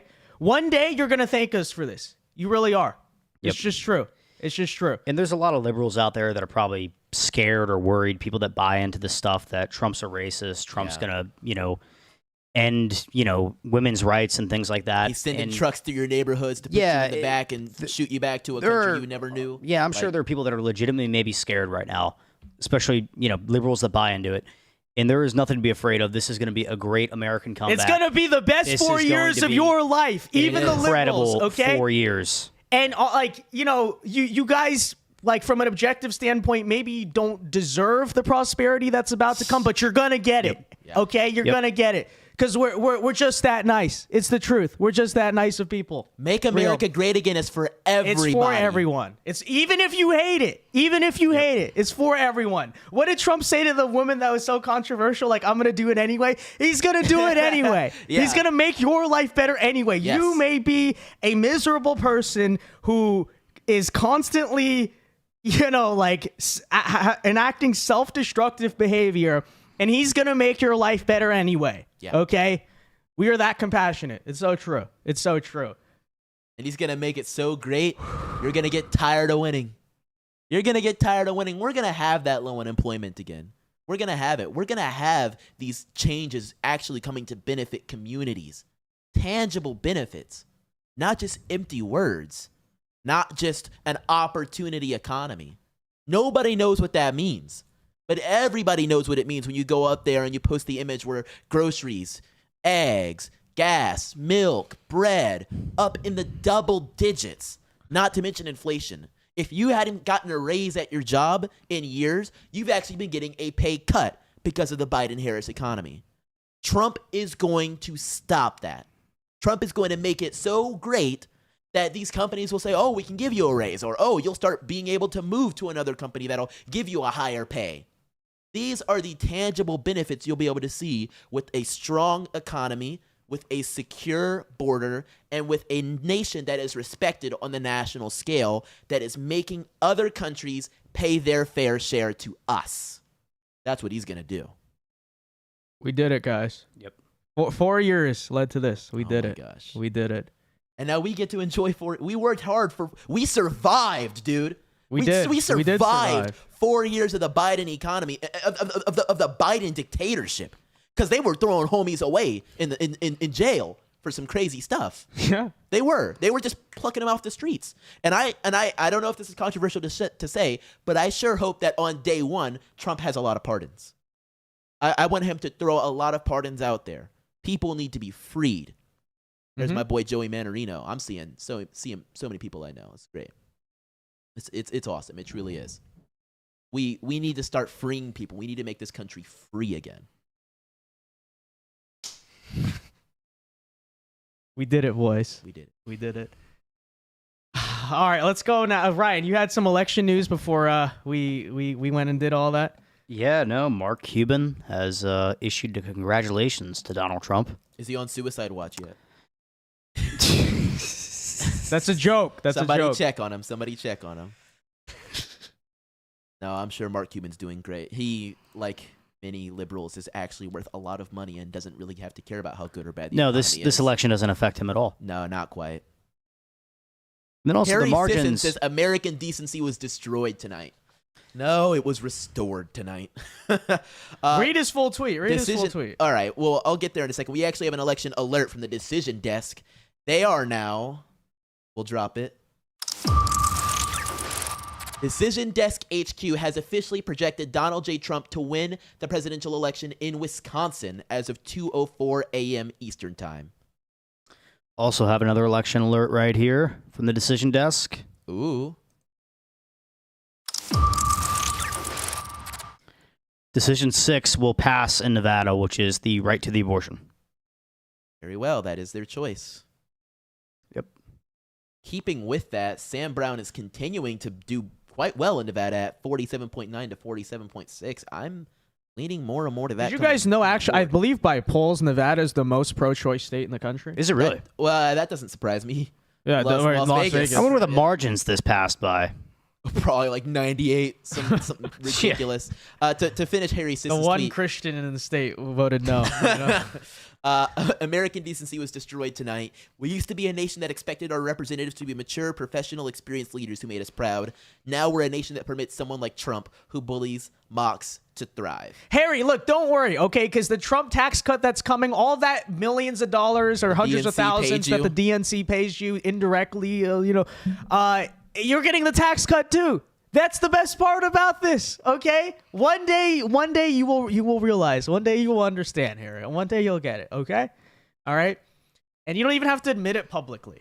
All right? If you want to just like be quiet about it, fine. But one day you'll understand. One day you'll understand. You saw what I saw? Yes, I saw what you saw.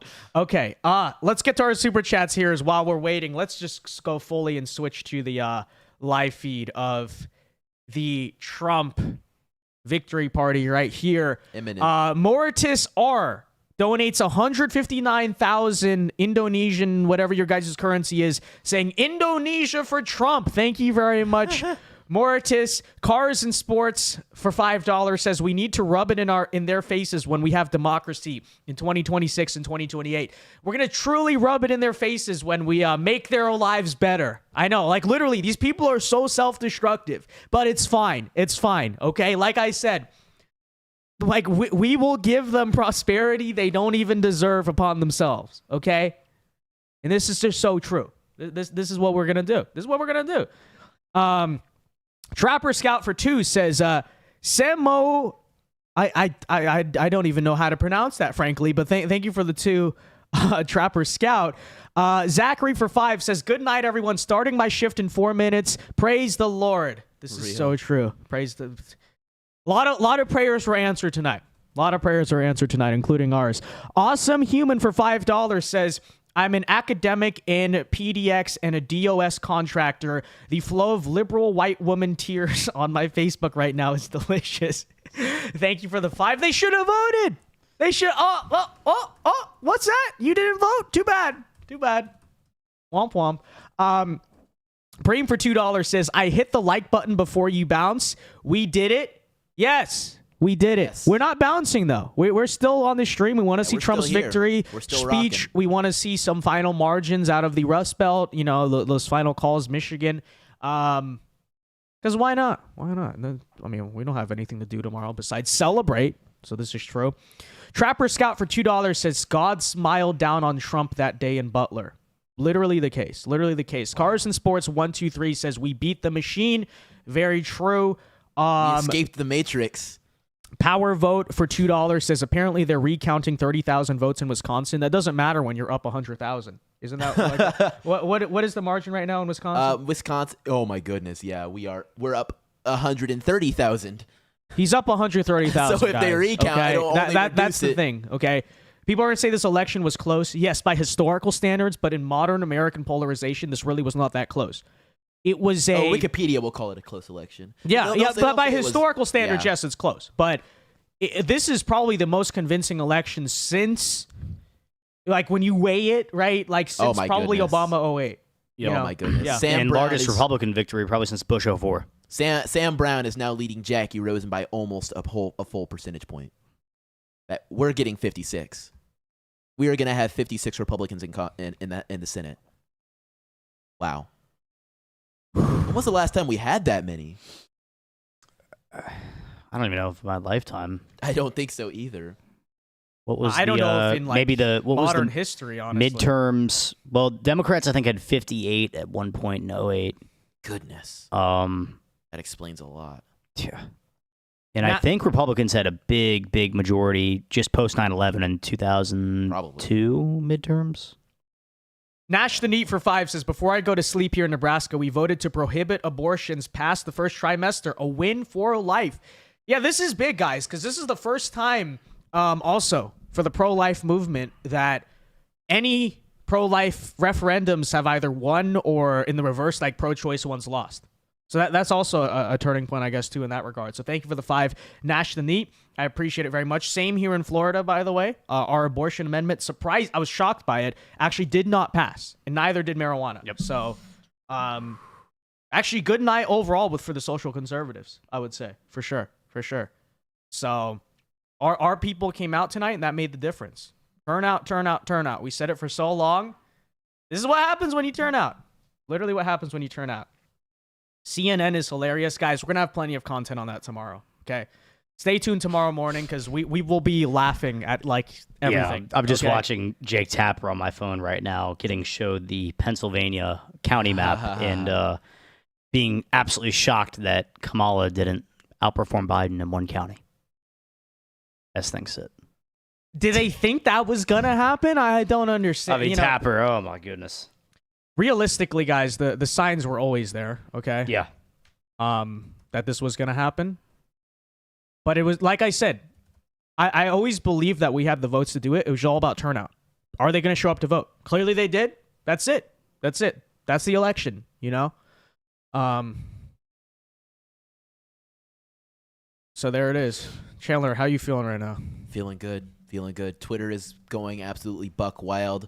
There are people that have literally getting millions of likes as we speak, just like insane. The Twitter, the X trends, I should say, are going crazy. I don't know why the term Scott is trending, but "you did it" is also trending. Number 1, United States of America, Pennsylvania, Latinos, MAGA 2024, Nevada, all trending very high on the tops.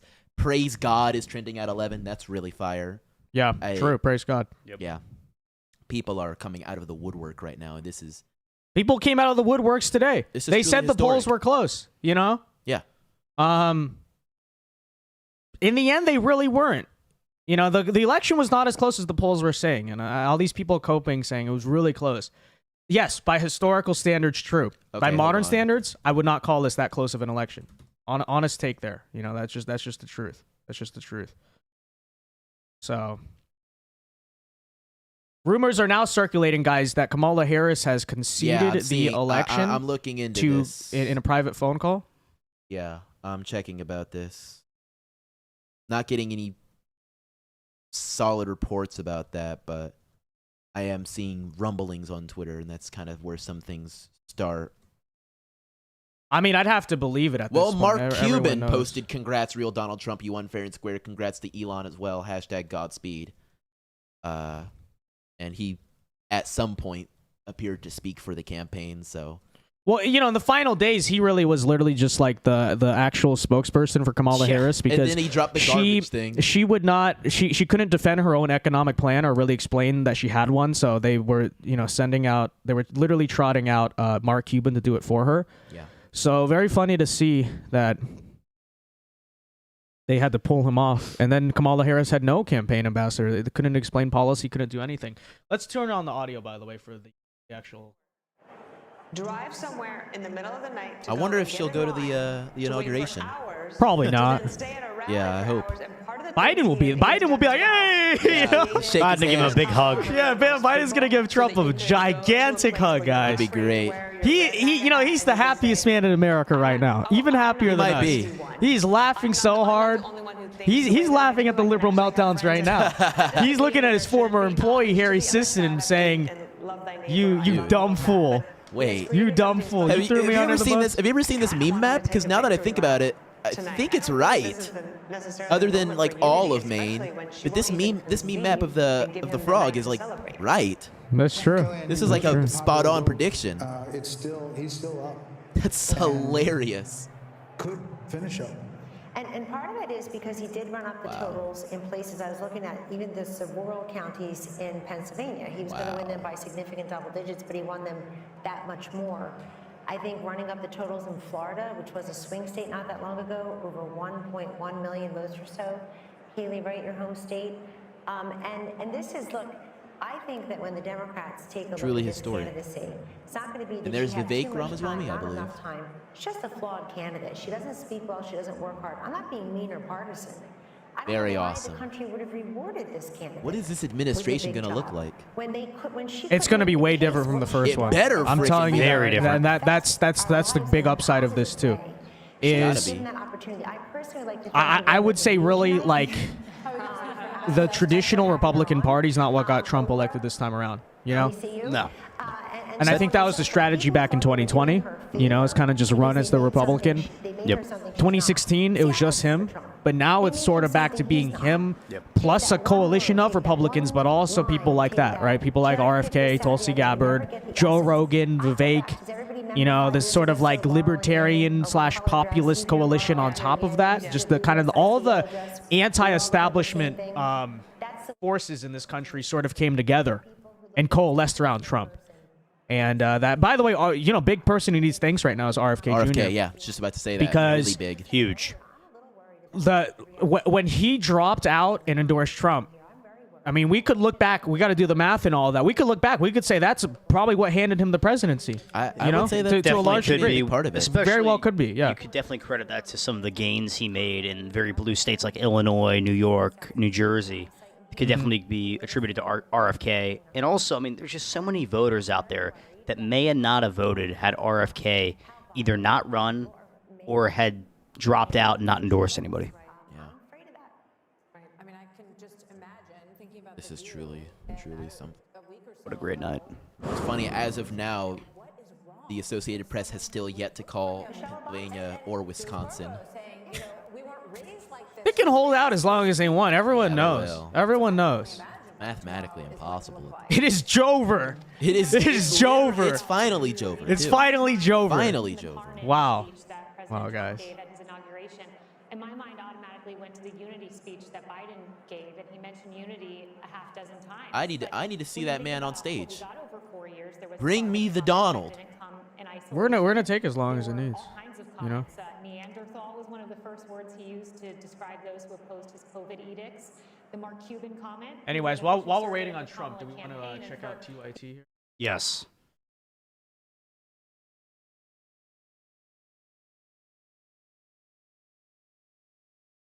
There's Frank Luntz on TV, by the way. Where's my Young Turks tab? There it is. Of course. We're getting Cenk on the show 2025. Okay, it's gonna happen. There's no point in having a discussion with a fool. Of course, it's always Democratic establishment guys. Go cry. Go cry. Well, it's because of you we lost this election. It's because of you we lost the election in 2016. So he's right. He is right. He is right. We did it your way. It's not like you didn't get your way. You got your beloved Hillary Clinton. You got your beloved Joe Biden. You got your beloved Kamala Harris. You have your beloved Nancy Pelosi and Chuck Schumer. Wall-to-wall losses. So a little bit of good news. I feel like we need a little good news injection now. What's the good news?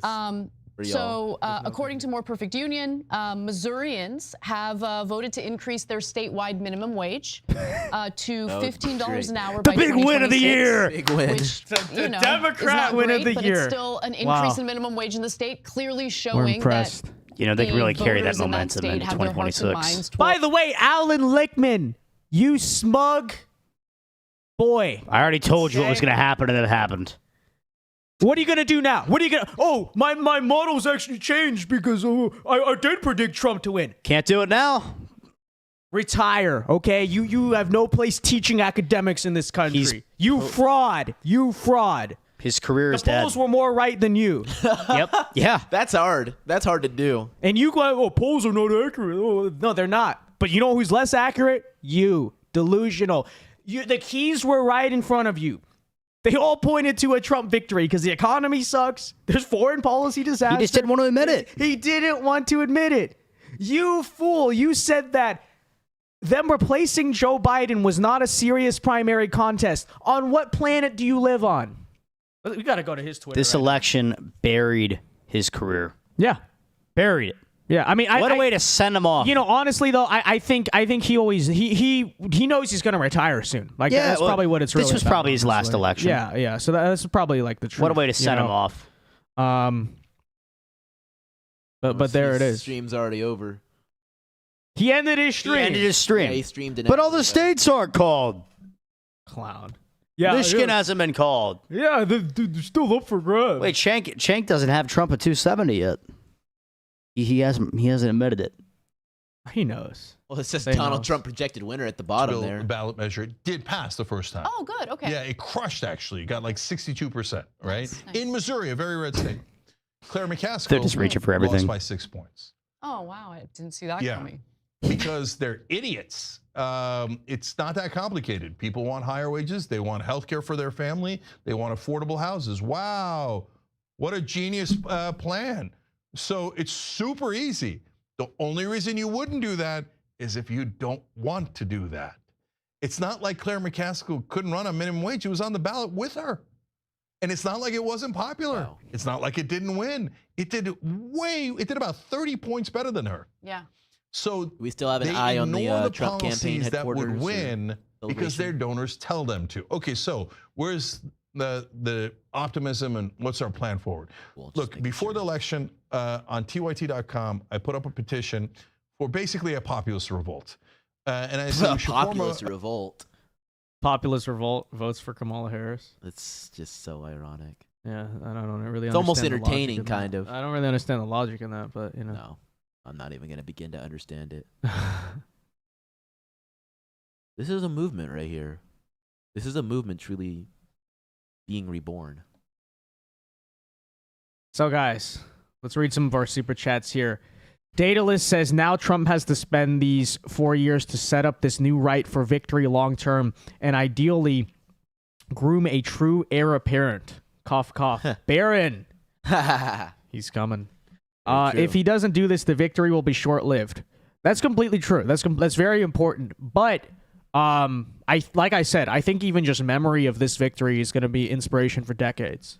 I'm like, this is a moment that's going to revitalize hope. I think not just in America, but the entire West. Okay, because a lot of people in Europe right now who feel like their politics are completely rigged, you know, in the sense that like it's impossible for any real change to happen to the current situation. Australia, a lot of Canadians right now are watching this probably inspired, you know. This is bigger than just like a guy you like or a new ideology wins an election, you know. There's a symbolism to this. There's sort of cinematography to it all, I guess. And it's bigger than one election or one person. It's what this represents. It's truly what this represents. The Riv for $2 says, "My boyfriend's back and you're going to be in trouble." I don't know what that means. the Riv. I don't know what's being referred to there. Rad Lab for $2 says, "SCOTUS needs to take an assault weapons case now."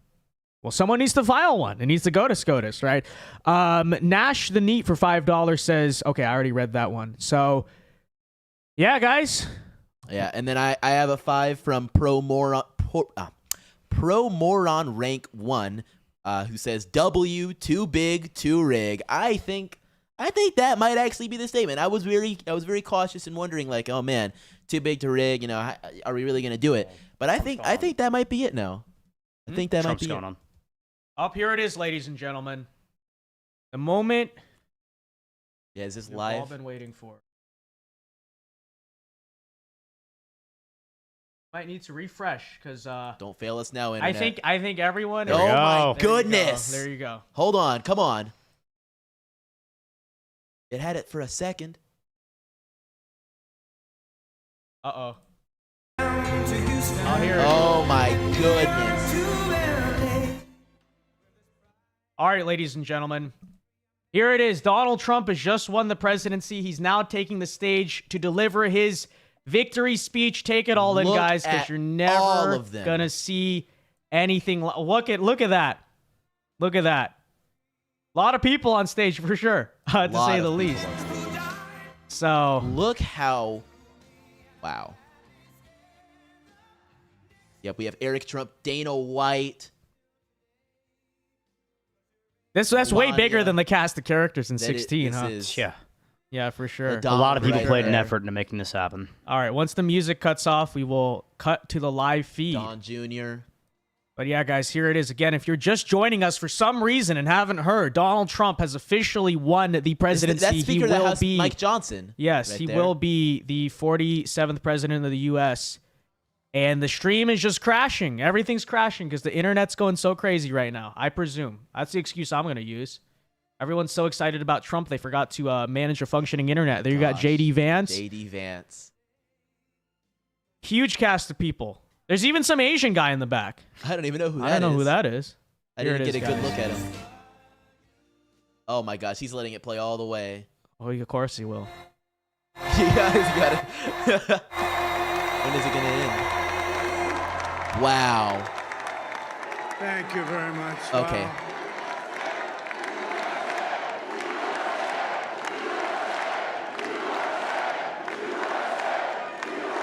Well, I want to thank you all very much. This is great. These are our friends. We have thousands of friends on this incredible movement. This was a movement like nobody's ever seen before. And frankly, this was, I believe, the greatest political movement of all time. There's never been anything like this in this country and maybe beyond. And now it's going to reach a new level of importance because we're going to help our country heal. We're going to help our country heal. We have a country that needs help, and it needs help very badly. We're going to fix our borders. We're going to fix everything about our country. And we're going to fix our borders. We're going to fix everything about our country. And we made history for a reason tonight, and the reason is going to be just that.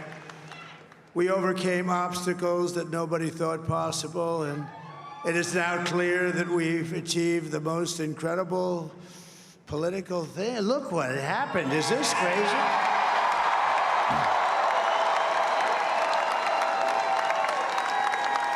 But it's a political victory that our country has never seen before, nothing like this. I want to thank the American people for the extraordinary honor of being elected your 47th president and your 45th president. And every citizen, I will fight for you, for your family, and your future. Every single day, I will be fighting for you, and with every breath in my body, I will not rest until we have delivered the strong, safe, and prosperous America that our children deserve and that you deserve. This will truly be the golden age of America. That's what we have to have. This is a magnificent victory for the American people. that will allow us to make America great again. And in addition to having won the battleground states of North Carolina, I love these places, Georgia, Pennsylvania, and Wisconsin, we are now winning in Michigan, Arizona, Nevada, and Alaska, which would result in us carrying at least 315 electoral votes. But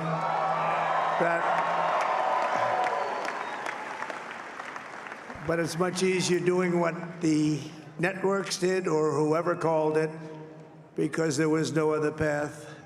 There was no other path to victory. We also have won the popular vote. That was great. Very proud of that.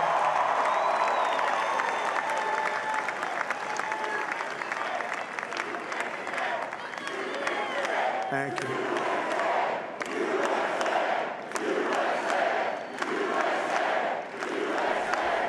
Thank you very much. Thank you. And, winning the popular vote was very nice, I will tell you. It's a great feeling of love. We have a great feeling of love in this very large room with unbelievable people standing by my side. These people have been incredible. They've made the journey with me, and we're going to make you very happy. We're going to make you very proud of your vote.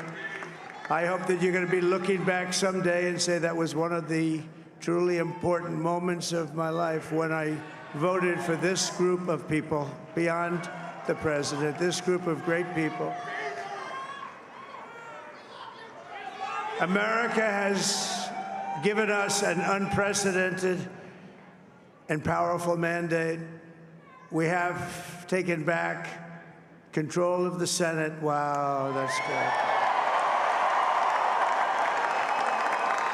And the Senate races in Montana, Nevada, Texas, Ohio, Michigan, Wisconsin, the great Commonwealth of Pennsylvania, were all won by the MAGA movement. They helped so much.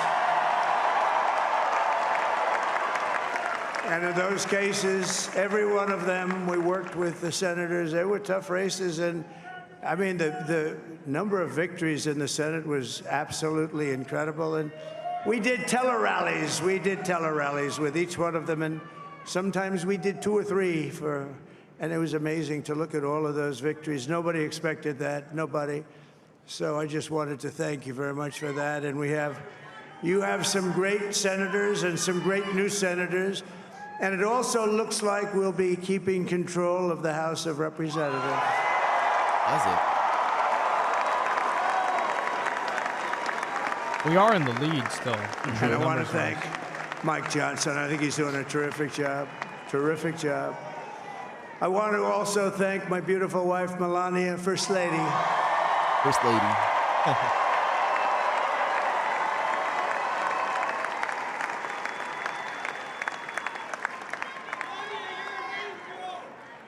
Who has the #1 best-selling book in the country. Can you believe that?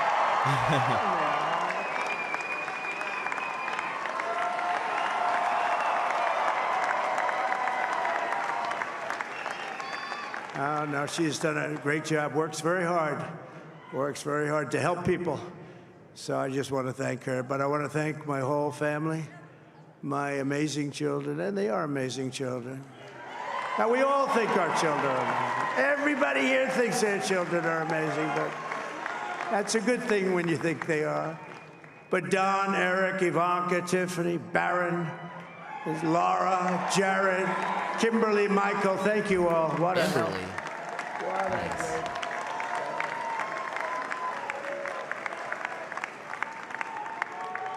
My father-in-law, Victor, is tremendous, and we miss very much Melania's mother, Amalia. We miss Amalia, don't we, huh? She would be very happy right now, standing on this stage. She'd be so proud. She was a great woman, that one. Beautiful inside and out. She was a great woman. I want to be the first to congratulate our great, now I can say, Vice President-elect of the United States. Oh, my goodness.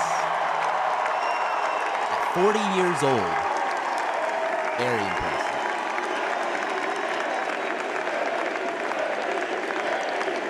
Now the 2028 frontrunner, by the way. Yes, now the 2028. No doubt. We And can his say it. absolutely remarkable and beautiful wife, Ushabez. And he is a feisty guy, isn't he? You know, I've said, go into the enemy camp. And you know, the enemy camp is certain networks. And a lot of people don't like to, sir, do I have to do that? He just goes, okay. Which one? CNN, MSDNC? He'll say, all right, thank you very much. He actually looks fun. He's still like the only guy I've ever seen. He really looks forward to it. And then he just goes in and absolutely obliterates them. Say a couple of words. Yes, say a couple of words. Bring him up there.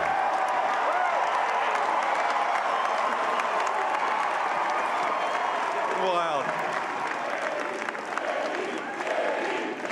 This is the hillbilly elegy right here. Yep. Well, Mr. President, I appreciate you allowing me to join you on this incredible journey. I thank you for the trust that you placed in me. And I think that we just witnessed the greatest political comeback in the history of the United States of America. Yes.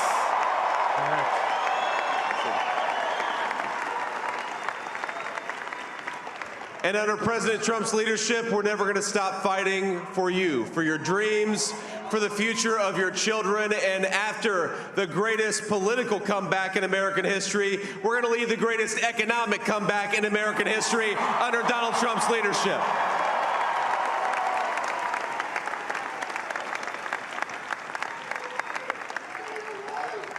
Thank you very much. He's turned out to be a good choice. Turned out to be a good choice. I took a little heat at the beginning, but he was, I knew the brain was a good one, about as good as it gets. And we love the family, and we're going to have a great 4 years, and we're going to turn our country around, make it something very special. It lost that little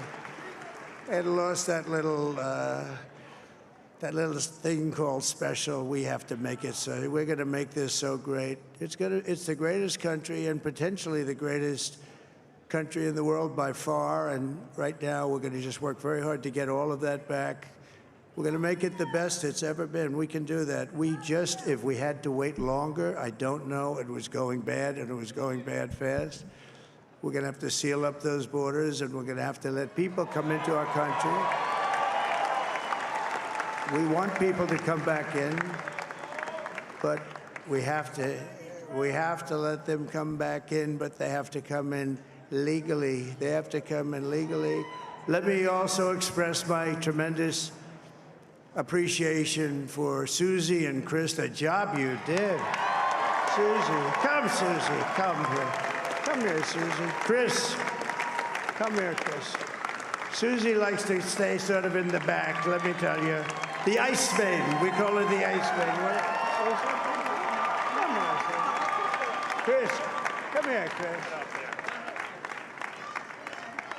Susie likes to stay in the background. She's not in the background. Come here, Oh, you want me to say something? This was unexpected, but I just want to thank, obviously, President Trump for this journey. It was a great one, and he's a hell of a candidate, and he's going to be a hell of a great 47th president. And this team that we had, the best team, and, of course, even my boss, Susie Wiles, the best. Thank you. Thank you, and thank you, Susie. Look at her, she's shy. I've never seen her be shy before. Susie, they're great. Everybody up here is great. Everybody up here is very special. But the Trump, who did you say? Oh, Elon. Let me tell you, we have a new star. Yes. A star is born, Elon.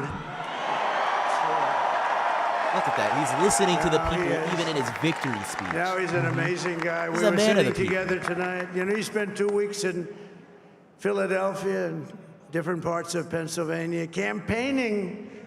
You know, he sent the rocket up 2 weeks ago, And I saw that rocket, and I saw it coming down. I saw it. It was, when it left, it was beautiful, shiny white. When it came down, it didn't look so pretty. It was going 10,000 miles an hour, and it was burning like hell. I said, what happened to your paint job? He said, we've never made a paint that could withstand that kind of heat. And, but I saw it come down and turn around. And it was, you know, it's like 22 stories tall, by the way. It looks a little smaller than that, but it's big. And it came down. He's talking about rocket ships. And you saw that fire. These next burning. 4 years are going to be amazing. And I'm saying only Elon can do this. It must be an Elon. And I tell the story. I told it last night. I had a man on the phone. I had the screen muted, no sound. I was talking to a very important man, happens to be here. And that very important guy, one of the most important people in, I would say, the country, actually. But, you know, I was president, and now it looks like I was going to be maybe president again, so I figured I could ask him to hold. So I asked him to hold. And because, especially because you're going to be president again, they hold. So I took the phone down, and I'm looking at the screen. I'm seeing this crazy thing that's going around and coming down. It looks like it's going to crash into the gantry. And I said, oh, no. And I said, do me a favor, do you mind holding for a couple of minutes? I want to see this. I thought it was a space-age movie or something. I put the phone down.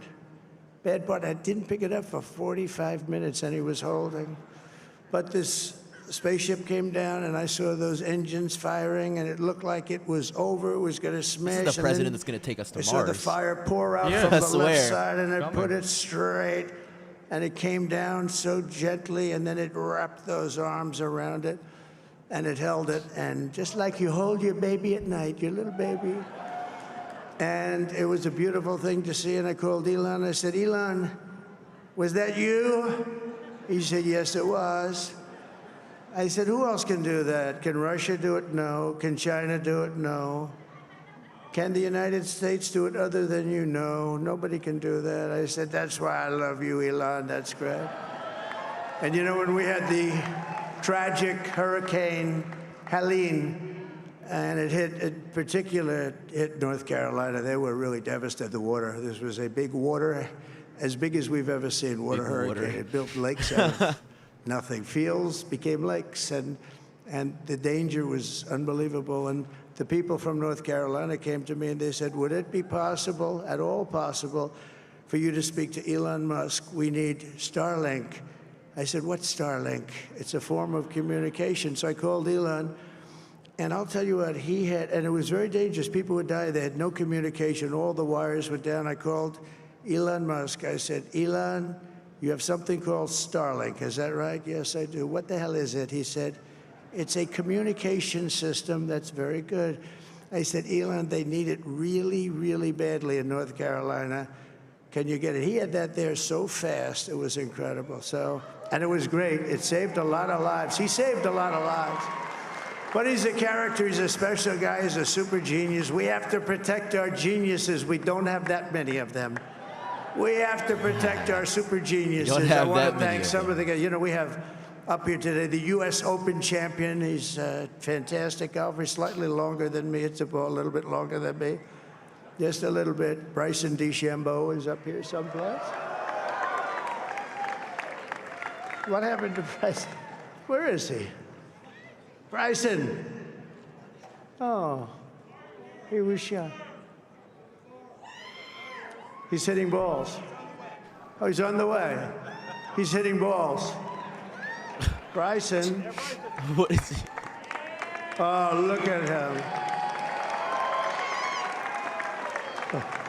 This is pure like side quest mode. Yeah, right. He's doing whatever he wants now. Great U.S. Open, Bryson. That's a fantastic job. And we also have a man, Dana White, who has done some job. He's a tough Loud guy. and proud. We have Dana White and Joe Rogan. So Dana started UFC and came to me, do you mind if I use your, nobody wanted to give him a rinse because they said it's a rough sport, a little rough. And I helped him out a little bit, and I went, and they said, this is the roughest sport I've ever seen, but I began to like it, and he loved it, and nobody's done a better job in sports. And you know, he's a very motivational kind of a guy, what he does. He gets these fighters and they really go at it. And it's become one of the most successful sports enterprises anywhere at any time. It's doing so well. I'd like to ask Dana just to say a couple of words because people love to hear from him. Speech from Dana. Big.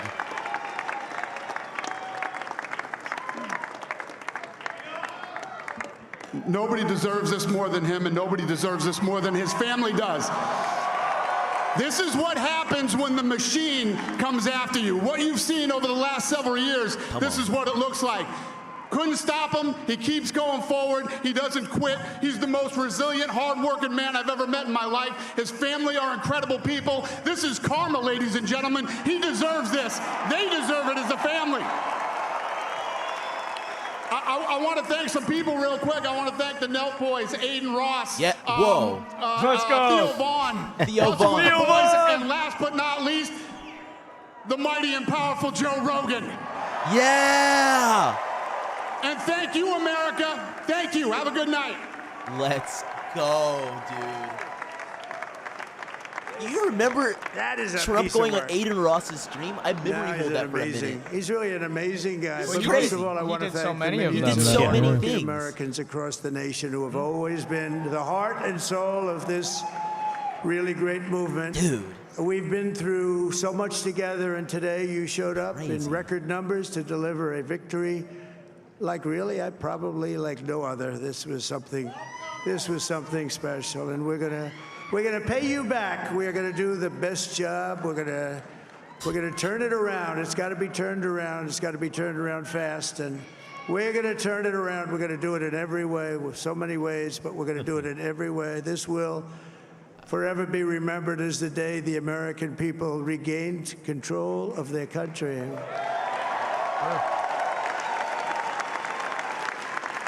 So I just want to say that on behalf of this great group of people, these are hard-working people. These are fantastic people, and we can add a few names like Robert F. Kennedy Jr. He came in. And he's going to help make America healthy again.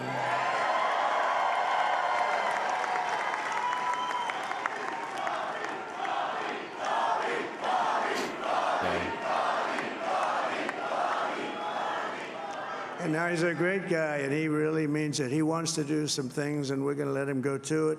I just said, but, Bobby, leave the oil to me. We have more liquid gold, oil and gas. We have more liquid gold than any country in the world, more than Who Saudi is ready Arabia. for $1.50 We have more than Russia. gas again? Bobby, stay away from the liquid gold. Other than that, We might just have it again. go have a good time, Bobby. It's drawn the line. I'm buying a second V8. I'm buying a second V8. Real taxes. We can do things that nobody else can do. Nobody else is going to be able to do it. China doesn't have what The we have. Associated Press Nobody still has has what yet we to call have. it for Trump, hilariously. But we have the greatest people. But they are at also. Maybe that's the 267. most Yeah. important thing. Yeah, they just haven't done it last. They're not going to call it until he actually gets there. Yeah, but So historic in so many ways. nothing from We've Michigan or Wisconsin built yet. the biggest, the broadest, the most unified coalition. They've never seen anything like it in all of American history. They've never seen it. Young and old, men and women, rural and urban.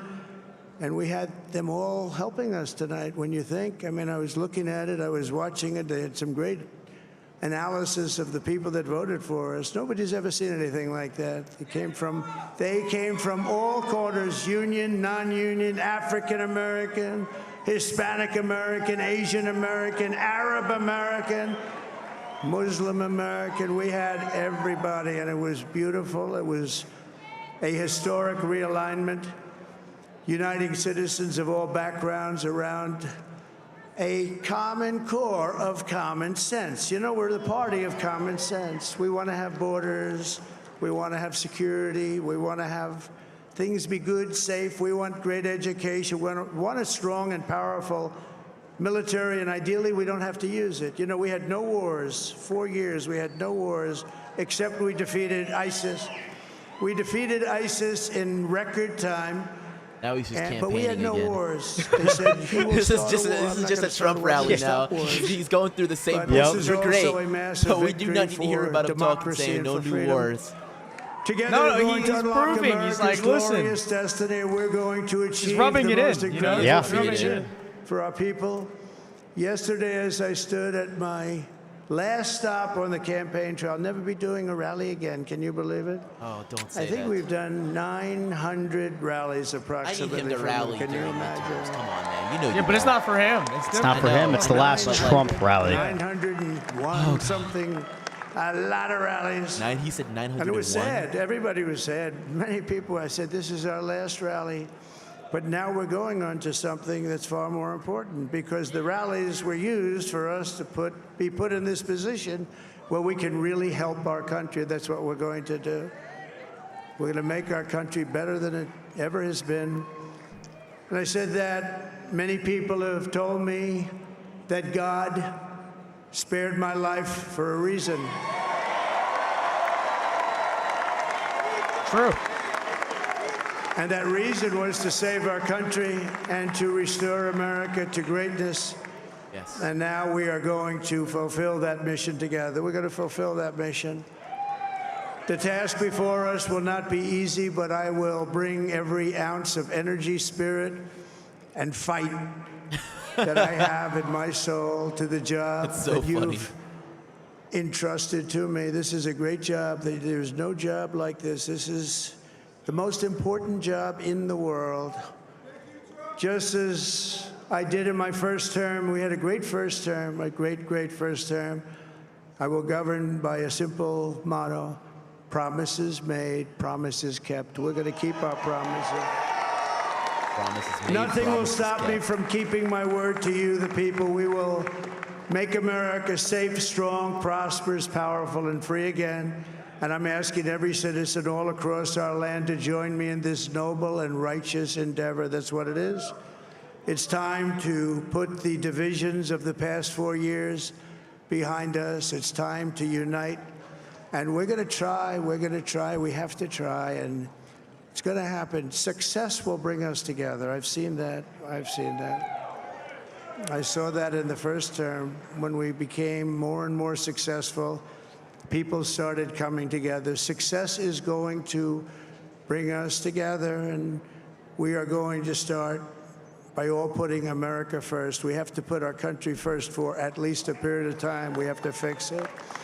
Because together we can truly make America great again for all Americans. So I want to just tell you what a great honor this is. I want to thank you. I will not let you down. America's future will be bigger, better, bolder, richer, safer, and stronger than it has ever been before.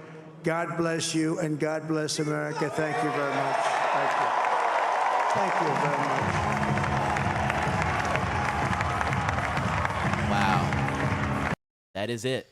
So there you have it, ladies and gentlemen. The Donald Trump victory speech. It's been reported right now on X that Kamala apparently called him to concede, but she will not be speaking to tomorrow. We will probably not extend the live stream all the way to that speech, but I will definitely be waiting to see that for sure. Yeah, for sure. We now have Trump inviting his people to step forward and dance. He had almost a posse of people joining him on the stage for his victory speech. I mean, I don't think I've seen this many people on a stage celebrating a victory since, I don't know, some sort of rap concert. I think that's such a embodiment of like this campaign. True. Is Yeah. it was a coalitional thing, Yeah. you know? Yep. It was the That's what it people's was. campaign. Trump had the winning oh, there's Barron, by the way. Yeah, Barron's been. Oh, you haven't been able to see him? He's like double the height of some people there. I don't He's understand. actually it. significantly taller than Trump He now, is- which is crazy. He's like Trump and Melania put together height, almost. It's insane how tall he is. It's just cool. Great for him. But, oh, wow, it is impressive. I mean, I guarantee you, in some alternate universe, if Kamala won, it would be 4 people on that stage. It'd be Kamala, it'd be... No, but you know, in fairness, the Democratic Party is so fake. They would have Biden and Obama and all those characters up there and be like, oh, Biden was not at that party. And True. I don't even think Obama was in the state. Yeah. Or the district. But if Obama thought they were going to win, which the signs were always there, they were not. Look at the early voting data. They would have all tried to get in on the victory. Because every one of them wants to take credit. That's the thing. Like, the Democrats are the biggest backstabbing, you know, like conniving. So, like, I wouldn't be surprised. It would not shock me. Interesting. But no matter what, this was the people's campaign. I think he's got a flag up there for every state in America, just about. Taking one last check on our Senate races, it looks like all 4 of them are going very well. Even our most competitive one in Nevada with Sam Brown versus Jackie Rosen, he looks like he's going to unseat her. I'm thinking he will. It's 48 to 47.2. Now, there is 80% of the vote counted, so it can still kind of fall either way. But, I mean, at this point, it does look like that 20% could be coming from Clark County. So it seems like it's all coming. I was looking at it while Trump was talking. I think it's a lot of it's coming from Clark County. Okay. That might not. I don't think Sam Brown's going to win. Okay. I think this reminds me a lot of. I don't know if you remember back in 2022, Adam Laxalt. Yes. Had that nice sizable lead that. for a long time, and then I think like 4 or 5 days after polls closed, There it it eventually goes. got relinquished. But I think, Yeah. unfortunately, that will be another close call for Nevada Senate Republicans. By the way, on the slow New York Times, they finally called Pennsylvania. Yeah. So just waiting on either Alaska or something here. Has Wisconsin been called by other outlets? No. Fox Not yet? News. Fox News called News. Wisconsin. Yeah. And Michigan is Michigan, not. No call from no call anywhere from Michigan. Decision Not desk that nowhere. I can see from anywhere.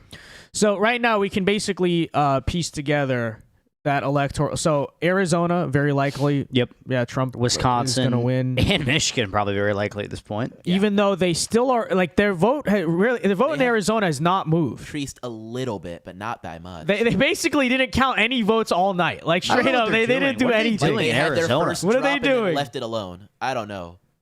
I mean, it doesn't matter at this point. They could. No, but let's run up the could score. We still no, but Let's we run up the like score. long term. Okay, It'd be 2026. If we can win the governorship, Yes. their system needs serious fixing. There's just no excuse for It this would be crap. nice. There's no It would be excuse for nice. this. You know. All right. That's the story. That was the 2024 presidential election. After 8.5 hours of streaming. Oh, before we wrap it up. Oh man, I'm missing a few. I have a $10 super chat from GU with no message, just $10. And then a $20 super chat from GU, no message. But just to read some of the things he said Steve Carvey lost CA Senate to Adam Schiff. Yeah, he did. He also said tenacious and bulletproof. So very true, GU. Thank you so much for the support on my channel with the super chats. And shout out to everybody that brought a super chat onto the Chandler Crump channel. I really appreciate the support. Guys, I will say we are at 190 House seats right now. Yeah. I'm reading that we've lost control though, and I think that's probably true. Based on who's saying that though? I think it was races, like specific races that are going to be controlling the majority there. I think that's what it was. Yeah, I've been getting a lot of notifications on my phone of some really tight races just not going our way, unfortunately. Yeah. Which does probably thanks to the dysfunction of the House. Yeah, dysfunction of the House and the Santos effect in New York. Yeah, Santos effect. I mean, did we? But did we here, have any okay, losses but in North Carolina? look here, guys. Here's the thing I'm watching is this looks based on this map, Eastern Washington, bordering Idaho, like the Palouse. Some narrow races there. California. I think if last time New York, because I would also keep in mind that if last time, New York gave Republicans the House, who's to say this time California can't be the state that does it? That'll be something to watch. This whole West Coast is still a lot of races to go. And Pennsylvania, by the way, 1 seat in Jersey right now. Oh, wait, no, that's still not been called. But that's not looking good right there. Tight. I don't know. That's a W. The night will probably. I don't know why they haven't called that yet. So that's 191. That one's close. Oh, this is Jared Golden. Yeah, the guy who wouldn't endorse Biden or whatever. Trying to flip that seat. What about Colorado? Yeah, that might be another state to watch here. Close. Gabe Got a close Evans. one in District 8. District 8 is close. Michael Vance. No. That last seat in Texas, is that the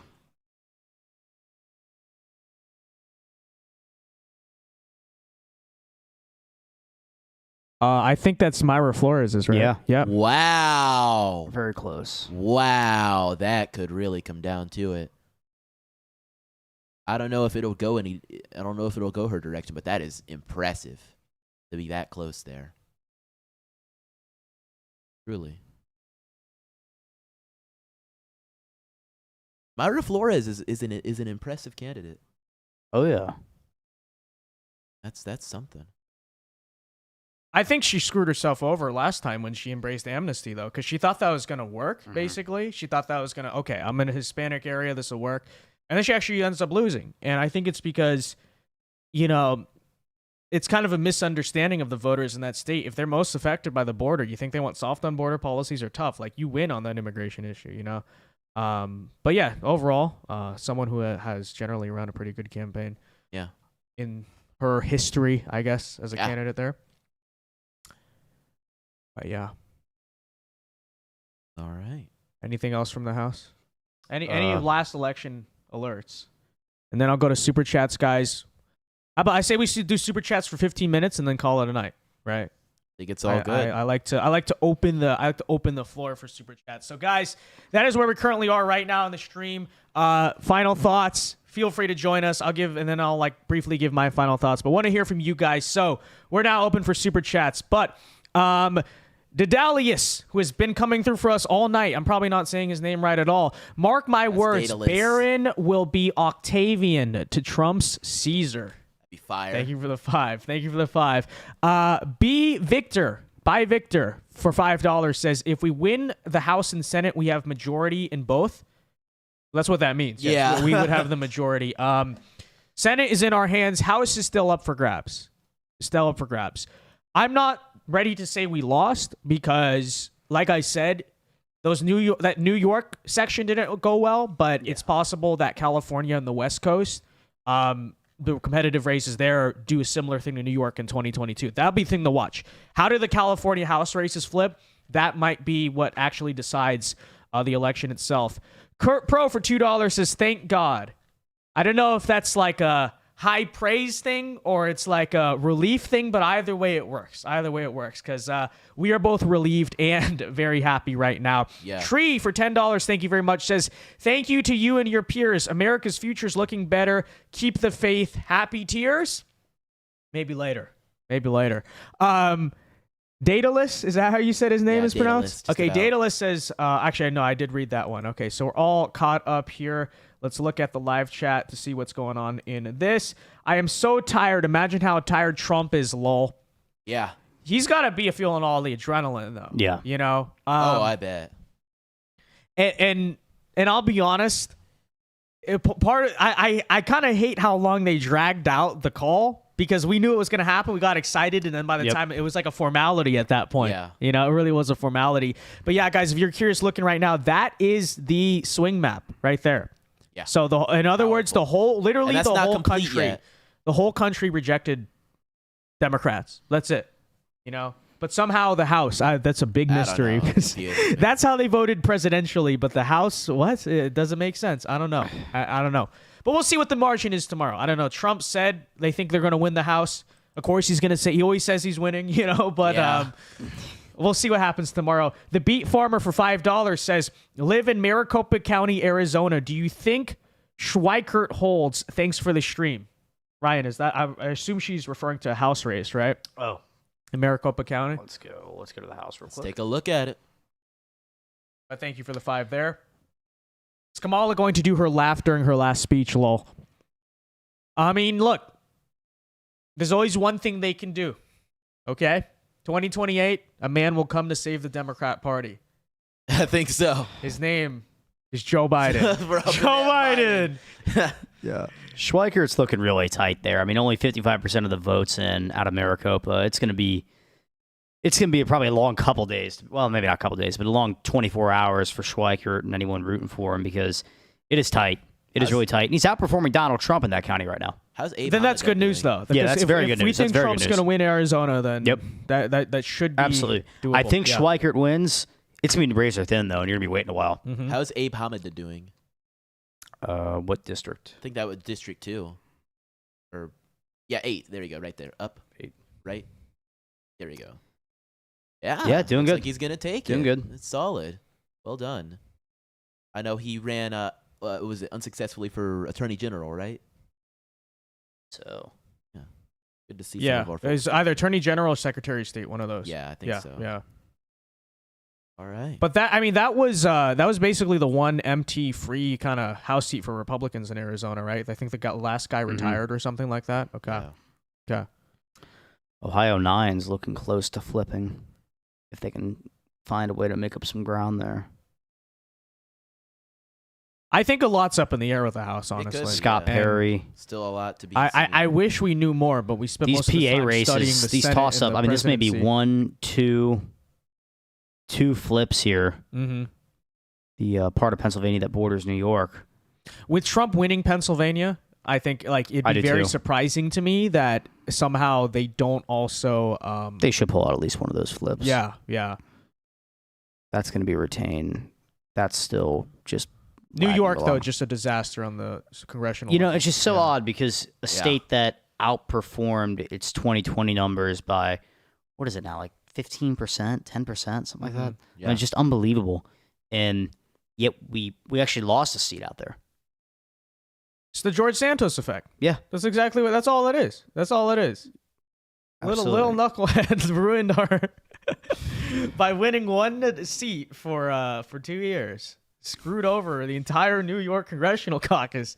Actually, I don't know. Like, maybe we'll break it down into something else.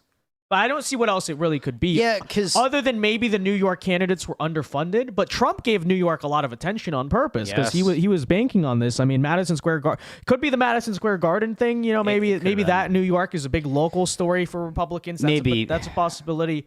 Last minute momentum there for the Democrats could have been. Because I mean, a lot of these races, and we're talking razor thin margins here in really, really big counties. And Molinaro, I mean, he's going to lose by 4,000 votes. It's nothing. Yep. All right, last call, guys, for Super Chats. We'll wrap up here very, very soon. But I see in the live chat right now, thanks for staying up. It's not even that late, honestly. We were prepared for like 8 a.m. Yeah. That's what I was prepared a lot earlier for. of the night. Biden 2028, gang. Look, there will be a second great American comeback. Joe Biden. He will build back better. Yeah, build back better. This is real. This is real. Proud to say we are officially back. Yeah, a lot more to say tomorrow and in the coming hours, honestly, guys. Okay, we got a lot of liberal insanity to react to. All right. I say we save it for the videos, maybe the stream tomorrow. We'll probably be live tomorrow as well. Maybe not with the whole panel, but at least I will be live talking to you guys for sure. I don't know, Ryan, you want to come on live tomorrow? Yeah, I'm done. Okay, let's do it. Post-election stream tomorrow night. A little celebration. This is true. Andrew says, Vince, you missed my super chat. I literally don't see where is your super chat? Oh, I just got it right here. Good work tonight for $25. I'm guessing that's you. Says, good work tonight. Your name is Good Work Tonight, and you donated $25 to say good work tonight. Fantastic. Thank you. Appreciate it. Started watching you 2 weeks ago. Best stream of the night. No BS rhetoric, just straight numbers and information. Well, we appreciate that very much. Good work tonight. And look. Make sure you're subscribed for the long run. Because you know what? Now that Trump is in, okay, we're going to be here for a long time. Not that I was going to quit in the other side, but the fact that, censorship, like we know how everything would go. So now we're in this for the long run. So if you enjoyed this election stream, make sure you're here with us for the 26 midterms, 2028, the primaries, the presidential elections, okay?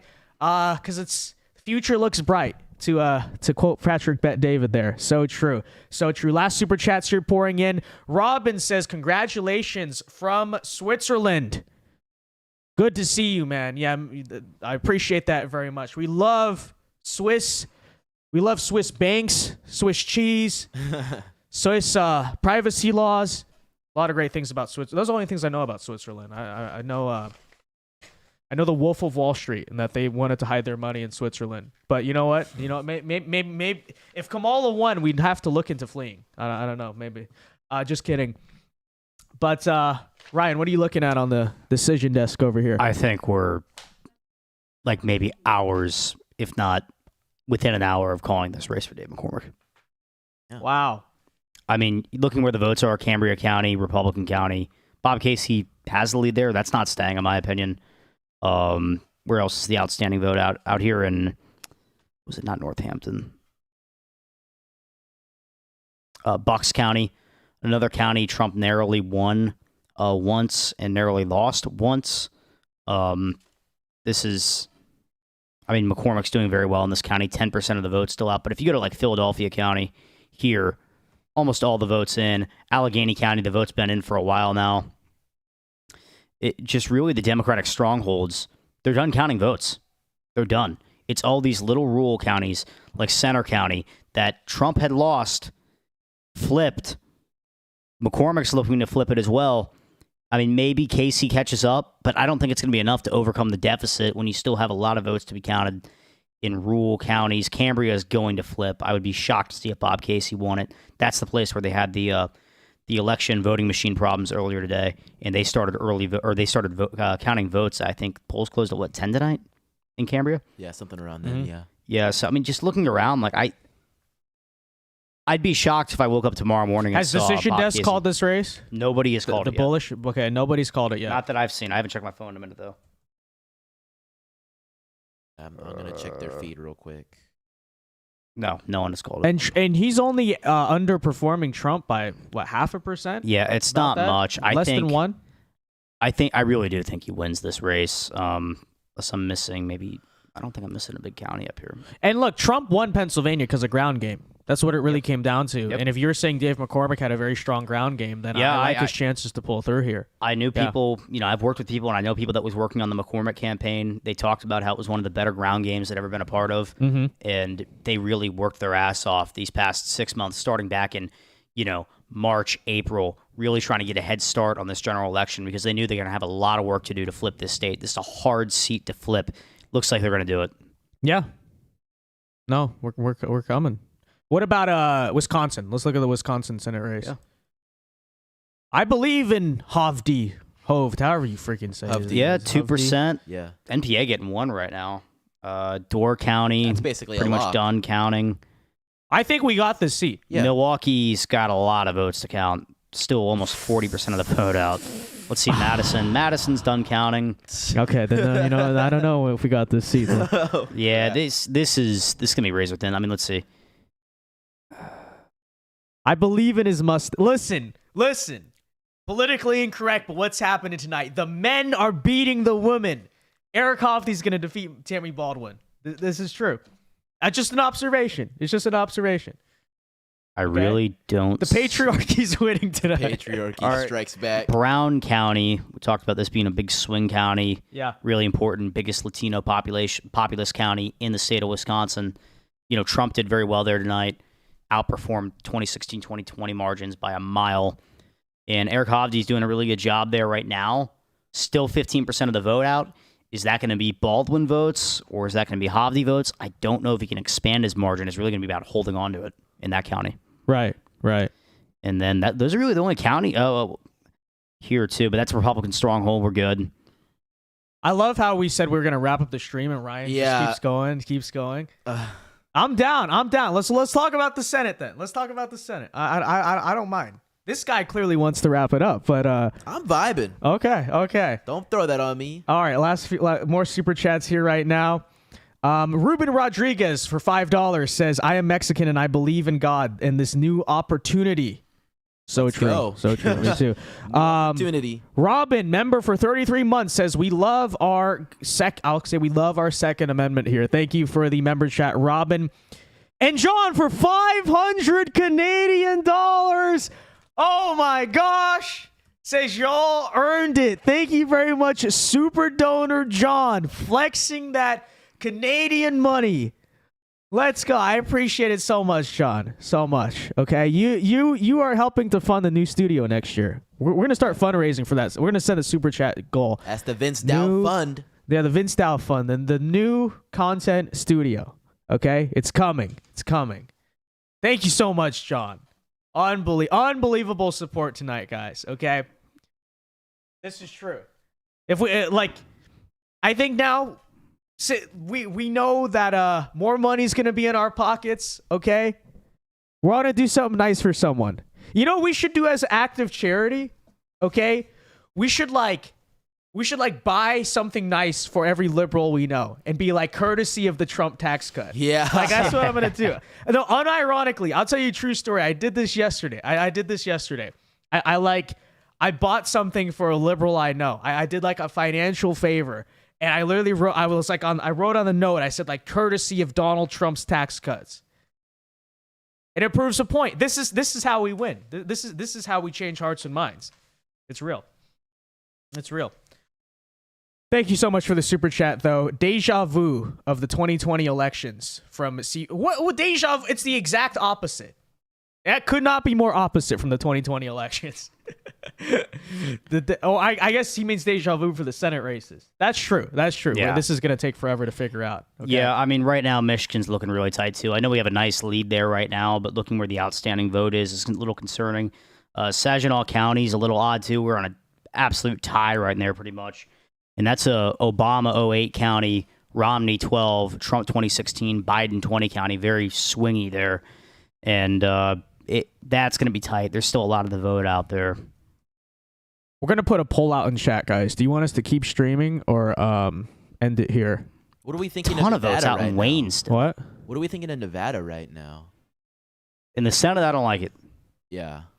Just to be honest. And they've stopped counting votes. And yeah, just seeing how much he's underperforming Trump in Reno. Right.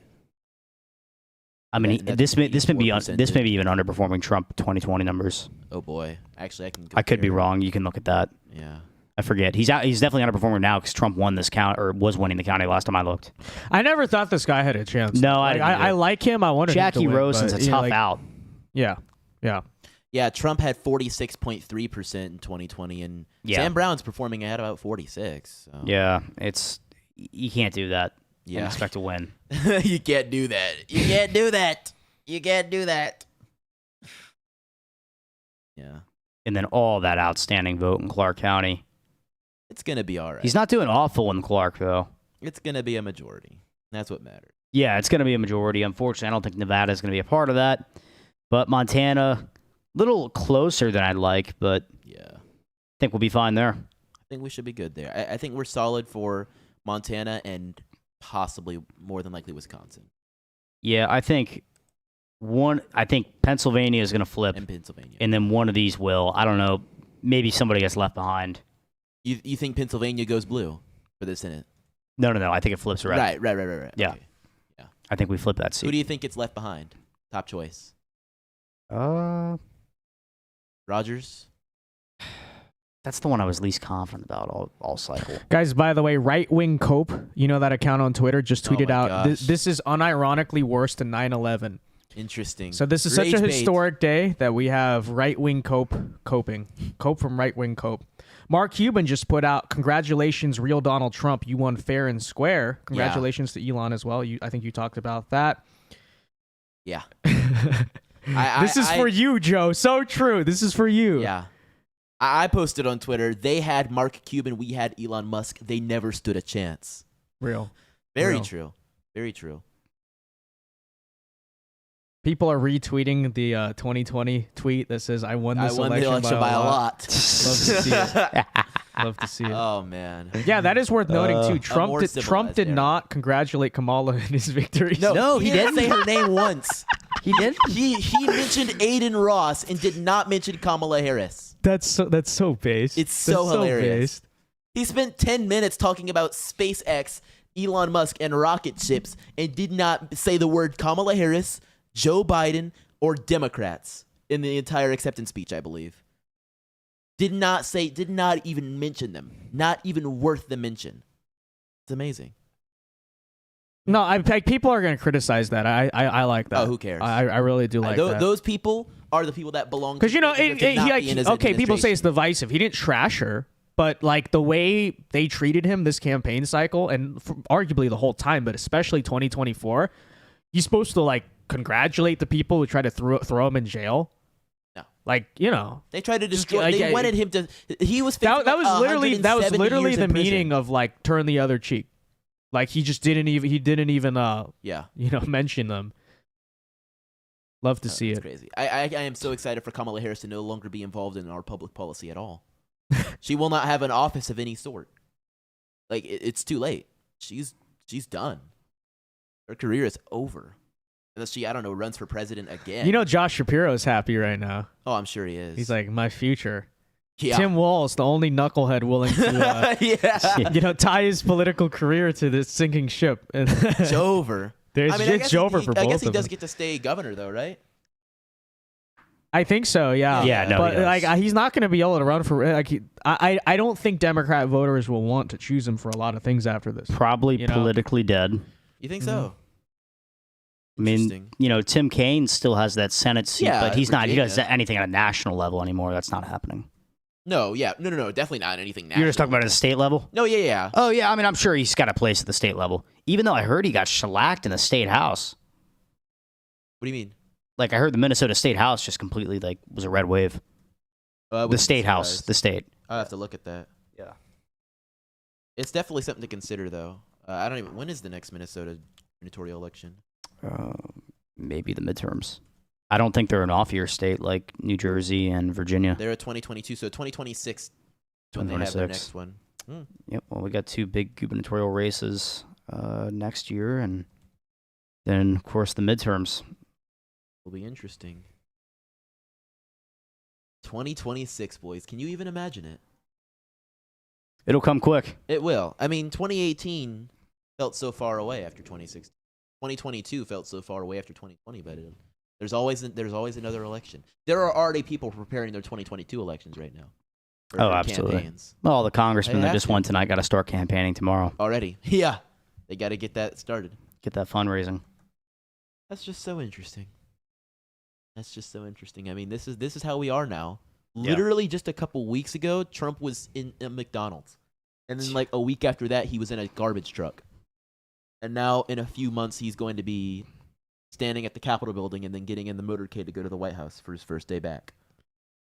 And the sign, I get, it's funny, too, because you think about this in history, the way they're going to teach this in school is that... Oh, my gosh. It should have been, it was so obvious that Trump was going to win. Yeah. Same way like Reagan, right? Back then. It's like now you look, it's so obvious Jimmy Carter's presidency, but it wasn't obvious to people at the time. You know, that's the way this is going to be talked about. This is going to be talked about as one of those because it's going to be a landslide. Moments. Yeah, I'm just looking like electorally, like when it's all said and done, and we, you look in the history book and it's just the map looking there. Yeah, I mean the way things are shaping out, at the president level. I mean, Michigan. I mean, look at it already. I know already, but honestly, at this point, I'd be very surprised if Wisconsin's already gone. The New York Times just hasn't called it. Done, yeah. I feel really good about Michigan. That's going to flip. Yeah. Arizona, we felt good about it all cycle. And then Nevada's kind of the wild card. I think my prediction, what was it, a week ago or last night? I think I made both predictions times. Last night. My prediction will be exactly correct. If Nevada flips, it will be 312. Yep. My prediction was all of them except Michigan, and I think I think Michigan's got it. I really do, and I'm happy I was wrong. So solid. Because, like I said, that is still a true trend, likely in American politics. The blue wall will always go together. You crack one, you crack all. You know? It's starting to become a red wall, though. It's getting a pattern. Yeah, no, 2 out of 3 now. That's true. It's now the purple wall, at least. It's the purple wall. The purple and they wall. all go together. You get one, you get all. Until, I guess, I don't know, watch 2028. Sure, I'm sure one of them will break from the pack. This was finally an election day, though. Yeah, first one in 8 years. I know. It's refreshing. No election week, no election month. I knew that if Trump won, it was going to be on election night. If this election dragged on... Oh, I was going to feel awful if Kamala would have won. If we were still sitting here being like, well, Pennsylvania is really tight, it wouldn't be good. Yep. Yeah. Yep. Jackson Rowell for $5. Shout out. Says, we did it, brother. God bless America. Patriots in control. Patriots in control. God bless America and Patriots in control. Jordan Hannaford for 8 Australia. We got a lot of Australians tonight. Yeah. What's up with this? The Aussies. Says, love the coverage, Vince, from Australia. Let's go Trump. This is true. We will be sending you an Australian Trump under Project 2025. Okay, never fear. Never fear. Project 2025 is coming. And the $5 footlong will be back at Subway. $5 footlong. Okay, $5 footlong. And the McDonald's ice cream machines will work, which, by the way, did you know that was promises made, promises kept? Promises okay, kept already. A week later, you guys can Google this. They fixed the ice cream machines. So at McDonald's. hilarious. That's a real thing. And the Pizza Hut buffets will return. Real. They will return. Those were back. Shopping, the dollar menu will exist. Shopping malls will be like non-depressing places again. Yeah, the stores will come back better, bigger than ever. In fact, I'm hearing Blockbuster's actually declaring unbankruptcy tomorrow. Babies will stop crying on airplanes under Project 2025. Yeah. It's gonna be great. It's all gonna be so great. I just watched the most amazing conversation in my chat. Somebody said, "Are we celebrating?" Somebody else said, "Where have you been, man?" And he responded, "Work." So real, so real. Yeah. Well, if we're gonna keep streaming, we might. 84% said keep streaming. You guys hate us. This is my audience. There's no hates way us. that's right. Stop the count. What? What are you seeing? Okay, I'm seeing different numbers on here. Okay. Is this updated? Yeah, no. She's about to tweak us out, dude. Well, he's looking at Illinois. He's looking at OSZ Illinois. was saying that, Trump came within 4 of Illinois, which would just be like unbelievable. I thought you were about to say they uncalled Pennsylvania. Oh, no. At 3 a.m. Get ready for another long night. It's a long night, boys. Better take the bathroom break now. Yeah.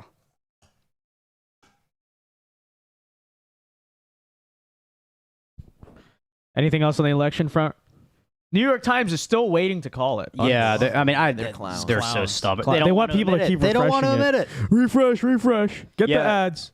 I think we're going to sweep the battleground states in the Senate. I think we're going to get Michigan and Wisconsin and probably lose the rest. But in Montana, of course, we're going to win Montana, but we'll lose Arizona and Nevada. I think you think we're gonna? What are the chances of sweeping all three? No. We're going to lose Arizona as a Senate race. Okay, I was we're very going to sweep the battleground at the presidential level. Yes. Okay. I Very think. confused. But Nevada's kind of that. Is there any coin toss. chance for Kamala in Nevada? Yeah, I do. I think there is. Because that is the one remaining outcome I could see. Is like Nevada just decides to continue to be false. I think Nevada. That'd be really discouraging because it seems like every time we come so close. Right. But because of Reno right here, really, the patterns show Reno's pretty good at predicting the state and even the margin. Right now, Trump's up by 20% of the votes still out. Definitely, I think who wins Reno. I think you muted us. I didn't mute us, so the headphones. Oh, okay. Got it. All right, that's just what I'm hearing. Yeah, but I mean, I'd bet on Trump if I had to bet on who's going to win Nevada, but it's not by much. It's going to be tight, as Nevada always is. And just a lot of votes to be counted in Clark County, too. He's still at 5 right now. Yeah. So he's up 5, but all the votes are coming from Clark County and coming from Reno. The rest, the rule stuff, it's almost all just finished up. There's Nye County, which is really small. I'm very curious to see, though, if what's the margin right now in Clark County? 2% gap. So 71%. Can Trump win Clark County outright? No, there's no way. He could. I mean, there's a lot of votes. It is possible. It is possible. Mathematically possible. Yeah. Yeah, it's possible. But Clark County is one of the more purple urban areas in the country. Yeah. Las Vegas, you're not talking about a deep San Francisco place. You know, it's a degenerate city, but it's kind of an old school degenerate city. You know, a little bit. Yeah. Yeah, like Wild it's West tight. degenerate. Trump's doing really well in Reno, which is good. He's outperforming Brown. Yeah, Brown, right? Yeah, Sam Brown. He's outperforming Sam Brown by like 4% right now. So that's goes good for him. Not so good for Brown, but I'd call I'm not going to call the Nevada Senate race. I think I'd say Sam it's pretty Brown much could over. have had a chance if he was actually given like resources and. Oh, sure. If that was taken attention. seriously. It was a seriously taken race. Yeah, I think the Senate race in Nevada is pretty much wrapped up. I know they're not going to call it anytime soon, but And why didn't Adam Laxalt run again exactly? he was a great candidate.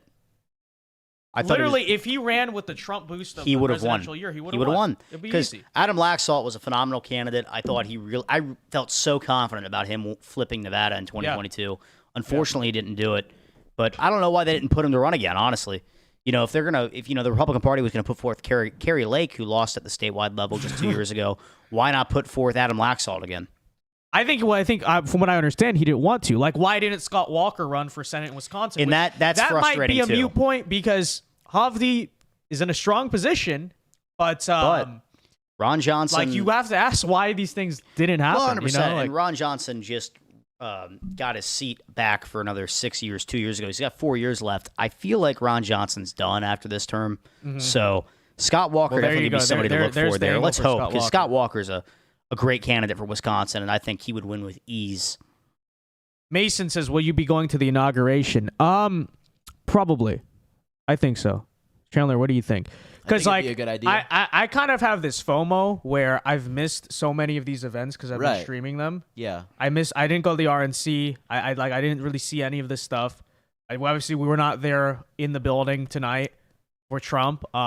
I think we should just go. I think we should just go. Maybe do a street video or two for the work. But it's weird because, like, we work in politics, but we've missed a lot of like history in politics just because I've been working around it, So I'm gonna try and score an invite. Well, you don't need an invite. You just go stand. No. You want to be on the steps behind Obama. You want to sit behind Barack Obama. Just show up. You could do it. Show up. Say hi. I'm Barack Obama. Our Secret Service is so incompetent. They'd believe you, and there you are. Yeah. You're participating in the inauguration. We're gonna make things happen. You'll be in the parade. You'll be in the parade. Yes. We're gonna make things happen. All right. If we're gonna continue the stream though, we are gonna start celebrating. Hell yeah. Me and Ryan. Okay. Real cheers. Random tequila in my. I don't even know who left it there. Okay, Kevin Lee, if you're watching this, I think you're the one who left the tequila in my freezer. That's just been, I don't even know whose it is, but it's done. Okay, we seized it, nationalized it under Project 2025. Hell yeah. Real.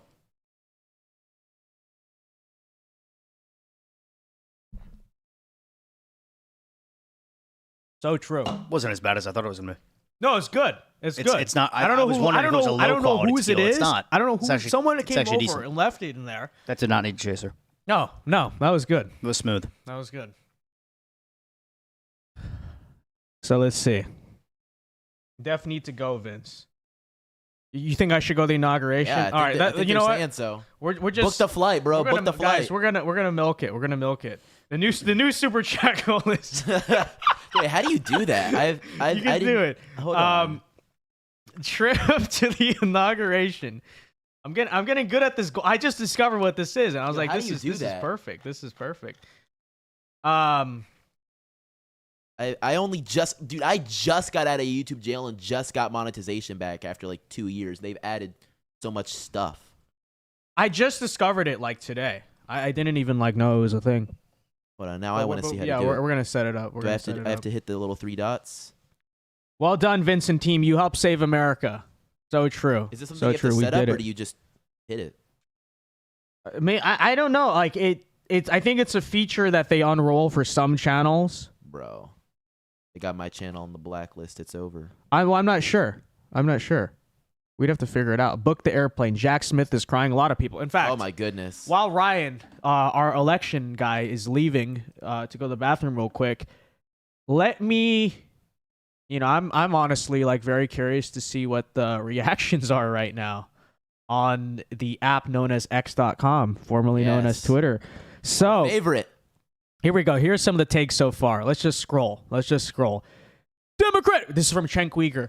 Democrat leadership said Trump was a maniacal clown and then lost him twice.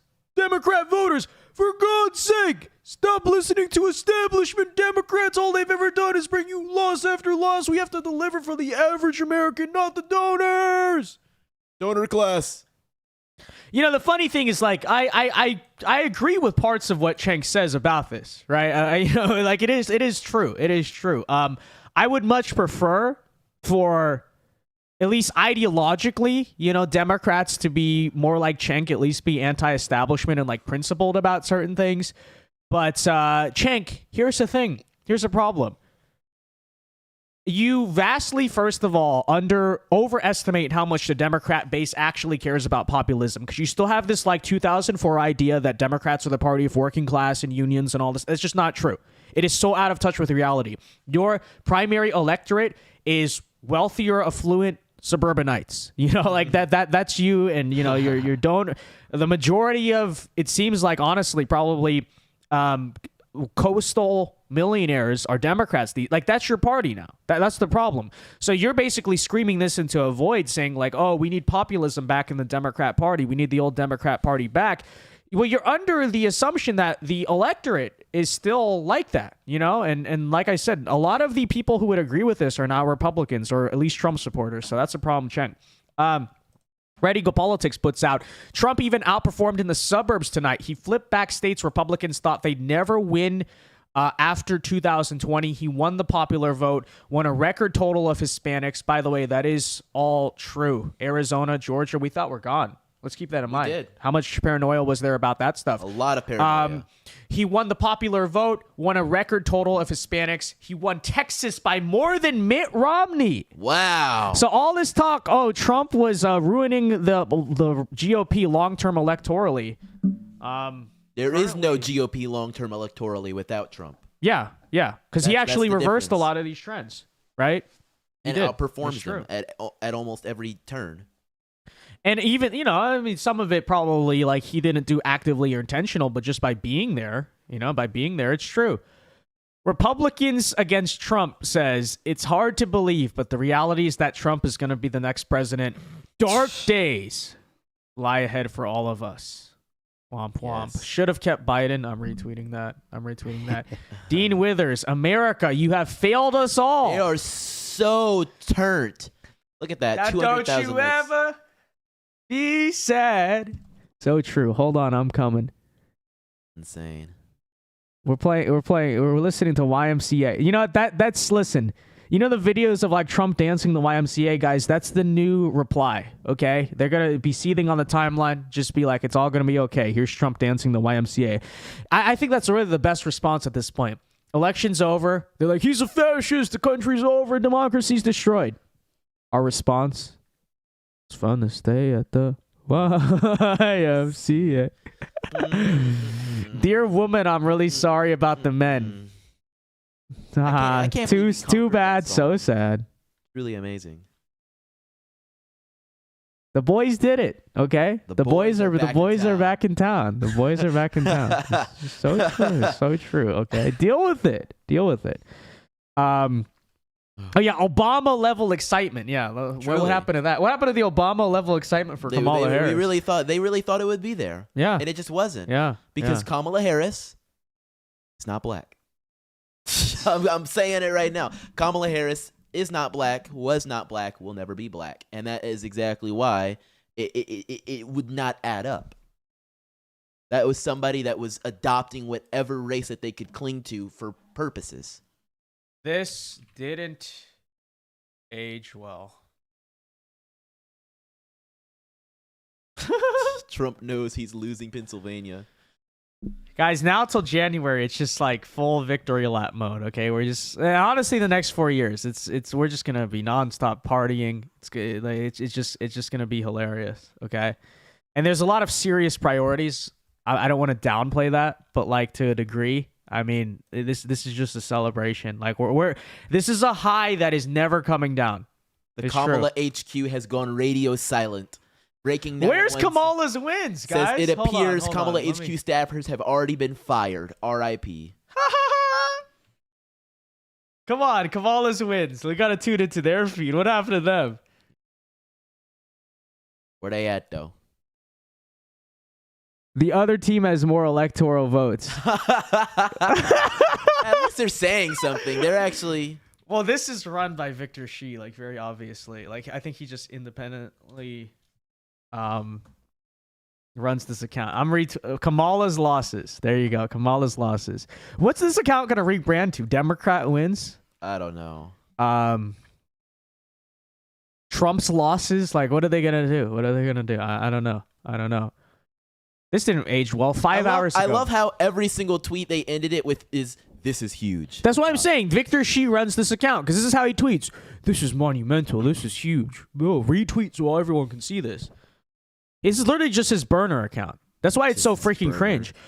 Breaking, in the first suburb of Georgia to cross 90%, Kamala Harris is running 7 points ahead of President Biden. This is huge. This is huge.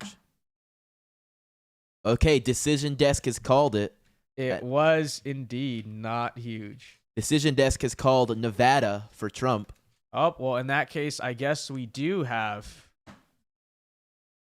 a late breaking news electoral One last time for you. One last time. As of, I think they put the wrong time on the tweet, but about 3:21 a.m. Eastern time, I think. Maybe they mean 3:39 a.m. President Donald J. Trump has won the state of Nevada with 6 electoral votes, and according to the Decision Desk HQ, that brings his electoral vote count to a grand total of 286 electoral votes right now to Kamala Harris at 226. As of now, we're still waiting on results from Michigan and Arizona. Those are the only states. And again, guys, if he wins those two, most importantly, my prediction was exactly correct. Yeah.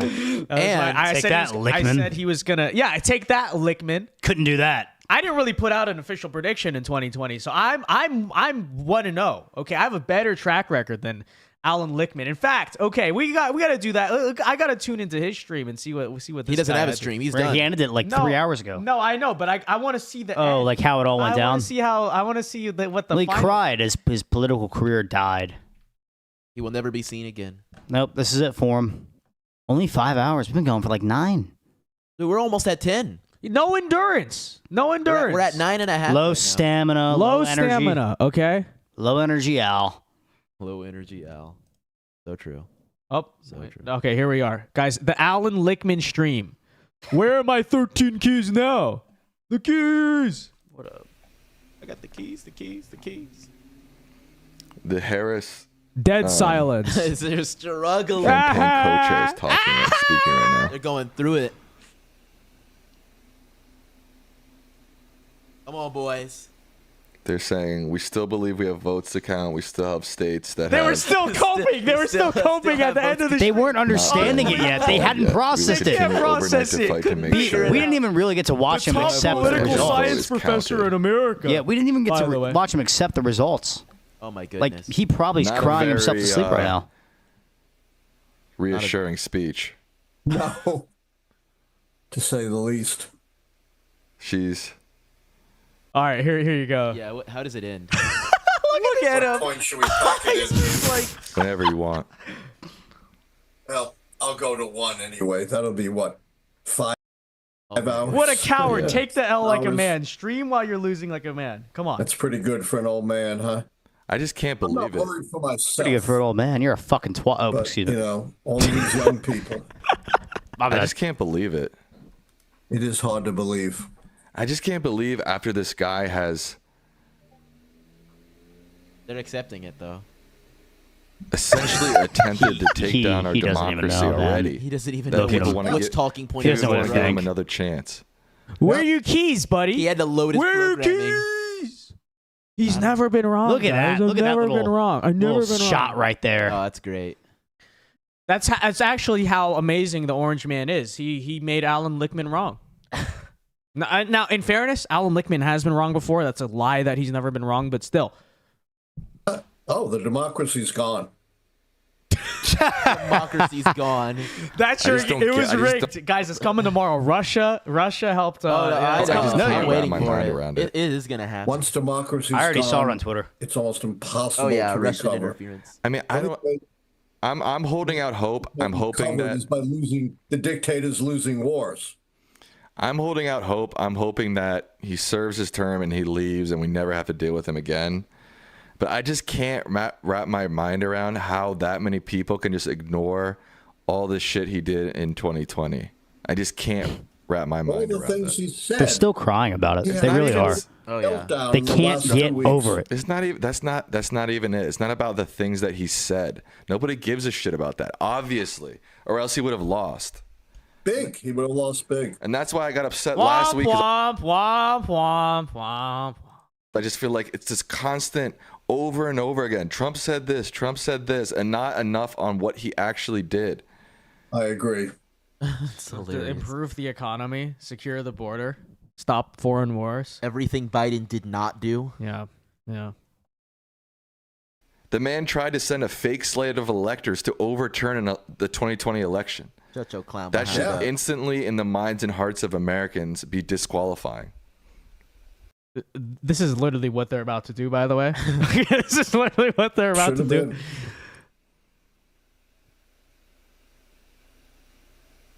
Wow. They've got nothing to say. I just don't get it. How long are they going to be in shock? Everybody is saying we should continue. I know. We've talked about that.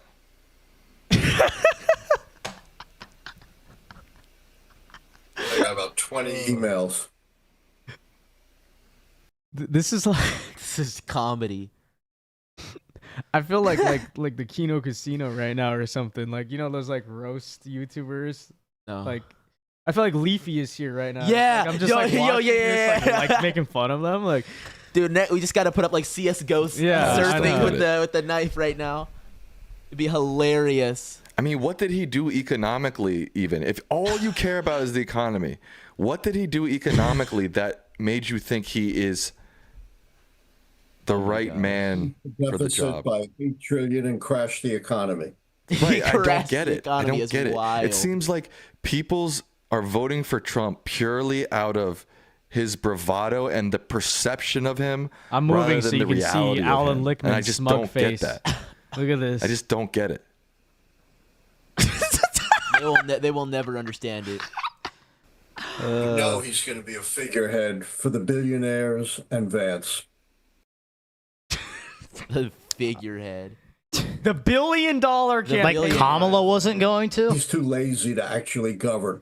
He's too lazy? Do you know how many rallies he did while Kamala Harris was seen yawning on Marine 2? And you know the guy who said Biden supported Biden. And what really annoys me is that they'll say he's too lazy to govern, but also that he's some evil genius that is meddling with Russia to steal the election. Correct. And is trying to steal democracy. It Correct. can't be both. Correct. He can't be lazy and trying to do that stuff. Correct. I don't know, man. He could barely get through the campaign. He could barely get there. The cope level is like next level. Barely get through the campaign. Dude, you can barely get through your stream, pal. I think we legitimately streamed for double the amount of time that he did. Democracy is precious. But like all precious things, it can be destroyed, and typically destroyed from within. And throughout the 21st century, democracy has been in decline everywhere around the world. And America Democracy has now is fallen when in step. only the candidate I support takes power, by the way. Very true, very true.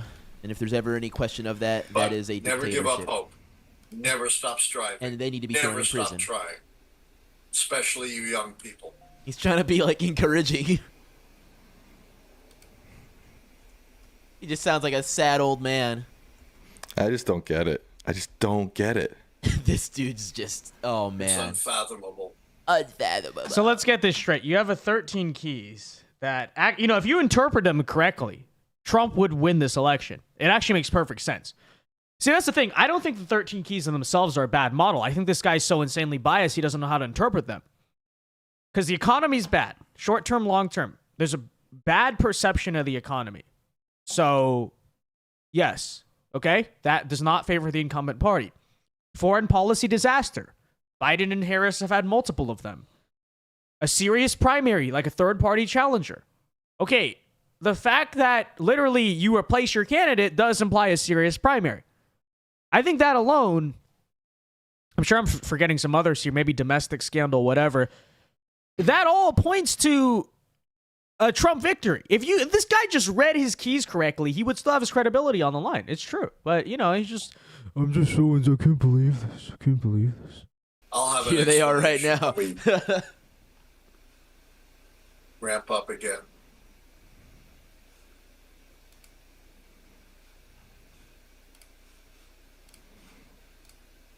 I'm going to keep going live on my channel for a little bit longer.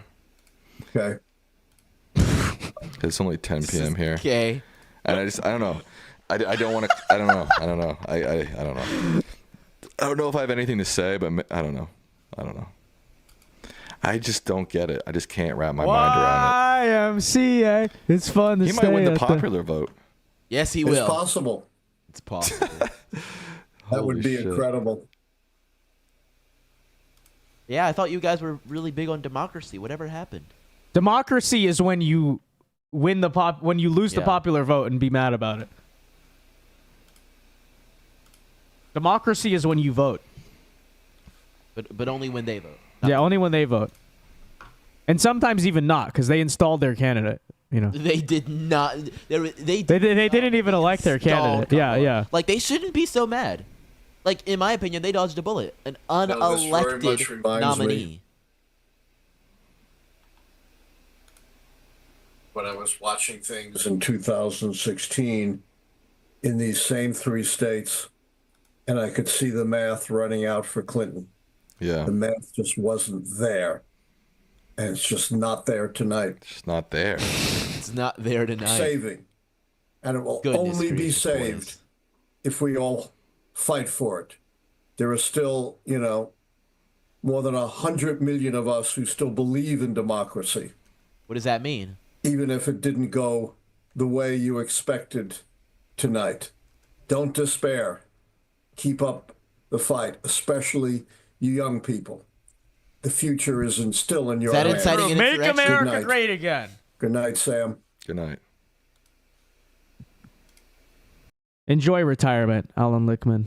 Goodbye. Like I said, we I won't even say whether or not it's what you want to do. We will make life better for the liberals in this country. We will. Okay? Even if they don't deserve it. Truly.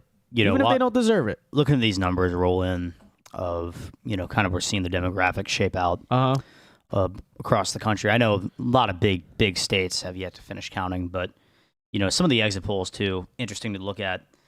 A lot of these exit polls ask, when did you make your decision? And back in 2020, people said 64% of people said they made their decision in the final week. Yeah.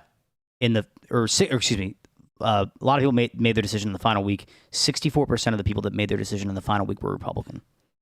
This time around, it was only 48% were Republican. There was a lot of Republicans on the fence in 2020. This time, it was not hard to sell them. Yeah. A lot of Democrats had to be convinced at the very end. I want to look at the Latino vote, too. That's been the big story this election.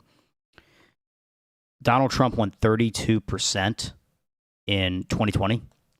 Donald Trump has now had the best Latino vote share of a Republican since George Bush in 2004. What's the number there? 44%.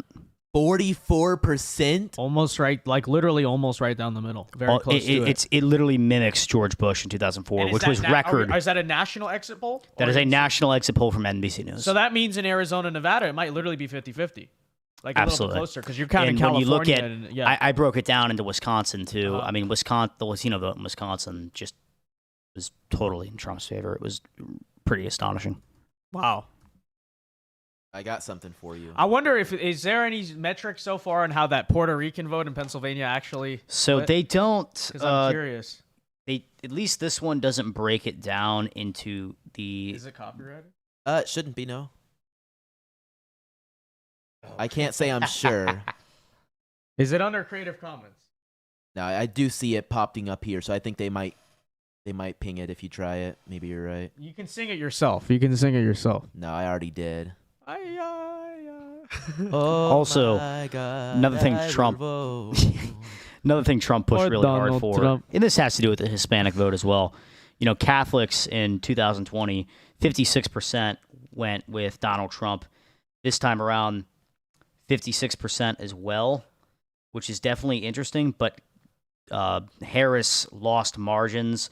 Jewish voters, there wasn't even enough data to register in an exit poll. This time around, they're saying Donald Trump won around 21% of the Jewish vote, which is pretty big considering it's a pretty deep blue demographic. Yeah, what's the normal margin with Jewish voters? Well, they only represent about 2% of the population, so there's not a ton, but they're usually very, very heavy Democratic. Like, this would probably be considered pretty good. Mm-hmm. I'd probably say it's similar to like the black vote. You know, we have a House 15% would be for successful. Texas District 34. Decision desk has officially called it for Vicente Gonzalez against Mayra Flores. I don't know. Let She Democrats That have their sucks. W, I guess. Yeah, Okay? I'm sure. Let if you them go to, feel- let- sure if you go to let TYT, he's let doing good old jumping Czech jacks feel right bad now, about man. something. He's fired up. We're back in this. This is how we win. Still seeing decisions drop at the decision desk though, which is always interesting. Wow, Lickman. Look at his. What do face. you think? You think he's asleep, or you think he's just like trying to process? No, how I this think even I happened? think he's crying all night long. He I think the quite guy's possibly actually could be crying right watching now. this stream. Yeah. Like I said, okay, you know, national unity at this moment. My message of national unity is simple. Like I said, we will make life better for the liberals in this country, even if they are like self-destructive, miserable people who don't want it and are going to hate us for it, okay? Yeah. You know, like we that's the great thing about MAGA. Like prosperity is good for everyone in the country. So, you know, I don't know. Maybe one day you'll thank us. And that Catholic vote I shared, the 56% that mimicked 2020, when you just calculate white Catholic voters, which is a big voting bloc, especially in the Northeast, 60% to Donald Trump compared to under 50% in 2020, which is a pretty big gap, can explain a lot of the gains in the Northeast we saw. Well, very, very, very well. Harry Sisson says tonight, America failed us all. Yeah. They can't handle it. If you don't like this country, you can leave. You know, that's going to come back. That's going to come. I've got such a dated like thing like, oh, America, love it or leave it. It's coming back. Like it's going to be back. That whole like political dialogue is back. I missed that was like we haven't heard that since like 2019. Like Yeah. that kind of fell away with the pandemic. and America, everything. love it or leave it. No. If you don't like this country, you can leave. So Donald Trump of the state of Florida won 58% of the Latino vote. Solid. And I'm sure with Cubans it was like 70, sure. right? I'm sure if they had it broken down in this specific poll, but they did not. Of Puerto Rican descent. Of Puerto Rican descent, Donald Trump won 44% of the vote. Goodness. I feel like though, there's like with Cuban voters, I'd have to imagine it's way more than. It's usually mid-high 50s. Yeah. But I would like if Miami-Dade 55-44, I feel like it has to be more than just even like it's got to be closer to 70%. No, this is a very promising one out of Florida. Is this the first year you have ever voted? 53% of those people voted for Donald Trump. Literally, we are adding new people to the electorate. We're adding new people to the coalition. That's the thing. That's the thing. All the talk about how the GOP is like a old party, a dying party, you know, baby boomers and stuff. No, it's a party that's getting younger, and we're adding new people to our coalition, and that's the power of Donald Trump. You know, absolutely. Any other Republican won in 2016, this would have never happened. You know. Yeah. No. So yeah, Trump in Texas, 55% of the Hispanic vote. 58% of the Asian vote, which is huge. Oh, we have the daughter of the war criminal says, "For our daughters and sons, for America." She literally sees you as cannon fodder. By the way, Liz Cheney, we're talking about. We made the choice to save our daughters and sons tonight. Yes. We made the choice to end these wars, end the United States involvement in these foreign wars, and make sure that no new ones start. And I mean, like the point you made earlier, I think the calls are happening as we speak, or will be happening within the next few hours. We already have Zelensky on Twitter saying, "Congratulations, Donald Trump," and he had a whole wall of text saying he hopes the United States will continue to be a beneficial ally. Heck no, pal. Your days of getting your infinite money glitches patched it's over. You're not getting unlimited V-Bucks from us no more. You're done. Yeah, so your dad belongs in the International Court of Justice, by the way, just saying. Yeah. A war criminal. Arizona, 41% of the Latino vote, 25% of the black vote voting Donald Trump in Arizona so far. You Guys, said how much? we gotta take 25%. a listen to Van Jones. Okay? A quarter. Oh yeah. How's he doing right now? Not well. Not well. In Georgia's black vote mimicked the nation. That's pretty. 25? No. That was Arizona was 25. Georgia's black vote was 12. Hold on, guys. Okay. We have. Oh no. This is not an election. An important election alert. So Van David Jones Axelrod. crashing out on CNN. Let's go. Let's hear it. Ladies and gentlemen. I think this is Van Jones. Let's be honest about this, okay? Let's be absolutely blunt about it. There were appeals to racism in this campaign, and there is racial bias in this country. They're not learning their lesson. Do they understand? They keep like that, pounding the that's wrong why they issue. lost? Do they understand? People are fed up with their BS. We're going to keep beating these people, unironically, because they don't learn their lesson. Here's the thing. They're the most stubborn old fools You know ever. what's They going to don't piss get me it. off is if they keep playing this card, we should win every damn election. Yeah. It's lazy and dishonest. It's so lazy. Vance is coming. Yeah. JD Vance is coming. Yeah, Vance 2028. Oh, Vance, they're already they're writing the Mussolini headlines for him and all this yeah, it's gonna be BS. great. Yeah. And here's the thing, like, at least Trump kind of gives them ammunition with his personality. Like he does have the capacity to scare people. With how disarming Vance is, like, in terms of his image. Oh my goodness. Like, imagine trying to still make. He's such a de-escalator. Yeah, he's a de-escalator. He puts out the fire. Yeah. Sexism in this country. Oh, and anybody sexism. who Can't thinks forget that that one. that did not in any way impact on the outcome Van of Jones, this please race is crash wrong. out right now. Can you imagine a woman of color acting like Donald Trump acted, even for one day? The kinds of stuff that he said, the kinds of things that he did, the way that he would insult people. If you're a person of color, you don't feel you have that freedom. You feel like you really are somewhat constrained. You're always running something in the back of your mind like, how am I going to be perceived? And also, if I say this, will they think that all black people are this way or all women are this way? So there's a license that he had to just be a fool, just to be an obnoxious ass to everyone. And for people go, well, he can still be president. Let's be Update, he is the president. Okay, what has Van Jones been saying since? Okay, here we go. This is a nightmare for black women and illegal immigrants. That's Because I'm thinking about the people who are not a part of anybody's elite who are hurting tonight. There are African-American women.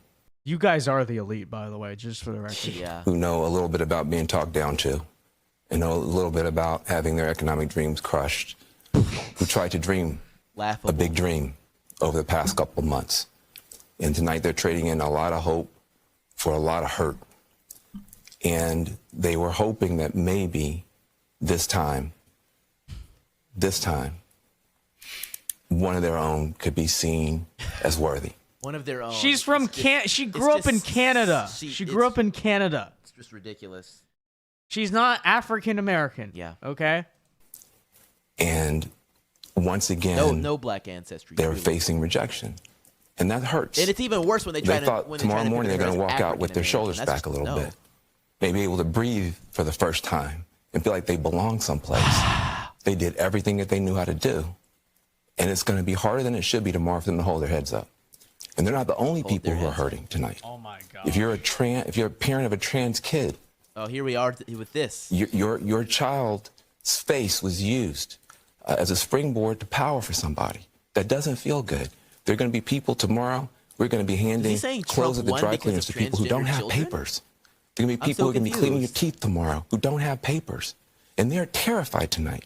And so it's easy to blow this off. Oh, look at the elites. They're going to get their comeuppance. It's not the elite that's going to pay the price. How many illegal immigrant It's dentists people are who there? woke up this morning with a dream. Clean teeth? I'm pretty sure to become a I think she's talking about a dental hygienist. But that's like a job you still need certification for. Like, that's not really typically a job handled by illegal immigrants. I'm just saying. Like, and are going to bed with a nightmare. And those people didn't deserve to be respected and held and talked to. Those are the people who are going to pay the price for whatever Donald Trump decides to do. Yeah, but Van, how do we know that those people didn't vote? A large portion of those people aren't part of the people that elected Donald Trump. Well, right? I think that's a good question right there. And it's a question you don't get it. You don't get it. Those black women down. Not Donald Trump. He didn't even bother to have the response, probably because he didn't say anything. Yeah, he didn't say anything of substance. No response. Because, when Donald Trump wins the biggest share of the Latino vote in our lifetimes, I mean, what else is there to say? And you said 25% of the black vote in Arizona. 25% of the black vote in Arizona, exit polls from NBC were showing. And in 2016, didn't Trump win 8% of the black vote nationally? Nationally, I think they're thinking it's going to be around 12 to 13. Well, yeah, in 2016, what was it? Wasn't it 8%? That's the number I remember. Because if so, I'm thinking It's this not is a lot. Oh, it's never a lot, but it's a gigantic improvement. Look at that photograph. Yeah, that's it right there. That's beautiful. Look at this photo. Why do they have Georgia as blue in the background right there? Oh, that's probably Is that from 2020? Yeah, Because I think that's when Van Jones was crying that they won. Oh yeah. Because like Georgia, he cries after like they win. Cries He cries a lot. It's crybaby Van. He's always been a little bit of a wuss. I just think that I'm still there. absorbing all this. It's a lot. I'm still absorbing all this. And I think when he steps out on the stage, we see him as like, America's next president. The world's looking too. Yeah. The world if you're is a happy. soldier in Ukraine, looking. You're gonna stop. Your comrades are gonna stop dying. The horror. At Take Russians the L, Van. being more and more aggressive. You're very nervous tonight. You're very nervous tonight. If you're a solar farmer in a red state, trying to deal with this climate issue, we've had billion-dollar climate disasters. Your financing might fall apart tomorrow morning because you can't now count on the federal government being at the front lines of this fight the way that the Biden-Harris administration. You're not gonna get bailed out by the federal government. Oh my gosh. The The horror. United States government at the front of the climate fight. If you don't so run you've your got people company well all around enough, the world you're not whose gonna get fates saved. are now in the hands of someone who can either be aggrieved or it can be big. He's usually not big. And so I think this is a shock. It's a political realignment for sure. The Republican Party can now claim to be a multiracial working class party. That is a shock. But the policy implications for planet Earth are yet to be known. There it is. For planet Earth. Planet Earth. This is does. literally Donald the Trump is gonna blow up the world under globalist Project agenda 2025. right before our eyes. Clearly. Couple months. And tonight they're trading in a lot of hope for a lot of hurt. A lot of people woke up with a dream and are going to sleep with a nightmare. They're attributing it to him like it's some sort of big, great quote. It's hilarious. Why is Ryan Day in this? I want to know where Van Jones is. Oh, Right yeah. So true. So true. Yeah. All right. I want to know where Al Lichtman is too. Let's see what he's saying on Twitter. Actually, I wonder if Chank's tweeted because I said it last he tweeted was like 8 hours ago. He tweeted at like 8 o'clock. silence. Cenk? Silence from Alan Lichtman. He's never really said much of anything asleep. unless he pats Or he's himself on the just back. signed out of What his about phone. Cenk? Is Chank's Twitter active His at all? last tweet was 30 minutes ago. The Trump and MAGA congratulations. I hate it. I think it's a huge mistake. Yada yada. All he said. That's what Cenk said? Yeah. Wow. No. Listen. Okay. As much as we kind of like laugh about him, He's a principled man. He is Cenk is one of my favorite people on the left. I'm not even joking about that I'm because 100% with you too. Because like I feel like I could have Cenk on a podcast and have like a reasonable discussion about some things. Now Trump is like okay, whatever. But like if we talked about maybe agreement on things like corruption and politics, like Yeah. I wish the left resembled Cenk Yeah. more than CNN. Honestly, it's so interesting because at least he doesn't make apologies for the like corruption in our system. You know? The second most recent tweet is don't blame the voters, don't blame the Russians, don't blame everyone else. Listen to the voters. They just sent you a huge wake up call. They want you to go pop yada yada. He'll say a lot of stuff, but he's saying don't buy into some of the crap that might get thrown around and soon. Listen. You know what? That good for Cenk on that because great. he's always been principled. He's always disagree on a lot of stuff with him, but at the end of the day, he just does seem like the kind of guy you just go have a beer with. I respect it. And have a reasonable discussion. Reasonable discussion. Iowa called for Trump, so there goes that nonsense. I'm gonna I'm getting revved up here on a significant rant. So because Kamala Harris is not winning, and the people who thought that Kamala Harris was going to win a Kamala landslide Harris is are not Let's winning. go. Can we go back? That's the nightcap. Can we go back just to end the night? Can we go back and watch the famous one? The famous one. That's a good one. Whichever one you want to do. I'll see if I can. Personally, I thought of the when they were at the RNC. I think it was with Alex Jones and Roger Stone. That is an iconic video. That is an iconic video. This is your show. This is my show. Is that Cenk? Yeah. Oh, Well, I feel like we shouldn't end dunking on Cenk because like he actually. I respect Cenk. He went out gracefully. He's the one guy who like admitted that we won. Like legitimately. Everybody else is calling Russian interference and all this BS. Russia just didn't interfere in 2020, but they came back in 2024. Yeah. Yeah, I thought you were saying you wanted to watch the compilation. Oh, the meltdown? People reacting to the meltdowns in 2016. Oh, that was or good. Not reacting to, but the meltdowns in 2016 we had. I think we can. The Cenk? I just sent Do we have the Cenk meltdown? Cenk, just, like, First and CNN foremost, yeah, there you go. It's finally here. Going into this night, where do we stand? This is where we stood coming into the night. 268 to 204. So clearly an advantage for Secretary Clinton. Take a look here. If Donald Trump wins tonight, no matter who they voted for, take a look at these numbers here. 21% say they'll be concerned. 37% say they'll be scared. This is what both candidates want. They want to be living there starting January 20th of next year. Florida has been going back and forth. Just changed again. It's only 11,000 vote lead just now. It changed. Math on your feet. I like this.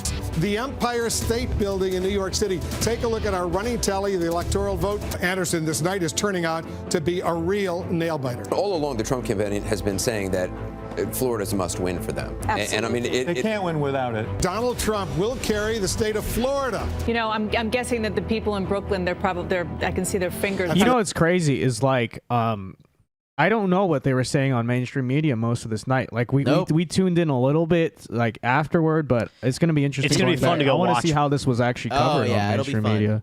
And by the way, for you guys who watch the stream as well, you know, because those of you who are here with us, you don't know what they were saying on like CNN either. I wonder what mad lads were watching because there's no more nail to bite. Some people did. Some people did. I'm looking at this right now. For instance, hold on. I saw a super chat on this very front. If I could find it. I went to sleep and woke up and y'all were still streaming. Donald's Adventure for 10 Canadians says, watch the whole stream live from the start and y'all did terrific. I was nervous for the last 2 weeks of the election because all of the C word, but we effing won. Love from Canada. So true. Dude, how much love from Canada can we get? I love it. Absolutely. I feel like we got more super chats from Canadians tonight. Yeah. than anyone else. You're going to get destroyed in those conversion fees. Donald's Adventures for 2 Canadians says, Joe devouring Ben and Jerry's while celebrating. We're all going to celebrate, so we're going to get some chocolate chip. Yes, we are back. Eat some chocolate. The biggest winner of tonight, Dark Brandon. Brandon. I think so. Honestly, I think this is literally what he wanted. This is what he wanted. AV for $5 says democracy is saved. Get those illegals out of swing states. America is back on track. The boys are back in town. So true. Vince and team, well done. We need more Gen Zs like you guys in politics. Well, I'm telling you, the data we see the next couple weeks, I think you will find they did show up tonight. Young men, 18 to 24, 18 to 30. I think so. I'm curious to see what those numbers actually were. Mr. Chicken Ball for $2 says Rosen is going to win Rosen is going to win and Trump is going to win in Nevada. Reasonable prediction. That seems like what's going to happen at 100%. This point. Dance Music for $10 says, using a burner, I live in LA and I'm a somewhat known musician. Taylor Swift secretly is watching this stream right now. Love your stream, but could never publicly endorse Trump. Silent majority. Everyone in my house thinks that I voted for Kamala. Listen. One day you will become the biggest musician ever, and then you don't have to care. You'll get there. Hey, I believe in. We might have heard this person's music before. I wonder. Dance Music for 10 says, during my MBA at Stanford, they spent over 5 hours a week on DEI stuff. I thought I'd be learning entrepreneurship, but instead was learning about why Van Jones cries all the time. Well, now we know that it is a mildly known artist that has an MBA at Stanford that resides in Los Angeles, California. You've given us so much information already, Dance Music. I'm so curious. We're not going to publicize, but we're privately very curious. Who is talking to us right now. Box David for 5 says Trump won Florida harder than Harris won New York, and I think that's beautiful. Yeah. What's the margin in New York right now? Last time I checked, it was 10%. Wow. And you got to think 24%. Biden want to buy. And that's a 14%. And you know, I'll tell you what, big mayor's race next year in New York City. Eric Adams is up for re-election. That's a big one. New Jersey's up for re-election for the governor, or election for the governor, and the entire New York City council is going to be up for election. If those trends continue, I'll tell you what, there's going to be big changes in the Northeast. Yeah. Very big. Wonder who's going to be running for mayor in New York City. I heard rumors about Andrew Cuomo. I heard about that too, and it made me laugh so much. He's coming back. He's returning. Coming back. He's returning with the nipple piercing. Him and Chris Cuomo will be the new borderline conservatives. Low-key. They're like the they have to feel so vindicated right They're now. like the Krasenstein brothers of public office. They get completely erased, and now they're actually making a comeback. Somebody like Andrew Cuomo probably watched it tonight, especially the margins in New York, and goes, "There's still a place for me in politics because they miss me so. The Democrats miss me so much right now. They need me because he would have carried that." Hold on. Yeah. I'm coming. Actually, you know what? I'll make a prediction right now. It's going to be Eric Adams isn't going to run for re-election. He's done. He'll lose in a primary. It's going to be Silwa or that congressman, I forget his name, versus Andrew Cuomo for the New York City mayor. Love it. I'll wrap up with my final super chat of the night. I presume Roberto Hernandez for 5 says, "Crybaby Van Jones." That's so very true. I hope there was more cries and we just didn't even get to catch him. I'm sure there are. because he is indeed. It's almost his thing. It's his thing to cry. It is. I remember when DeSantis. You gotta. It's his shtick. You gotta respect it, I guess. Well, I remember when DeSantis won in 2022 by 20% in Florida. He was crying about how children are, in some fascist state and all this crap, and he was just bawling his eyes out on CNN like a pathetic idiot. Doob Sakin says, "You guys are still awake." Not for long. Yeah. I don't know. I might be up recording our reaction content to all this mainstream media, probably till 7 a.m.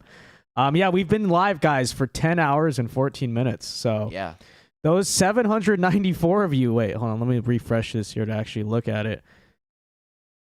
794 still in live chat. Well, I assume a lot of you guys must live on the West Coast or something. But shout out to you. I mean, we'll be wrapping up soon here, but we're having fun. It's a celebration. Okay. Dun, dun, dun, dun, dun. Guys, by the way, let me just say, okay? Like the New Year celebration this year, we're ringing it. That's gonna be. It's gonna be the best New Year's in a long time. Best New Year's ever. Holy crap! Ever.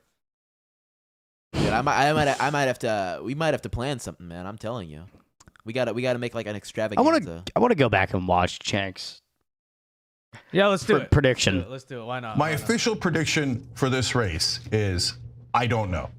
And I'm going to stick with I don't know. It's something that I never, ever say because crazy. I just think that we don't have enough information. It's going to come down to unlikely voters. Trump has had an incredible surge in unlikely voters in 2016 and 2020. A, can he replicate it? B, are they still unlikely? Probably not, because they go into the polling at that point, right? But still, he surprised us way too many times. Update: they are still unlikely. to count them out and to count those voters out, and they're very animated. They get out to vote and they do it religiously. But they're now likely voters. That's I get it. That's what changes them. At the same time, last time around in 2020. Biden had an 8-point lead in Michigan and Wisconsin. He won by 0.6 in those states. So someone just said, "I just woke up for work in Ohio. Are we good?" Welcome back to America. I got some news for you. Just listen to YMCA. That's the news for you. That's the news for you guys. Yes.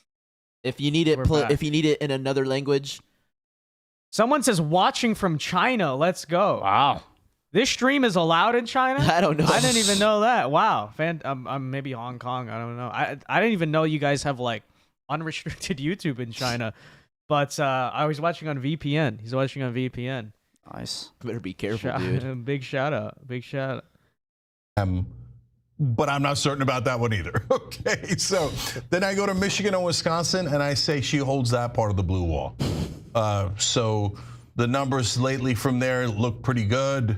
If she's got that surge of female voters that everybody's talking about, states that were already leaning blue, and Biden had already won, and that historically woman are loved blue, Trump. she will then keep. Right? They gained in margins. Now, I'm on Georgia. I'm not seeing her winning any of the polls, so I'm going to keep Georgia red.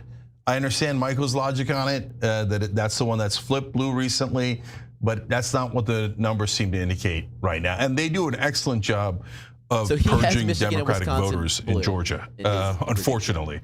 So that's Kemp's specialty, and he's been at it again. So I'm going to keep that one red. Now I'm left with the three that I just... Okay. Boy, I went from uncertain to I have no freaking idea. But I'm going to go with what my gut says. I'm going to say Pennsylvania. No, I'm going to leave it. Hold on. Nevada. I'm going to go Nevada red. Wow. It's tied, but he's been winning it throughout. His pickup of extra Latino voters could prove critical in Nevada. This man that little gimmick he had that he doesn't intend to do at all of not taxing tips could help him in Nevada. It was very popular there. I think he squeaks out the victory in Nevada. So far, it's not looking good, right? So it comes down to Pennsylvania and North Carolina. And on Pennsylvania, he put Michigan and Wisconsin, he did. The one I'm most unsure about, I went blue. And this is based on the latest polling, the latest information. If you'd asked me 5 days ago, I almost certainly would have said red, but I'm saying blue today. Wow. So let's hope that latest information is correct. Wow. And based on the same recent information, he's going to put North Carolina I got North Carolina going blue. So if she picks up those unlikely winning voters, she'll win North Carolina. I was about to say this was a reasonable prediction because of the Mark Robinson stuff. Yeah. Well, the blue wall holding was Kamala's best path to victory, like exactly 270. I could have seen that outcome. North Carolina, though, you really thought a state he lost in 2020, he was going to lose in 2024? I really didn't see that happening. I guess the only reason would have been the Mark Robinson stuff really holds you back that much, but I really didn't see that happening. But you know what? I mean, if the Krasenstein brothers' prediction was like blue Florida, like this is not that unhinged, to be totally honest. I think. Now, you can say, hey, then why wouldn't she win Nevada? Why wouldn't she win Georgia? I don't know. Good points. Right? So if I knew, I'd tell you. And so if she picks up those unlikely voters, maybe she sweeps them all. And so, is that a landslide? Not really. We only have 7 swing states. I mean, even if you pick up one you didn't expect, Iowa, Florida, or for Trump in New Hampshire, it's still not. Sorry, Cenk. A landslide. Nothing's a landslide. No, nothing's a landslide. And we were talking last night, Cenk. One of the things I was telling Cenk is that you also have to look at the behavior of the campaign in the waning days. And so Cenk just mentioned New Hampshire. J.D. Vance was in New Hampshire. Donald Trump went to New Mexico. Now you could say, okay, well, hey, they're just campaigning for president, trying to win as many votes as they can. He was at Madison Square Garden, and he was in Coachella, and he was in Denver. Those aren't places where he's going to win. He's getting the popular vote. But New Mexico made no sense to me. So what I did is I looked at it and I thought, that means that they're worried about other things. They're worried in the waning days of this campaign. Their internals are saying we gotta fish in another pond because we're not catching fish in whatever pond this is, and that could be more. Someone in chat said that AP is reporting that Wayne County just got like 400,000 votes, 200,000, something like that. At that. I don't think it. But off that number, Trump's still up by 4.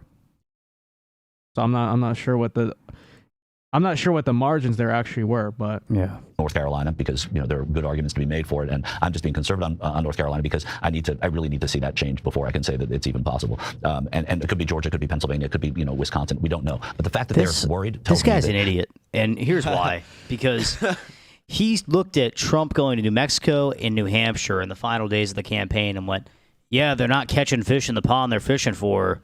They're down in the battleground states." Why would they leave? You're not making up 10% in the final days of the election. They're trying to expand their battleground. Yeah. This guy was an absolute tool. I don't know his name is, but good God. That things are not good and a lot of those in some of those states. And so I'm encouraged by that as well. Yeah, so look, I'm gonna do member shout outs, especially on tyt.com where you're getting 20% off today in a little bit. But to build on that, on the other hand, the Trump team seems so... A little shameless plug right there, man. It's gonna be great. Well, look, your expendable income with the under Trump's tax cuts, you can spend it where it's you actually want. basically free now. You have the freedom. You have the money to be able to afford You have the freedom to spend it how rental. you want. So tyt.com, I mean, that's your personal choice. Business is going to be good for TYT now that Trump's president. No, they might be vindicated on the left. I think they're going to have the best 4 years of their life. Well, what was their views tonight on their meltdown? They released a meltdown video. I don't know if you saw that. Did they really? I think they released like a reaction to the election. Cenk explodes on weak Democrats. There's always a feeling at the end of an election when Democrats lose of like, well, I guess there was nothing we could have done. No, that's not remotely true. You could have actually run a real campaign. So what's a real campaign? So she put out some good things in the beginning. So true. You know, I like this guy. This is a leftist. I kind of like. He's got something there. He at least he understands it. At least now he might give into like the Russian collusion thing in about 2 months that everyone else is going to get into. No. But right now he's against it. Yeah. Right now he's against it. You know what? I can't wait to get Robert Mueller back. You guys, W. Cenk. Great. W. Cenk, you know? I'm sure Bill Maher will be all on it soon, too, unfortunately. Yeah. We were excited about it. She had some economic populist policies about housing and price gouging, et cetera. We said, boy, and she picked Tim Walz. That was the correct decision. So at that point, she goes, Biden was way down. She skyrockets. Yo, Vince, you should speak with the people you spoke with on Vice. Oh, I wonder how that one guy is doing. What is his name? Ziad? Ziad, yes. Yeah. Yes. Dude, he's having a great night. night. He worked for the DNC or something like that? He worked for like Hillary or something. Yeah. Dad was a former CEO of JP Morgan or something like that. He's gotta be struggling. Yeah. I mean, I'm sure his trust fund is really struggling right now. Yeah. Big leap, right? And at that point, she then turns around and goes and sends Mark Cuban all over CNBC to go, remember, I love business interests. All the CEOs are on my side. Dick Cheney's on my side. Liz Cheney's on my side. Every CEO is on my side. Oh my God, I love corporations. So true. We got the victory parade in studio, ladies and gentlemen. Victory parade. Let's go. Here we go. Real American patriots. Back Donald Trump, our king. Long time coming, baby. Let's go. Yes. We did it. The real Americans did it. We won. The new day in America. The boys are back in town. White Monster. Cigars. The streets are alive again. The music sounds great again. Gas will go down. The stocks will go up. We will be rich, and America will. Yeah. God bless the Patriots. Real mega patriots are in the building and are quite possibly in control. Quite possibly in control. Don't worry, I'm not going to do the price gouging plan. I'm not going to do it at all. She's never going to do the price gouging plan. They swear up and down on CNBC and all over cable news. Well, then she lost her lead. Why do you think you're getting the lead? Why do you think you lost the lead? No, they'll never figure it out. Never figure it out. But the housing plan is a pretty good plan. I would have been more clear that, hey, private equity will be banned from buying homes. These sons of bitches on Wall Street are buying all our homes and driving up the housing prices. Kamala's donors are those people, Cenk. Do you understand this? Do you understand this? You know, the biggest person, to his credit, that talked about this in this campaign was RFK Jr. You know who he has now direct ear with is Donald Trump, okay? Yep. And what happened? She almost never talked about housing again. So, and so, guys, it also matters how you talk about things. So it's one thing to go, I have a good plan on housing, and then and here's my anodyne, normal, boring, dull ad on it, maybe, right? It's another thing to go, I'm going to get those son of bitch Wall Street guys. Here's how much our housing prices were before private equity started buying up all the homes. Here's what they are now. Well, these guys are going to drive us all out of the market. They're going to take all of our homes and they're going to turn us into renters. True. And they're going to make us work for them the whole time. 100%. True. Now, if you tell a Democrat that, they go, oh, no, that's so uncivil. Don't do that. Don't do that. Please. No, that's so uncivil. Look at this dude. You know he is having a meltdown. The average American who didn't go to Yale with you, okay, and who isn't planning to be a lobbyist afterwards, and who doesn't have nothing but banker friends. The average American wants you to be pissed because they're pissed because they can't afford houses anymore. That's why we voted for Trump. That's why Exactly. we voted for Trump. That's why they voted for Trump instead of Harris. And, you know, that's why I like Cenk, because he's principled, and I 100% agree with him on this issue. It's bullshit. 100%. 100%. All right, with that said, guys, let's do one last check-in on some of the Senate races, then probably call it a night here. But let's see what we're looking at. Because some people are talking about Sam Brown or something at the current moment. Watching live chat, so it's still close. Sam Brown has a narrow lead, 83% of the vote. It's shrunk since the last time I saw it. And there is still a lot of votes to be counted in Clark County.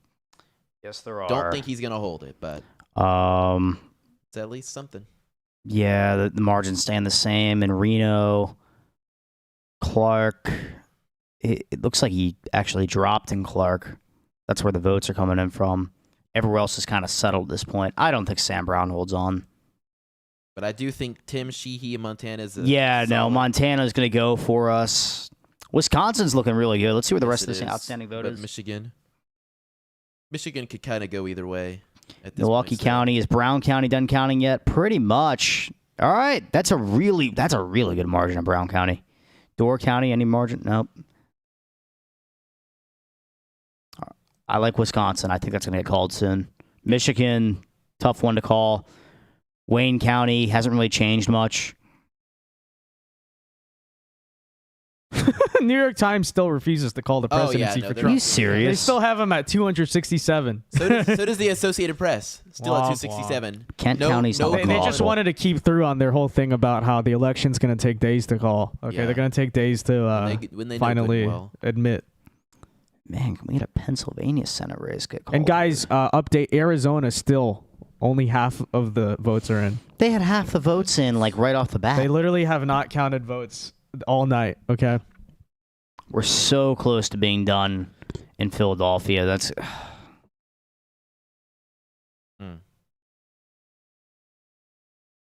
really all they're waiting on. Here in Chester, too. By the way, it looks like the final margin in Pennsylvania is going to be... It's going to be pretty nice. Around 3. Like, I'm looking at it right now. 50.8 to 48.2. Yeah, what's New York Times? I mean, for a Rust Belt state, that is a lot. New York, those are both times decided under 1%. Yeah. It's going to be over 2. They're saying Trump 2.1 New York Times right now. Georgia, Trump 2.3. Arizona, they're thinking 4. Nevada, they're thinking Trump 4 right now. Wow. Wisconsin, for considering I think he won all 3 Rust Belt states in 2016 under 1%. He's destroying his old margins. It's getting hard to read the ballots with the tears in their eyes. Love it. That's actually hilarious. Wow, they're thinking Trump 14 in Texas. Oh, it's the West Coast. They just smoke so much weed that they didn't even start counting it, I guess. What about Nevada, like not counting a single vote till basically 1 a.m.? Well, I think they do count, but they don't like submit. Yeah, they submit it all at once. They've moved. Not a very Nevada transparent way to be doing it. Republican. Wow. Arizona's still lean. That's the blowout right there. That's gonna be Likely like 3. That's gonna be like 315. Electoral 312. 312. A lot of ticket splitting going on here. Yes, a lot of ticket splitting. Which I still don't understand why. A lot of ticket splitting going on here. A lot of ticket splitting going on here. I want to ask these people. It always just what's going through your mind. It could also be that people just vote for Trump and then just like that's their ballot. I don't know. They just leave the rest blank. It's possible. I mean, it happens. Yeah. You know, people only care about the presidential, or hey, I know the name Jackie Rosen, I don't know Sam Brown, so I'm just gonna vote for that person. It happens. It does happen for sure. All right. With that said, though, guys, we ready to wrap up here? Yep. Okay. We did it. I don't know what else to say. Final thoughts. We did it, Joe. Morning in America. We did it, Joe. We did it's morning in America. Very true. All right. We'll have a lot more to say, but right now I think we're all too tired. So we're just victory. Welcome back to America. We are about to make America great again. Again. Peace out. All right. Thanks to everyone who tuned in. Big support tonight. I think we got close to 100,000 views, like totaled up. Huge numbers. Some of the biggest numbers they are saying. Stay tuned. Lot of work to do. You know, a lot of coverage in terms of the presidential transition, inauguration, everything. The content is just beginning. It's going to be a great 4 years. Okay, best 4 years of your life. But for now, we worry about that tomorrow. Today we celebrate. Okay, that's all you got to do. Remember this for the rest of your lives. All right. That said, see you guys later. God bless. Thanks for tuning in. Peace out, guys.